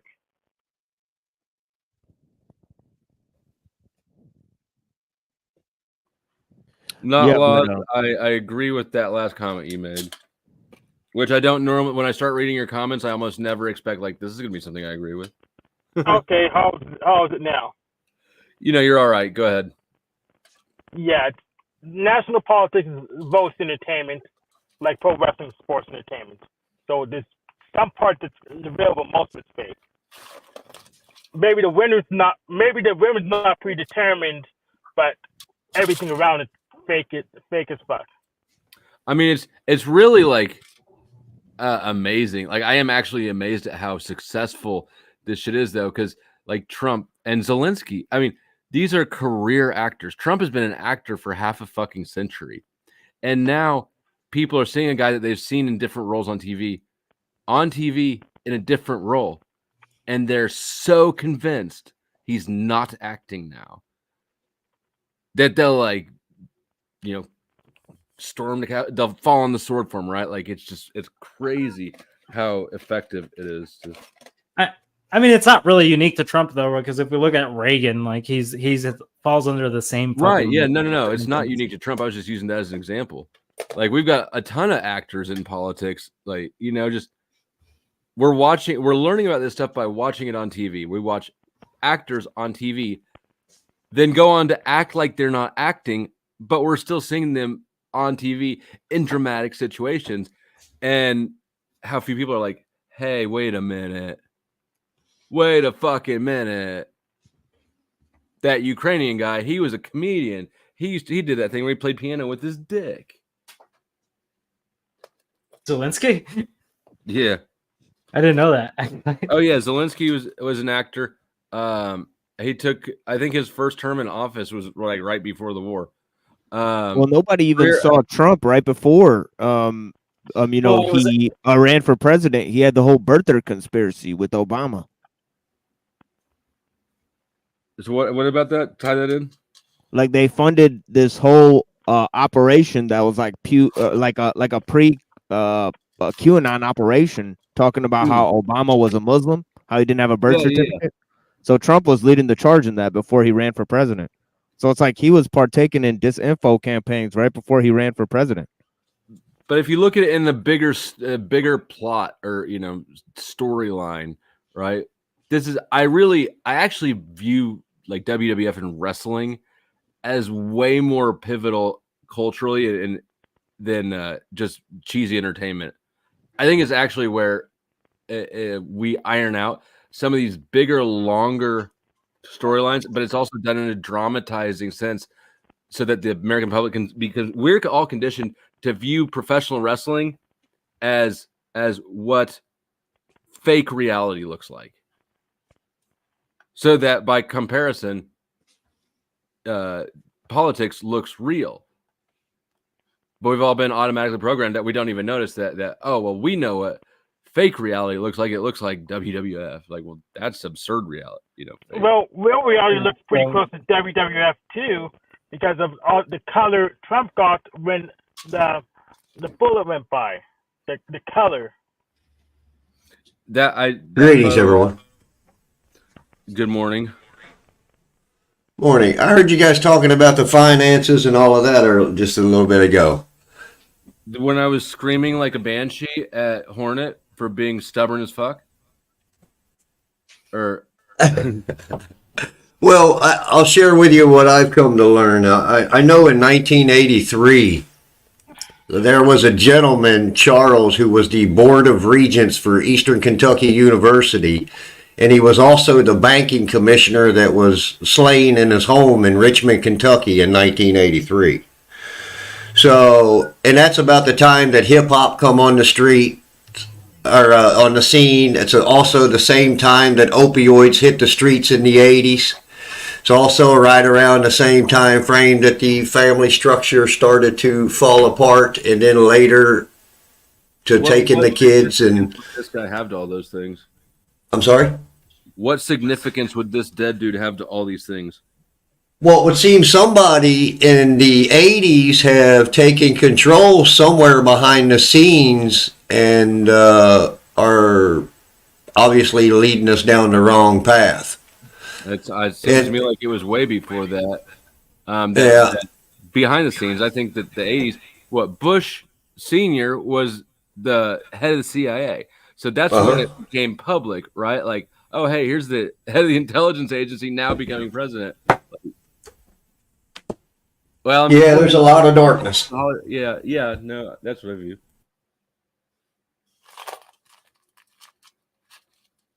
Like when you got the CIA director becoming the president, they're just showing it to you.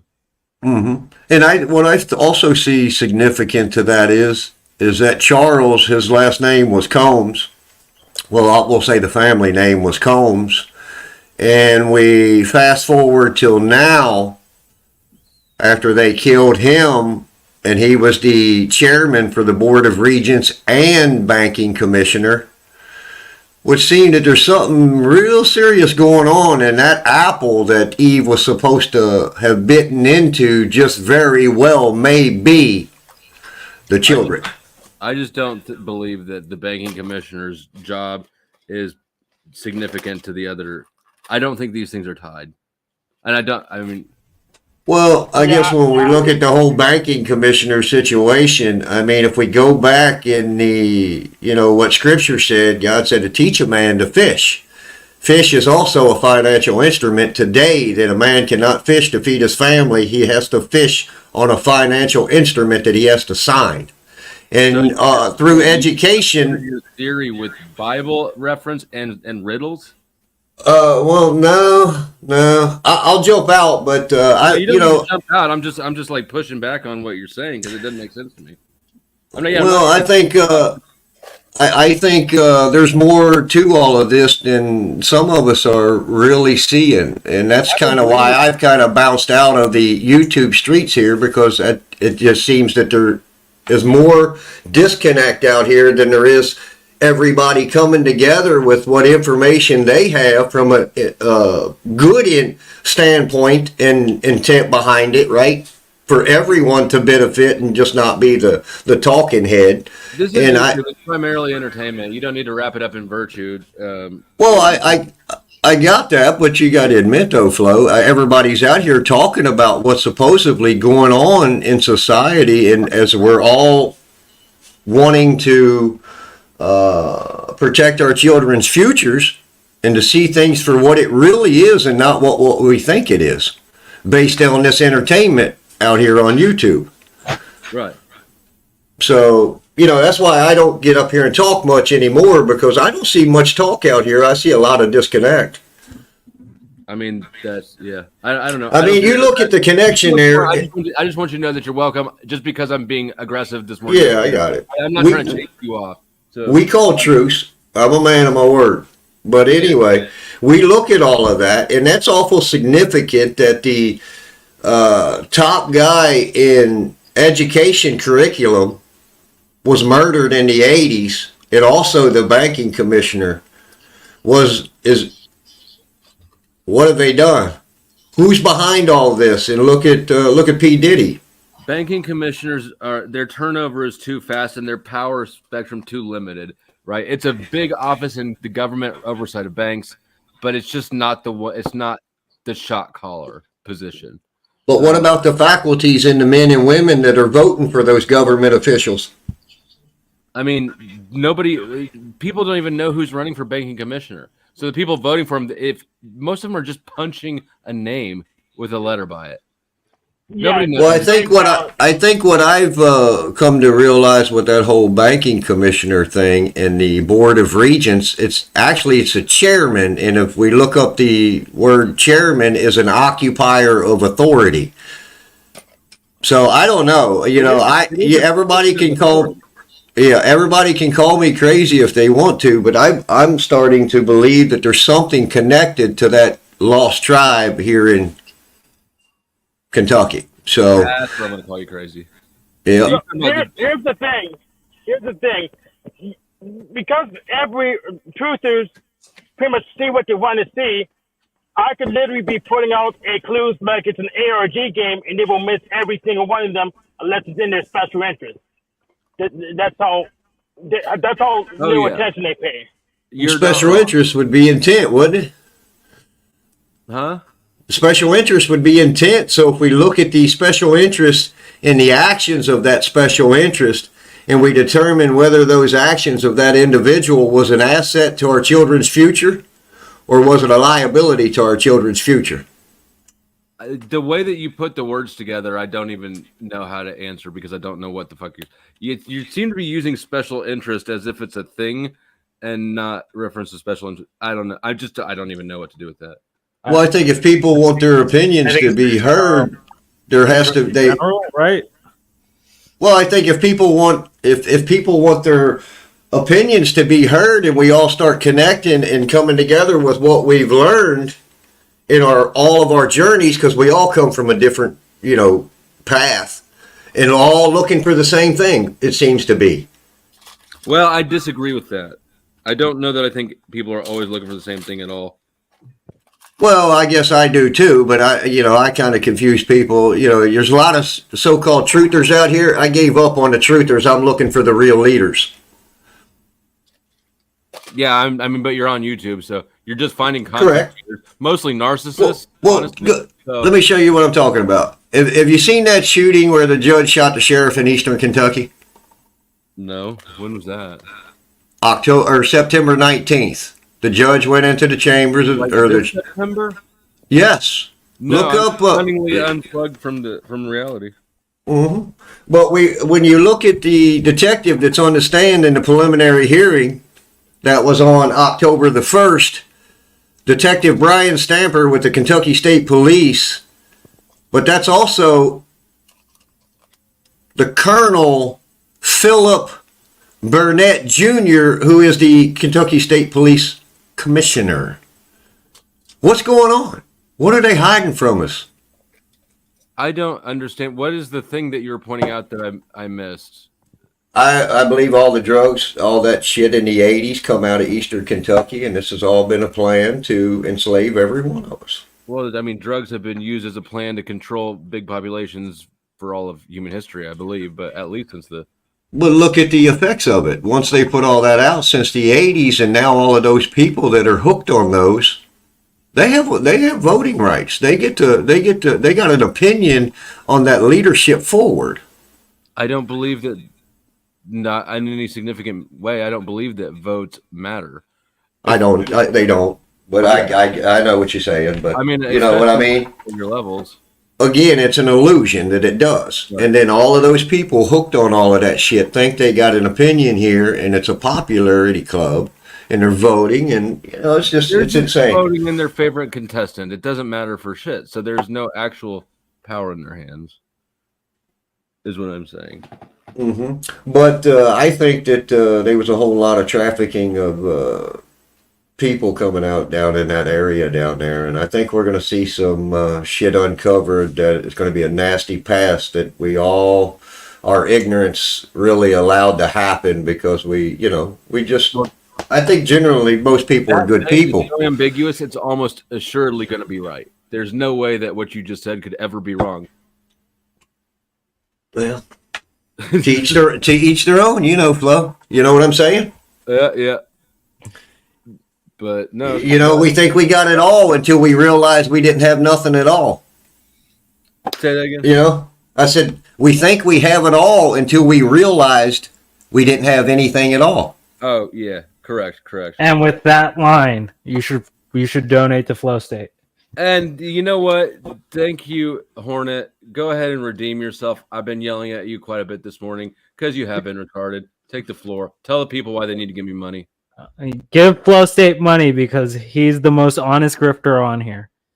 That's true. All right. And you know what? Before you even started your fantastic sales pitch, somebody had just given me money for your name change. Base. Let's see.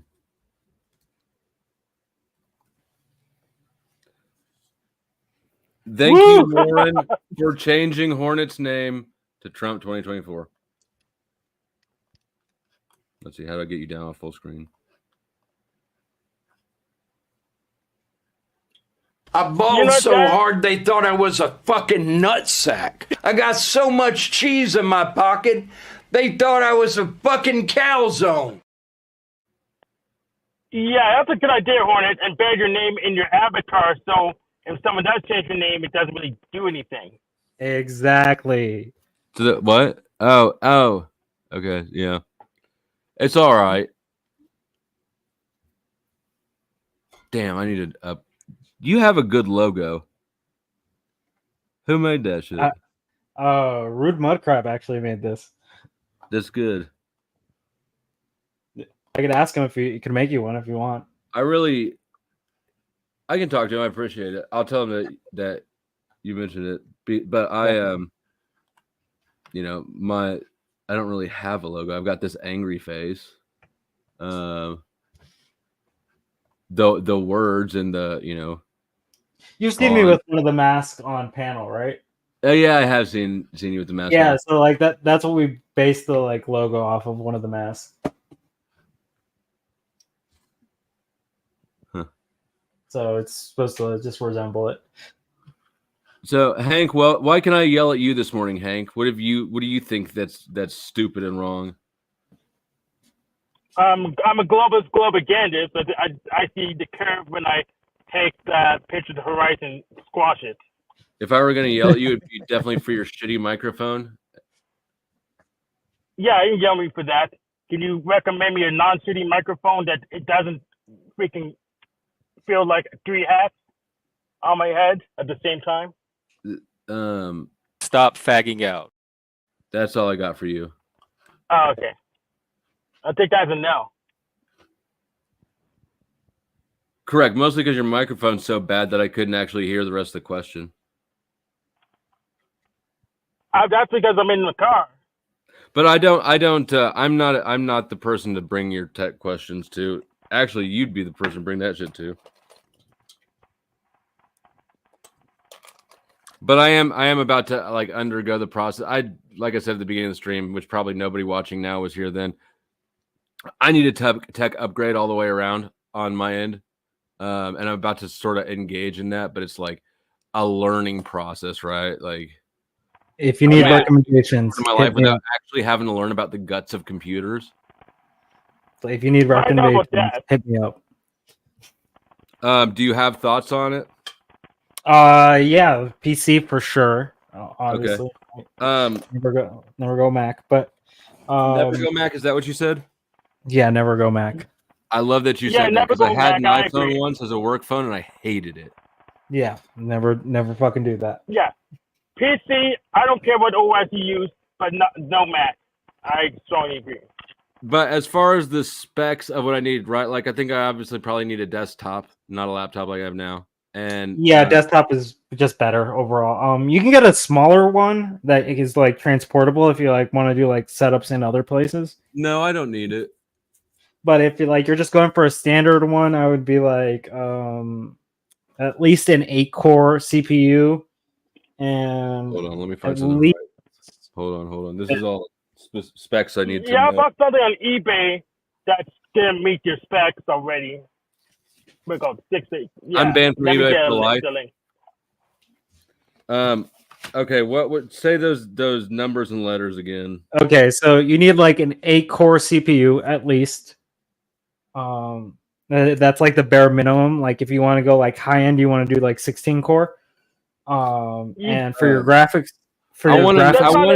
I'd rather spend more money once than not enough money twice, if that makes the sense. thing is, it's going to be like the difference between like a $2,000 computer and like a $5,000 computer. That's why I'm just like give you like the range here. That's not how you spec stuff out. You need to know what application you're running and what the requirements are. Well, I assume he's going to be doing it for streaming, right? Like It's that's for what streaming, right? I don't do games. I don't, I mean, I don't even know what. Streaming But yeah, fast just for this. down, really. You want faster cores, not more of them. I want faster ones, not more of them. Yeah, that's why I said an 8-core. But like if you go into the newer like CPUs, make sure to not do Intel, do AMD. Currently, Intel's having issues with burned out Yeah, chips. if you go brand new, I agree. But if it's not brand new, you have to do your research. I'm probably doing brand new. Yeah, I agree with AMD. This is big. This is big enough dollar investments that I'm just not gonna fuck around with secondhand stuff on shit that I don't know anything about.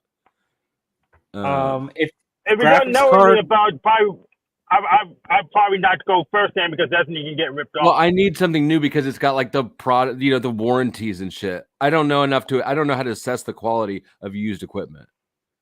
Yeah. Like if I were buying a truck or a gun, the thing is this is fucked. If you don't have a test bench, there's not really a good way to gauge like used equipment. Yeah. Not a good way to gauge new equipment either, though. I'll send you an email. Stop being disruptive to the process. I'll send you an email later.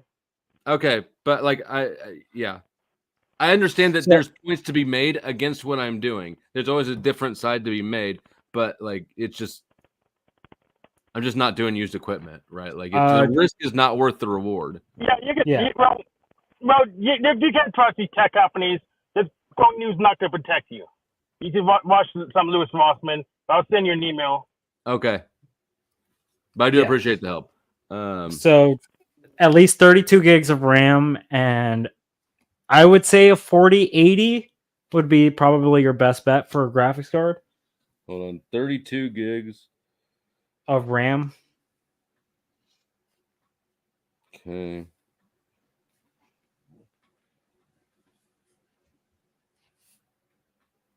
And graphics card, I would do like a 4080 would probably be like that's going to be your top end. The only thing higher is like a 4090, but you don't need that unless you're like doing like crazy stuff. So the graphics card is the quality of the image I look at, or the quality of the image I send out? Both. Okay. So that's why I'm like a 4080 would probably be the best bet. Okay. So you don't have to replace it like every like year or whatever. Like it could last you at least from what I'm thinking is like a good 3-4 years. I'm definitely gonna once I buy this, I'm probably just definitely gonna use it and till like it no longer runs because that's how I do with tech. Looking good, looking good. The machine lies. Smooth that shit back. But yeah, those are going to be like your like 5 years. Those, it is what it is. Yeah, those are going to be your big specs. So those are going to be things you kind of want to important shit right there. Yeah, yeah. Cool. That's actually probably pretty helpful. What about any thoughts on monitors? Like, is there any difference really, or because I want to get a couple? Do you like the curved shit? I'm not a fan of it, but that's because I've never had one. Yeah, I think of it. So like what I've heard is people always go in with like I don't like it and then end up like loving it. So that's what I've heard from everyone that's owned a curved monitor, but I don't know if that's cope because they bought a curved monitor or not. So yeah, I like buying like old shitty equipment and then making videos with the old shitty equipment because it looks weird. It looks like grainy. You know what I mean, right? Like I like the aesthetic of using shitty equipment. I don't know if that makes sense. I kind of don't disagree with you, but it's yeah, it's not really a practical way to grow. Well, I'm not really interested in growth. Oh, right, yeah. So monitor-wise, yeah, Lauren, I'm banned from life for eBay, and they added me to their list of suspected organized retail criminals. I'll tell you a story in a bit. I would say monitor-wise doesn't matter. I would get a 4K monitor just because everything's moving towards that direction. So, but they're as low as like $200. So, yeah, which is actually counterintuitive because PC is older device, yet it works better, right? So it's funny. I mean, sometimes the older shit even produces better. Yeah, better results. 1080p. I've seen like $500 like monitors. So like a 4K monitor you can like get for like $200, brand new. Right. Let's see. You might want a motherboard with good sound inputs. That's probably a good. So I've been trying to figure out what is it like. Some people's mics just win, right? Are you building this like from the ground up, Flo, or are you? I just want this shit to buying work the way I want it to work. I'm not planning on that. Sounds like more work. Okay, so like that's why I only gave you those specs. Like motherboard like specs are going to be like something that like if you're building it from the ground up. Okay, yeah, then yeah, that's some shit that would be very, very interesting to learn. You could probably watch videos on the different parts in the computer and build your own computer. There's probably for sure you can. hundreds of people that are learning how to do that now, which is fascinating. Yeah, like I haven't bought a pre-built since like 2012. And once you do it once, it's probably like building anything else, right? Like you'll never. That's how. You'll never use them. It's adult Legos, Flo. I'm not even gonna lie to you. It's literally just plug and like you're good. I mean, how many components are involved in a computer? Like, are we talking about like a zillion parts or like 5 parts that you need to? The wires are probably going to be the only part that I was like. So there's that's the thing. Like you could decide how involved you really want to get with building it. You could build it down to the fucking wires, right? I know, but I'm not trying to find a new hobby. I just want stuff to work better for the streaming. So it sounds like a lot of fun. These are the sort of things I like doing just for hobbies. Is building shit, but it's super easy. I would say like it's not hard to get a grasp of. Like you just run it's like trying to like learn anything else nowadays. You just run a YouTube video while you're doing it and you're good to go. All right, well, since you know what, while we're here, give me where's the motherboard? Just tell me out the rest of the parts and what specs you'd have for them if you were to build it from the ground, if I decided to build it from the ground up. For information motherboard, I'm gonna have to look into that personally, just to be like, yeah. Well, then no worries about it. I was just, I didn't know if the information's right on the top of your head. I might as well write it down. But if it's not, then it's not. It does need to be an X570 at that point, or higher. For the motherboard sound, you want a digital and mechanical amp. That's how my friend records music. Mostly, what I want is like if I get in a raw match, I want to be the microphone that is determined to clip out the others. I don't know what component. I don't know how that's determined. So what you want to do is get an audio box So like I run like my Are mic you- through like my Scarlet, Are and you my laughing Scarlet at I me? could. Yeah, I'm laughing at your at the fake online beef shit with the fucking yelling at people. That's just No, funny. it's really Hopefully your useful. mic's not like mine. Yeah, no, I like it drives me nuts that like I'll listen to things Yeah, on that's playback, true. and it's like I feel like I'm holding the end on my own, but then when you listen to it back, it's like you can't hear a goddamn thing I'm Well, saying. they could turn you down physically, so it's like that's why I don't even do that unless it's on my own show. I'll just let people insult me and then just go away in peace. But there are mics like some people just have the connection that clips everybody else out, right? Yeah. Like, and it's not a voice thing, it's not a manual tinkering thing. I don't know if it's the connection, I don't know if it's equipment, software, hardware. I don't know what's going on, but Yeah, I don't even start this shit unless it's on my own platform because I'm like I'm under the guy, like I'm under the the Flo, do you run direction of it? whoever's Do running you it. run your mic directly into your computer? yeah, it's a USB. It's a USB. Okay. So like a good way to get it, like I can turn up my gain like on my like Scarlet to like turn me up and like basically overpower people. So like that's a like you have to plug in through, I forget what the plug is called. I actually never have, and that's another thing. I've actually got mic recommendations. I got from Glenn. I think Glenn and Tomato is who I was talking to. I don't remember, but yeah, like I'm sort of gathering. I just have about an 8-year-old But like laptop. USB is usually going to be like drowned out by other stuff where your plug-in, like your analog plugins, are going to be like a lot more efficient because you can turn up like different settings at whatever point. What were you saying, Frog? I said I just have about an 8 or a 10-year-old laptop with the old school Beats. Yeah, and the old school Beats, like the headphones. Absolutely. Huh. Yeah, I've got and it's probably got some more to do with the mic, honestly, than anything that mine doesn't pick up. But this was like a $50 mic, like fuck, 6 years ago or whenever. Oh shit, I meant to drop Andy on this channel.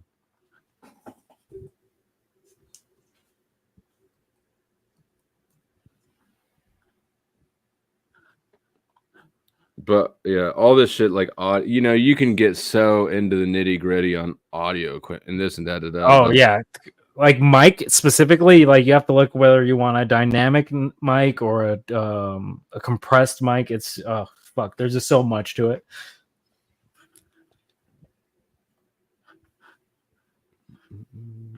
But yeah, I would recommend. It's not a hard thing to build your PC, but if you don't feel confident in it, then just like get a pre-made. I don't really like pre-mades myself, but like if you don't want to go through the effort, I tell people to just do that.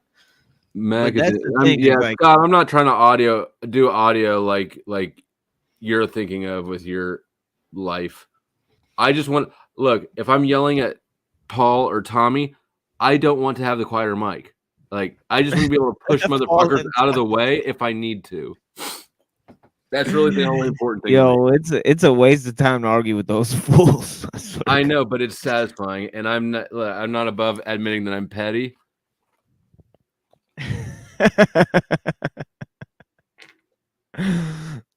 Yeah, that was actually my first time arguing with Paul today. Oh, you argued with him today? He was on the stream for quite a while earlier. Oh, really? Oh, yeah. I gotta watch that back. That's funny. It was probably the most chill time he's ever come on my panel for sure. Oh, really? Yeah. I mean, he and I have the last week or so, maybe month. I don't know. We've been our antagonism has been. When I first saw you online, it's like you guys were friends. Like like it was like a year ago. Like I feel like you were on his panel a lot. This is what I mean, remember. when we first met, when you're feeling somebody out before you know if you really like them or not.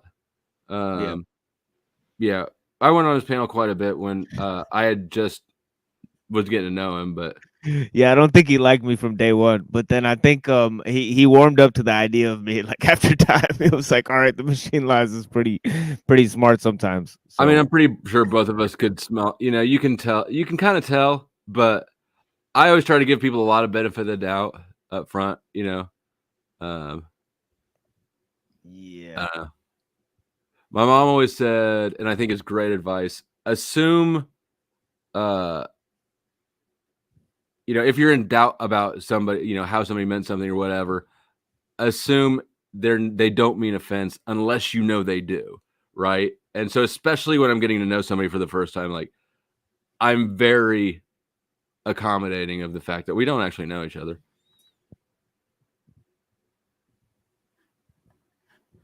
Yeah, I mean, I treat everybody the same, essentially, whether I know them or not. And the people that know me get really pissed off at that. So, but like, don't you adjust how? Like, but once you get to know somebody's demeanor and personality quirks, you know how whether or not something is offensive or not coming from them, or playful. You understand what they're communicating better once you know them. That's my point. Is I need to get to know people before. Yeah, I've always been pretty good at offending people. So I think I do. you are good at that. Yeah, it's been a constant thing my whole life, Huh? No reason to stop now. Yeah, exactly. You basically have to have disagreeable. I think to be in the panel verse, especially, you have to be disagreeable as fuck as a big five. At some point, yeah. I try to be like as good faith as possible, but fuck, dude, when you run into people like Paul, it was just like, fuck, this dude is just not letting me talk. I just have to yell over him at this point. Yeah, like I get disagreeability, but I want the motives. Like, why are you disagreeing? You know what I mean? Like, that's more important to me. It's like, well, on what basis are you finding disagreement? Because people are disagreeing just to make a show of shit. So I'm just like, the disagreements aren't genuine. Like I'm all for genuine disagreements. That's why I really offend the fuck out of people. Because they actually fucking disagree with what I'm saying. Yeah, you're talking about like you're all about disagreements over the content of what you're saying. Is that because I also that's actually probably also exactly what I want to know is why is this person behaving this way? But Right. usually it's just self-preservation, like especially on YouTube. People they think a thing and they're right. It's paradigm preservation. But I think there goes the line because there's a set amount of people that are doing this for self-preservation. Then there's a set amount of people that are doing this for entertainment. And then it's like, that melds up. And then there's a drug element to it. People on panel that are on a lot of Xanax or Adderall or drinking a lot, I think they behave a lot differently. I think that those things are social lubricants and they're readily available. The panel itself acts as a drug. I mean, almost all of us are some sort of former addict. I'm a former addict, right? Because how many people's story about that do you believe? Fewer than I say I would think would lie about it. So yeah, I'm addicted to coffee and weed right now. And I don't actually go on the panel unless there's coffee and weed involved. So like, if I were just to sit there and not drink any coffee and not smoke any weed, like there's no way I'd go on a fucking panel. like how can anyone cope with that? I mean, I don't do either of those things. I used to drink coffee, I guess, but I've never been really much of a weed smoker.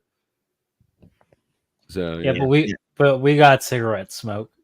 Cigarettes are really like these health tubes are where it's at. Yeah, I agree. Like I just have to constantly keep smoking when I'm on a panel. I don't know what the fuck it is. I smoke like 5 times more when I'm streaming than when I'm not streaming. Yeah, I'll take weeks off here and there. The decline in money I spend on cigarettes is astronomical. I think compulsive repetitive behavior creates psychosomatic detachment, and then you fill that void with drugs. Psychosomatic detachment. What is that? Like if you have like basically if you're engaged, like you're mediating your conversations, 90% of your social interactions through a machine, your interactions with people become irregular and premeditated and also mediated through the machine. Like your behaviors and your response to people becomes repetitive because talking to people through a StreamYards call is not the same as talking to people. Right? So what it does, like, so that sense of numbness that you have of like interacting, like for people, like for example, the simp, you know, is trying to gain a simulated interaction that he cannot get in real life, right, through this mechanized medium. And I bet there's other things that they fill that void with, you know, because it's such an empty interaction. It creates psychosomatic detachment on a fundamental level, you know, because it's like people are not supposed to give you compliments or diss you or, you know, do all that stuff or actually care, you know, that much. You're not supposed to care that much, right? It's simulated interactions. Right? So you're saying that I am destroying my mental health for this audience's entertainment, and they haven't even sent me money for a pack of cigarettes recently. the emotional crush that I if need you're not to sell careful. my mental health into oblivion for their entertainment. Is that what you're Well, saying? if you're not careful, if you're not aware of what you're doing, then yes, you know. But people who have a general sense of awareness about what they're participating in, they seem to be okay, right? But yeah, But definitely. how would So. I know either way? Whether I'm aware or not, I'm gonna probably think I'm more aware than not, right? Well, that's the question, isn't it? You know, how do you know, how do we become aware? You know what I mean? Of you know, the amount of influence we're having versus the amount of you know, the amount that we're being influenced. You know, great question. Right? These are the questions that make motherfuckers go crazy. Oh yeah. Or wake them up. You know, depending on who they are. You know, if they have complex minds, then they can take in a lot of that data and actually analyze the problem. You know, but there's other people that they can't do that. They're either involved in the problem or they dismiss it altogether, right? And they say, well, you know, this is just, you know, this is a new stage in interactions. Why should we question anything? You know, it is what it is. Because they're not actually interested. They don't want to have to resolve an issue by acknowledging it. Yeah, 100%. You know, like how could you know. But does it make me like? Do you think it makes me 5 or 10 times cooler since I light my cigarettes with the propane torch? 10. 10. Okay. I should make it a poll, but it's been too long a stream, and I'm just not going to put out that much effort. We have been yelling a lot, so. Hell, I was waiting on you to break out the wax. Oh fuck no!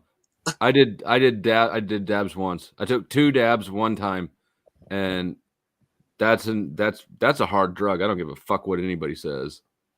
I kid you not. I did it one time with a buddy of mine about 5 years ago. He said, "Be careful with that," you know. And I smoke weed, and I hit it twice, and I'm standing there like 5 minutes later, sweating like a son of a bitch, feeling like I'm getting ready to fucking fall over and pass out. Thirsty as a motherfucker.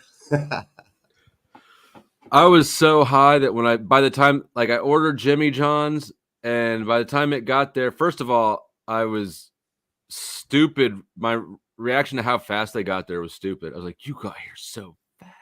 But once I finally got my sandwich, then I just sat there with my sandwich on my lap, like just looking at it. I was just overwhelmed. I just didn't know what the fuck to do. So I just even though I was starving when I ordered it, I was still starving. Like, fuck, this is a big sandwich because I ordered the gargantuan, right? And then I ate the whole sandwich, and then I fell asleep on my buddy's couch. I feel like that's everyone's experience with dabs then, because I was just sitting there like I was lost in fucking space for the longest time, just being like, what the fuck is going on? It's so weird because you smoke so much weed and you're just like, I'm gonna be good, right? The dab isn't gonna do shit to me. Yeah, that shit. Yeah, that's what it does to me. It has zero effect on me. But I don't smoke weed. Like, I've never been more than like an occasional weed smoker. It's just not my thing. Michelle, the first time she did dabs, ordered ice cream and cried. Probably also her first breakup and her first period or something. But that's. I wonder which one came first, the ice cream or the crying. I bet the crying. The crying has to come first, and then you order ice cream to make yourself Right. feel better. Ice cream is a soothing. food for women. No, it's 30. Why were you crying? That's like a bad trip. I remember the first time I saw somebody on a bad trip and tried to talk him down from it. Sounds like what Michelle's having. I cried because I didn't remember ordering the ice cream. Oh my god, that's awesome. Yeah, I had a bad trip on mushrooms one time, and I went to my family's house. I drove there in the middle of the night, and I woke them all up. You know, like my little brother and my parents, and I took them all into the living room, and I told them that I was gonna die and like my whole life story. And then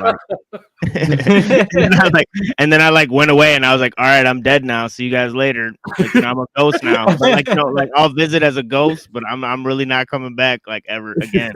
And then I came back like 2 weeks later, and they were like, why the fuck did you do that? But yeah. That's awesome. I've never had a bad trip, but I did when I was in we were in high school, and you know, hanging out with friends, and my buddy Rojo shows up to the house. He shows up tripping, like comes to my buddy's house, we're hanging out, and he's at the front door and he's bawling because he's having a bad trip. And the guy who brought him here is like, I'm fucking leaving him, and drove off, right? And so like we bring him inside, and I end up in the basement with Rojo trying to like, I'm talking him down. He's really stressed out that like he wanted to go to med school. He's a smart kid, and he was going to med school, but like he thought that somehow he had fucked up his chances at becoming a doctor. I finally, because he's gonna get caught or something, I finally get him calm the fuck down. And just then my buddy, actually David, the same guy who gave me wax or dabs for the first time, he sticks his head down the basement stairs and he goes, Rojo, your dad's here. He's got the cops with him. He says you can't be a doctor. And like this, like, Oh, fuck it. shit. So then I just went upstairs. Rojo's on his own after that. I tried all that work for nothing. I know. You dick. But this is why you need a trip sitter. Well, and actually, David, I guess it wasn't a bad trip. There's one time when I did shrooms. Is after the trip was over, like not shortly after, not a long time after. But I was still drinking. It's the only time I ever mixed alcohol and shrooms. I had a seizure, like standing up, and I ended up face planting. I blacked out and face planted on a wood floor. And he's the one who reset my nose. I was kind of coming in and going out. Right, and he reset my nose, so I appreciate that. He did kind of help me with my trip-ish thing. I don't know, but it was nice not being awake while my nose was being set. Exactly. This is why you need trip sitters. Remember, if you're going to trip people, get someone to watch you so you don't hurt yourself. But see, I still don't even know. That must have been like the blend or something. Because yeah. Sometimes it just hits different. I don't know. Like I've like it's the only time that's ever happened for me. I never had a seizure before, but I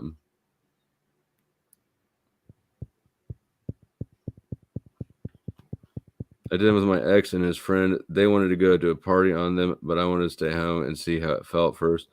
So I told them to go to the party. Then I started tripping. Yeah, I've never, but on shrooms, I've never had anything but fantastic, happy ass experiences. Everything's funny as fuck. The last time I did shrooms, I spent most of the party I was at in the computer room, hanging out with a big potted plant, a big aloe vera plant that for some reason my buddy's grandma had in the computer room. Right, I don't know why the fuck she had such a massive plant, but it had a sarcastic sense of humor, as did I, and we both thought that everybody at the party was. And we both decided everybody at the party was retarded. Based. It was based. Have you walked into like a convenience store while tripping on shrooms with those fluorescent lightings? Yeah, that shit's trippy as fuck, dude. Where everything's like rainbow colored, and you're just like, this is fucking with me. I went through before I got my fake ID, so it was probably when I was like 14, so like 8th grade. Maybe some into freshman year. I did a lot of Coruscant, and if you ever were robo tripped, and yeah. That's a similar sort of effect. Like, whoa. But the problem with RoboTrip is you would get couch locked. That shit would suck. I don't know. Like, I always had a great time on it until but then I quit doing it when I got a fake ID and could just get booze. Until I tried it one more time, like when I was like 22. Like, you know what I want to try again? It was awesome back in the day, and like it was not fun. Still, yeah, everyone remembers it as a super fun time, but I can guarantee you would not like it if you tried it. Yeah, no, it's like, oh, I don't enjoy this at all anymore. But like you get that fisheye lens shit going on with your eyes too, or it's just like everything's at a distance but close to. You're just like, the fuck is going on?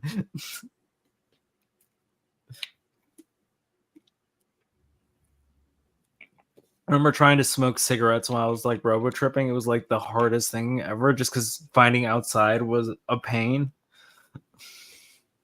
You have to like walk through your friend's time house. was ever really entirely. I mean, you didn't know what sort of time you were gonna have. You might have like a really zonked out sort of staring at nothing, right? You might just sit zonked out staring at nothing, or you might wild the fuck out. Like it just was kind of unruly like that.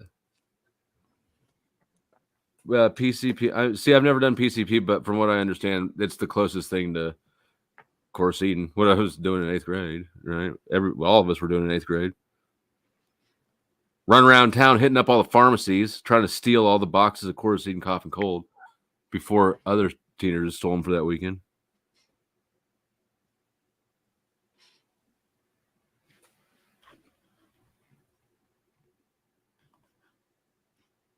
I always found it weird why you had to be 18. Then I was just like, oh, okay, I get it. After I took it, I was like, oh, okay.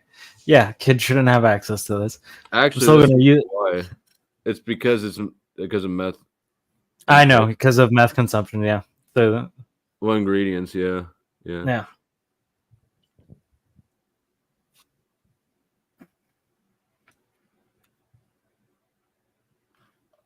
Yes, PCP equals angel dust. And I don't know, like, you know, not old school like head shop K2, but like new school prison K2. Makes you feel like you're dying. I've never done it because I've seen people do it, and it just not worth it. Not worth it. I will tell you right now, that's the worst high I've ever had, and like I've had a lot of fucking highs, and I fucking hated that one. Yeah, it just made me feel like I was dying. Yeah, that's like 2016, like probation times when it's like shit, like motherfuckers were doing like salvia and like motherfucking K2 and shit. Yeah, no, not that stuff. I'm talking like whatever they call in K2 now is not what that stuff was. It's like, so I don't even know what it is. Potpourri or some shit that they spray chemicals on. That's what we're talking about. Like that was at the same time as the salvia shit was happening. Actually, would have been about okay. Yeah, shit was like, wild. It was like they like. If you went back to like 2005, though, there was like K2 that you'd get in head shops, and that was something else. It was all available at head shops. It was wild. It was like some crazy times for real. You know, you'd meet up with some people that were not all there, like a lot at that time. Like I wasn't all there most of those years, you know. Yeah, but and also I think bath salts was going on at the same time. You know, no, that was like 2008, 2010, somewhere around there. Yeah. Well, I remember when, and it pissed me the fuck off because when Breaking Bad came out, right, then all of a sudden, like, all the dope started showing up blue. I was like, God damn it, why the fuck you guys got to put like food coloring in this shit?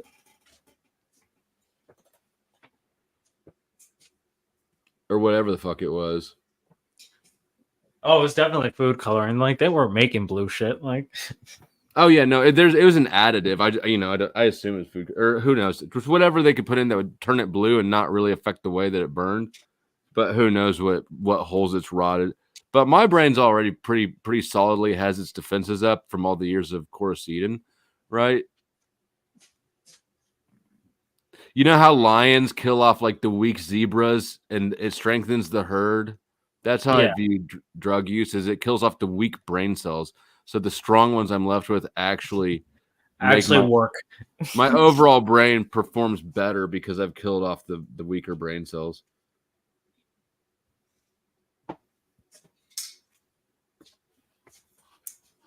Yeah, dude, now that you reminded me of Robotripping, I can't stop thinking about it. You should do it again. You haven't tried it in a No, while. dude, no. Fuck that shit. Like, I would have to like space out a day and just like fucking lock myself in a room or something. Yeah, I ended up I scrapped my plans for the night. I was gonna go out to the bars, but I didn't. I stayed at home and watched I think King of the Hill just continuously until just waited for it to wear off. Yep, that sounds like a remote trip. Yeah.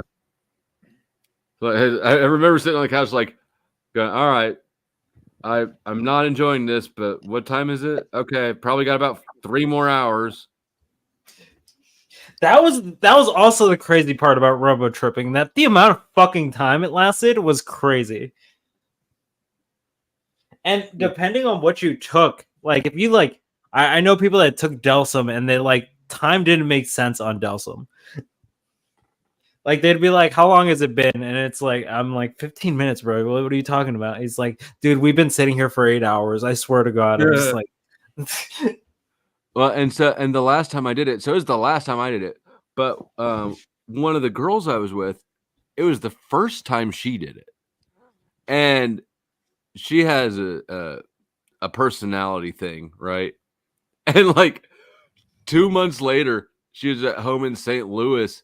Like she just didn't stop doing this shit, and her eyes were clocking, and her parents ended up taking her to a rehab or something because like she came home and her eyes were clocking from this shit, and they thought that she was overdosing on crack or something. I don't even remember. It's just like a wild escalation story that like I totally didn't see coming. because it doesn't like present as like a normal trip, like, and it's so varied that, like you said earlier, like it could be anything. Like each trip could be like its own unique fucking experience.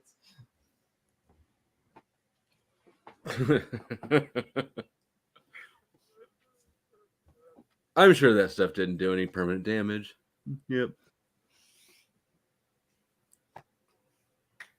Listen, if it was going to damage anything, it would have been my liver, and I think I'm fine. Yeah, and you know what? Like the reason I quit taking it is because I got what food is good for your liver? I should probably take care of my liver for the rest of my life. I have no idea, actually. Because when I got my fake ID, you know, like you've heard me talk about, probably when you get a fake ID at 15 and it works, this is now your every single day. That's for every day, yeah. Yeah, and so there's probably 15 to 20, probably 10 years, maybe a little longer, 12 years. I was essentially drunk every single day. It's also like getting a friend that just turned 21, like just to buy you booze every fucking day. Yeah, I had a bad alcohol habit. And it was worse because basically I'm a Muslim. So when I was a kid, I really had to hide that shit like hardcore from the family and the community and shit. But now I quit. But back in the day, I used to drink like every day. It was really bad. True. Did you guys ever have to play Hey Mister? What is that? Like shoulder tap for someone to buy for you? Yeah. Where you're dead in front of the fucking convenience store. It's just like, hey, mister, can you go do this for... No. I mean, I got a fake ID that worked when I was 15, and before that, we would steal. We work out little plans. The grocery stores everything used to be open 24 hours back then, right? Whoever's working the grocery store at 2 a.m, the like one employee that's doing checkout, they can't pay attention to everything.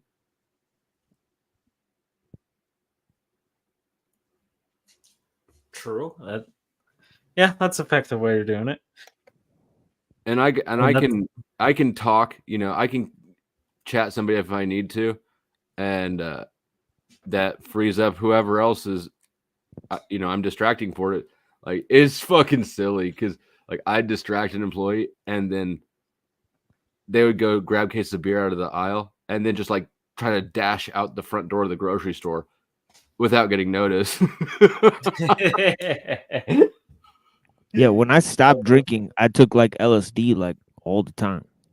Like essentially I stopped drinking just because I couldn't drink and take LSD. So I just like took LSDs all the time. So I couldn't drink anymore. So it wasn't that I quit drink like it was a bridge between quitting drinking and just being on LSD all the time. Actually, I mostly quit drinking for a similar reason too. I started doing meth all the time. Well, when you're doing uppers, you don't really get drunk. It just becomes a waste of time. Yeah. It's just liquid at true. that point. And also, lifestyle just changes. When you're in high school, when you're in college, you're out kind of living it up. Like drinking is a lot more fun than your dad. You got a job, like you're living your Hank Hill years. You don't want to just like guzzle beer and then be hungover every day. You know what was weird for me? I stopped drinking so much when I like actually turned 21 and I was immediately. Like, it immediately like lost. Yeah, I was like, why do I do this shit? I don't need to fucking do this shit.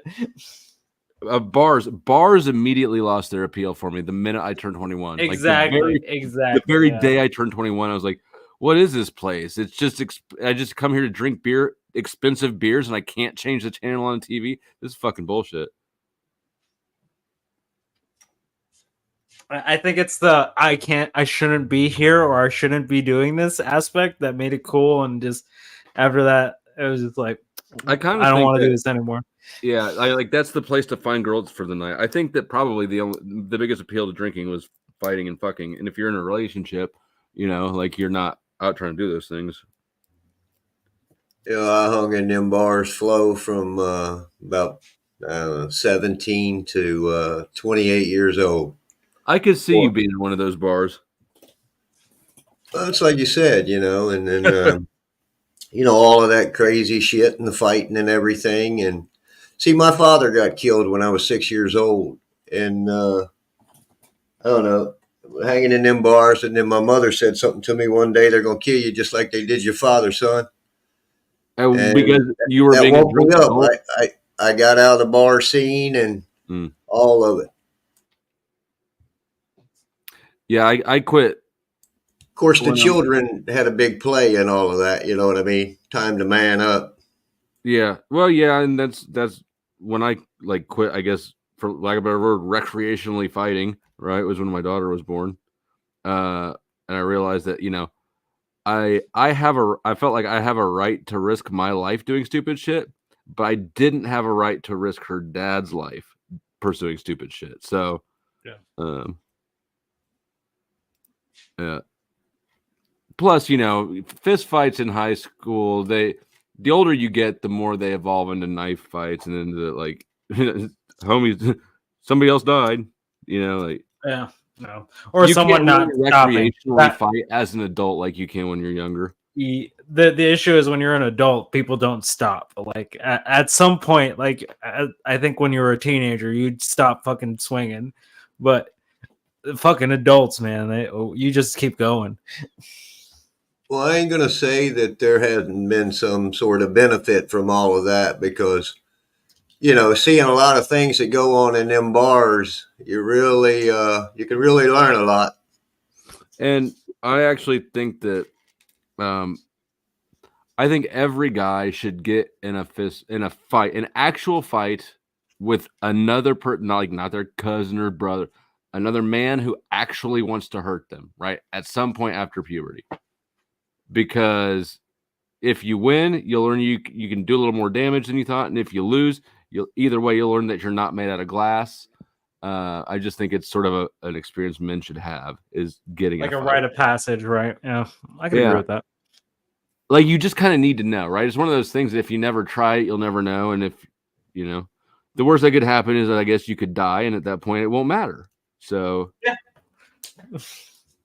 No issues after that. So, but I think that there's a certain amount of anxiety that comes like on a subconscious level with not knowing if you could handle something, which you're never like a fist fight happening is a risk that's never not present in anyone's life, right? Yeah. Like so if if I don't know, I just think that it would be stressful to not have encountered been in a fist fight. Honestly, I think it just builds up your self-confidence, like we were saying earlier. I think that's one of those things that you need to do. Yeah. I mean, I found out I was pretty good at it. I quite enjoyed it. But somewhere like less, somewhere there's a healthy confidence boost that's not like, oh yay, look, I'm good at violence. Yeah. Well, it's also like you said, like even if you lose, like you're just like, oh shit, I'm not made of glass, Yeah,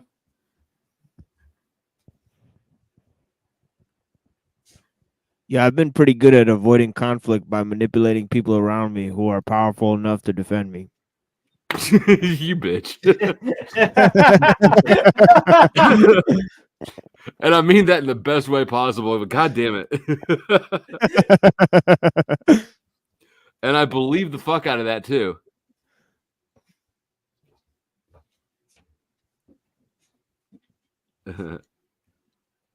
Yeah, Louis Farrakhan, he had a story where this guy Khalid Muhammad, he would stand by him and he had a Bible and in the middle was cut out and there was a gun in it. And he would just carry around a Bible with a gun inside of it. For what? Just in case? Like as a security team, like as Louis Farrakhan's security. And there'd be a bunch of people around him with Bibles that had guns inside of them. They look like preachers. I mean, I used to carry a gun. A lot of the times I carried a gun, but it is interesting. Like I never. Well, that's not true. It played a lot more roles and a lot more conflicts with that than anybody ever had, just because of like the coolness that it would give me, right? Like if I have absolutely zero concern at all about you hollering with a baseball bat because I know that there's a pistol in my pocket pointed at you, like I can talk to you differently without ever letting you know that.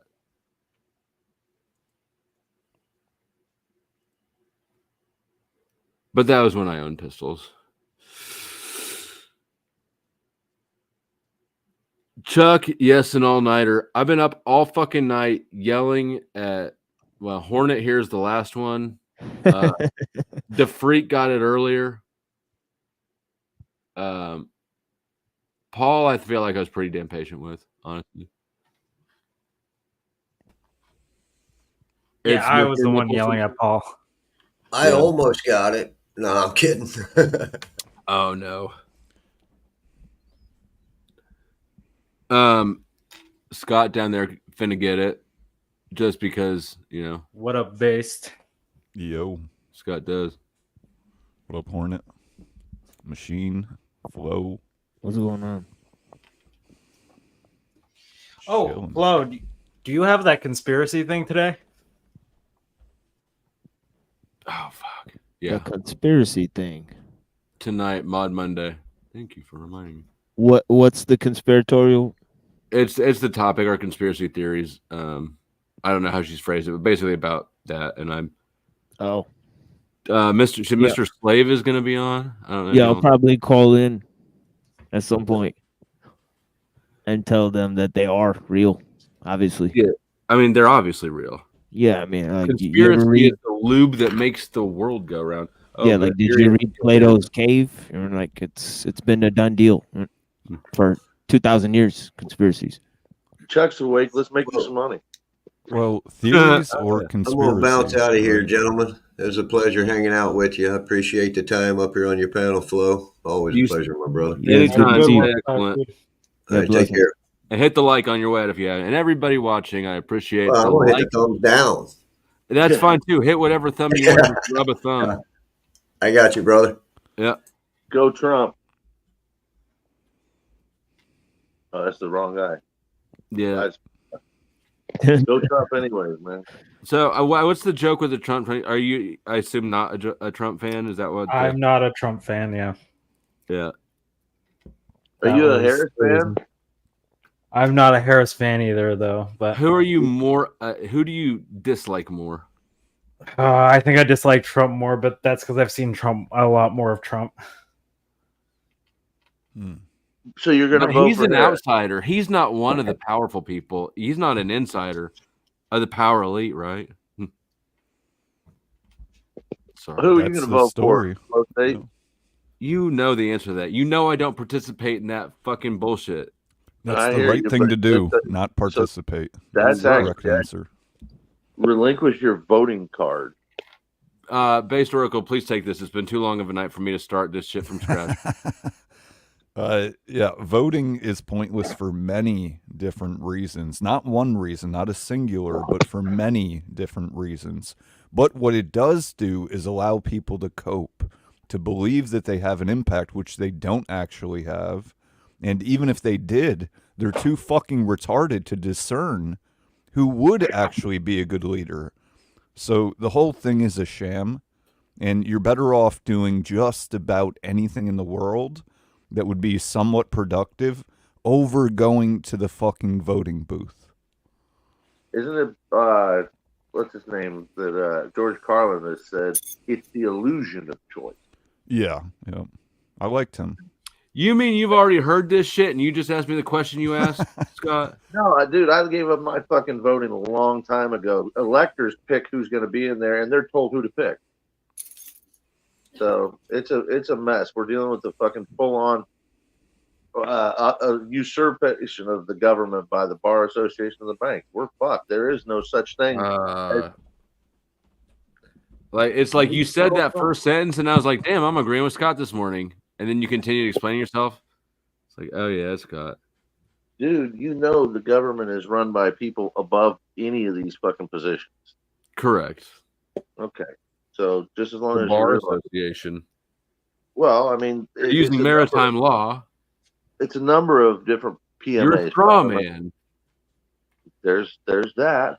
You're actually, you're not the straw man. The straw man's like your little widget or your piece on the board. You're playing Monopoly and you got the little The fucking Vatican top. has your soul that it changes on the New York Stock Exchange. Well, there is that. The account, your secret savings account, worth $1 billion. There's no savings account. All there is And a if you bond. put everything into an equitable trust under the common law on the land, they can never take it from you. It's already in a trust. You don't need to put it in a trust. What's in a trust is in a trust. You don't need to create another trust unless you wanted to put a trust within a trust. I want to make a trust to hide your body in when we meet in person. I think you could do that, but you have to have a 6-body trunk for that car. Because you're fat, I get it. No, because I'm going to bring friends along, and you're going to have to take us all out. I thought it was just because you're fat. It could be that too. I mean, I just wasn't going to cop to that. But hey, both. How about Milton, man? I'm like right in the line of fucking Milton. Just got pummeled by Helene. My brother-in-law has a company that does restoration and shit. Had like 7 jobs on the board. A week later, he's got like 65 jobs. Literally he went to a funeral of a buddy of his and picked up 6 jobs at the funeral. Now it's just going crazy, and we're looking at a bigger storm directly at us. So how much do you have any idea what the price, how much labor is needed, right? Like are they hiring anybody who wants work? There's 2 years of work right now here in Florida. Central Florida. I don't want to move to Florida for 2 years. I'm just like, I want to know what the premium is now. Is there premiums on pay? There's between, I'd say there's companies offering for this labor intensive work between $2 to $3K a week. Yeah. When I wanted to go help after Hurricane Katrina because I had a job offer down helping rebuild that ship, but my probation officer was like, "No, you're not leaving the state."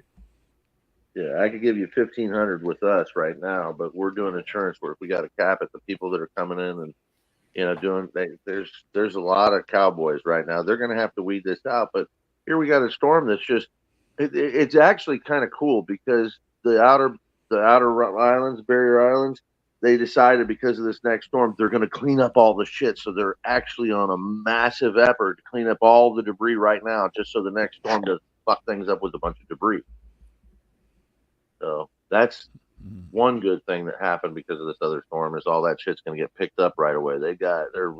That's where you make money, is bring a big dump truck if you have it, big haulers, big trailers, anything that you can just pile shit on, build walls on it, and haul shit out of here. You'll get thousands of dollars a load, something like that. I can't even tell you what they're paying now because of this rush for the storm. Yeah, there's got to be a surge in price there. Oh, that definitely is. When they're running, you get there, they're paying you more. But who's paying for the debris removal? Like the state. It's the emergency funds. And is it like what like actual like does that money go directly to independent contractors? Surely it doesn't. That seems too efficient, too easy, right? Those guys will get a receipt every time they pick up a load, and they can take that receipt and cash it. They can go get paid for it. Huh. So, and they set up disaster areas where they can go do that, and then banking it works, with your bank. I should look at. I actually just bought a new trailer. It's not a big trailer, but it's a. Dude, you can make hauling shit. You can make with a little trailer. You can make $300-$400 a load. Like how far? Just outside of the, like. It depends where they're creating dumps. I haven't looked into the. Yeah, it's where the dump is. Maybe I should look into this a little more. If you have a trailer, dude, it'll pay your vacation time in Florida. You know what? I have a trailer, but I bet Chuck in Tennessee has a bigger trailer. He's on the direction, huh? Dude, if you have a couple people that can team it and keep a fucking a vehicle like that rolling as much of 24 hours as you can, you'll just bang. Well, Scott, come work for me, and you'll lose some weight. I'll make some money, and then I'll leave you buried in a swamp. Insurance. I told you we got a fucking fuckload of stuff going on right now. That's a halfway good deal. We don't have. We've ordered. Shit. 75 DUs, 60 or 75 DUs, I think Larry told me, and 10 have come in. And that's 2 weeks ago, a week and a half, 2 weeks ago. There's the supply chain, everything's broke because of all this shit that's going on with the port. Everything's fucked. Yeah, I mean, I'm really only interested in like there's plenty of work like everywhere. But get on the boards because there's stuff coming here. There's all kinds of equipment coming here from other states because there's nothing here. Now, what are the looting opportunities? There's a lot of looting after Katrina. Everywhere. That happens everywhere. That's been happening already. As soon as they evacuate an area and the storm hits, before the storm's over, people are hitting those evacuated areas. I mean, it's just kind of crazy. But they want a background check and a drug test. I mean, what are the requirements for moving tree shit? Yeah. There's as far as that, and I feel like with urgency, like they gotta like fucking just accept what the fuck. Yes, with an independent contractor, if you're owner operator, they're not going to go into your background and all that shit. All they're going to look for is your fucking. You have any licensing? You have a driver's license, shit like that. Yeah. Probably. Yeah. Right. That your trailer's registered in some state, that you're not just fucking around. I am fucking around. I'm opportunistic.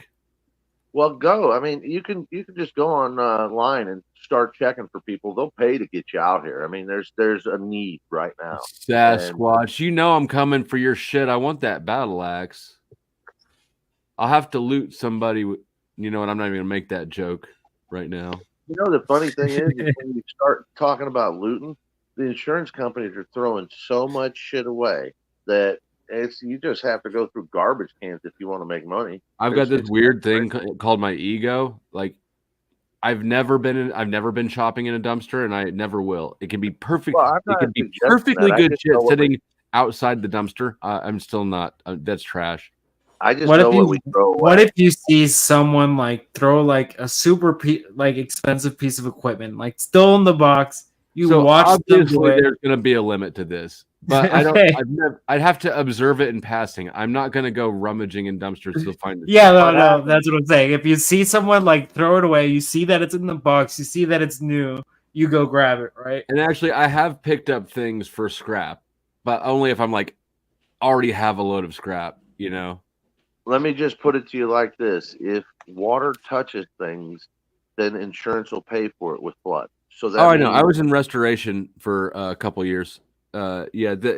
insurance companies basically replace everything. Right. So there's a lot of shit that'll come out that you could just sand down the legs of and restain it, and it's brand new. And that's what, that's what we used to do, fire and water damage, and the same thing with fires. You know, you could have parts of the house that were completely untouched, but the smoke smell, right? Yeah, and all you got to do the is psychological, just Wipe the it. psychology of thinking you smell smoke is condition that's insurable. Were you part of like the reconstructing crew, or were you part of like the destruction crew? All of it, demo remediation and repair. You're like, so you guys did like both, because like I worked in the same thing, but it's like they had like two separate teams where like one would come in and like fucking basically break everything down, That's and then the other emergency team would come and services. restore it. That's the mitigation. That's the Yeah. mitigation. Is when you're in there first, it's to stop it from growing. Mm-hmm. But or you have to put the vents, like the mold air vents and shit movers in. Yeah. Yeah, no, it's a small company. It was actually my ex-wife's family's company, and so we did everything. What I didn't do is remediation, right? Like actual, like, because the insurance companies pay out a lot for like having somebody go through and like clean individual DVDs and shit one by one, right? Yeah. I couldn't do that, you know, like wipe the smoke smell. It was just too tedious and boring for me. Yeah, here we throw away DVDs and shit like that. If it's, I mean, it's not. I don't think really we did DVDs, but you know what I'm saying. Like, But it was like there's a small certain trinkets cost. and shit. Yeah. Right. They would pay you a certain amount to clean an item instead of replace it. That's beneficial to the company, but you end up, you know, for a quick way, like it fills out there's really a lot of profit margin to be made there. If you can find people who are meticulous and patient and don't mind just sitting around all day and wiping a thing and writing down what it is, you know. The problem with contents, dealing with people's contents, we usually try and sub that out to another company because it is very labor intensive. Because staffing for it fucking sucks. You have to keep track of everything, and then there's breakage, and you're responsible for it. Yeah, there's that's what I was gonna say. The liability aspect is probably the thing that turns off a lot of companies from that. Then there's a lot of, you know, when you get into clothes, people want you to try and fucking save it. This was special. I really love that. And then they're pissed because you can't. So you sub that out to a clothing company, and you just try and get out of the way of the customer. The customer's going to be the problem. I never had a customer around with any of that shit. Like, yeah, That's the my problem. ex-wife's dad was basically entirely a con man, but this was one of the industries that he conned in, and he did all the. Now you're learning more about me, brother. No, I always knew that you were a con man. Fuck you too. But the truth of this is these people get real emotional, all right, because they go from everything's normal, and then the next thing it's like the day after tomorrow, and they're fucked. You can see it in their eyes. So dealing with them is just like, you know, kid gloves. Dealing with somebody that, you know, it's going to be all right, and you know, it's confidence, man. It is a con job sometimes because you're telling them, hey, we're going to get it from loss back to pre-loss. We're going to make this right, but there's no way to do that. God damn, yep. You're sounding just like him now, Scott. I bet you can even drum up that sellable fake empathy. Like you feel from their hard time. I'm a sales guy. This is the easiest thing to do. You see, your job is restoration. You see people who got little fires every damn day. Yeah. Nuts. Yeah. There's a mess. But I'm gonna head out, Flo. But before I do, everyone send Flo money. Again. Absolutely. Money. Good point. Hornet, ladies and gentlemen, and TML, thank you for coming up. You know what? This is anybody who's wanting to join the panel. You better hit the link before I find the tab and remove it because it has been a long stream. It has been super long. Slowly fading. But it was nice arguing with you, Flo. And you as well. Peace. See you, man. Catch you later. So, Flo, I'm really thinking about coming out and telling the story of my life and letting you do it. I mean, it's you You don't know what I'm either going to do an expose myself and start talking about some of the crazy shit, because I got an uncle that just really screwed me over, and he had a pretty big name. Scott, So, you have an interesting story. The issue is that your desire to tell it and the entertainment of listening to it is entirely dependent on the mood you're in, and so it's really hard to like plan for your moods. that's why I said that the reality of this is doing it on the backside, and then edit it down to where it's Pause. What's that? Whose backside are you doing? Yours, your backside. We're gonna edit it, and Have you seen Based Oracle? He streams with his shirt off. You may prefer his backside. No, Base is here to do the tattoo. You're getting a tramp stamp with my name on it. Well, goddamn, that continued to escalate past the point where I thought it was going to. Yeah, I didn't It's not comfortable anymore, is it? Hey, like the grape joke is one thing, but then you want to brand me afterwards. Hey, I just heard Base was good with ink. Well, oh my god! No, for real.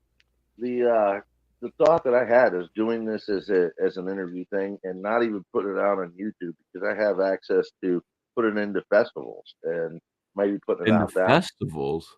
Film festivals. You do? Yeah. If How I do you make have it, that, or is that part of the story? well, part of the story could be all about some of that. Next, So you're but, saying that this interview could be my ticket to Hollywood? I could be the next. Who's that? No, Who's that? no, we're Who's the taking one that's you on to the run? Bollywood. You go to Bollywood. Oh, welcome to Bollywood. I can't do it. Hey, Where's? Oh my God! Ash Faroon hasn't been back since I tried to make him be mean. Really? You ran off Ash? Base, were you there for that? When was this? Probably a couple weeks. I don't remember, but like I just realized that I haven't seen Ash Faroon since the last time he was here. Like I think I broke the dude because I was trying to force him to be mean. Like Yeah. I was insisting that he say something mean to somebody, and he can't do it. This sounds like deja vu to the last time. I think a few days ago he was on my panel when I opened it up. I haven't opened it up much, but he popped up. But yeah, Indian kind of the people are same not thing. mean. They're not mean. They're not by nature. They don't have that anger issue. Are you kidding? Have you ever met an Indian who's just gotten a hold of sarcasm? They don't really do sarcasm in India. No, they have but their- once they have they their- get what sarcasm is over here, they never let go of it. Okay, I agree with that, but I'm not talking about attitude and you get your you Panda know, Express in control, please. more violent. That's my gut. Pepper, shut up. Get over here. Lay down. Now, come here. Salt and pepper? Is that what you call it? Get up here. Lay down. Move. Broccoli beef, lay down. Get over here. Lay down. Oh, shit. Oh, Jesus. Hey, I'm on the phone. I'm on the line. You got people there too, and dogs? Well, we're running a company here. You're at work? Yeah, well, we work out of the house. So, at any rate, why not? We're right in the middle of everything. It just sounds like you're go ahead, carry on. Anyways, what were you saying? Shit, if I turn the camera on, I can show you some pretty nice shit, but I'm not going to do that right now. You know, there's a pool that I built. I helped my brother-in-law build years ago that looks like Yeah, a no, picture it didn't happen. Huh? Picture it didn't happen. Picture didn't happen? Yep.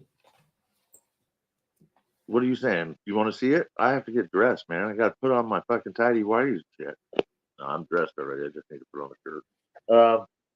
Needless to say that, yeah, the going back to festivals and stuff like that, there's a bunch of connections that I have over the years, and you know the stories kind of coincide because I was actually involved with Florida Motion Picture Television Association, and you know involved with the music stuff that was going on, and then Katrina hit.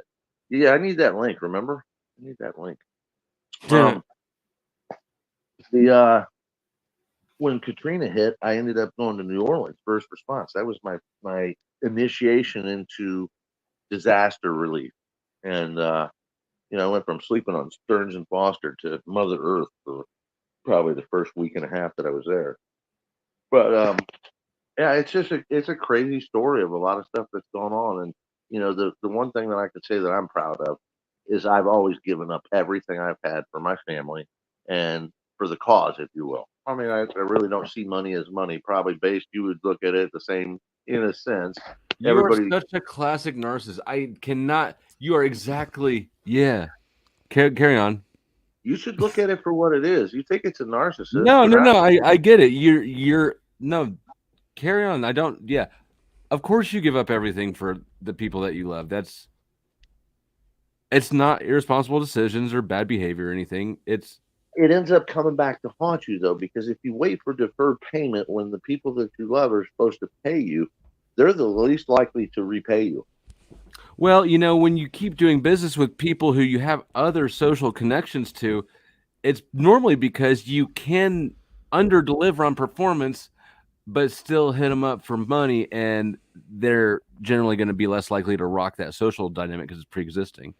Well, and I can see how that could be the case in other people's, and some people might think that I'm short-sighted and I don't see it the way they do. But in my case, that's part of what I want to talk about and go into is, and I actually have a lot of, hopefully I still have some of the underlying evidence of all this, but it's just a crazy situation where, I don't want to divulge too much, but I have this. Don't give away your trade secrets. That was a preview of Scott's memoirs. Yeah, the Scott to be live story. We've and longer term viewers will remember the first sort of surprise phase of Scott's memoirs, which is both absurd and hilarious. And I actually believe because it's told too fucking off the cuff. Yeah. Your mannerisms were believable for sure. So. Oh, I don't remember what you're talking about, but nonetheless, I mean, I don't tend to lie just simply because I don't need to. What's happened. It's easier to. You know what? I'm gonna dig up that link and I'll drop it in the chat. Even though I haven't seen it in a while. It's typically whatever's happened is what's easiest to remember. So why fucking why conjure up shit that ain't real? Because then that's when you're not going to get it right because you're now in a fantasy fiction mode. You're 100% right. But not everybody has had interesting lives. A lot of people have had boring lives, and so they kind of spruce their shit up. All right. I mean, I can exaggerate maybe, but I don't think even exaggerating is necessary, man. I went in and out of strip joints for. No, I wasn't saying that you did. I was saying that that's like obviously why people would do it. I'll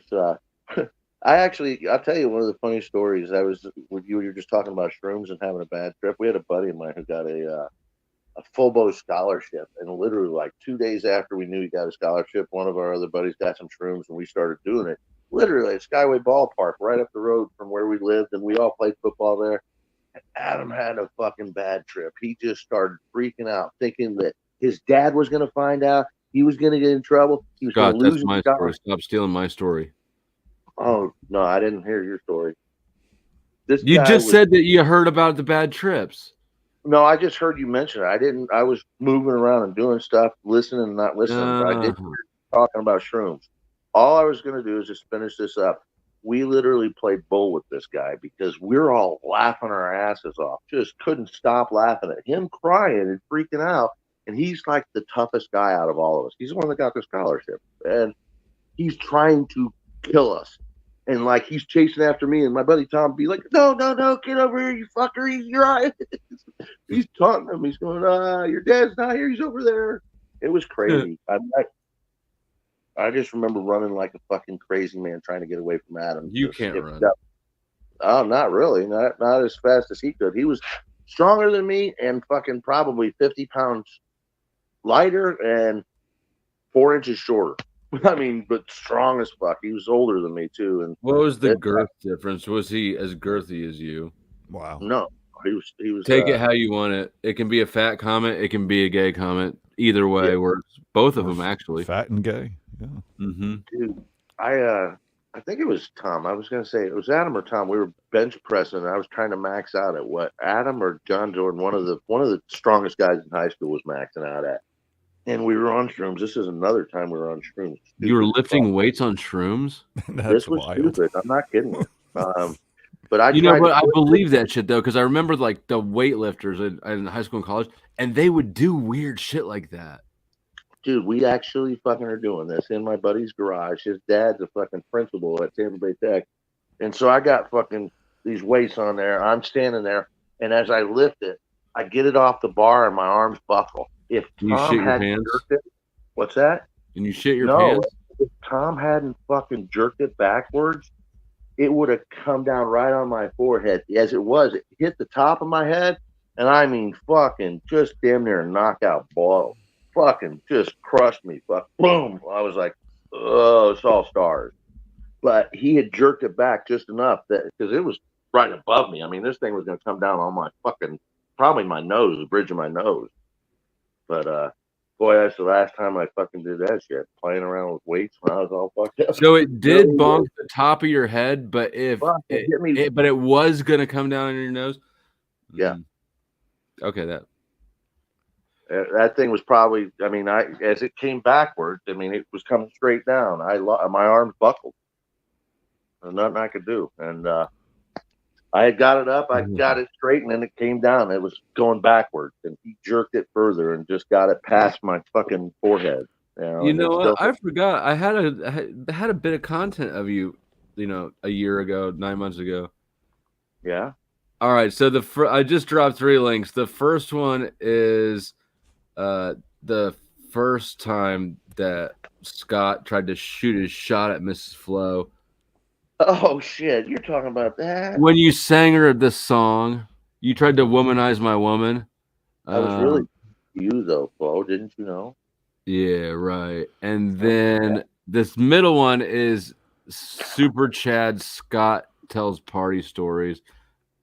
And then the middle one is the long one. The other ones are short. And then the third one is when you shot your shot at Mrs. Flo again. Mrs. Flo again? I thought it was what's her name?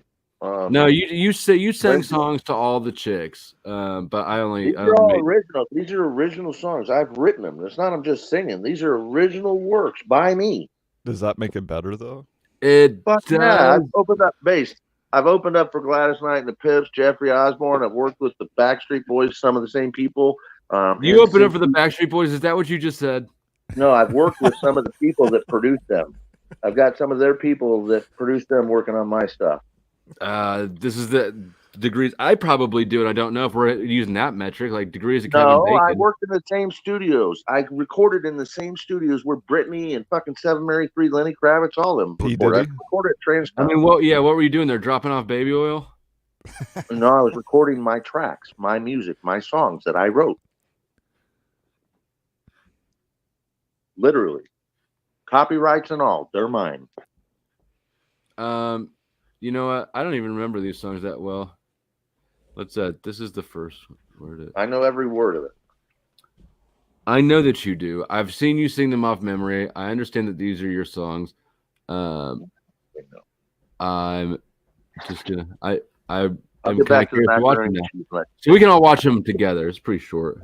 We've got Joe Biden as president. Yeah, Scott Jack, B sings nonsense. love songs to Flow State's woman. If I Will was he woo banging her Flow away? State's old lady without him knowing, and I kept it a secret, I might keep myself from.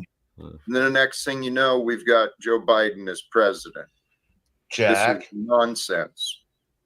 Jack, if I was banging Flow State's old lady without him knowing, and I kept it a secret, I might keep myself from getting stabbed. Why? Why would you say that? Why would you be immoral? And I wouldn't. No, that's Why would you hypothetically. think that That's you could ever hypothetically. get with her? Why would you think that somebody was attracted to Because you could. to be Scott, attracted? we're not in the same category.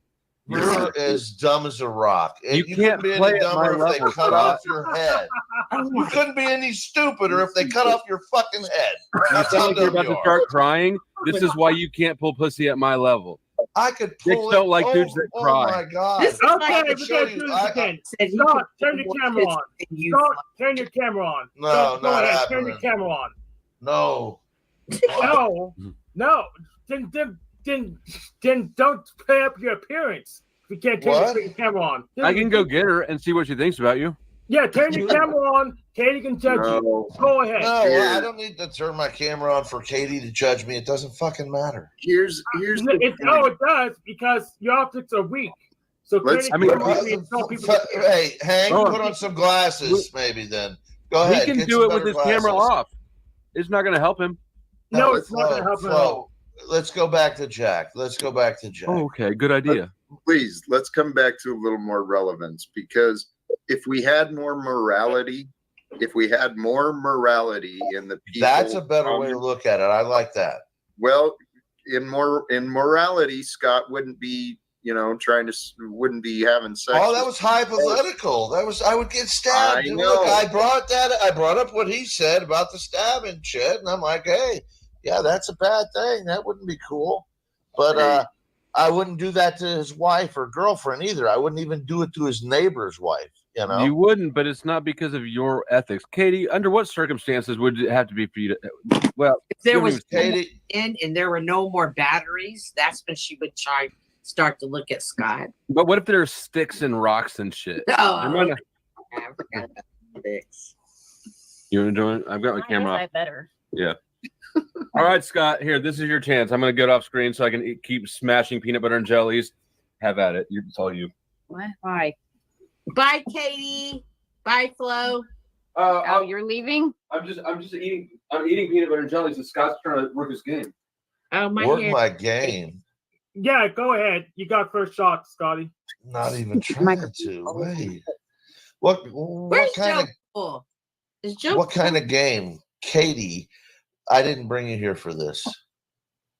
No, I was just in the room, so I just figured I might as well join the conversation since we're talking about fucking me. No, it wasn't. It was hypothetical because he was talking about stabbing me, and I was saying, and Jack was talking about secrets. We should end secrets, and I'm saying no. If in fact I was to be having coitus, sex, was fucking you, as we put it, then it would probably be something that was bad to put out. I heard the conversation. Even a secret would keep the knife out of my back that Flo would want to use, even before I we kind of feel talked like about it. that was most certainly was a jab at Flo, though. Like Absolutely. you could have just. But it's really a jab at yourself when you think about it and realize what a complete fantasy it is. Here, You guys are both dicks. I got to drop and come back. My mic just fucked up. It is funny. I'm coming right back. Bring me right back and up. Katie, rock right on. You're kind of a dick too. I love it. You're ready. My turn. I have to go toe to toe with him, so. So, Katie, what kind of music do you like? Look at Scott. Look at Scott. I thought you turned over. What kind of music? Scott, tell her about the musicians you know. Where the fuck did Scott just run away to? I'm the musician. I'm the musician. I know. There he is. What? Oh, really? What kind of music do you like? I have this on my desk. I just asked what kind of music Who you the like. hell just called me a man in the comments? Oh, that sucks. You don't look like a man. It doesn't matter if she is. But you're with Flow State, so hold on. I'm not gonna go too far into this. I'm not sure. Hey, even Alexa just came up and said, I'm not sure. Somebody play that back and boost the audio. She said it, not me. So this is what I said. What kind of music do you like? Flow State's wife. That's Katie. That's Katie Flo. Lots of Katie names, Flo right? just sounds wrong. Mrs. Flo. Mrs. Flo. Is Yeah, that Mrs. sounds Flo in the weird. comments. You? What's that, Cynthia? Is Mrs. Flo, is that you, Katie? Yeah, that's me. Okay. If it's not, I'm in trouble. You're always in trouble.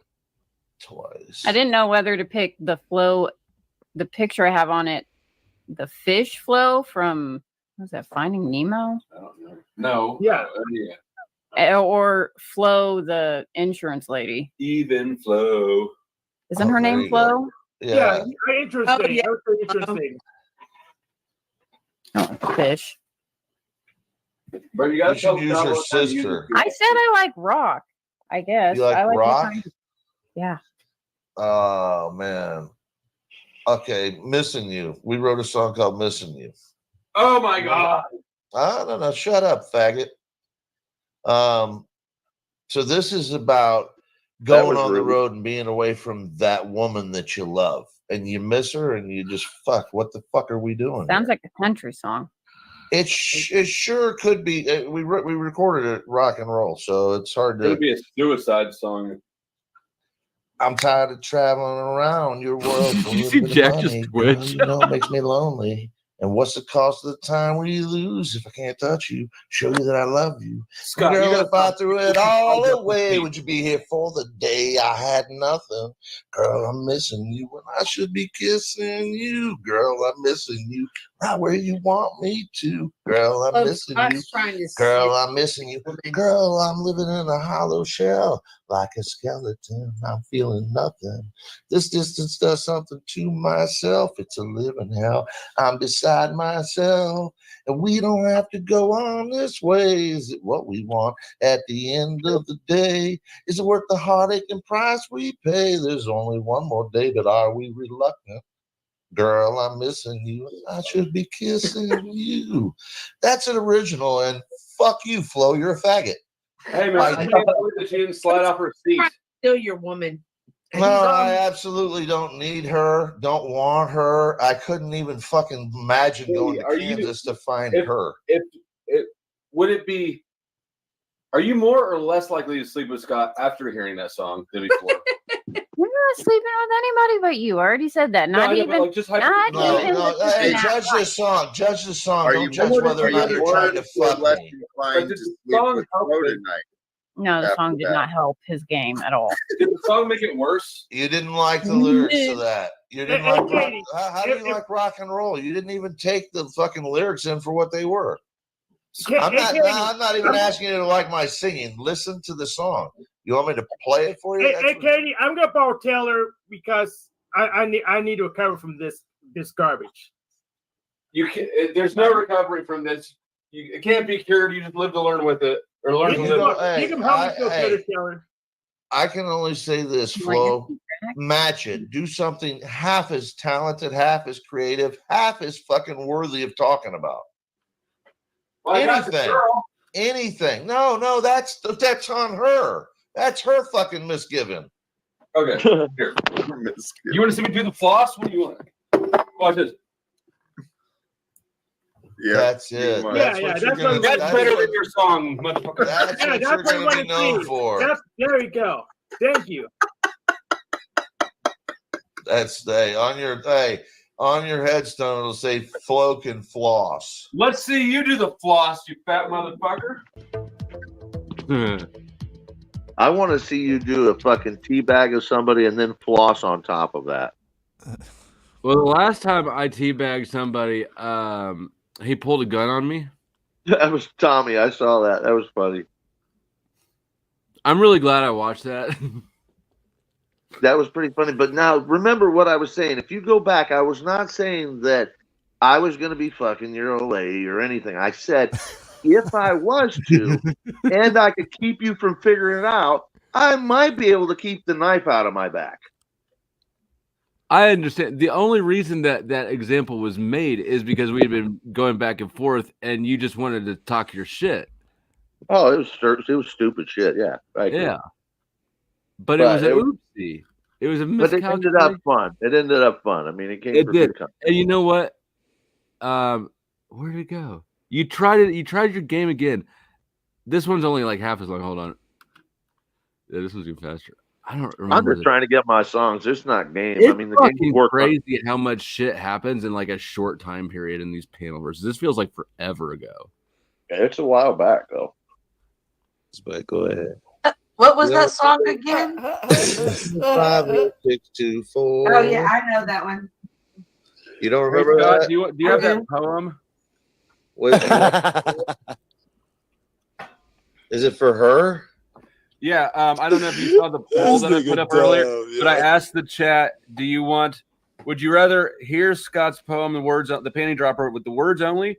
Would you rather hear it with the music? Would you rather have him recite it to Katie again? Or would you rather not hear it? He can fuck off. And they chose for you to do a live performance of your panty Great dropper. job, Chet. Great Serenade job. it. Serenade it. All right. You have to leave the room. I do? Okay, fine. Woo! Go ahead, Scott. You Let's can see. stay This is here. gonna be Hey, good. look. This is gonna be good. No, Katie, can you come I close don't to mind the if you camera, watch. Katie? This is gonna be good. Thank you. There. No Now, pressure, Scott. No pressure. Well, you can stand in the corner. I don't mind if you watch. Okay, I'm over here with my shake weight. He likes to watch anyway. Go ahead. Hi, Katie. Nice to meet you. Hi. With that Venus cupcake? Yes. Hi. No. All right. Okay, blowing me away it is, man. I could probably come up with better ones, but this is the panty dropper, so it's the true to form. Fucking one I've dropped the most. But Katie, I don't want your panties to fall. Please keep them on. Okay. Now, Cynthia, Venus, I don't know if you guys are single. Well, you're not married, Katie, are you? No. Bro, put a ring on it, bitch. How's that shake weight going? It's going good. How's that poem going? All right, Scott. Don't focus on flow. Come on. You're on a Yes. roll. Let's keep Yes. going. Put the shovel to the side and Yeah. continue. All right. Which one should I go with? How many do you have? One, not so many. One night when we were talking, I could see it in your eyes. I could search for 1,000 years and I could never find someone just like you to take this heart of mine and make me feel the way I do when I am by your side. So baby, stay with me tonight. Wrap me up inside your love as I give you all of mine. And take me to that place that we've never gone before. Anything you could ever want, I would give you more because your love, it's blowing me away. Your love is blowing me away. And your love is showing me the way. Your love is blowing me. You're showing me the way. So baby, stay with me. Stay with me tonight. And take me to that place that without you, I can't find. And girl, hold me close. Don't ever let me go. I'd be lost without your love, and I might just lose control. It's when we're together, it feels like paradise. And I'm feeling these true emotions, they're just building up inside. So girl, hold me close, and please don't let me go.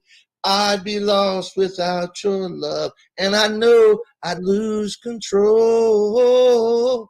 Your love, it's blowing me away. Let's do like some Ooh, I'm so glad. judges and do one at a time. Give our critique. Katie, you're not going to leave me, are you? Please don't go with that. Yeah. No, Flo it is just in dawned trouble on now, me bro. when he turned his camera on that Scott's used to be. looks like the one dude from The Big Lebowski. Yeah. Oh, Walter? Yeah. Where is that? I was like, oh, Walter. I don't know what Those pictures are better behind me because they're more colorful. Oh. Scott, I am glad my girlfriend is asleep. Woo, that was heavy stuff. Oh, you want your spot back? You want a love song for your girlfriend? No, she's asleep, but maybe yeah, I'm another sure that time. worked on some girls. How funny. You on mute, Flo. That was good shit. Chuck is being negative like always, but let's see. Let him pay you. Let Chuck pay me? He wants to get rid of me. Fuck him. Well, there is that. Yeah, Is this a Make-A-Wish sing-along? This is Scott's panty dropper. Can't you tell? Sean's panties probably dropped too. David Harbour doesn't have any culture or good taste, it seems. Lou was there. The oceans are now dry. That's significant. And I'm drier than the fiery pits of hell.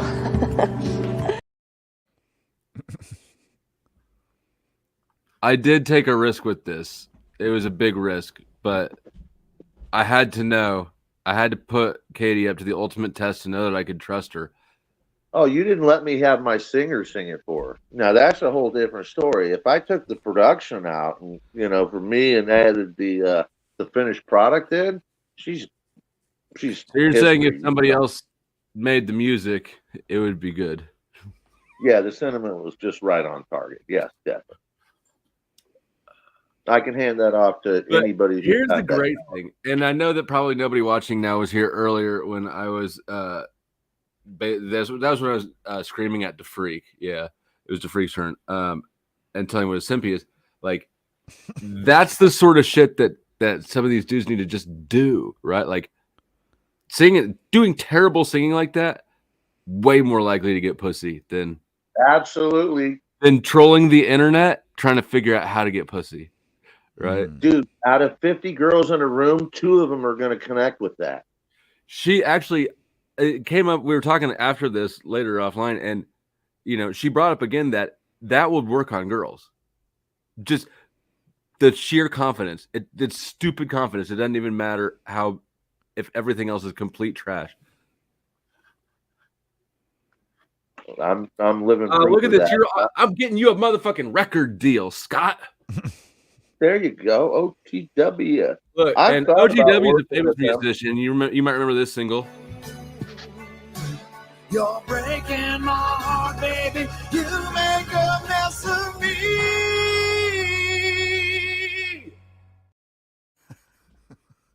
OTW, I'd work with you on a few things, but those are produced already. Actually, I would be so happy to hear the finished product of OTW and Scott 2B collaboration. Please let this happen. That would actually be decent. I wouldn't mind doing it. Please, for the love of fucking God. Let me think. What song could I give OTW? Oh, No. You have to be in it. You know what? Look, I don't know about music. I'm not a musician, but if I need to manage this project to make sure it gets done, dude, I'm the producer. I'm not above that. I'm not the music producer, but I'm the lyrics. This is your song, man. Look, you might not. You know who has worse voice than you? Neil Young. Goddamn right he does. Goddamn right he does. Wait, oh, there's a couple others out there. Come on. Even Britney had a terrible voice. I mean, who? AC/DC? Fucking trash Oh, voice. yeah. Well, Brian Johnson. James Addiction, come on. Brian Johnson from AC/DC is good friends with a bunch of my band friends that I know around here. I mean, literally, I know a bunch of people. There's lots of worse voices than yours. There's very few that are as out of tune, but there are definitely worse ones. I'm tone deaf. I got to put on. I'm literally got to put on headphones and listen. What to an inspirational issue for a musician to have. Yeah. I mean, wasn't Mozart deaf? I think yeah. So was Alexander Graham Bell, who created the phone. I think didn't they pop his ears? Somebody picked him up on a train or something and fucking busted his eardrums. I don't know, but all I know is that it's super inspirational that Mozart, one of the greatest composers of all time, was deaf. You can be just as inspirational. You could be the next Helen Keller. There you go. I'm not blind. Damn it. I am somewhat of a deaf music. You can fix that. Yes. How about that? Thanks, Bass. I really appreciate your honesty. Beethoven, yeah. Beethoven's the one I like. Mozart's the one I don't like. Dude, how about one of my favorite songs is Beethoven's Fifth. If you go and you listen to that song, it's from Beethoven's Fifth. It's met my first lover in a grocery store. Dun dun dun dun dun dun dun dun dun dun. I know this. Tone deaf my ass. That was the tones of an angel. Let But I mean, it's so funny that it's the snow was falling Christmas Eve. See, the reason that you're going to be so great in this collaboration project that you and OTW now going on is that it doesn't matter how shitty your tone is, you've got the passion, you got the oomph, that good loosh. What's wrong with you, though? Are you not seeing this through? Paul is going to be so pissed that you created something with his pet OTW. I'm not producing shit. OTW is producing. I don't even know how music creation works. I can sit here and smack a beat out with a stick. Is Paul a part of this all of a sudden, though? I just wonder. Right? Like I can. I just don't know that somebody needs to be in charge of following through with things, and I don't know that either of you are adults. Like I'm not really either. OTW is a musician, and I can tell you from my experience with musicians, anybody that takes the time to learn that craft is definitely someone that's capable of finishing shit. To learn what crap? The craft of playing that guitar is capable of finishing a project. Or they're lazy ass stoner. Like that is possible. You can be worthless and become very skilled at your worthlessness. Well, he's a decent enough guitar player that I can tell you he's. I don't know. I literally know so little about guitar. I'm not qualified to assess whether or not he's a good guitar player. He is compared to me, as far as I can tell. He is. Yeah, no, I learned how to play 3 songs, just kind of the beginning chords, because I figured if I can't get a chick undressed in 3 songs, I'm not going to be able to sleep with her. Right? It was sort of a. He's got a good feel. He's got a good. He's got a good bit of experience. You can tell he's worked with other people. I don't have much to say about saying I wouldn't be confident in him. I think I'm pretty confident that he can pull something off. Would it be the best? I don't know. I mean, but there's always. It would be the best. I would love it. Everything is capable of being added onto or revised. So you start with something. And if he and I do something and it's good enough to get other people interested, the finished product could be 2 years down the road and amazing. You never know. OTW, we don't want you to. Is this copywritten, Scott? Do we need to worry about theft? What I just said? Of your intellectual property of your fucking. Everything's in the Library of Congress. You can look it up. Yeah. Okay. OTW wants you to send in the lyrics, but we know that Scott doesn't have them written down anywhere. Actually, I probably. You know what? I have the transcripts on. Somebody go back after the stream's over and look at the transcript of this and just copy and paste that shit out there. That'll probably be Which one are you trying to get? I mean, I think there's other ones that I have that be better than those, especially the one that's already recorded. Blowing Me Away is recorded. And what's the other one you just played? Both of those are recorded. I'm tired of traveling around. Do you think you could do a remix, Scott? Like Blow Me and then Go Away? Like that type of Blow Me, Go Away. It wasn't Bob Dylan. I learned the one was Come As You Are by Nirvana. Adam's Song by Blink-182. And what was the last one? Anyways, it was 3 like songs that are recognizable.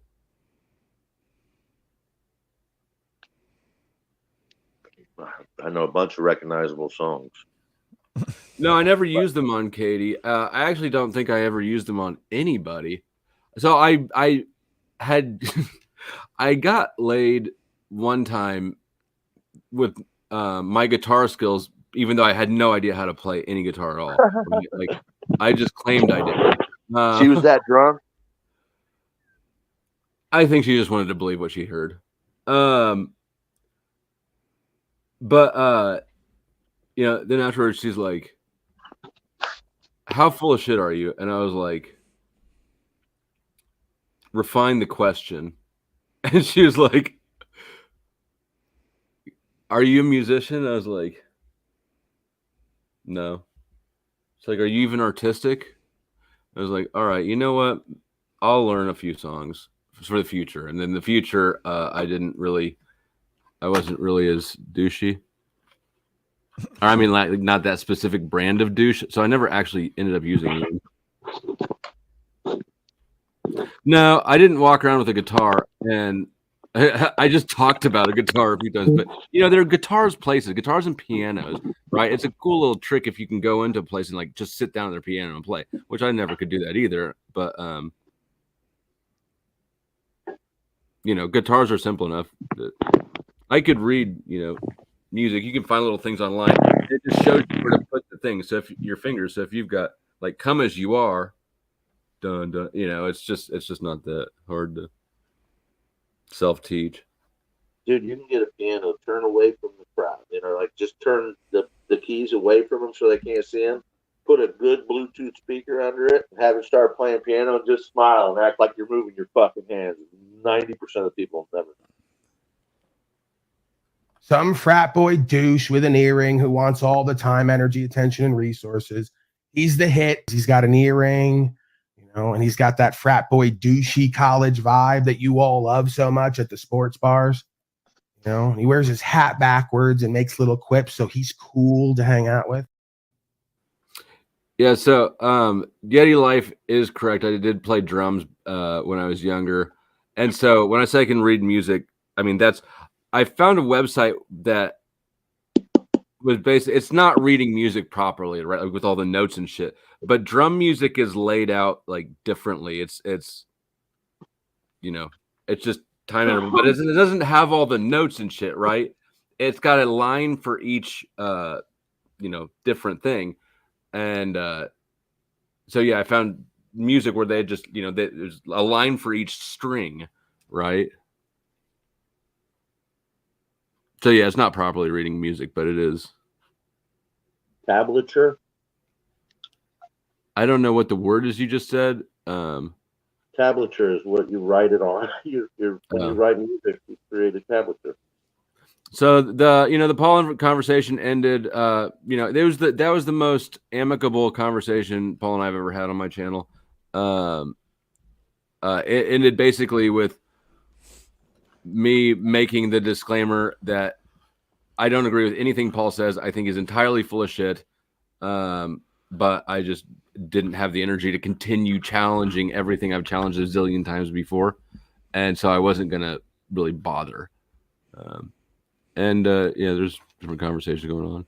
He bounced when Harmon timed him out for 10 minutes, and Paul leaves immediately if he ever gets timed out.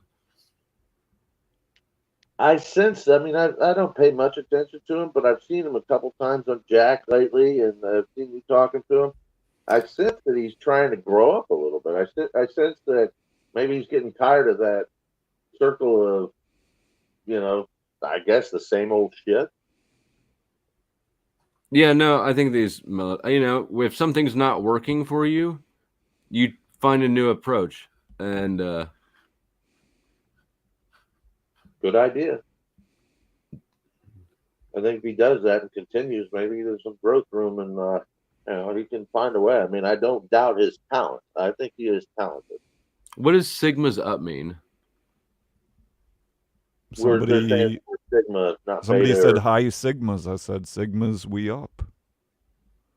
I had more energy for Paul. Yeah. Well, I'm much more familiar with Paul and was like, I actually was with the topic thing. The thing that smoked out Paul was specifically not intended for Paul. I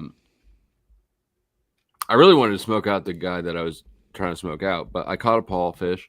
And I was trying to keep the discussion with Andrew going in a way that I was not with Paul. And I'm way more familiar with Paul than I am with Andrew. So Was this Andrew from Wilson? yes. Paul and Andrew Wilson were together? No, I debated Andrew Wilson a few nights ago. Oh, okay. I didn't catch that. I'd like to check that out. How'd that go? I think it went real good.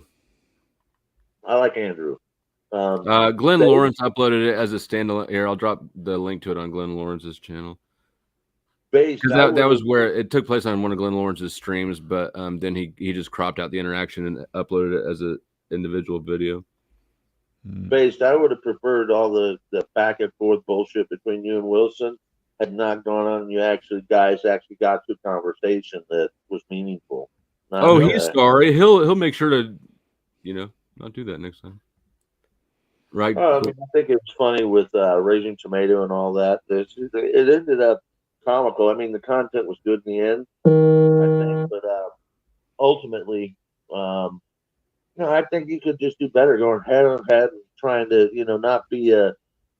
Let's see if we can pull the carpet out from under you or the rug out from under your chair or whatever. It was sort of a situation that, from the outside looking at it, it seemed like nobody involved really had a solid grasp on. There wasn't a plan. It's like it went together without an outline.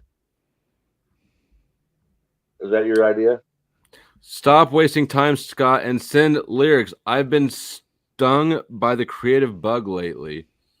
Jesus Christ, who's saying this? He really wants to make. God damn, I think this is the most assertive I've ever heard OTW be ever. OTW, congratulations on that nut drop.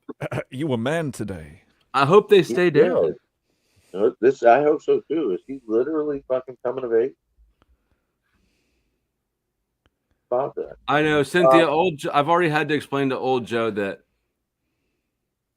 you're not getting. I know there's a lot of people that want like the finishing move. Finish him. It's just. I'm not gonna say it can never happen, but it's not gonna happen on Glenn Lawrence's panel in front of Andrew's audience, right? Like it's just no matter what happens. If I push the social dynamics that hard, they will collapse before they're gonna let me get away with that shit. There's a lot of people in that sphere who I believe are only tolerating me because they have not figured out how to get rid of me yet. That's funny. The conversation that you had or debate you had with Wilson, what was it about? What did you guys talk about? It was about which one of your songs is the best panty dropper. You haven't heard that one yet. I mean, I gave you one that I didn't really care about. The best one is the one I'm taking for you, huh? And look, in the big picture, I know that everybody in the audience wants the good show. They want the da-da-da. But fuck y'all, hangers honors. Why don't you send a donation if you get to, think you all that? I'm up here ruining my mental health on social media, like the Machine Lies was just saying, destroying my soul and sanity for you people to be entertained. And I haven't even had a Cash App or nothing in quite a minute. Of course, I probably should check. I'm disappointed. I came up literally for Chuck in Tennessee. I came up to piss him off, and I thought I'd do it. You're not being annoying right now. Well, the singing, I thought. I mean, I'm kind of enjoying it. It's. Yeah. I appreciate all the help, or the good intentions, or whatever. Yeah, you get good karma's coming your way, Scott, for this. Plus, I tried to send you some work, or we'll bring you out here to work, just so I wouldn't have to do it all myself. But no, it is crazy. We should. We'll see if I'm in the mix of this. I'll keep in touch. If you got a stream going or something, we'll fucking go live and show you some wins. Because I mean, I'm 5 minutes from Upper Tampa Bay. I lived at the top of the bay for the last 25 years, and I'm 5 minutes from where I live. And that. I didn't hear what you were saying before you started talking about where you live. Like, what were you saying? I was reading that. Sorry, I was distracted. In a couple days, if you go live, we'll do a live stream with the wind and shit, because I'm right in the fucking path of this big ass storm. This is a fucking probably a millennial storm. I mean, I don't know if they've seen anything like this hit this fucking coast ever. So yeah, Rusta, I heard him say that, and I don't have any idea, like if there's any truth in there or not. But like, it sounds like something that's made up, right? Like it just sounds like a fake claim, or at least like basically saying that you're one of the people that made out with Black Lives money. Like, I don't know. It just sounded wild. So I figured I just put it in your court. Let's give. Where did you see it? I want to see that before I wrap up. I want to see that. Hey Flo, isn't Resto a producer?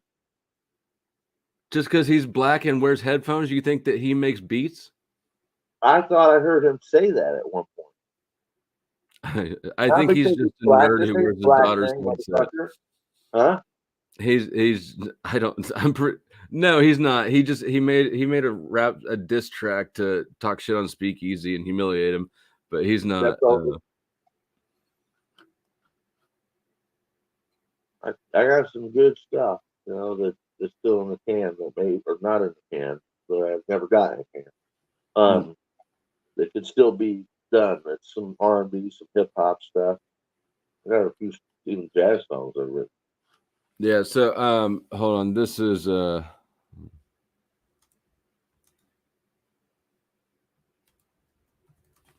so here's the link again to me and Andrew Wilson.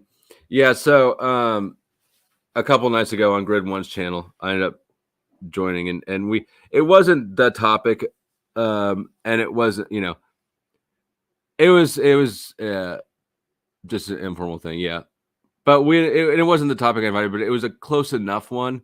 Like you could easily extrapolate from what we did debate on the other one. But So it was on Grid Ones originally? no, Andrew had tried to lure me up to Grid Ones so that instead of like accepting my invitation, we just do it now. And I don't know if it was a logistic thing or you know, wanting home field advantage thing, but he's like Grid One can mediate. And so he actually was on panel on Grid Ones and was making up shit and telling lies on me because he saw that I was in the chat to lure me up there. And it was just pure bait. And it worked. I got up there, but I refused to engage the debate then like he wanted me to. And we never had that debate, but we did end up having a different one. And it was good. It was good. But yeah, there's the link to that. And what I dropped is the Glenn Lawrence cut out that section of his live stream and uploaded it as an individual thing. You watch his interactions on whatever with Brian? Do I? Well, I mean, not all of them. Probably less than most people here, but every now and then.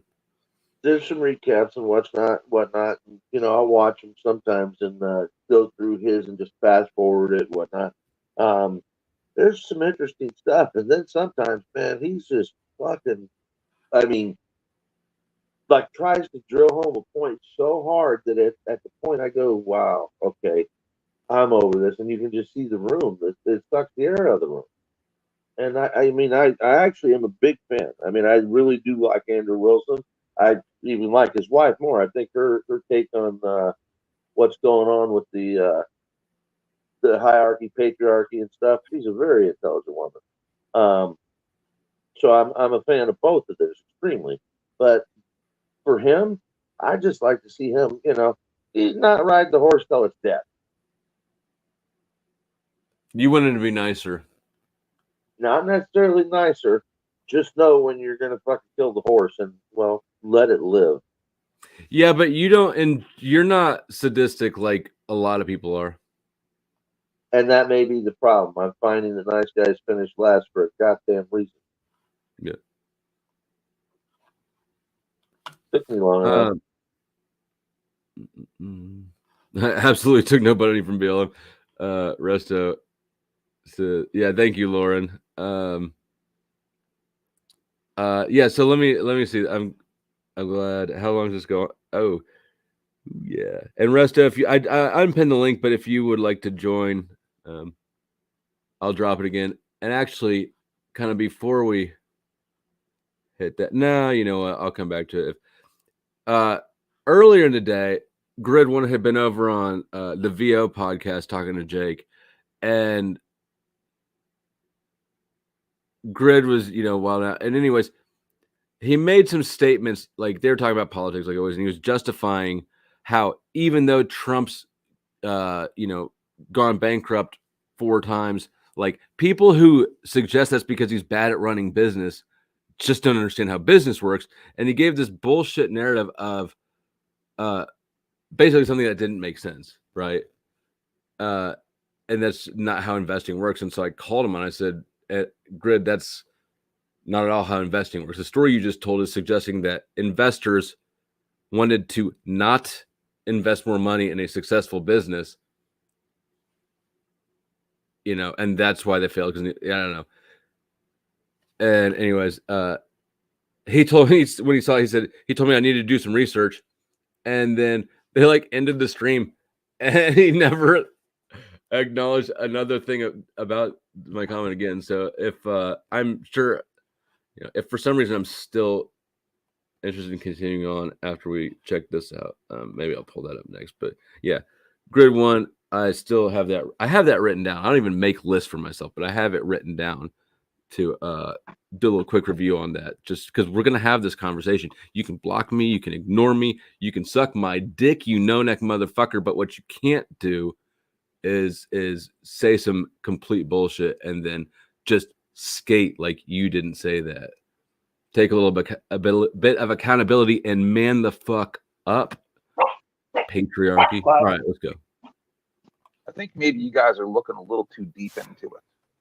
I don't really think that, like, if you guys are talking about cuckoldry in the human species, I would say that a large majority of cuckoldry actually is instigated by the man, because it's a role reversal thing, right? So, because I, as a gay person, sometimes the other person's the aggressor, sometimes I'm the aggressor. And I'm very, very, very educated in erotica and things like that. Is that saying that he's watched a lot of porn? Is that what that means? Trust me, I'm a doctor. And in all seriousness, it's way less to do with genetics, I believe, and a whole lot more to do with just endorphins.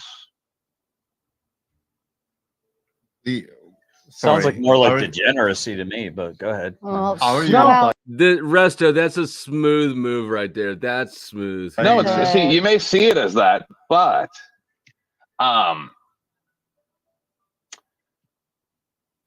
we'll go back to Diddy. That's the that's what people are talking about with Diddy. It all comes back to Diddy at the end of the day. It all does come back to Diddy. That he was big time into it. Awesome. I think that Sarah has something to read out. I think she has something. Oh, thank you, Resto, for the $20. He says, I apologize in advance. Now, I don't know what this is referring to, but let's be mindful. Everybody is having a great discussion here, and I'd like to keep it that way. I would love to have a great discussion. If we're talking about cuckoldry, I think we have one of the founders of fucking cuckoldry on the panel right now. I invented the double piston.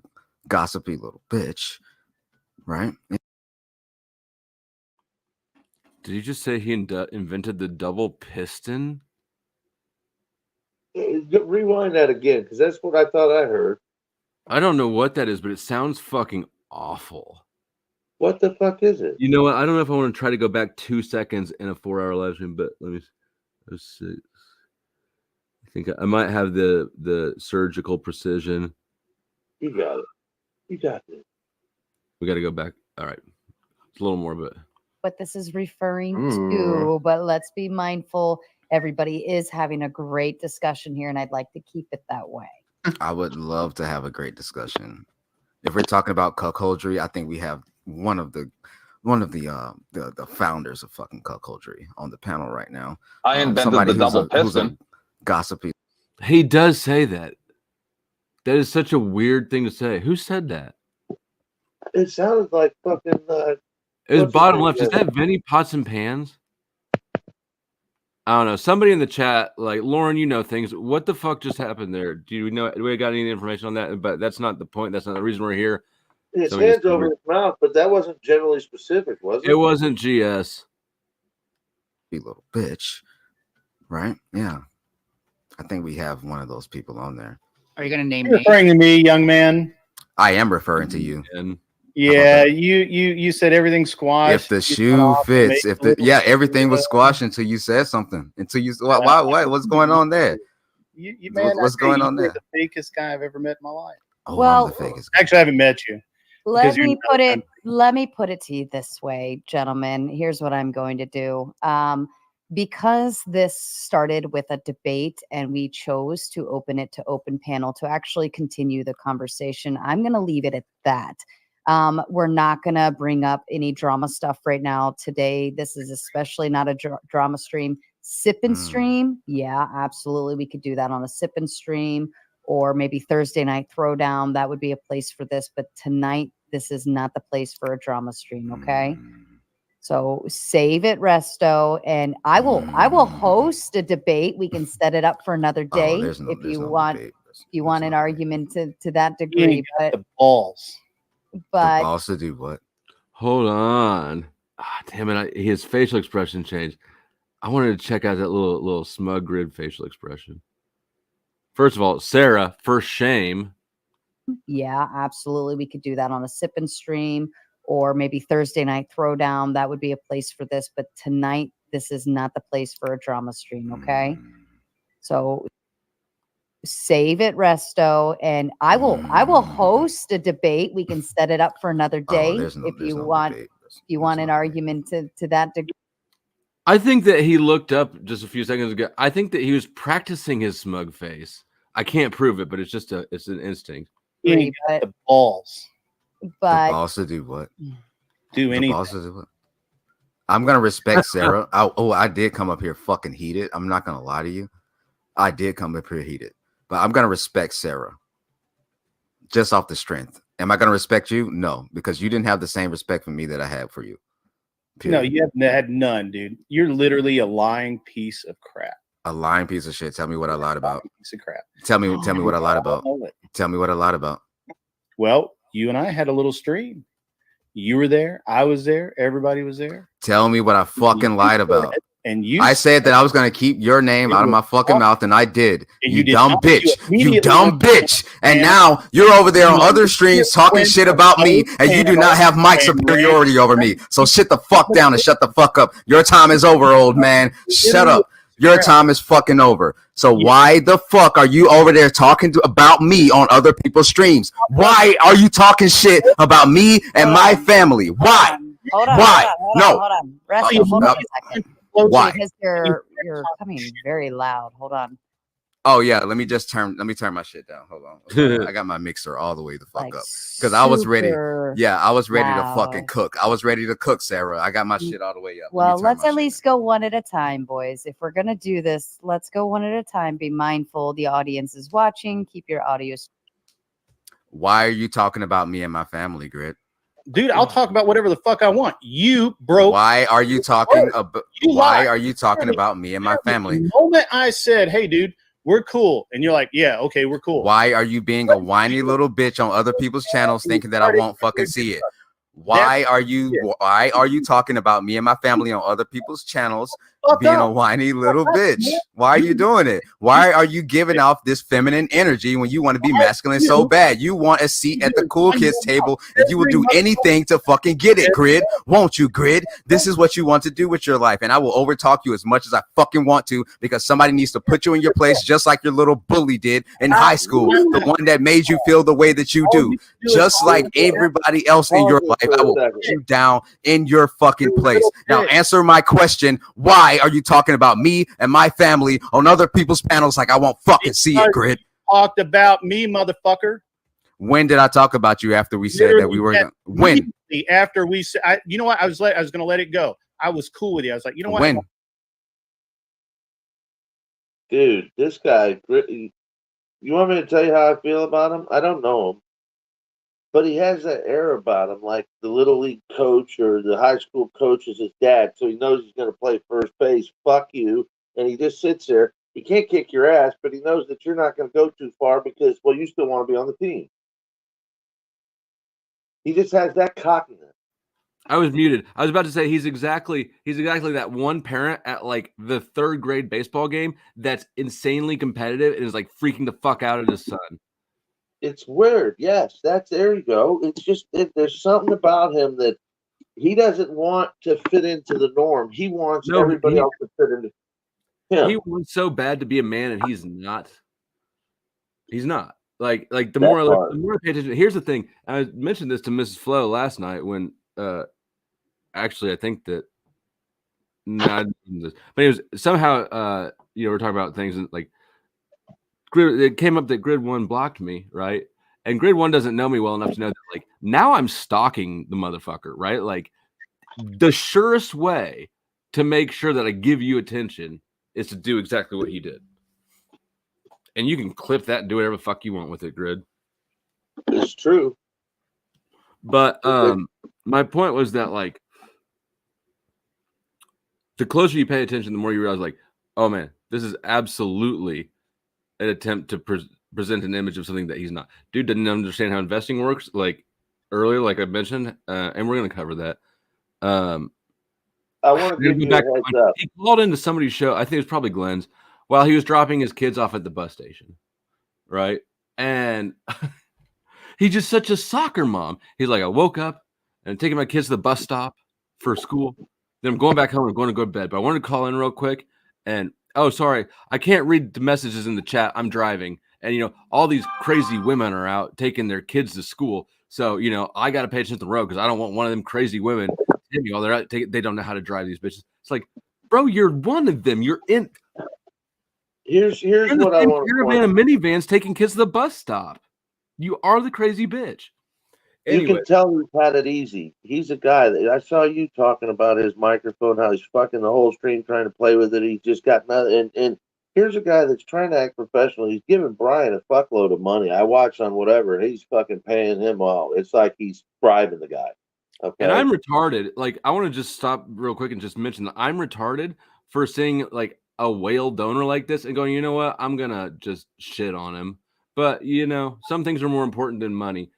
And well, why he does that though? But here, listen, hear me out and tell me how you feel about this, because I'm sitting there thinking to myself, his competence level. I looked at Paul, all right, on Slave, and Paul, if he has a microphone problem or anything, he'll just fucking hang everything up, put his phone on, and make sure he gets his stream done.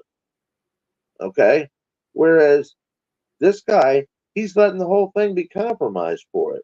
And I'm wondering why, from what you said, I don't watch him. I don't know him. So I've only seen what I've been introduced to through you. And then the Brian shit a couple times on panels, raging, I think, or whatever. Very little interaction. I don't know him. Just put it that way. But I wonder if, he's not serious about it, or if he's not serious for a reason, if he's playing dumb, because it's not hard to get to.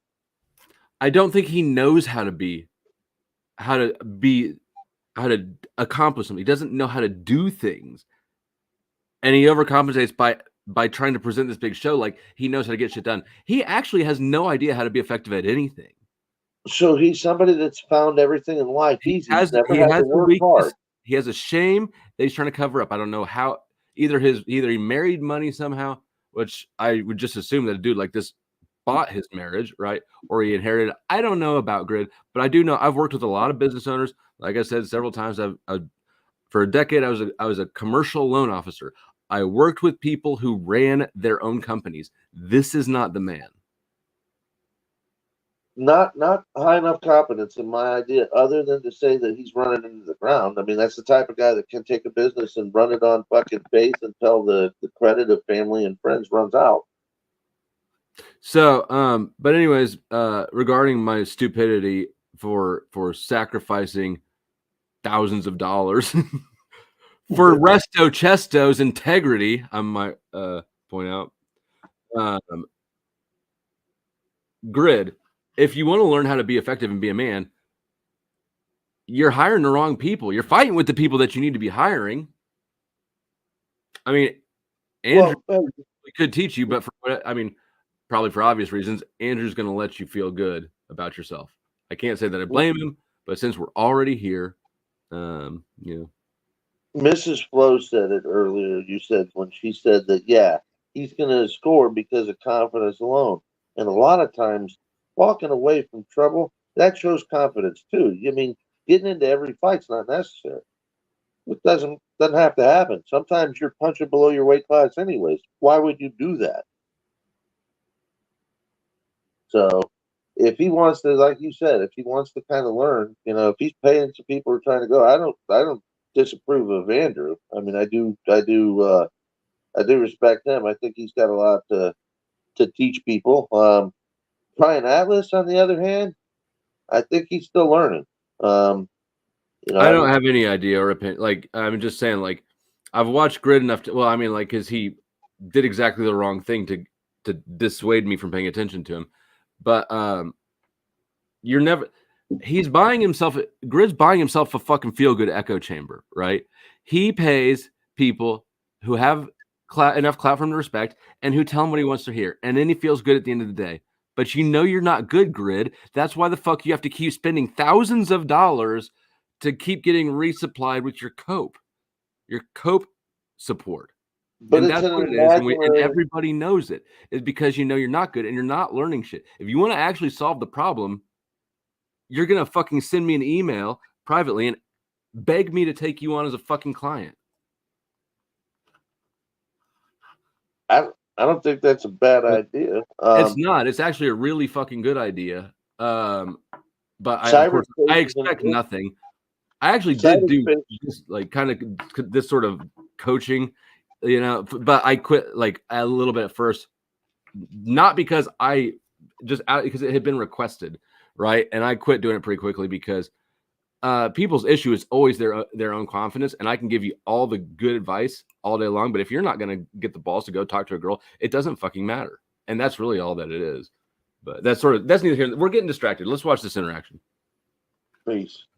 But when answer the fucking question. See, when Grid. That's the thing. You can't answer the question. You can't answer the question when Big Resto comes up there. All you can do is just go on other people's panels and tee and ha about shit that you know nothing about, bitch. So answer my fucking question. When did I talk about you? Take the fucking cum out of your ears and listen. You pussy. Answer the you pussy. You Hank Hill looking bitch. Answer my question. I already did. I told you. Couldn't hear you. No one can hear you. I was talking. No one can hear you. No one can hear you. Well, then when Big Resto is talking, no one can hear you. Do you understand? I'm putting you in your fucking place. I'm gonna keep talking every time your mouth moves. In all fairness, Resto, you are interrupting every time he is talking, and your mic is banging over it.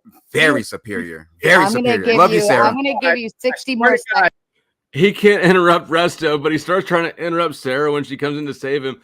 But Resto and Sarah are just talking to each other because for all the amount of tinkering he does with his audio, his mic is just like for sure the smallest dog in his fight. That's great. To get it out, and then we're. You know what, Resto? I honestly I never wanted to even think about you. Can I put a clip in the back? Can I put a clip in the back? Fuck it. I don't care at this point. Can I put a clip in the back? You went over to I'm putting this clip in the back. And you ran. Nope, don't care. You ran your mouth immediately, or not? Resto. I went over to Resto's to my channel. Are you stupid? You sound dumb as fuck. You are dumb as fuck. No, you sound dumb as fuck. You dumb bitch. I'm putting this clip in the back. Sarah, can you pull this up? And then I'm done with this bullshit. I'm done with this motherfucker. I don't give a fuck. You ain't never done. You ain't got nothing but drama in your life, you little bitch. Oh, I don't have nothing but drama in my life. Pull that clip up, Sarah, please. Please pull that clip up. Pull that clip up, Sarah, please. I don't see anything on. It's in the private chat. Oh, my apologies. I mean, you are literally the dumbest motherfucker I've ever met in my life. And you don't know anything about me. You just know what you heard. What you about go off me? of shit that you have no idea about. Oh, I know everything. Dumber than Resto. You know everything. Tell me. Ooh, tell me before past Grid tells me, please. No past Grid. It's just Grid. Mm-hmm. Suck it up, because that's all you can do. Mm-hmm. Yeah. Mm-hmm. Tell me what you said, Grid. Yeah. Immediately went over to Flo's channel and talked shit right after you agreed to not talk shit. You little piece of shit. Wow, it's almost like that was the same exact day when that shit happened. Exactly what you did. I'm gonna just keep telling you the same thing. That's exactly what you did. Like a little bit. That's all you can do. You're lucky I'm drinking this tea. This shit good as fuck. This tea is amazing. Okay, gentlemen, let's behave for just a moment. Let me pull this. Yes, up. ma'am. I apologize for my outburst. Do the optics matter on this one, or is it? It's no, just I don't care at this point. Just I don't care. the vocal portion that you're looking for. It's full nuke. It's full nuke at this point. I don't care. What's this Grid? Now we're gonna get through this, and then we're gonna find some common ground here. BLM. The you know that Resto Chesto guy. His family was part of You that. That's why denying he's hiding out in fucking Korea. Because Are you denying it, motherfucker? his family's part of fucking BLM. Mm. No shit, dude. Yeah, No fucking shit. yeah. Fuck that guy. Dude. Yeah, that's you BLM. denying it, The motherfucker? Well, you know, Okay. So You wanna deny okay. it? So wait. So Deny I'm it. hiding out in Deny it. Korea because my Deny it. family is a part That's of BLM. Is not that what your you're saying? shit. Come on, motherfucker. Come on. Ain't there nobody hearing you now? No, see now you mad. Oh shit, I got you rattled. I got you rattled, little boy. Come on. So wait. So, I That's love this bizarre. shit. I have a clip for it too. Where'd it go? That's Actually, so it's not even better bizarre. than the video, but whatever. you mad? You mad?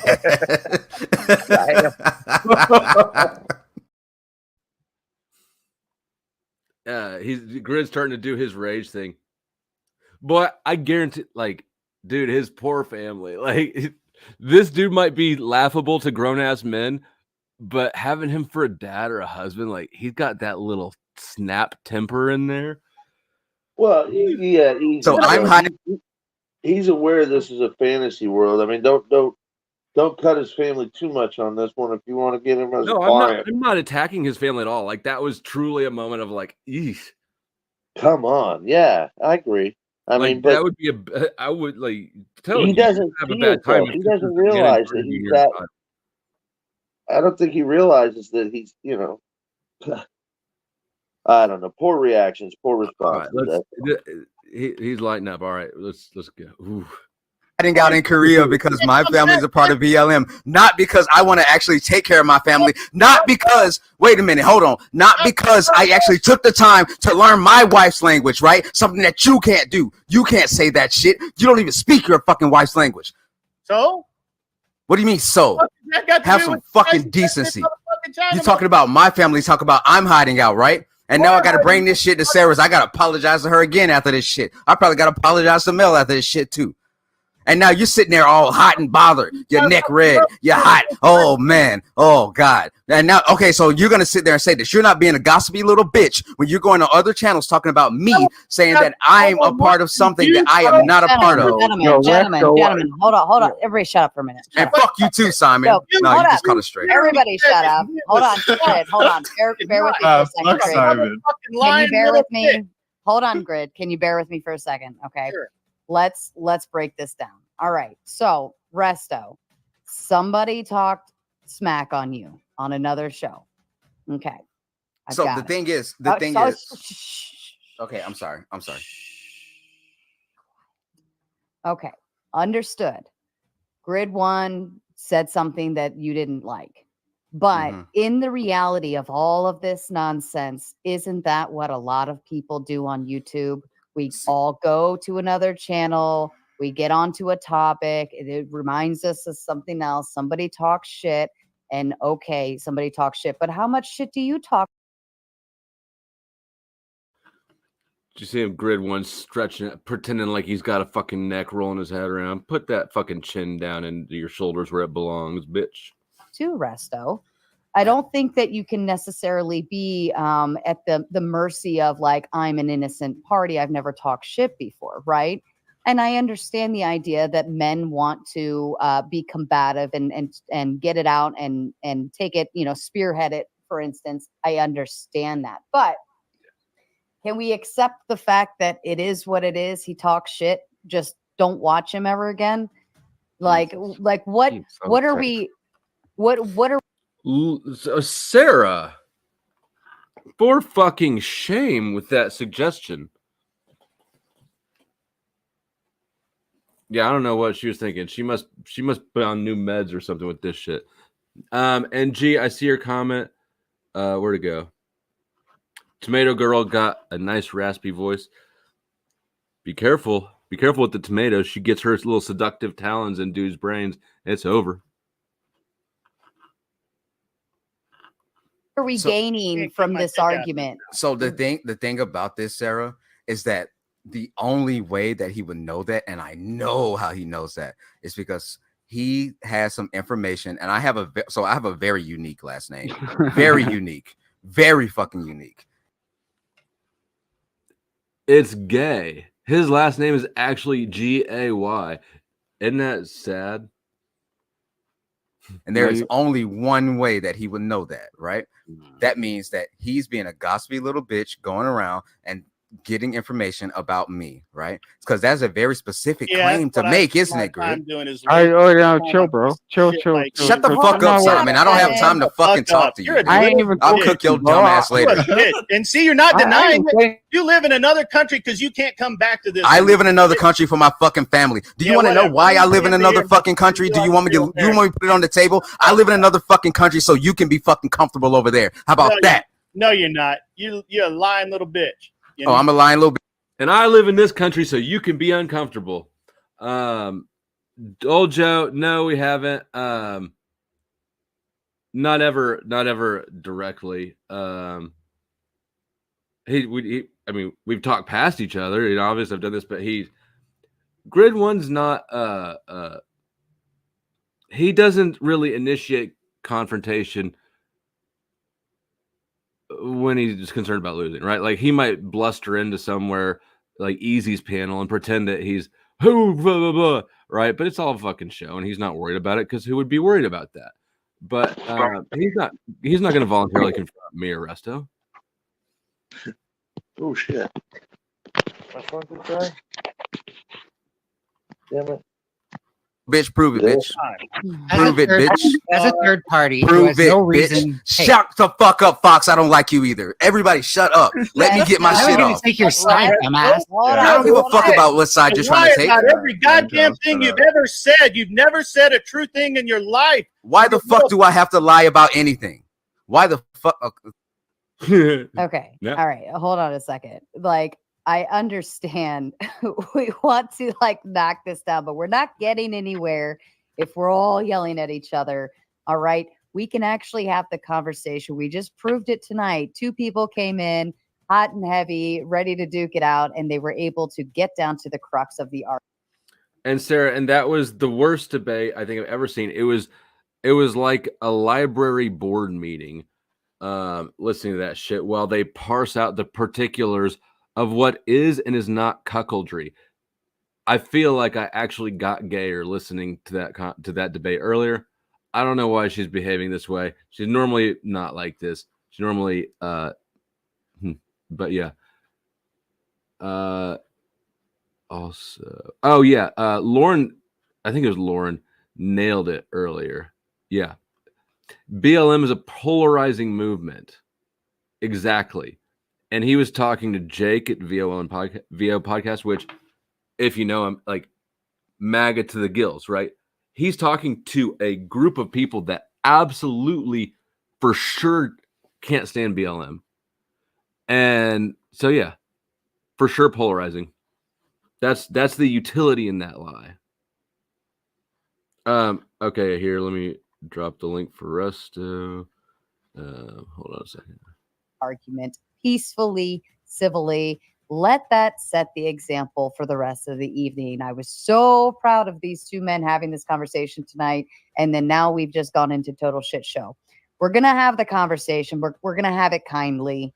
Okay. I know it sounds gay and kindergarten-ish, but obviously the two of you can't get along with the yelling shit. So let's do this as peacefully as we can, please. And thank you. And Simon, shut the fuck up. Oh yeah, Simon for sure always shut the fuck up. Should be good as a femdom, and actually that reminds me of. Let's take a quick detour before we reintroduce the calm conflict resolution, and I'm gonna stop sharing that one. Start sharing this one.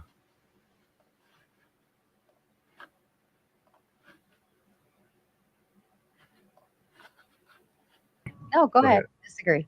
She's rubbing her hands to not drop. I know she wants to strangle me. I'm oiling my hands. Yeah, you're oiling your eyes. okay? So your thumbs slide into my eye sockets easier. Yeah, I'm a believer. Okay. Of, That's getting clips. I'm a believer Yep, of yep, natural consequences and people falling where they fall.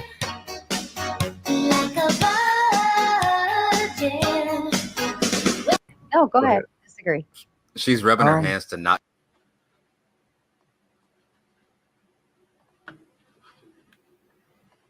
I guess, and now there's just one. So, anyways, yeah, that comment just reminded me, and thank you to Sarah for providing the baby oil footage. That I guarantee there's at least one dude out there. There is somebody, maybe more than one somebody, who has masturbated to that clip of you pouring baby oil in your hands. I promise you, and that's even funnier.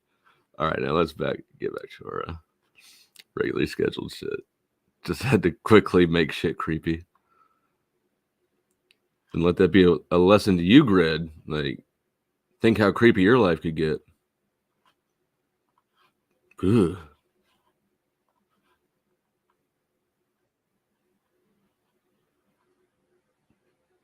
Like this creepy. Ugh.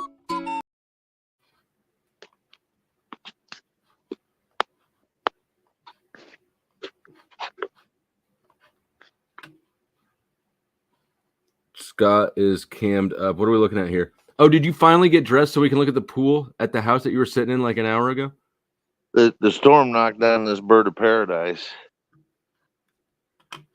There's a bird over there? Well, that's what you call these two plants on this waterfall. This is a waterfall that we built years ago. Very nice looking pool area. There's a forest right here. This is what I'm worried about because the storm. Scott, we're right in the middle of the drama. This is not the time for a tour. Next time, for sure.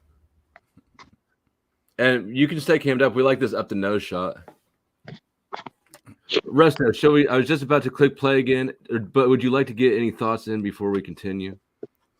I'd like to say that your mic is way low. You turned overcorrected. Sarah probably killed my shit. Hold on. Oh, Sarah destroyed my shit, bro. Is that better? Yeah. She had me on like 32. You know? Yeah, so the whole premise of this is Grid could only get that information from one person because only one person would know that or give him the information. I mean, so hold on. First of all, is there any truth to any, like, what's the truth degree of the claim? I am not in Korea to run away or hide out. My dad's side of the family is a very prominent part of BLM, yes, but I have nothing to do with that. Because you're black, so why would you know your dad's side of the family? True. I tried to let that one float by. Like I never even seen anybody else with my last name besides my daughter, and the fact that he knows this for a fact means that he knows my last name. Like I said, I have a very unique last name, so he knows, and the fact that he would just go up on another panel and say some shit like that kind of pissed me off. So, who do you want to say who he's been? Oh, I know who it is, don't I? Oh, Easy told him, of course. Yeah. Right on. Yeah. So that's interesting. So he's been thinking about you quite a bit, then, huh? Mm-hmm. And he does, but like every time I tune in, he mentions you and I at least once. Like I don't sit around and listen all that much compared to how much he's on, but we get, like, I would guess one of us is mentioned every hour. Every stream.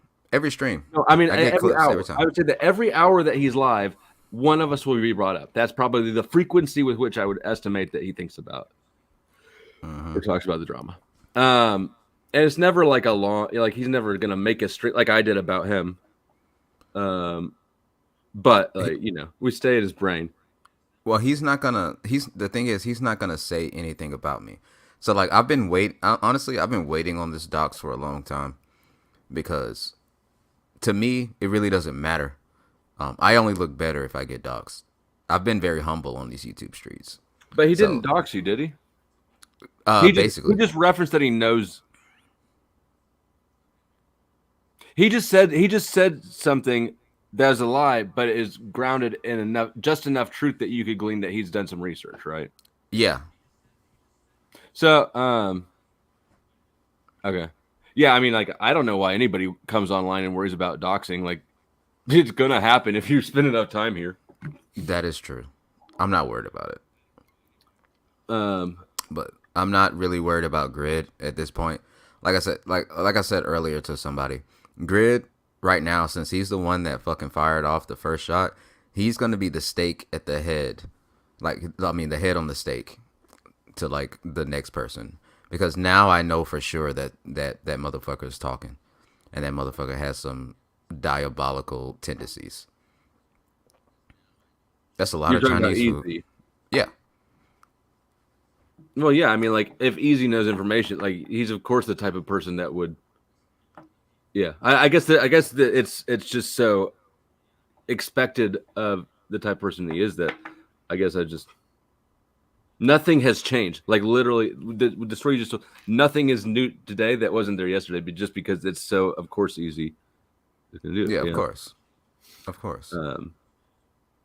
But all right, let's carry on with this. Yeah, somebody asked me earlier in the stream, like I saw comments in the chat, like, did you watch Tomato stream last night? And I was like, yeah, it was super disappointing. And then like they like never like, well, did you watch all of it?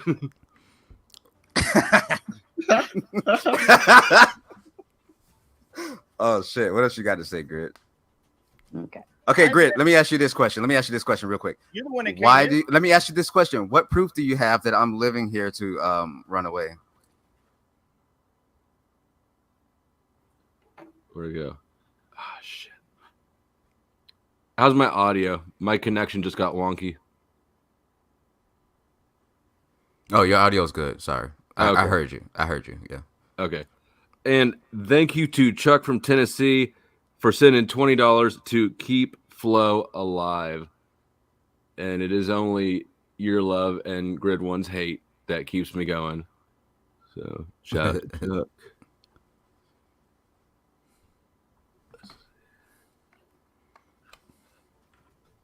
What proof do I Don't need? you? I can say whatever I Why? want, just like you Don't said you whatever think? you Don't wanted. you think that there should be other reasons that I should live here? Maybe to Listen, actually you and I make my family gotta be comfortable. accept that you're a Maybe cocksucker to make bitch. my family comfortable. That's Okay, it. ad You are a homs. I had homs, and okay, attack the person, Well, not the conversation. Hold on, The minute Resto. you Let made him a deal, answer the the minute question. we squashed it, you I bet that he's already donated a chunk to Sarah. I bet that's why. I didn't really want to say anything, but I don't think I'm not gonna say that he donated, but I was just kind of not mad at this point, but it's just like, Sarah, what the fuck at this point, you know? Because I mean, you know, who knows? I'm gonna assume that either he just donated enough that she, you know, has to step in a little bit, right? Or which is understandable, or she just like got settled into a vibe because it was but I don't know. That doesn't sound. Look at Grid doing duck lips. Just that's that first kiss lips. He hasn't had his yet. No, he hasn't. Oh God, just his dick sucking lips. immediately ran to another channel and talked shit. Respectfully, Like a little Ho, that bitch. wasn't the question. You I are. asked you, You ever be to me. why do you think I'm living in another country right now? Why do you think Bring your that? shit down and talk like a man. Otherwise, Why? I'm not going to lower my voice for you. You're a Why bitch. do you think that I'm living in another country? Because it's full of nuke at this point. I don't give a shit. Why do you think I'm living in another country? And please make sure you have proof. I don't give a shit. Please I make don't sure you care. have proof. I don't give Because a shit. they're eating the cats and the dogs. You know I'm They're right. eating the dogs, they're eating the You cats. know I'm right. Wait, who You're said not that? Was denying that Simon? shit, are Fuck you? you, Simon. You're not denying shit. You are a gossipy drama queen little bitch. We literally just pulled up a clip of Out you your mouth gossiping. every time I turn around, Literally I just got pulled up a clip Resto of you bouncing on my nuts talking about me. I would be the only person ever bouncing on your nuts at this point. Oh. Oh yeah, that's the I'm best. not gay, but I fuck you to prove a point. Come That's on, man, that's a you're flow state weak. quote. Jeez, I was. Come on, give me something, man. I got to have some fun tonight. I was almost about to go to sleep on this damn panel. I am gay, and this is kind of hot. Let's go. Let's go. Okay, whatever. You You guys got the fucking cake take going. that. Come on, man, keep going, you little bitch. No, I'm Coming asking right back you- to I'm Diddy. asking Just give me a couple for minutes. respect. Good. Give me I'm something. asking Give me a you for couple respect. minutes. I'll reference Diddy again. Okay, You're I'm an asking you. idiot. I'm He asking looks you like an Diddy actual in the question. get-up, but Why he do ain't you that think cool. that I live in another country? I don't care, Resto. So, Flo, I'm asking him this because I know that he knows. But you have it in your mind to go around spreading He literally rumors, right? said, Did President you just say something too? Yeah. I'm saying I'm asking him this over and over because I know that he knows. I'm glad that I screen recorded that. One of those instinct moves. Like, this feels like a thing. On another panel that we would You swat. have it in your mind. Don't lied. don't You're a deflect. liar. Don't deflect. Wait, I I'm don't not a give a liar. I'm not a liar. Never. I don't lie about anything. I might be a piece of shit, but I'm not a liar. That's one thing I'm not. Fucking life. Fuck off and die, you little bitch. Oh, I can't wait for you to die. Die soon, bitch. I hope it hurts. Be mindful how we're talking, gentlemen. Oh, you're right. Yeah, I don't want to get. This is not my stream. I'm sorry. Hi, Sarah. I apologize for telling you to die slow. How you doing, Sarah? It was Fuck you, Simon. Shut up. I ain't got time for you, Wait. Resto. You can argue as much as you want. I'm trying to. I'm Today is interested not in your how day, Sarah. Simon. Today is not. You are not important to me. I don't care about you. I didn't argue about you. Simon, you are always on a short lease. In this point in time, I suggest you just shut the fuck up. Dead ass, bro. This is What? not your fight right now. Simon, why click the link right now? Like, out of curiosity. Why? Because Simon loves to Hi, be. Neve. How you doing, Neve? I'm fucking great, but I'm worse now that you're here. Grid, all I want to ask is, like, why the fuck are you going around listening to fucking people that are going to spread false rumors about me, and you're going to just say them as truth? Why you're putting me and my family Why in danger? did you go Answer my immediately to the question. closed panel Answer and my run your question. dick sucker Answer about my me? question. No, Answer you my answer mine, question. bitch. Sir. Answer You my did- question. you answer my question. my Literally, question, you fucking Walmart greeter. You went to closed panel and you ran Suck your my money dick. maker. On for all of you guys. Right here. Let's go. This message is sponsored in part by. Yeah, You aren't going to okay. ship this to me, you little bitch. I was a little You worried where that ran video your was mouth going. Immediately after saying, no, we're cool. Everything's You didn't answer my question. cool. I don't give a shit about Resto anymore. You didn't Just answer my question. on my side of the Why internet. you- You stay Still on hasn't yours. answered the question. You guys calm down. That's Still what hasn't you answered did, the you little question bitch. What you did was immediately run to another anybody panel ever heard and him ruin answer a your question? cocksucker. You guys calm down. Hasn't answered the question. Shut the fuck up, Simon. Jesus Mommy, Christ. daddies, don't fight. Don't You know fight, what? mommy Fuck and this. daddy. Fuck this. Sarah, hold on. I'm gonna give you 10 to drop this motherfucker. Like, it's over with for you, Simon. You can't I'm keep done with you. trying to put it back. You are the one. No, I came up here to ask you a question. You don't want to answer the That's question. what Simon, happened. you got to go Now, today. I'm give sorry. her some money. Simon, you're out of here.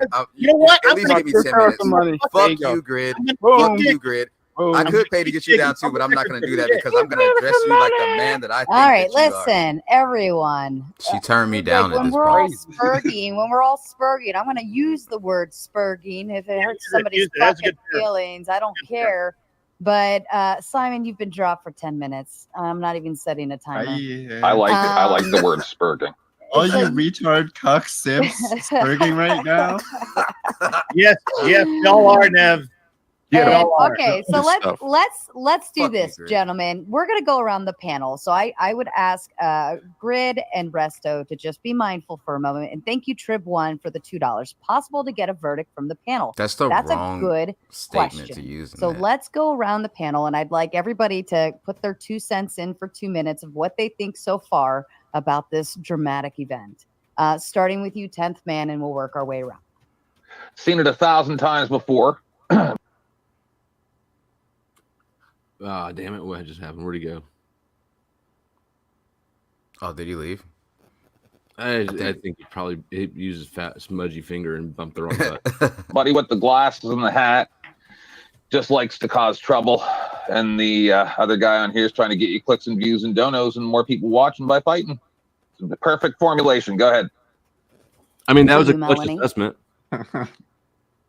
So I was gonna take sides before, but honestly, I'm realizing that there's no one here to truly root for. Me. It's a show. I'm feeling kind of cucked off the panel, but I'm just being selfish. So ignore me. That's fair. Neve, to you, my love.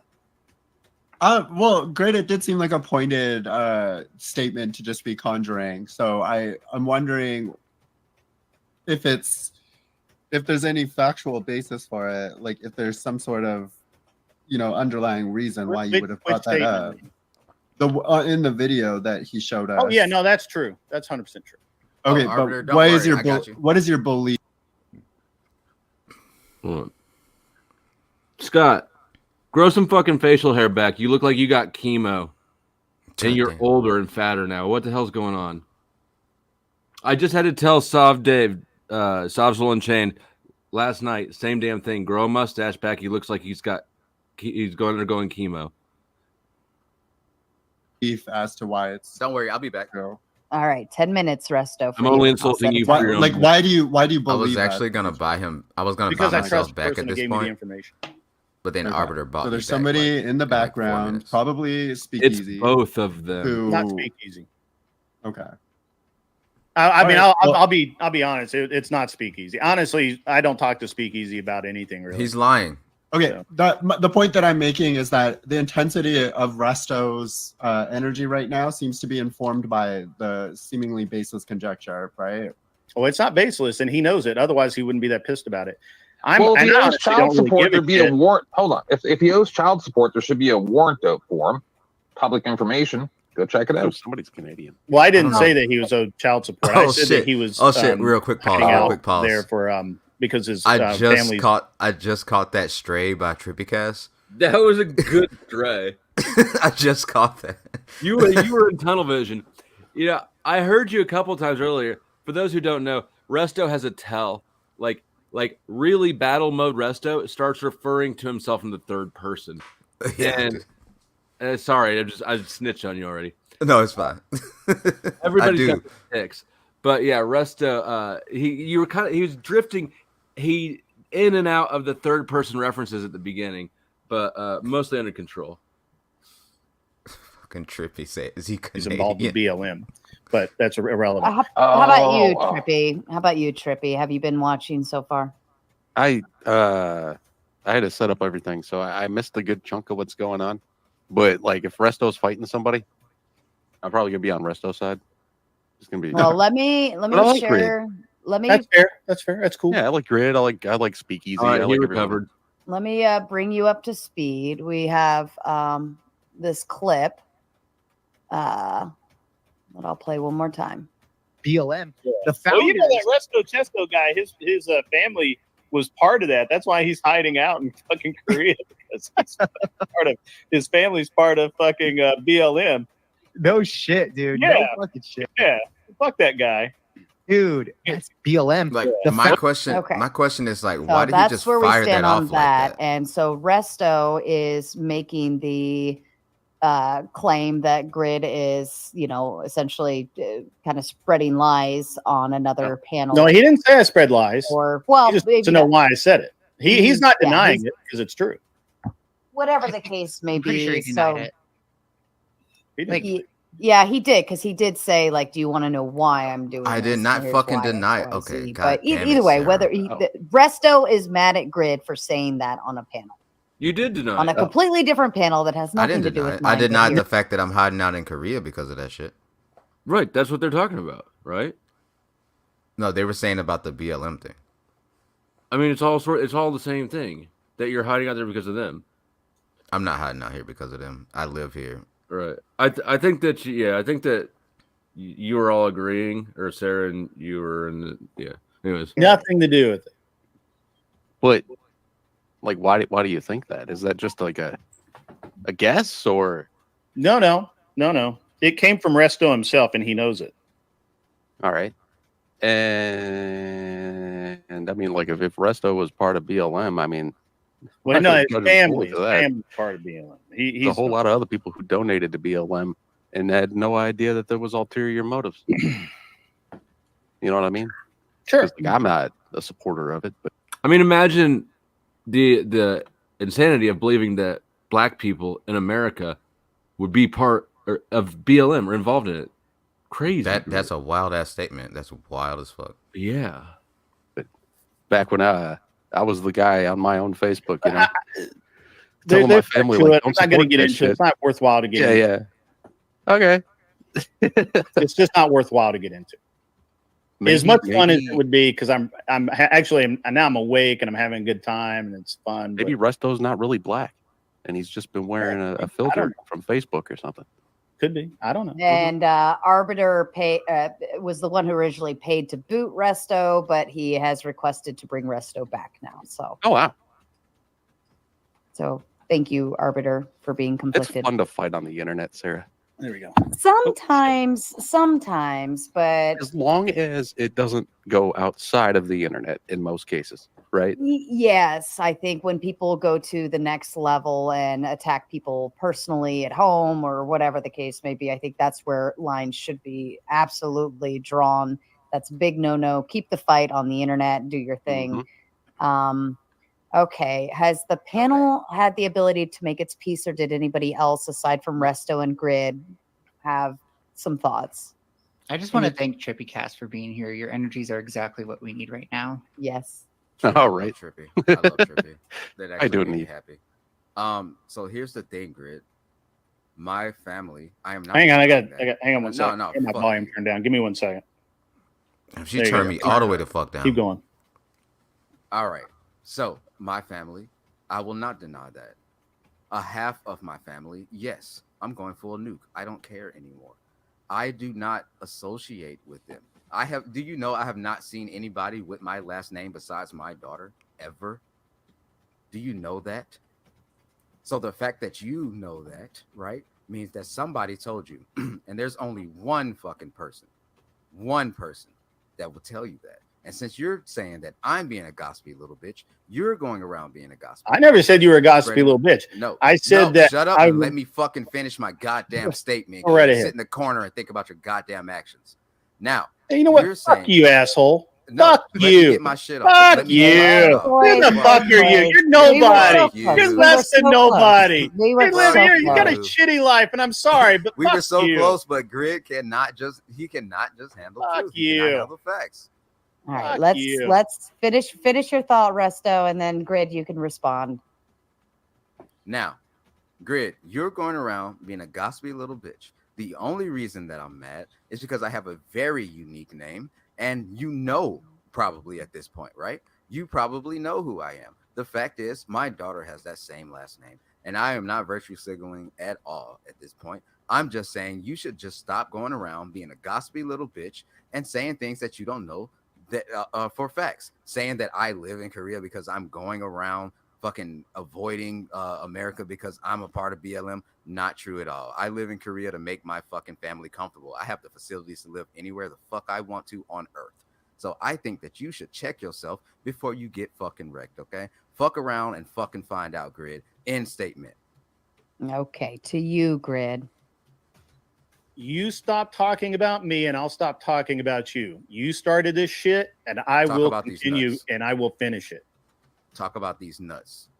Oh, Yeah. Hold on, Resto. Yeah, Let him. there you let go. him- Let See? him get his thought. War. We have war. It's That's war then, fine. bitch. It's war then, bitch. Don't go to war with somebody who actually goes to war, bitch. You don't go to war. You talk like a bitch behind people's backs. Mm-hmm. Ask why I don't got ops. Whatever. You can stand in line after them at the pearly gates, bitch. Yeah. Okay. Everybody feel I like better? hamburgers. Does everybody feel I better? like cheeseburgers better than hamburgers. There we but I'm go. cool. I think one of you has got to pop. Of course Trump. you do, fat boy. On which car? Let's talk about Maybe. food. I love food. Oh my goodness, it's wonderful. What were we talking about again? Well, Cuckoldry. That's what we're watching right now. Black Lives Mattering. Oh no, I don't want that. And they topic. do. Is it mostly Yeah, it's mostly over. And I like how like afterwards, no one wants to talk about BLM now.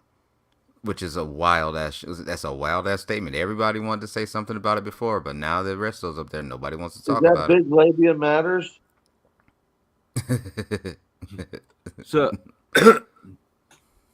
I mean, was anybody else talking?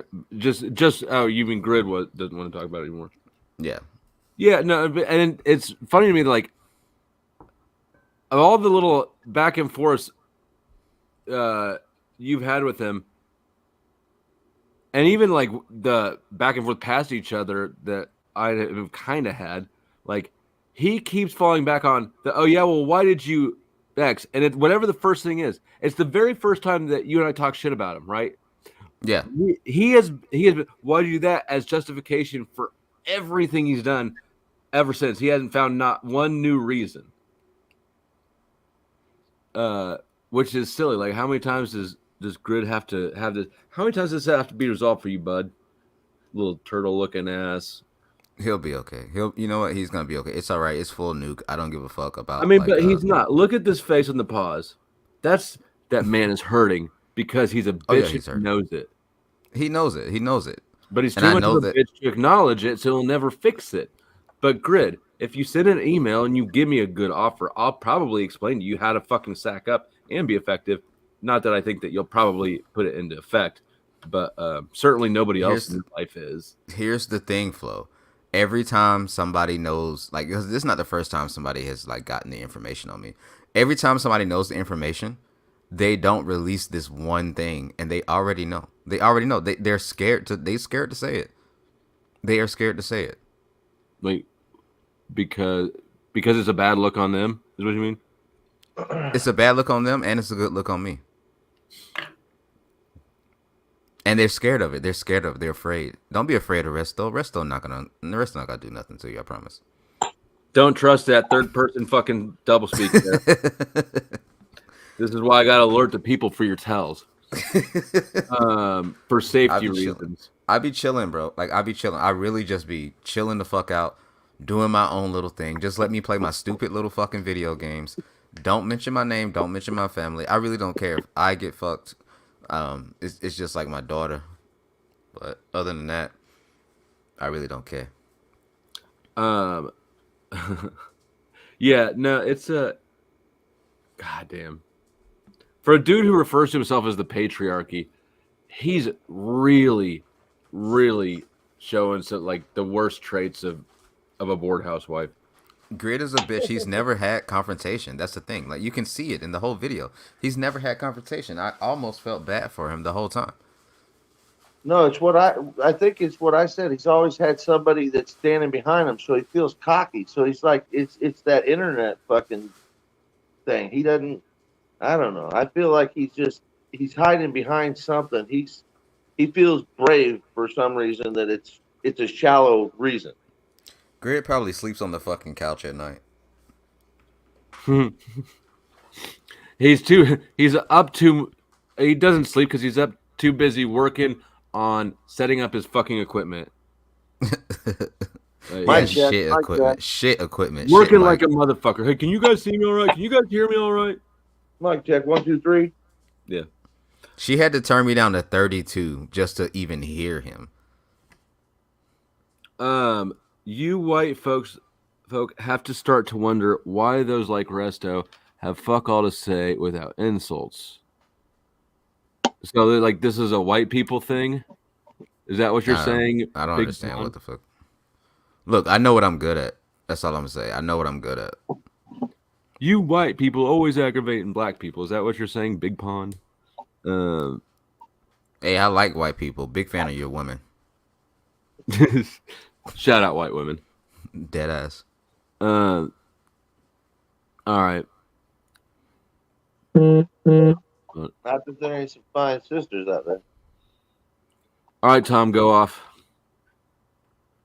The fuck you mean go off? What do you? like I'll let Resto bury himself. I thought he was something too at a time. He ain't shit. And all these N words coming up on my. Hold on. Okay, good point, Big Pond. You know what? Point received. Point received. I retract my little challenge. That is human nature, though. Is that not a go off? No, you didn't. No, you didn't say anything. Tom, you don't have normal rules. You literally cannot say anything referencing race at all. But Resto is. I don't care. Resto doesn't have the same rules you do. Oh, so you're racist. No, I'm telling you. No, you're just ugly. He's practical. No. He said Resto doesn't. Let me talk about you. Did that just violate the rule I just gave him by calling you racist? Somewhat. So you're a cuck to the N word. All right. You can say that. There it goes. That was definitely a reference to. Yeah.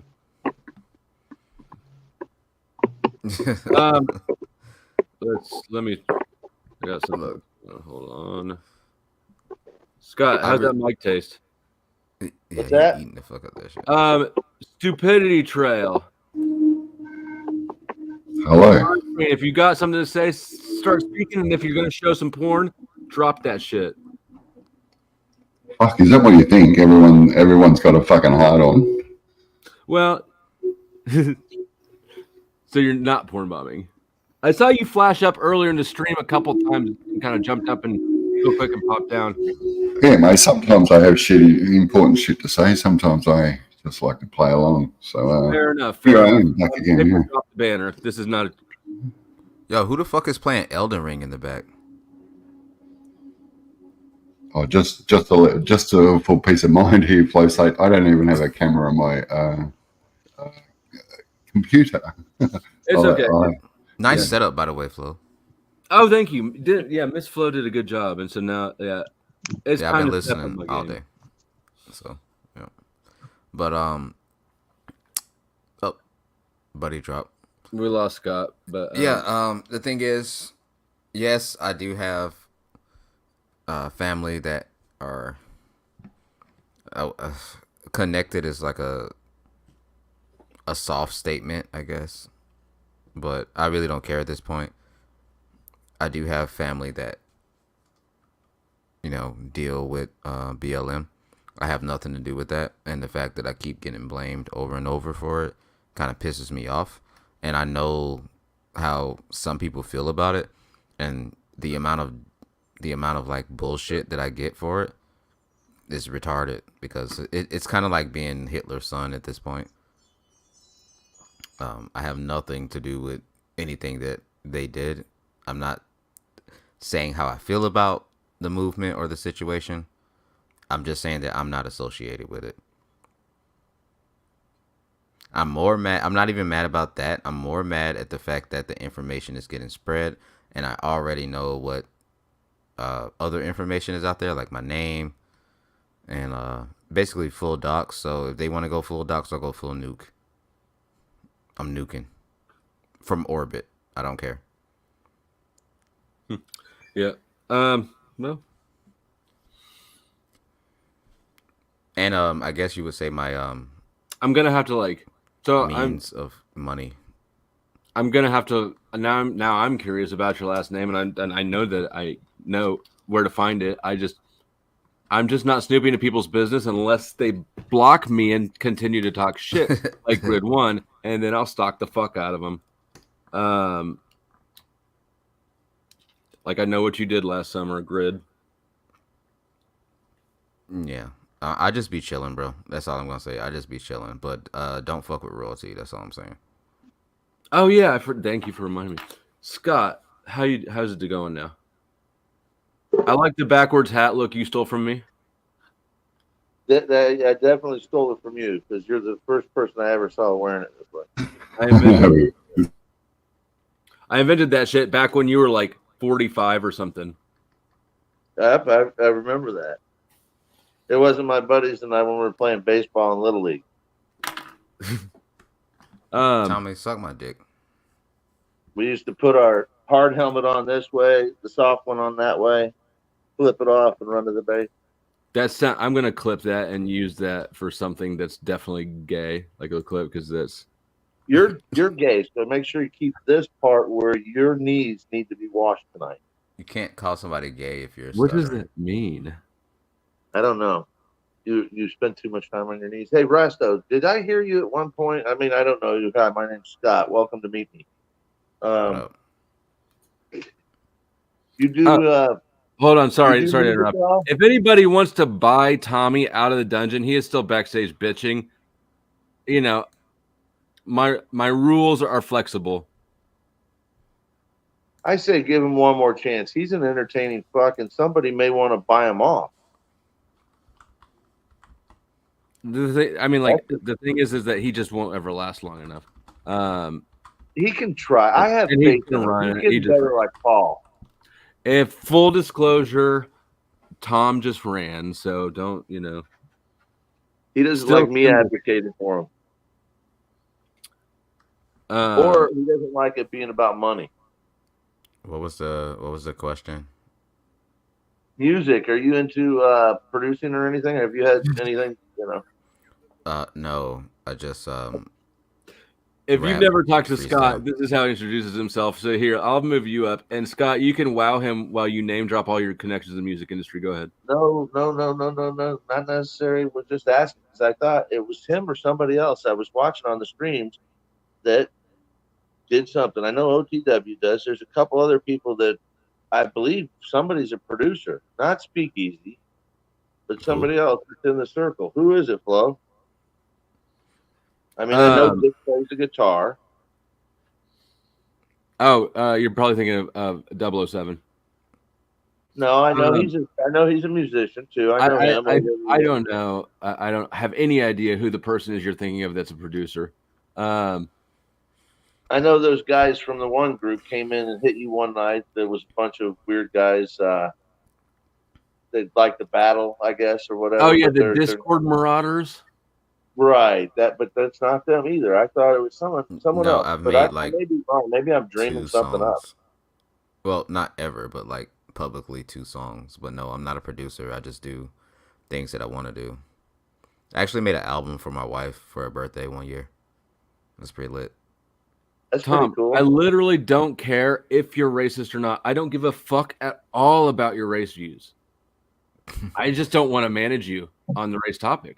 So Tom, don't get. Tom wants to argue with me about the N-word. He said that he wanted to debate me on the N-word. I don't. one day. Oh well, Tom knows he's not allowed. Well, now he's not allowed to reference race at all. So it certainly ain't happening here. And Tom is backstage again. You know, I guess the coffers are open. If anybody wants to because Tommy can't afford it. Yeah, give Flo money. Hey, Resto, with all due respect, I think that all of us are the N-word. Thankfully, I can say that with confidence because You're welcome. Even in the end, we're all nobodies. Hey, yo. That actually, I'm down with that.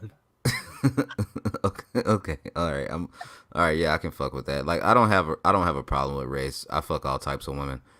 My thing is just don't make it a thing. Don't bring it up, and then don't get mad when I defend my race. Dude, if I was going to make race a thing, I'd have to go against my very own existence and not accept the fact that you, my brother, could possibly save my motherfucking life with the goddamn oil that's running through your vein. Do you see how instantly Scott just finds a way to be relatable with anybody about any situation? I love my fellow man. Is there something wrong with that? You're a manipulator, but that's okay. No, I love you too, man, and it's not gay. You're gay. No, I said, but that's okay. Oh, that's okay. I'm sorry. You're good enough at love bombing that we still enjoy it, even if we know that it's bullshit. It depends on who's sucking whose dick. That was what makes you gay. Hey, I just don't have dirty knees, so we know it ain't me. Let's go. The only BLM to gain in this transaction, right? So there's no worry about. Oh, it's shit, not you like see- you're trying to sell me something. You see Chuck's comment? Hold We on. need Chuck's money. Then you gotta start acting stupid. Or why are you? Did you get smarter? Me? I've always been smart. I just smoke a lot. Not so early in the day, though. Oh, the old Joe Cool excuse. How does it look like you're in a living room and a truck at the same time?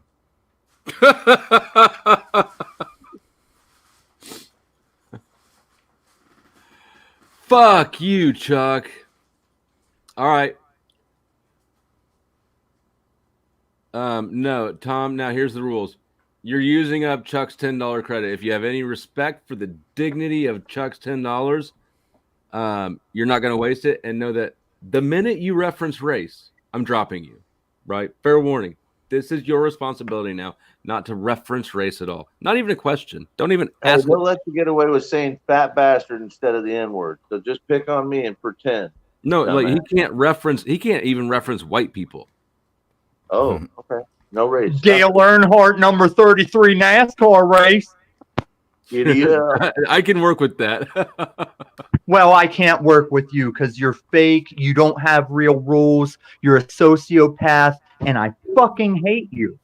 That's why you love I them. just wondered how Resto and NPC aren't doing a collab thing by now.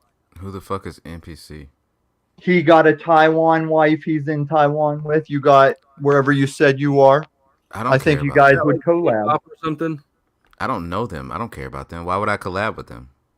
because you're both the thing I can't say. Tom, how do you know how old are you? How does a mid-40s dude in Denver know about K-pop artists and I don't know about K-pop artists. I do. I be fucking them.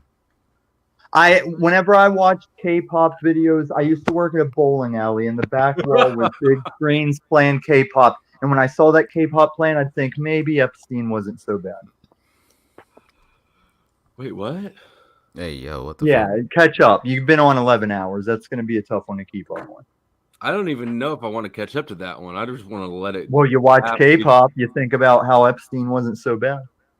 Can't watch I've K-pop. never watched K-pop. I thought You can it was listen to a K-pop. music You can with the volume down. It's a music genre. How do you You watch? can watch it with the volume down. Blackpink, anyone? Do you watch your girl get cucked with the volume down? I don't have a girl. I'm celibate for Jesus. You So wouldn't know technically, about everybody in the world is still, cucking you. no, there's reasons he doesn't have a girl, and it's getting with every. You don't know what you're talking about. You're talking like your boyfriend. Yes, we use the same language. We will say overlapping words. If you want to give Paul the credit for everything, that's fine. You can. We know. One. We actually discussed it early in the stream when he was up here. How obsessed Paul was. Oh yeah. You had him up here because you're cupcaking with him. 2 on you. That's 2 that he's jacking off to. Do you know what like the I only got Do time you to jack know off who to keeps one the person. count? The Do you know strongest point that of you unity that and Paul and I him have and Rose is that we 777 both all love keep pissing count you together off. because you're cuck? We both love shitting on you. That's the only thing that we see. You don't succeed at it. I'm gonna destroy your sociopath asses already have. That's why you don't have a membership anymore. You've It's been why saying you this can't for have 2 a heard you years. say that God did that. He's Do you been think saying that it for 2 God is years. rewarding you more financially than he's rewarding me in life? Don't put words in my mouth, big boy. I'll speak for myself because I'm a grown ass man. That's Did I more than I can paraphrase say you for your wrong? ass. Okay, grown ass man is a wild ass statement. Good point. Hey, Resto Chesto, what'd you drop your membership for? What do you mean? What I dropped my membership for? Well, I think if you were a stand-up man, you would have just upright and came out with it instead of disappearing like Homer back What are into you the talking hedge. about? You talk about on your channel? I never bought a membership to your channel. I was probably gifted one. I know because it's a welfare. It was a welfare membership. Oh, thank you, massa. Oh, you's a welcome, boss. I don't want to. How about your ham bone for I me? just like Why to don't hear you you ham spurg bone out for a me? while. You know, sometimes it's really fun to just listen to somebody talk about absolutely fucking nothing for 3 hours. I know. So I've been that's why. sitting here in the backstage doing it. Yeah, you've been sitting here in the backstage of Flow Stage channel, a person that you fucking hate. I Congratulations. do fucking hate him. I'm not particularly fond of you anymore. Anymore? That's crazy. What did I do to you, baby Yeah, girl? I used to like you whenever you used to hang out with those nice Caucasians over there at the fucking stoned. He was awfully loud. Oh yeah, he always is. You mean his at the mic volume or just his? Yeah. You know what's Yeah, crazy? all Like, of it, hanging out with yeah. the people at Stone But Not Alone, like I still don't fucking manage mail. It's crazy. Does he have any other gear other than Psycho? No. Tommy hates Flo so much he wants to fuck him. He totally fuck Flo. Where's my cringe clip? I still think my favorite fucking clip of the. Did you get electrocuted in that fucking clip? No, I don't remember what was being said, but it was that cringy. I have a couple of clips I gotta upload again. I got one of Machine Loss that's funny as fuck. Oh, here, while Paul's in the, or not Paul, well, Tom, Paul's biggest admirer is in the back. Tom, this one's for you. You mad? You mad?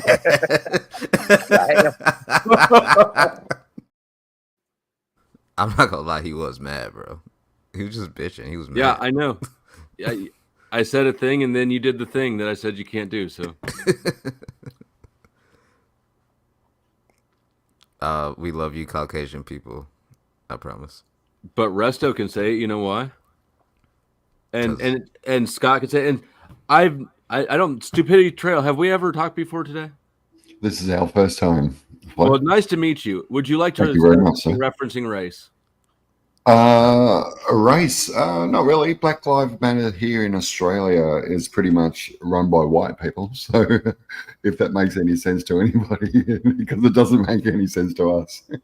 I'm just out here giving reverse reparations to white women. So Tom just got a 24-hour ban in the chat for his word trees. You know, I don't know. But yeah. Well, welcome, Stupidity Trails. Good to talk to you, and I'm glad that. How does it feel to know that you have privileges up here that Tom doesn't? After 2 years of knowing Tom, How does it feel? Look, I'm always quite awesome, to be quite honest. I wake up every day and I live and breathe like everybody else. So I'm just trying to fit in. Yeah, if I can make sense out of some sort of topic that they're talking about, here I am. So there's been many topics that you guys have presented over the hours that I have been listening, and I have wanted to pop in, but now that I'm here, everything's sort of slowed down, so I don't want to rehash what we've already been over. So I'm not even sure why I'm here. I just wanted to say hello, I suppose. but well, I'm glad you did. Did you just out of curiosity, how'd you find the channel? Was it from Sobs earlier tonight? Mel, actually. Mel, nice. Mel Pandora, yeah. Well, I'm getting ready to wind down because it's been like 11 hours. But I am happy. If there's anything that you have a thought on, you're welcome to do it. There's no agenda here, and I'm not. Yeah. Oh, me, I'm all good, guys. Honestly, I'm going to piss off. I'm going to go and enjoy. I like to be a bit of a tart and float around and see where my mind takes me. We'll float back anytime. You got a channel? One Big Pond. It's all right, man. Okay. Yeah. Well, I serious, try to. man. I'm imperfect at execution, but my intention is people who join the panel. I like to include their links after. Tony in the description box, right? Because y'all help me make content, and so I can help. I definitely share out people who are worthy of sharing. Let's put it that way. So as long as there's no hate being thrown around, I'll actually share anybody if they're talking positive and bringing people together who can think outside the box. This is why really YouTube was presented, was it not? We're here to create some sort of community, and I'd like to be part of the positive ones. Yeah, I'm not very good with negative people. I think that I am an empath. I have a lot of empathy for many people, but I do like to be quite blunt. So it seems to coincide with whomever's talking, I suppose. Oh, One Big Pond. Okay, right. For some reason, yeah. You just said the name, and then I just had to read the name for it to click. Nice. Yeah. So enjoy, guys. 11 hours. I'm kind of retarded at this point. No, you're all right, dude. No, you I can't believe how long you actually go for. Like I'd be in zombie mode by now. 11 hours, man. I'm lucky to give someone 10 minutes. You can accomplish anything with enough hatred, and I feel like I've really tapped into my my rage street. Yeah. I do like to push buttons, but don't we all? That's part of growing up. Yeah, we're 70s children, right? Well, I am anyway. So Gen X has to kick the youngsters' butts to make sure that they're on the right path to redemption, whatever that may be. Yeah, well, I mean, I think I don't know. I'm 37, and I think that I'm right in the peak of what? Nothing. You're older than me, aren't you? No, fuck no. You're older than me, and you still play Pokemon. I'm 31. You're 41. But black don't crack, and you're trying to act like you're younger than you are because you know that. So you play childish games, and man, I'm on you. I collect children's cardboard. You're probably 51. It's probably that hard of strong on the slick. Right, I'll just make a closing statement real quick. I was just about to do the same. I just want to. Oh, you can go first. Thank you very much. Just a shout out to all the chat and all the lovely people that are in there giving out positive vibes. We are here to make people smile, so don't ever give up. And thank you guys for allowing me on for my 5 minutes of fame. I'll piss off. I probably won't come in for another 12 months, but hey, I'll float around and no doubt upset people along the way, but that's what makes me smile. Scott, I love the glasses, man. Yeah, thank you, Resto. Nice Are meeting those you. goggles or glasses? Yeah, they look like swimming goggles, don't they? Getting ready for that rain. All right, cheers, guys. Thank you very much. Be good. That rain of pussy. Let's go. Gonna rain that snatch. I don't know what stream he's been watching, but he thinks that we're positive and bringing people together, and I just like. Well, he did come from Mel Pandora, so true. I never seen him before, but maybe he's there. No, I've seen him. I've seen him in the chat. This is not his first time here. It didn't. The chatter and the panelists didn't click together until like right at the end. There's nothing wrong with bringing people together, and you do in a sort of sideways sort of way. So that's okay. That might be true. That is very true. I guess I'll end it like this. If we're gonna, this is probably gonna be my last statement on this bullshit. I just want to say that. Right. Don't make any promises now. Put that back away. Especially when you can't keep. I guess from the heart, all I want to say is like, you know, when people say like BLM, like Black Lives Matter or whatever the fuck, a lot of people, they just usually respond with like all lives matter. But to me, that just kind of misses the point of the whole phrase. I think that the focus on Black lives, it doesn't imply that our lives are more or less important than everybody's. I think that the word matters is a very smooth word. We just want to matter. You know, we just want to have a say. And emphasizing that Black lives are like currently undervalued and in need of attention. I just think that it's similar to saying like, let's say I have cancer. Then somebody says, well, I have the flu. All sicknesses matter. Like cancer is probably fucking worse, you know? So I think that we just need to focus on the problem, try to get that shit done, and then not hate each other along the way. No one's trying to hate each other. No one's trying to, you know, start fires or anything. I would just say that it's a call to address like racial injustices. And that's just how I feel about it. How much injustice do you, well, never mind. I don't want to go there. Yeah, I'm just saying, like, I just think that it's a call for that. I have nothing to do with it. Again, I do not associate. I have no association with Black Lives Matter. I do not associate with them. I have never stolen any money from them. That is just a. The only thing I have to do with them is my genetic tree, and I am not going to apologize for that because I do believe that we do matter. So I mean, you knew the talking point in response to All Lives Matter, but yeah. I would thank you, Resto. I will not correct the damn thing you said. That was beautifully stated. Let me just type this. What did I say? I didn't say anything wrong. Resto, we're all the same, man. I mean, in actuality, Scott, you've already love bombed him. We're wrapping down, not firing up. We're going away at this point. Division is what is not curing the problems that we have, which is alien society. Division. Aliens. Yeah, aliens in society. No, alien, like making it ill. An illness has come about us from stupidity when we think we're different and we're so much the same that to mark up a minute difference and call it actionable for some reason is stupidity. Steve's got 500 plus trees on his property. What are they, bonsai trees? Or you fucking... Y'all don't like Black lives, but I bet your girl like black dick. It's a good time to... who are you talking to? It's a good time to check out that insurance. I'm sure you can insure trees. You can insure damn near anything. Was that a late clapback at me? No. What the fuck? What the fuck? Steve used Scott for a storm barrier. Chuck is ruthless. Chuck is going to hell. Hey, I'm going to give you some lyrics that because of that. How about this? You want to hear something original? Is it for Chuck? Storm related. This might draw some money out of Chuck after all. Are you going to sing a song to annoy Chuck? Don't you have any sexual? That's really, I feel like your niche. Here, hold on. Listen to this one. You tell me what Doesn't your Trader Joe's have bigger heads? This is Milton. We'll call this Milton, okay? You can clip this and share it. As clouds are forming on the horizon with the darkness of disease, the winds are stirring tranquil skies to rage upon the seas.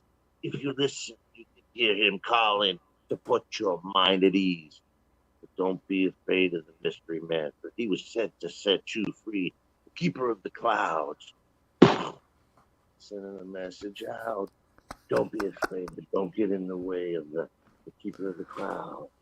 The clouds are all shifting, the tiny boats adrift. There's nothing left of simple pleasure.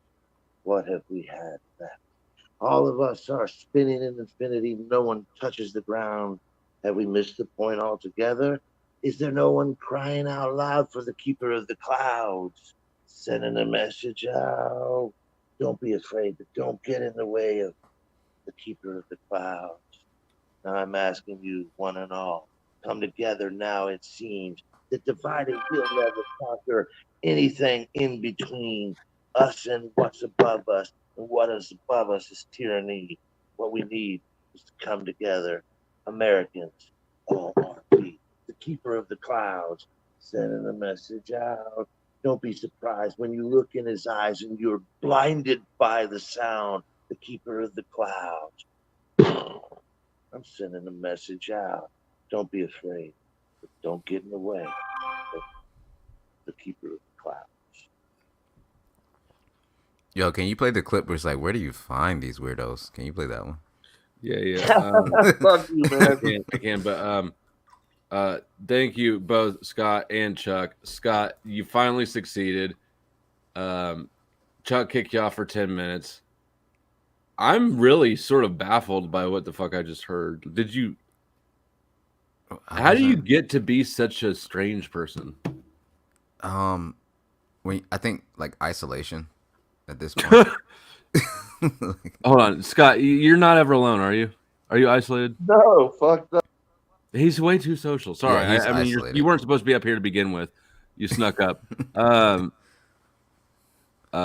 Yeah. You know what? I'm so close to the end that we'll do the big flyover shortly, and I will not beleaguer closing down. Resto, any more final words? Any more BLM talking points that you want to chant out like you don't know them? Like I don't know. It's crazy. No, I don't have anything else to say about BLM. I only want. Did you know that white people are actually shot at a higher rate? Here we go. I just want people to have the information. That is look. I'm not going to debate. I'm not going to debate it right now. It's for later. I know eventually I'm going to have to debate this topic.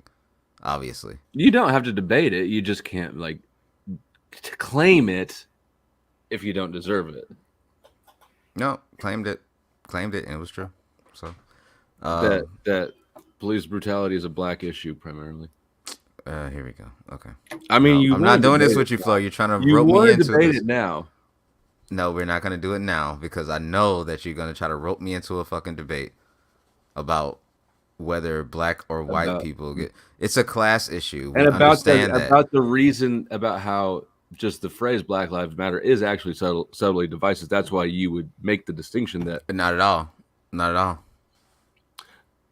Wouldn't lives matter? Right? Like, doesn't that include black lives? Why would you make black? Yeah, but if it's the issue, then I think that it should be highlighted. But it's not the issue because police brutality affects blacks not at a higher rate than whites, actually at the same rate. And I did say rate, not just total number. All right, set up the fucking debate. We're doing it now. Nope. Nope. I'm not setting up shit. I'm not the Raging Tomato. I don't set things up and schedule them. What the fuck do you think this is? Get your secretary to set it up. Lolo said we can't do this right now, so we're not doing this right now. All right, well then just tap out and admit that you were stealing white credit. You were appropriating. We don't want to talk about stealing. You're appropriating our free victimhood. fucking cruise, and we all ended up here. Huh? Never. Oh, Leopard said no. Can't do it right now.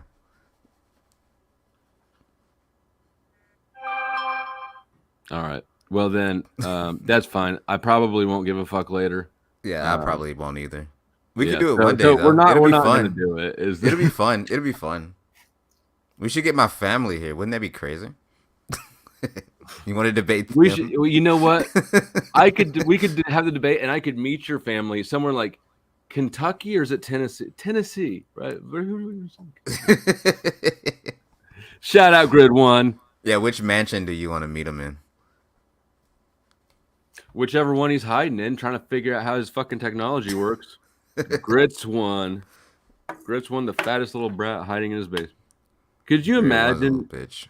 You know what? You're welcome to stay or you're welcome to drop. Just to kind of wrap up the thing, I am going to actually cover the little business quip just to clear up it from my brain. And it's not good enough drama, right, to be worthy of carrying over into a new thing on its own. So this will be quick. Once I find it. Grits One. Grits One. Oh yeah. The most like passion I've ever heard him speak on anything about was some discontinued Taco Bell menu item. Like he just really loved whatever the fuck it was. Was it the Mexican pizza? No, everybody loves those, and they're back. That shit slap. They never left over here. Yeah, they left for a second, but I think it was a psyop to get everybody distracted from something. Like it had to be. Why the fuck would you discontinue the Mexican pizza? It's like the most expensive menu item, and everybody loves it anyways. I love Mexican pizza. That's the only thing I get. I get Mexican pizzas, 2 soft tacos. Depending on if I'm eating weird there. Food thing. I do have a weird food thing, but that's why I like Taco Bell because it's all the same ingredients. Everything's just folded differently. It says the live chat replay is not available for this video. Man, Vio, if you snip out.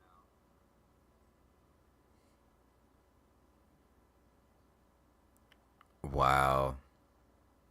He snipped that shit out for real. He snipped out the whole chat. That means he cut something out, or he just turned off the chat.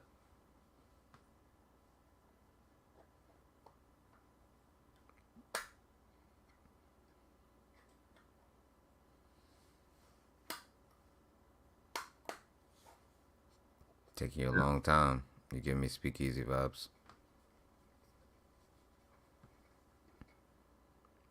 Dead air. Okay. Donate to Flow State. Oh shit! I wasn't sharing screen. You just sitting here watching it. I'm just sitting here like scrolling through it. I'm just sitting here looking at you. Didn't mean to watching jump the on video. that topic there at the end, but it's just more local people. No, Outlook. great. You're right on that. Like getting more involved into that stuff too. I try to have a Vacation. heart out at 3:00, not just bend over, take it in the ass. Because it was a good thing to do, and I don't understand why any politician, honest, Businessman that I think a lot of people want. who will smile, would prefer that. Yeah. Not just bend over, take it in the. He didn't want to put money in. All right, so people should treat somebody each other that way. clip that. And don't- Yeah. All right, so here's what's going on. They're discussing why Trump is a good businessman, even though he's filed for bankruptcy 4 times, right, in his businesses. Now, well, Grid One, who presents himself as a fucking successful business owner, Not at all. not at all. About to say I can- some nonsense. I can tell by his demeanor. Yeah, were you were here when I said that? Or was talking earlier about how I've worked with business owners, and this ain't the man. No, I could just look at him like I'm a businessman myself. I can tell by the way that he is acting, by the way that he talks, by the way I was he a looks. commercial loan officer for 10 years. I worked primarily with people who own small businesses, exactly who Grid One presents himself to be. He is not, he accomplishes nothing. His time is nothing is ever checked off the box. Have you ever watched him try to fire up a podcast? He doesn't have any idea what he's going to talk about. He sits there and pretends like he has tech issues until somebody comes up and suggests a topic to talk about. It's fucking wild how ineffective and aimless he is. I would rather have that. I mean, I think that Nothing. No. I'm gonna go on mute real quick. My bad. I think that men, all men should talk to people that way, and I think that women should learn to talk at least to men that way. Men women should be honest with men. I think that they lie far too much. I think it feels like they can't help it though, Grid. Like especially after like when Andrew makes a statement on X, and then they say, "Well, you back up said statement," when it was just a blanket statement. It feels like they can't help. Poor. I mean, look, you have to understand. Like, it feels like they can't at all. Like nobody is critical thinking. Sure. And so if I say something like,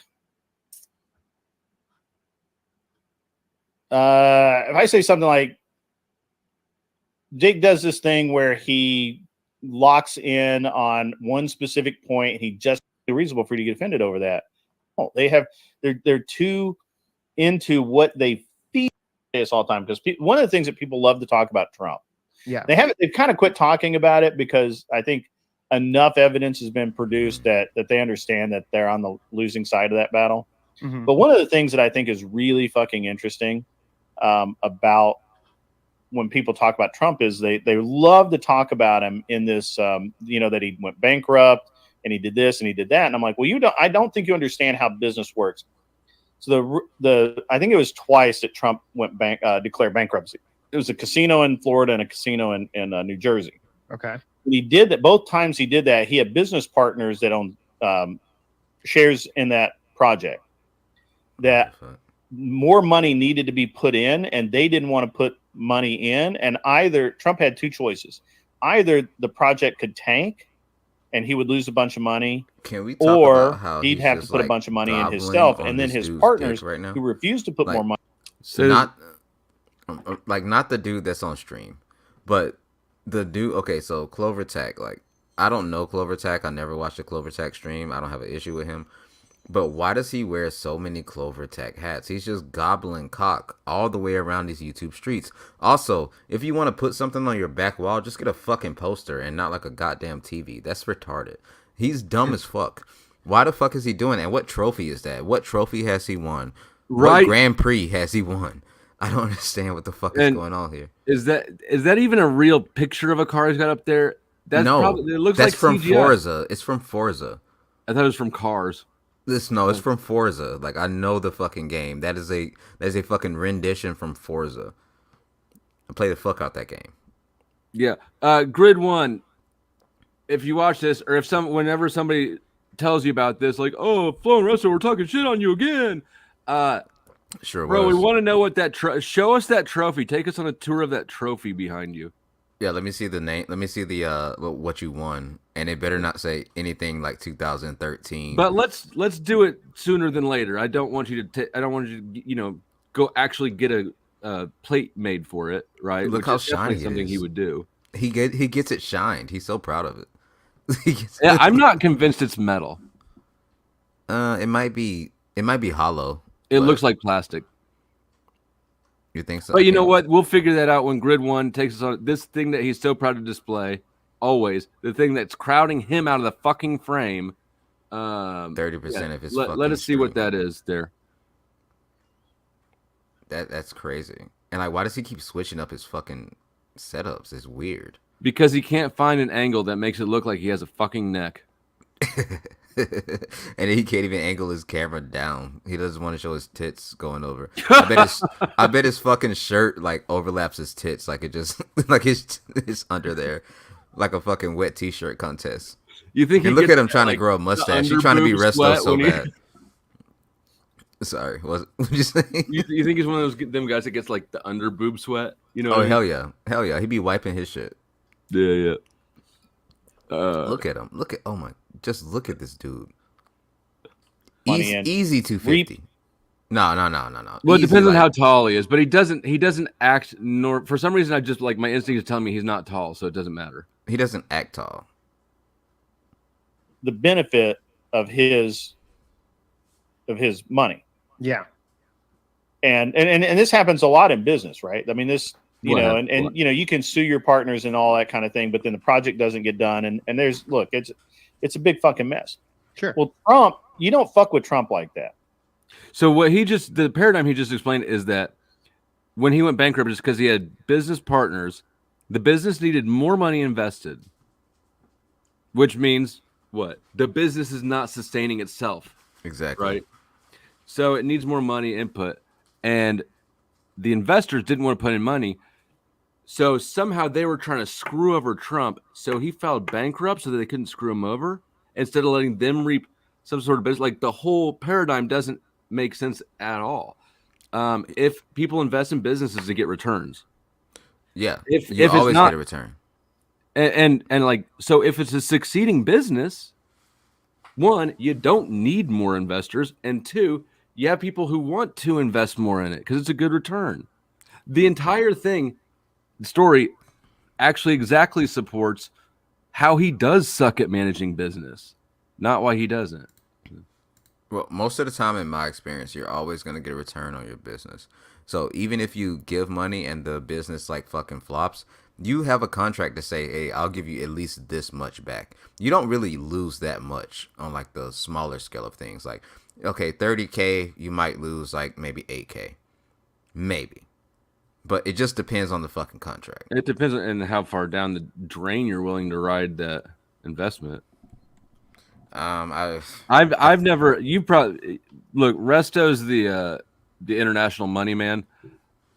I made bank loans. Those are different things than private investing.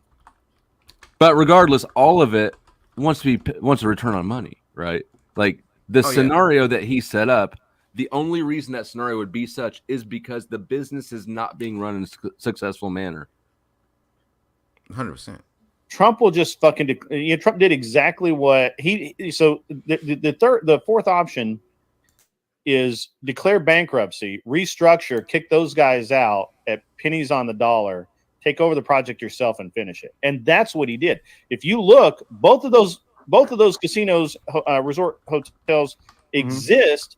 And Trump kicked his original partners to the curb. They later claimed that he fucked them, but the reality is they were trying to fuck him. And he just fucked them first. If you try and fuck me in a business deal, it's gloves off, bro. I am going to fuck you so hard, your mom's gonna cry. Right. I'm telling you right now. Your mom will shed tears and say the rosary in your name because you'll be so fucked up. Look at that resto cadence. I like that. That resto cadence is wild. Just the way it is. Because it's money, man. Right. And it's time and it's effort and it's skill and it's all of the things that men truly value. I can give a shit about about a Lamborghini in the driveway. Right. Fuck with my business. Your mom will shed tears and say the rosary in your name because you'll be so fucked up. I like that. I'm just saying. The way it is because it's money, man. Right. And it's time and it's effort and it's skill and it's all of the things that men truly value. All the things that you wish you had, motherfucker. Well, you got time. He got a lot. Well, I don't know how much time he has left on Earth, but he does have a little time right now. He can't be in good shape. Not at all. That heart's working hard. I do not see him going more than like 300 meters without breathing hard. He actually normally can't get in like a heated interaction without breathing hard, kind of preemptively almost. Yeah, like he was exercising when I was going at him. You hear that? Oh yeah, he was exercising like a motherfucker. He's like, I'm having a good time. The blood was rushing to his head. That's the first time that shit's done that shit in a while. Either head, because I don't believe that the other head works. Let's just be real. Yeah, I mean, which is common with obesity and blood, like, right? It affects the heart and all sorts of things, which, boners Also, are blood flow issue, right? So, I don't know, Grid. Good luck with your boners, bro. He doesn't know how restructuring works. I don't think he knows how that works. Like if his he doesn't have a fucking clue. Yeah, like I've restructured. I've helped restructure. Thank God, I've never had to go into bankruptcy, but I've helped somebody like do debt restructuring, and like it's when like a company is facing like financial difficulties, dude. Like you negotiate and you do things like outside of your like fucking outstanding debt. You lower your interest rates. You extend it's a your maturity renegotiation. date. Yeah, you extend your maturity date, you fucking convert debt into equity, like you do things like that. But I highly doubt Grit knows what any of that fucking means. The whole goal of restructuring is to like not go bankrupt. So the fact that he said he restructured to go bankrupt is wild because restructuring is to not go bankrupt. Did he say that? He did say that. Now, he's fucking Yeah, retarded. restructuring is a bankruptcy process. There's Chapter 7 and Chapter 13. I think restructure's 13. I don't know the chapters. Or Chapter Luckily, 11. I've never had to do it. Yeah. Chapter 7 is like a complete wipeout, and Chapter 11 is restructuring, I think. But yeah, the only reason you need to restructure your debt is because you can't make the obligations, right? Like you did worse than you were supposed to. Yeah, exactly. But usually the investors, like I said, they usually either get like, I would say either 40% of their money back minimum, depending on the contract that you sign. It also depends on like their capacity, right? Like you said, you can still negotiate for things that. Yeah, like I just signed. Like I'll just be real. Like I just got one with I just did some shit with a guy. He's trying to open up another club. You know, I invested in it, and if it's gonna fail, I'm gonna get 80% of my money back. It doesn't really matter. Maybe I might lose 20K. Big whoop. Don't really care. Yeah, 20 grand ain't shit to us around here. What do you got to say, Scott? Talk to these pores. The pores. Attaching yourself to money in this realm is just, I mean, it's a death sentence itself, in my opinion, man. You know, that because it's going to come and go, and the worth of it is dependent upon someone else. You have no control of it. It's, you know, mind your relationships, mind your, you know, your sustainability. Don't worry about the paper so much, you know, worry about real estate stuff like that. But man, that currency, it's not the blood that's in you. The blood is thicker than water. It's thicker than that paper too. I don't do real estate. I don't do it. I don't like buying houses. I'm not gonna buy a house ever. I will always rent. Resto, let me tell you, you know, after this, let me tell you about my dream of owning some storage units. We can talk about you investing. Okay. Give a shit about. I'm always down to make about money. a Lamborghini. I actually have. Really I don't have any sort of actual business proposal, but that is something that I'm like actually kind of have been keeping eyes out for a while because that is sort of a dream asset ownership for me is storage units. Flow state. Look around the country because all those. Flo, you got 30 minutes. Thank you. All those storage unit places, not all of them, but a lot of them have a nice apartment. Some have shitty ones, but hold on. There's like 2 minutes left in this. Let's wrap this up and end the stream and we can talk. Why? Yeah. Be in the driveway. No matter where you go, Right. there you are. Fuck with my business, and we're at war. Yeah. No, 100%. And so that's one of the things I always really liked about Trump. Trump did not just bend over, take it in the ass, restructure, Like let his you friends, are. you know, let his friends, his business partners fuck him in the ass. No, he didn't do that. He said, fuck you. Fuck you. Yeah. You're totally right on that, Grid. But it's crazy to me because Donald Trump, with all the flack that he got or gets on the media, I've heard Trump has actually lost a lot of money since he became president. He's not as rich as a man as he once was before running. Then when he did run for presidency, he didn't make a single. I think he made $1 per year. The rest he donated to charities. I think he only did that like the first or second year, something like that. I mean, it was a good thing to do, and I don't understand why any politician honestly doesn't do similar. Go do your own go do your own research, Flow State. Flow State's back with the drama, and there's literally nothing to research. It's just an understanding of what an investment is. There's no research necessary. Go do your research. It's such a deference of getting called out on shit that you're wrong about. Is what Paul was saying all night about his law make believe. Go do your own research. Go do your own research, Slow State. Hate that. Go do your research shit because it's like if you know what I should look up, just give me the shits.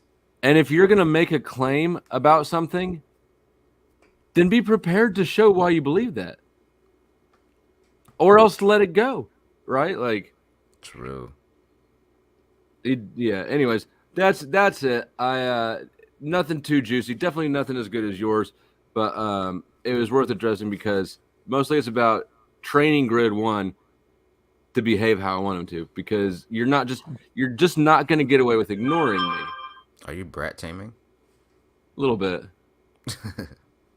But he'll modify his behavior. Like I am absolutely petty enough. That yeah.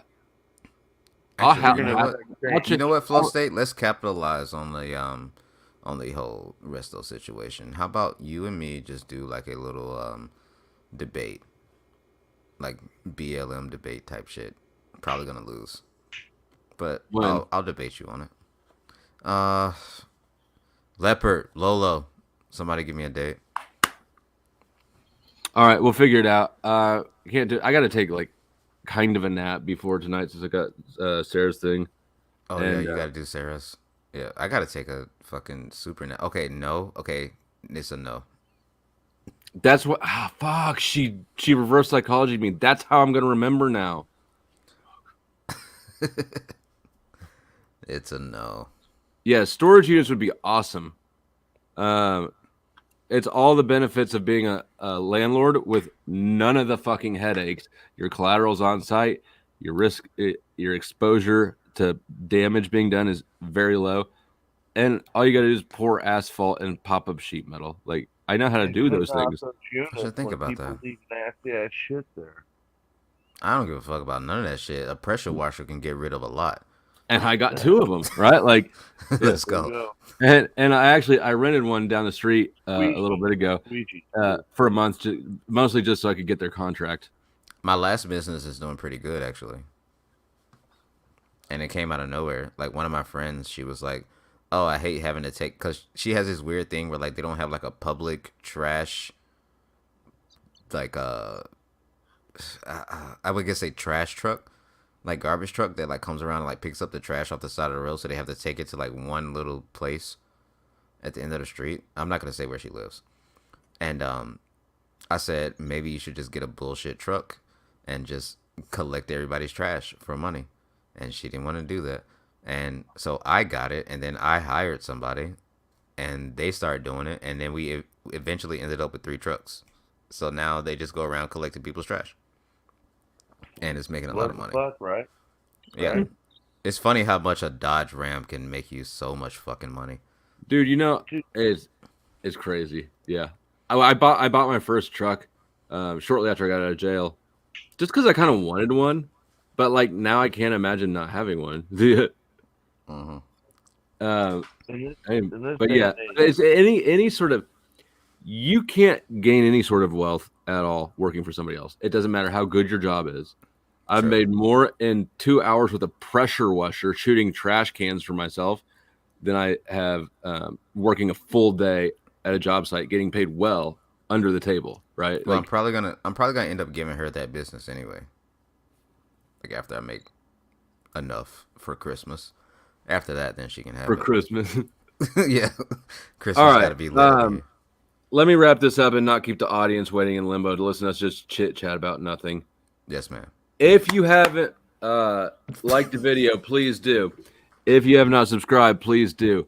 If you guys don't know Scott 2B or Resto, you got to find them. I'll drop the links and you can subscribe to them too. This was my primary source of income. Last month it fell to secondary. I did not make the bulk of my income on YouTube, but I'd like to continue doing that again and help fund more tech expenses that are coming. So anyways, any support is helpful, especially since I've been demonetized. I'll drop the links. Give Flow money. Give Flow money. My back hurts from carrying. I keep typing iCash when it's exclamation. Your back hurts. Think how Chuck feels. Yeah, Chuck is like Chuck is like probably the biggest dono. I don't think I've beaten Chuck yet. I think he's come in on your dono list. There's a handful of big donos, but Chuck is definitely very probably number one. Well, I've learned to not pay for where I work, so. Not pay for where you work. Yeah, pay where I work. I'm not paying for where I work. I work here. I'm not paying you. Oh, you work here. You're an employee. Tell him, Resto, you won't put in your timesheet if he's quiet. Whatever you did to your mic gets worse. Is it? What happened? I don't know. You need a Go XLR. That'd be great if you just got a No, Go I XLR. got Bluetooth. I'm trying for the first time. Let me try shut it off and You go should again. go to I'm pretty sure your Bluetooth piece isn't even on. Oh, really? Mm-hmm. Well, Did then I just gotta hear a talk- little like a soft bong rip? Resto, did you just hit a bong but try to do it discreetly? Yeah. No, I just did a shameless plug. I just say go buy Go XLRs. That's all. All right. We'll do the big bombs on the outro, and then I haven't even looked who's streaming now. I'll send you somewhere. When you hear the sirens or anti-aircraft guns, you must get under cover at once.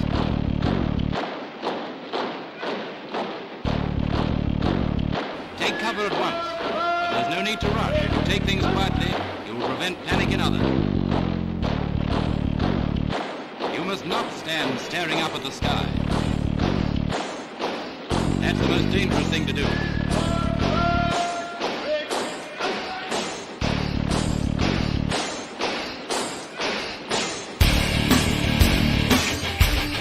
If you're within 5 minutes of your home, go home, but keep away from the window.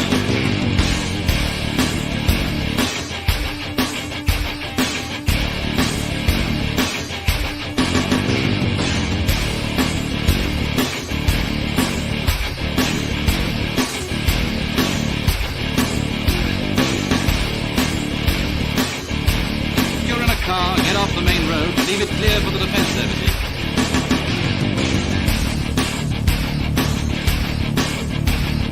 For the same reason, park as near to the curb as possible. If you're in the open with no cover, lie down, preferably in a ditch.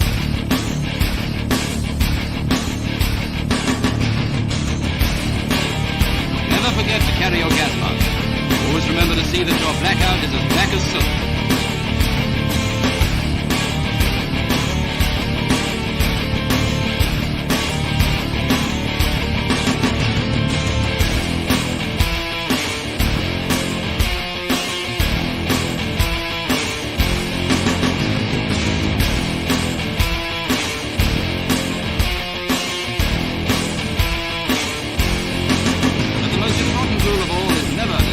Staring up the sky. If you don't take cover, you may get hurt.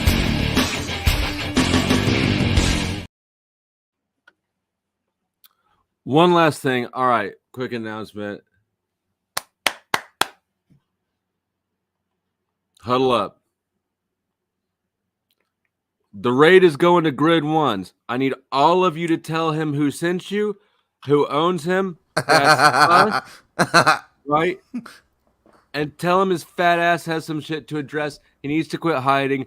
We're not going to stop pursuing. I'm ready. Let me go ahead and go.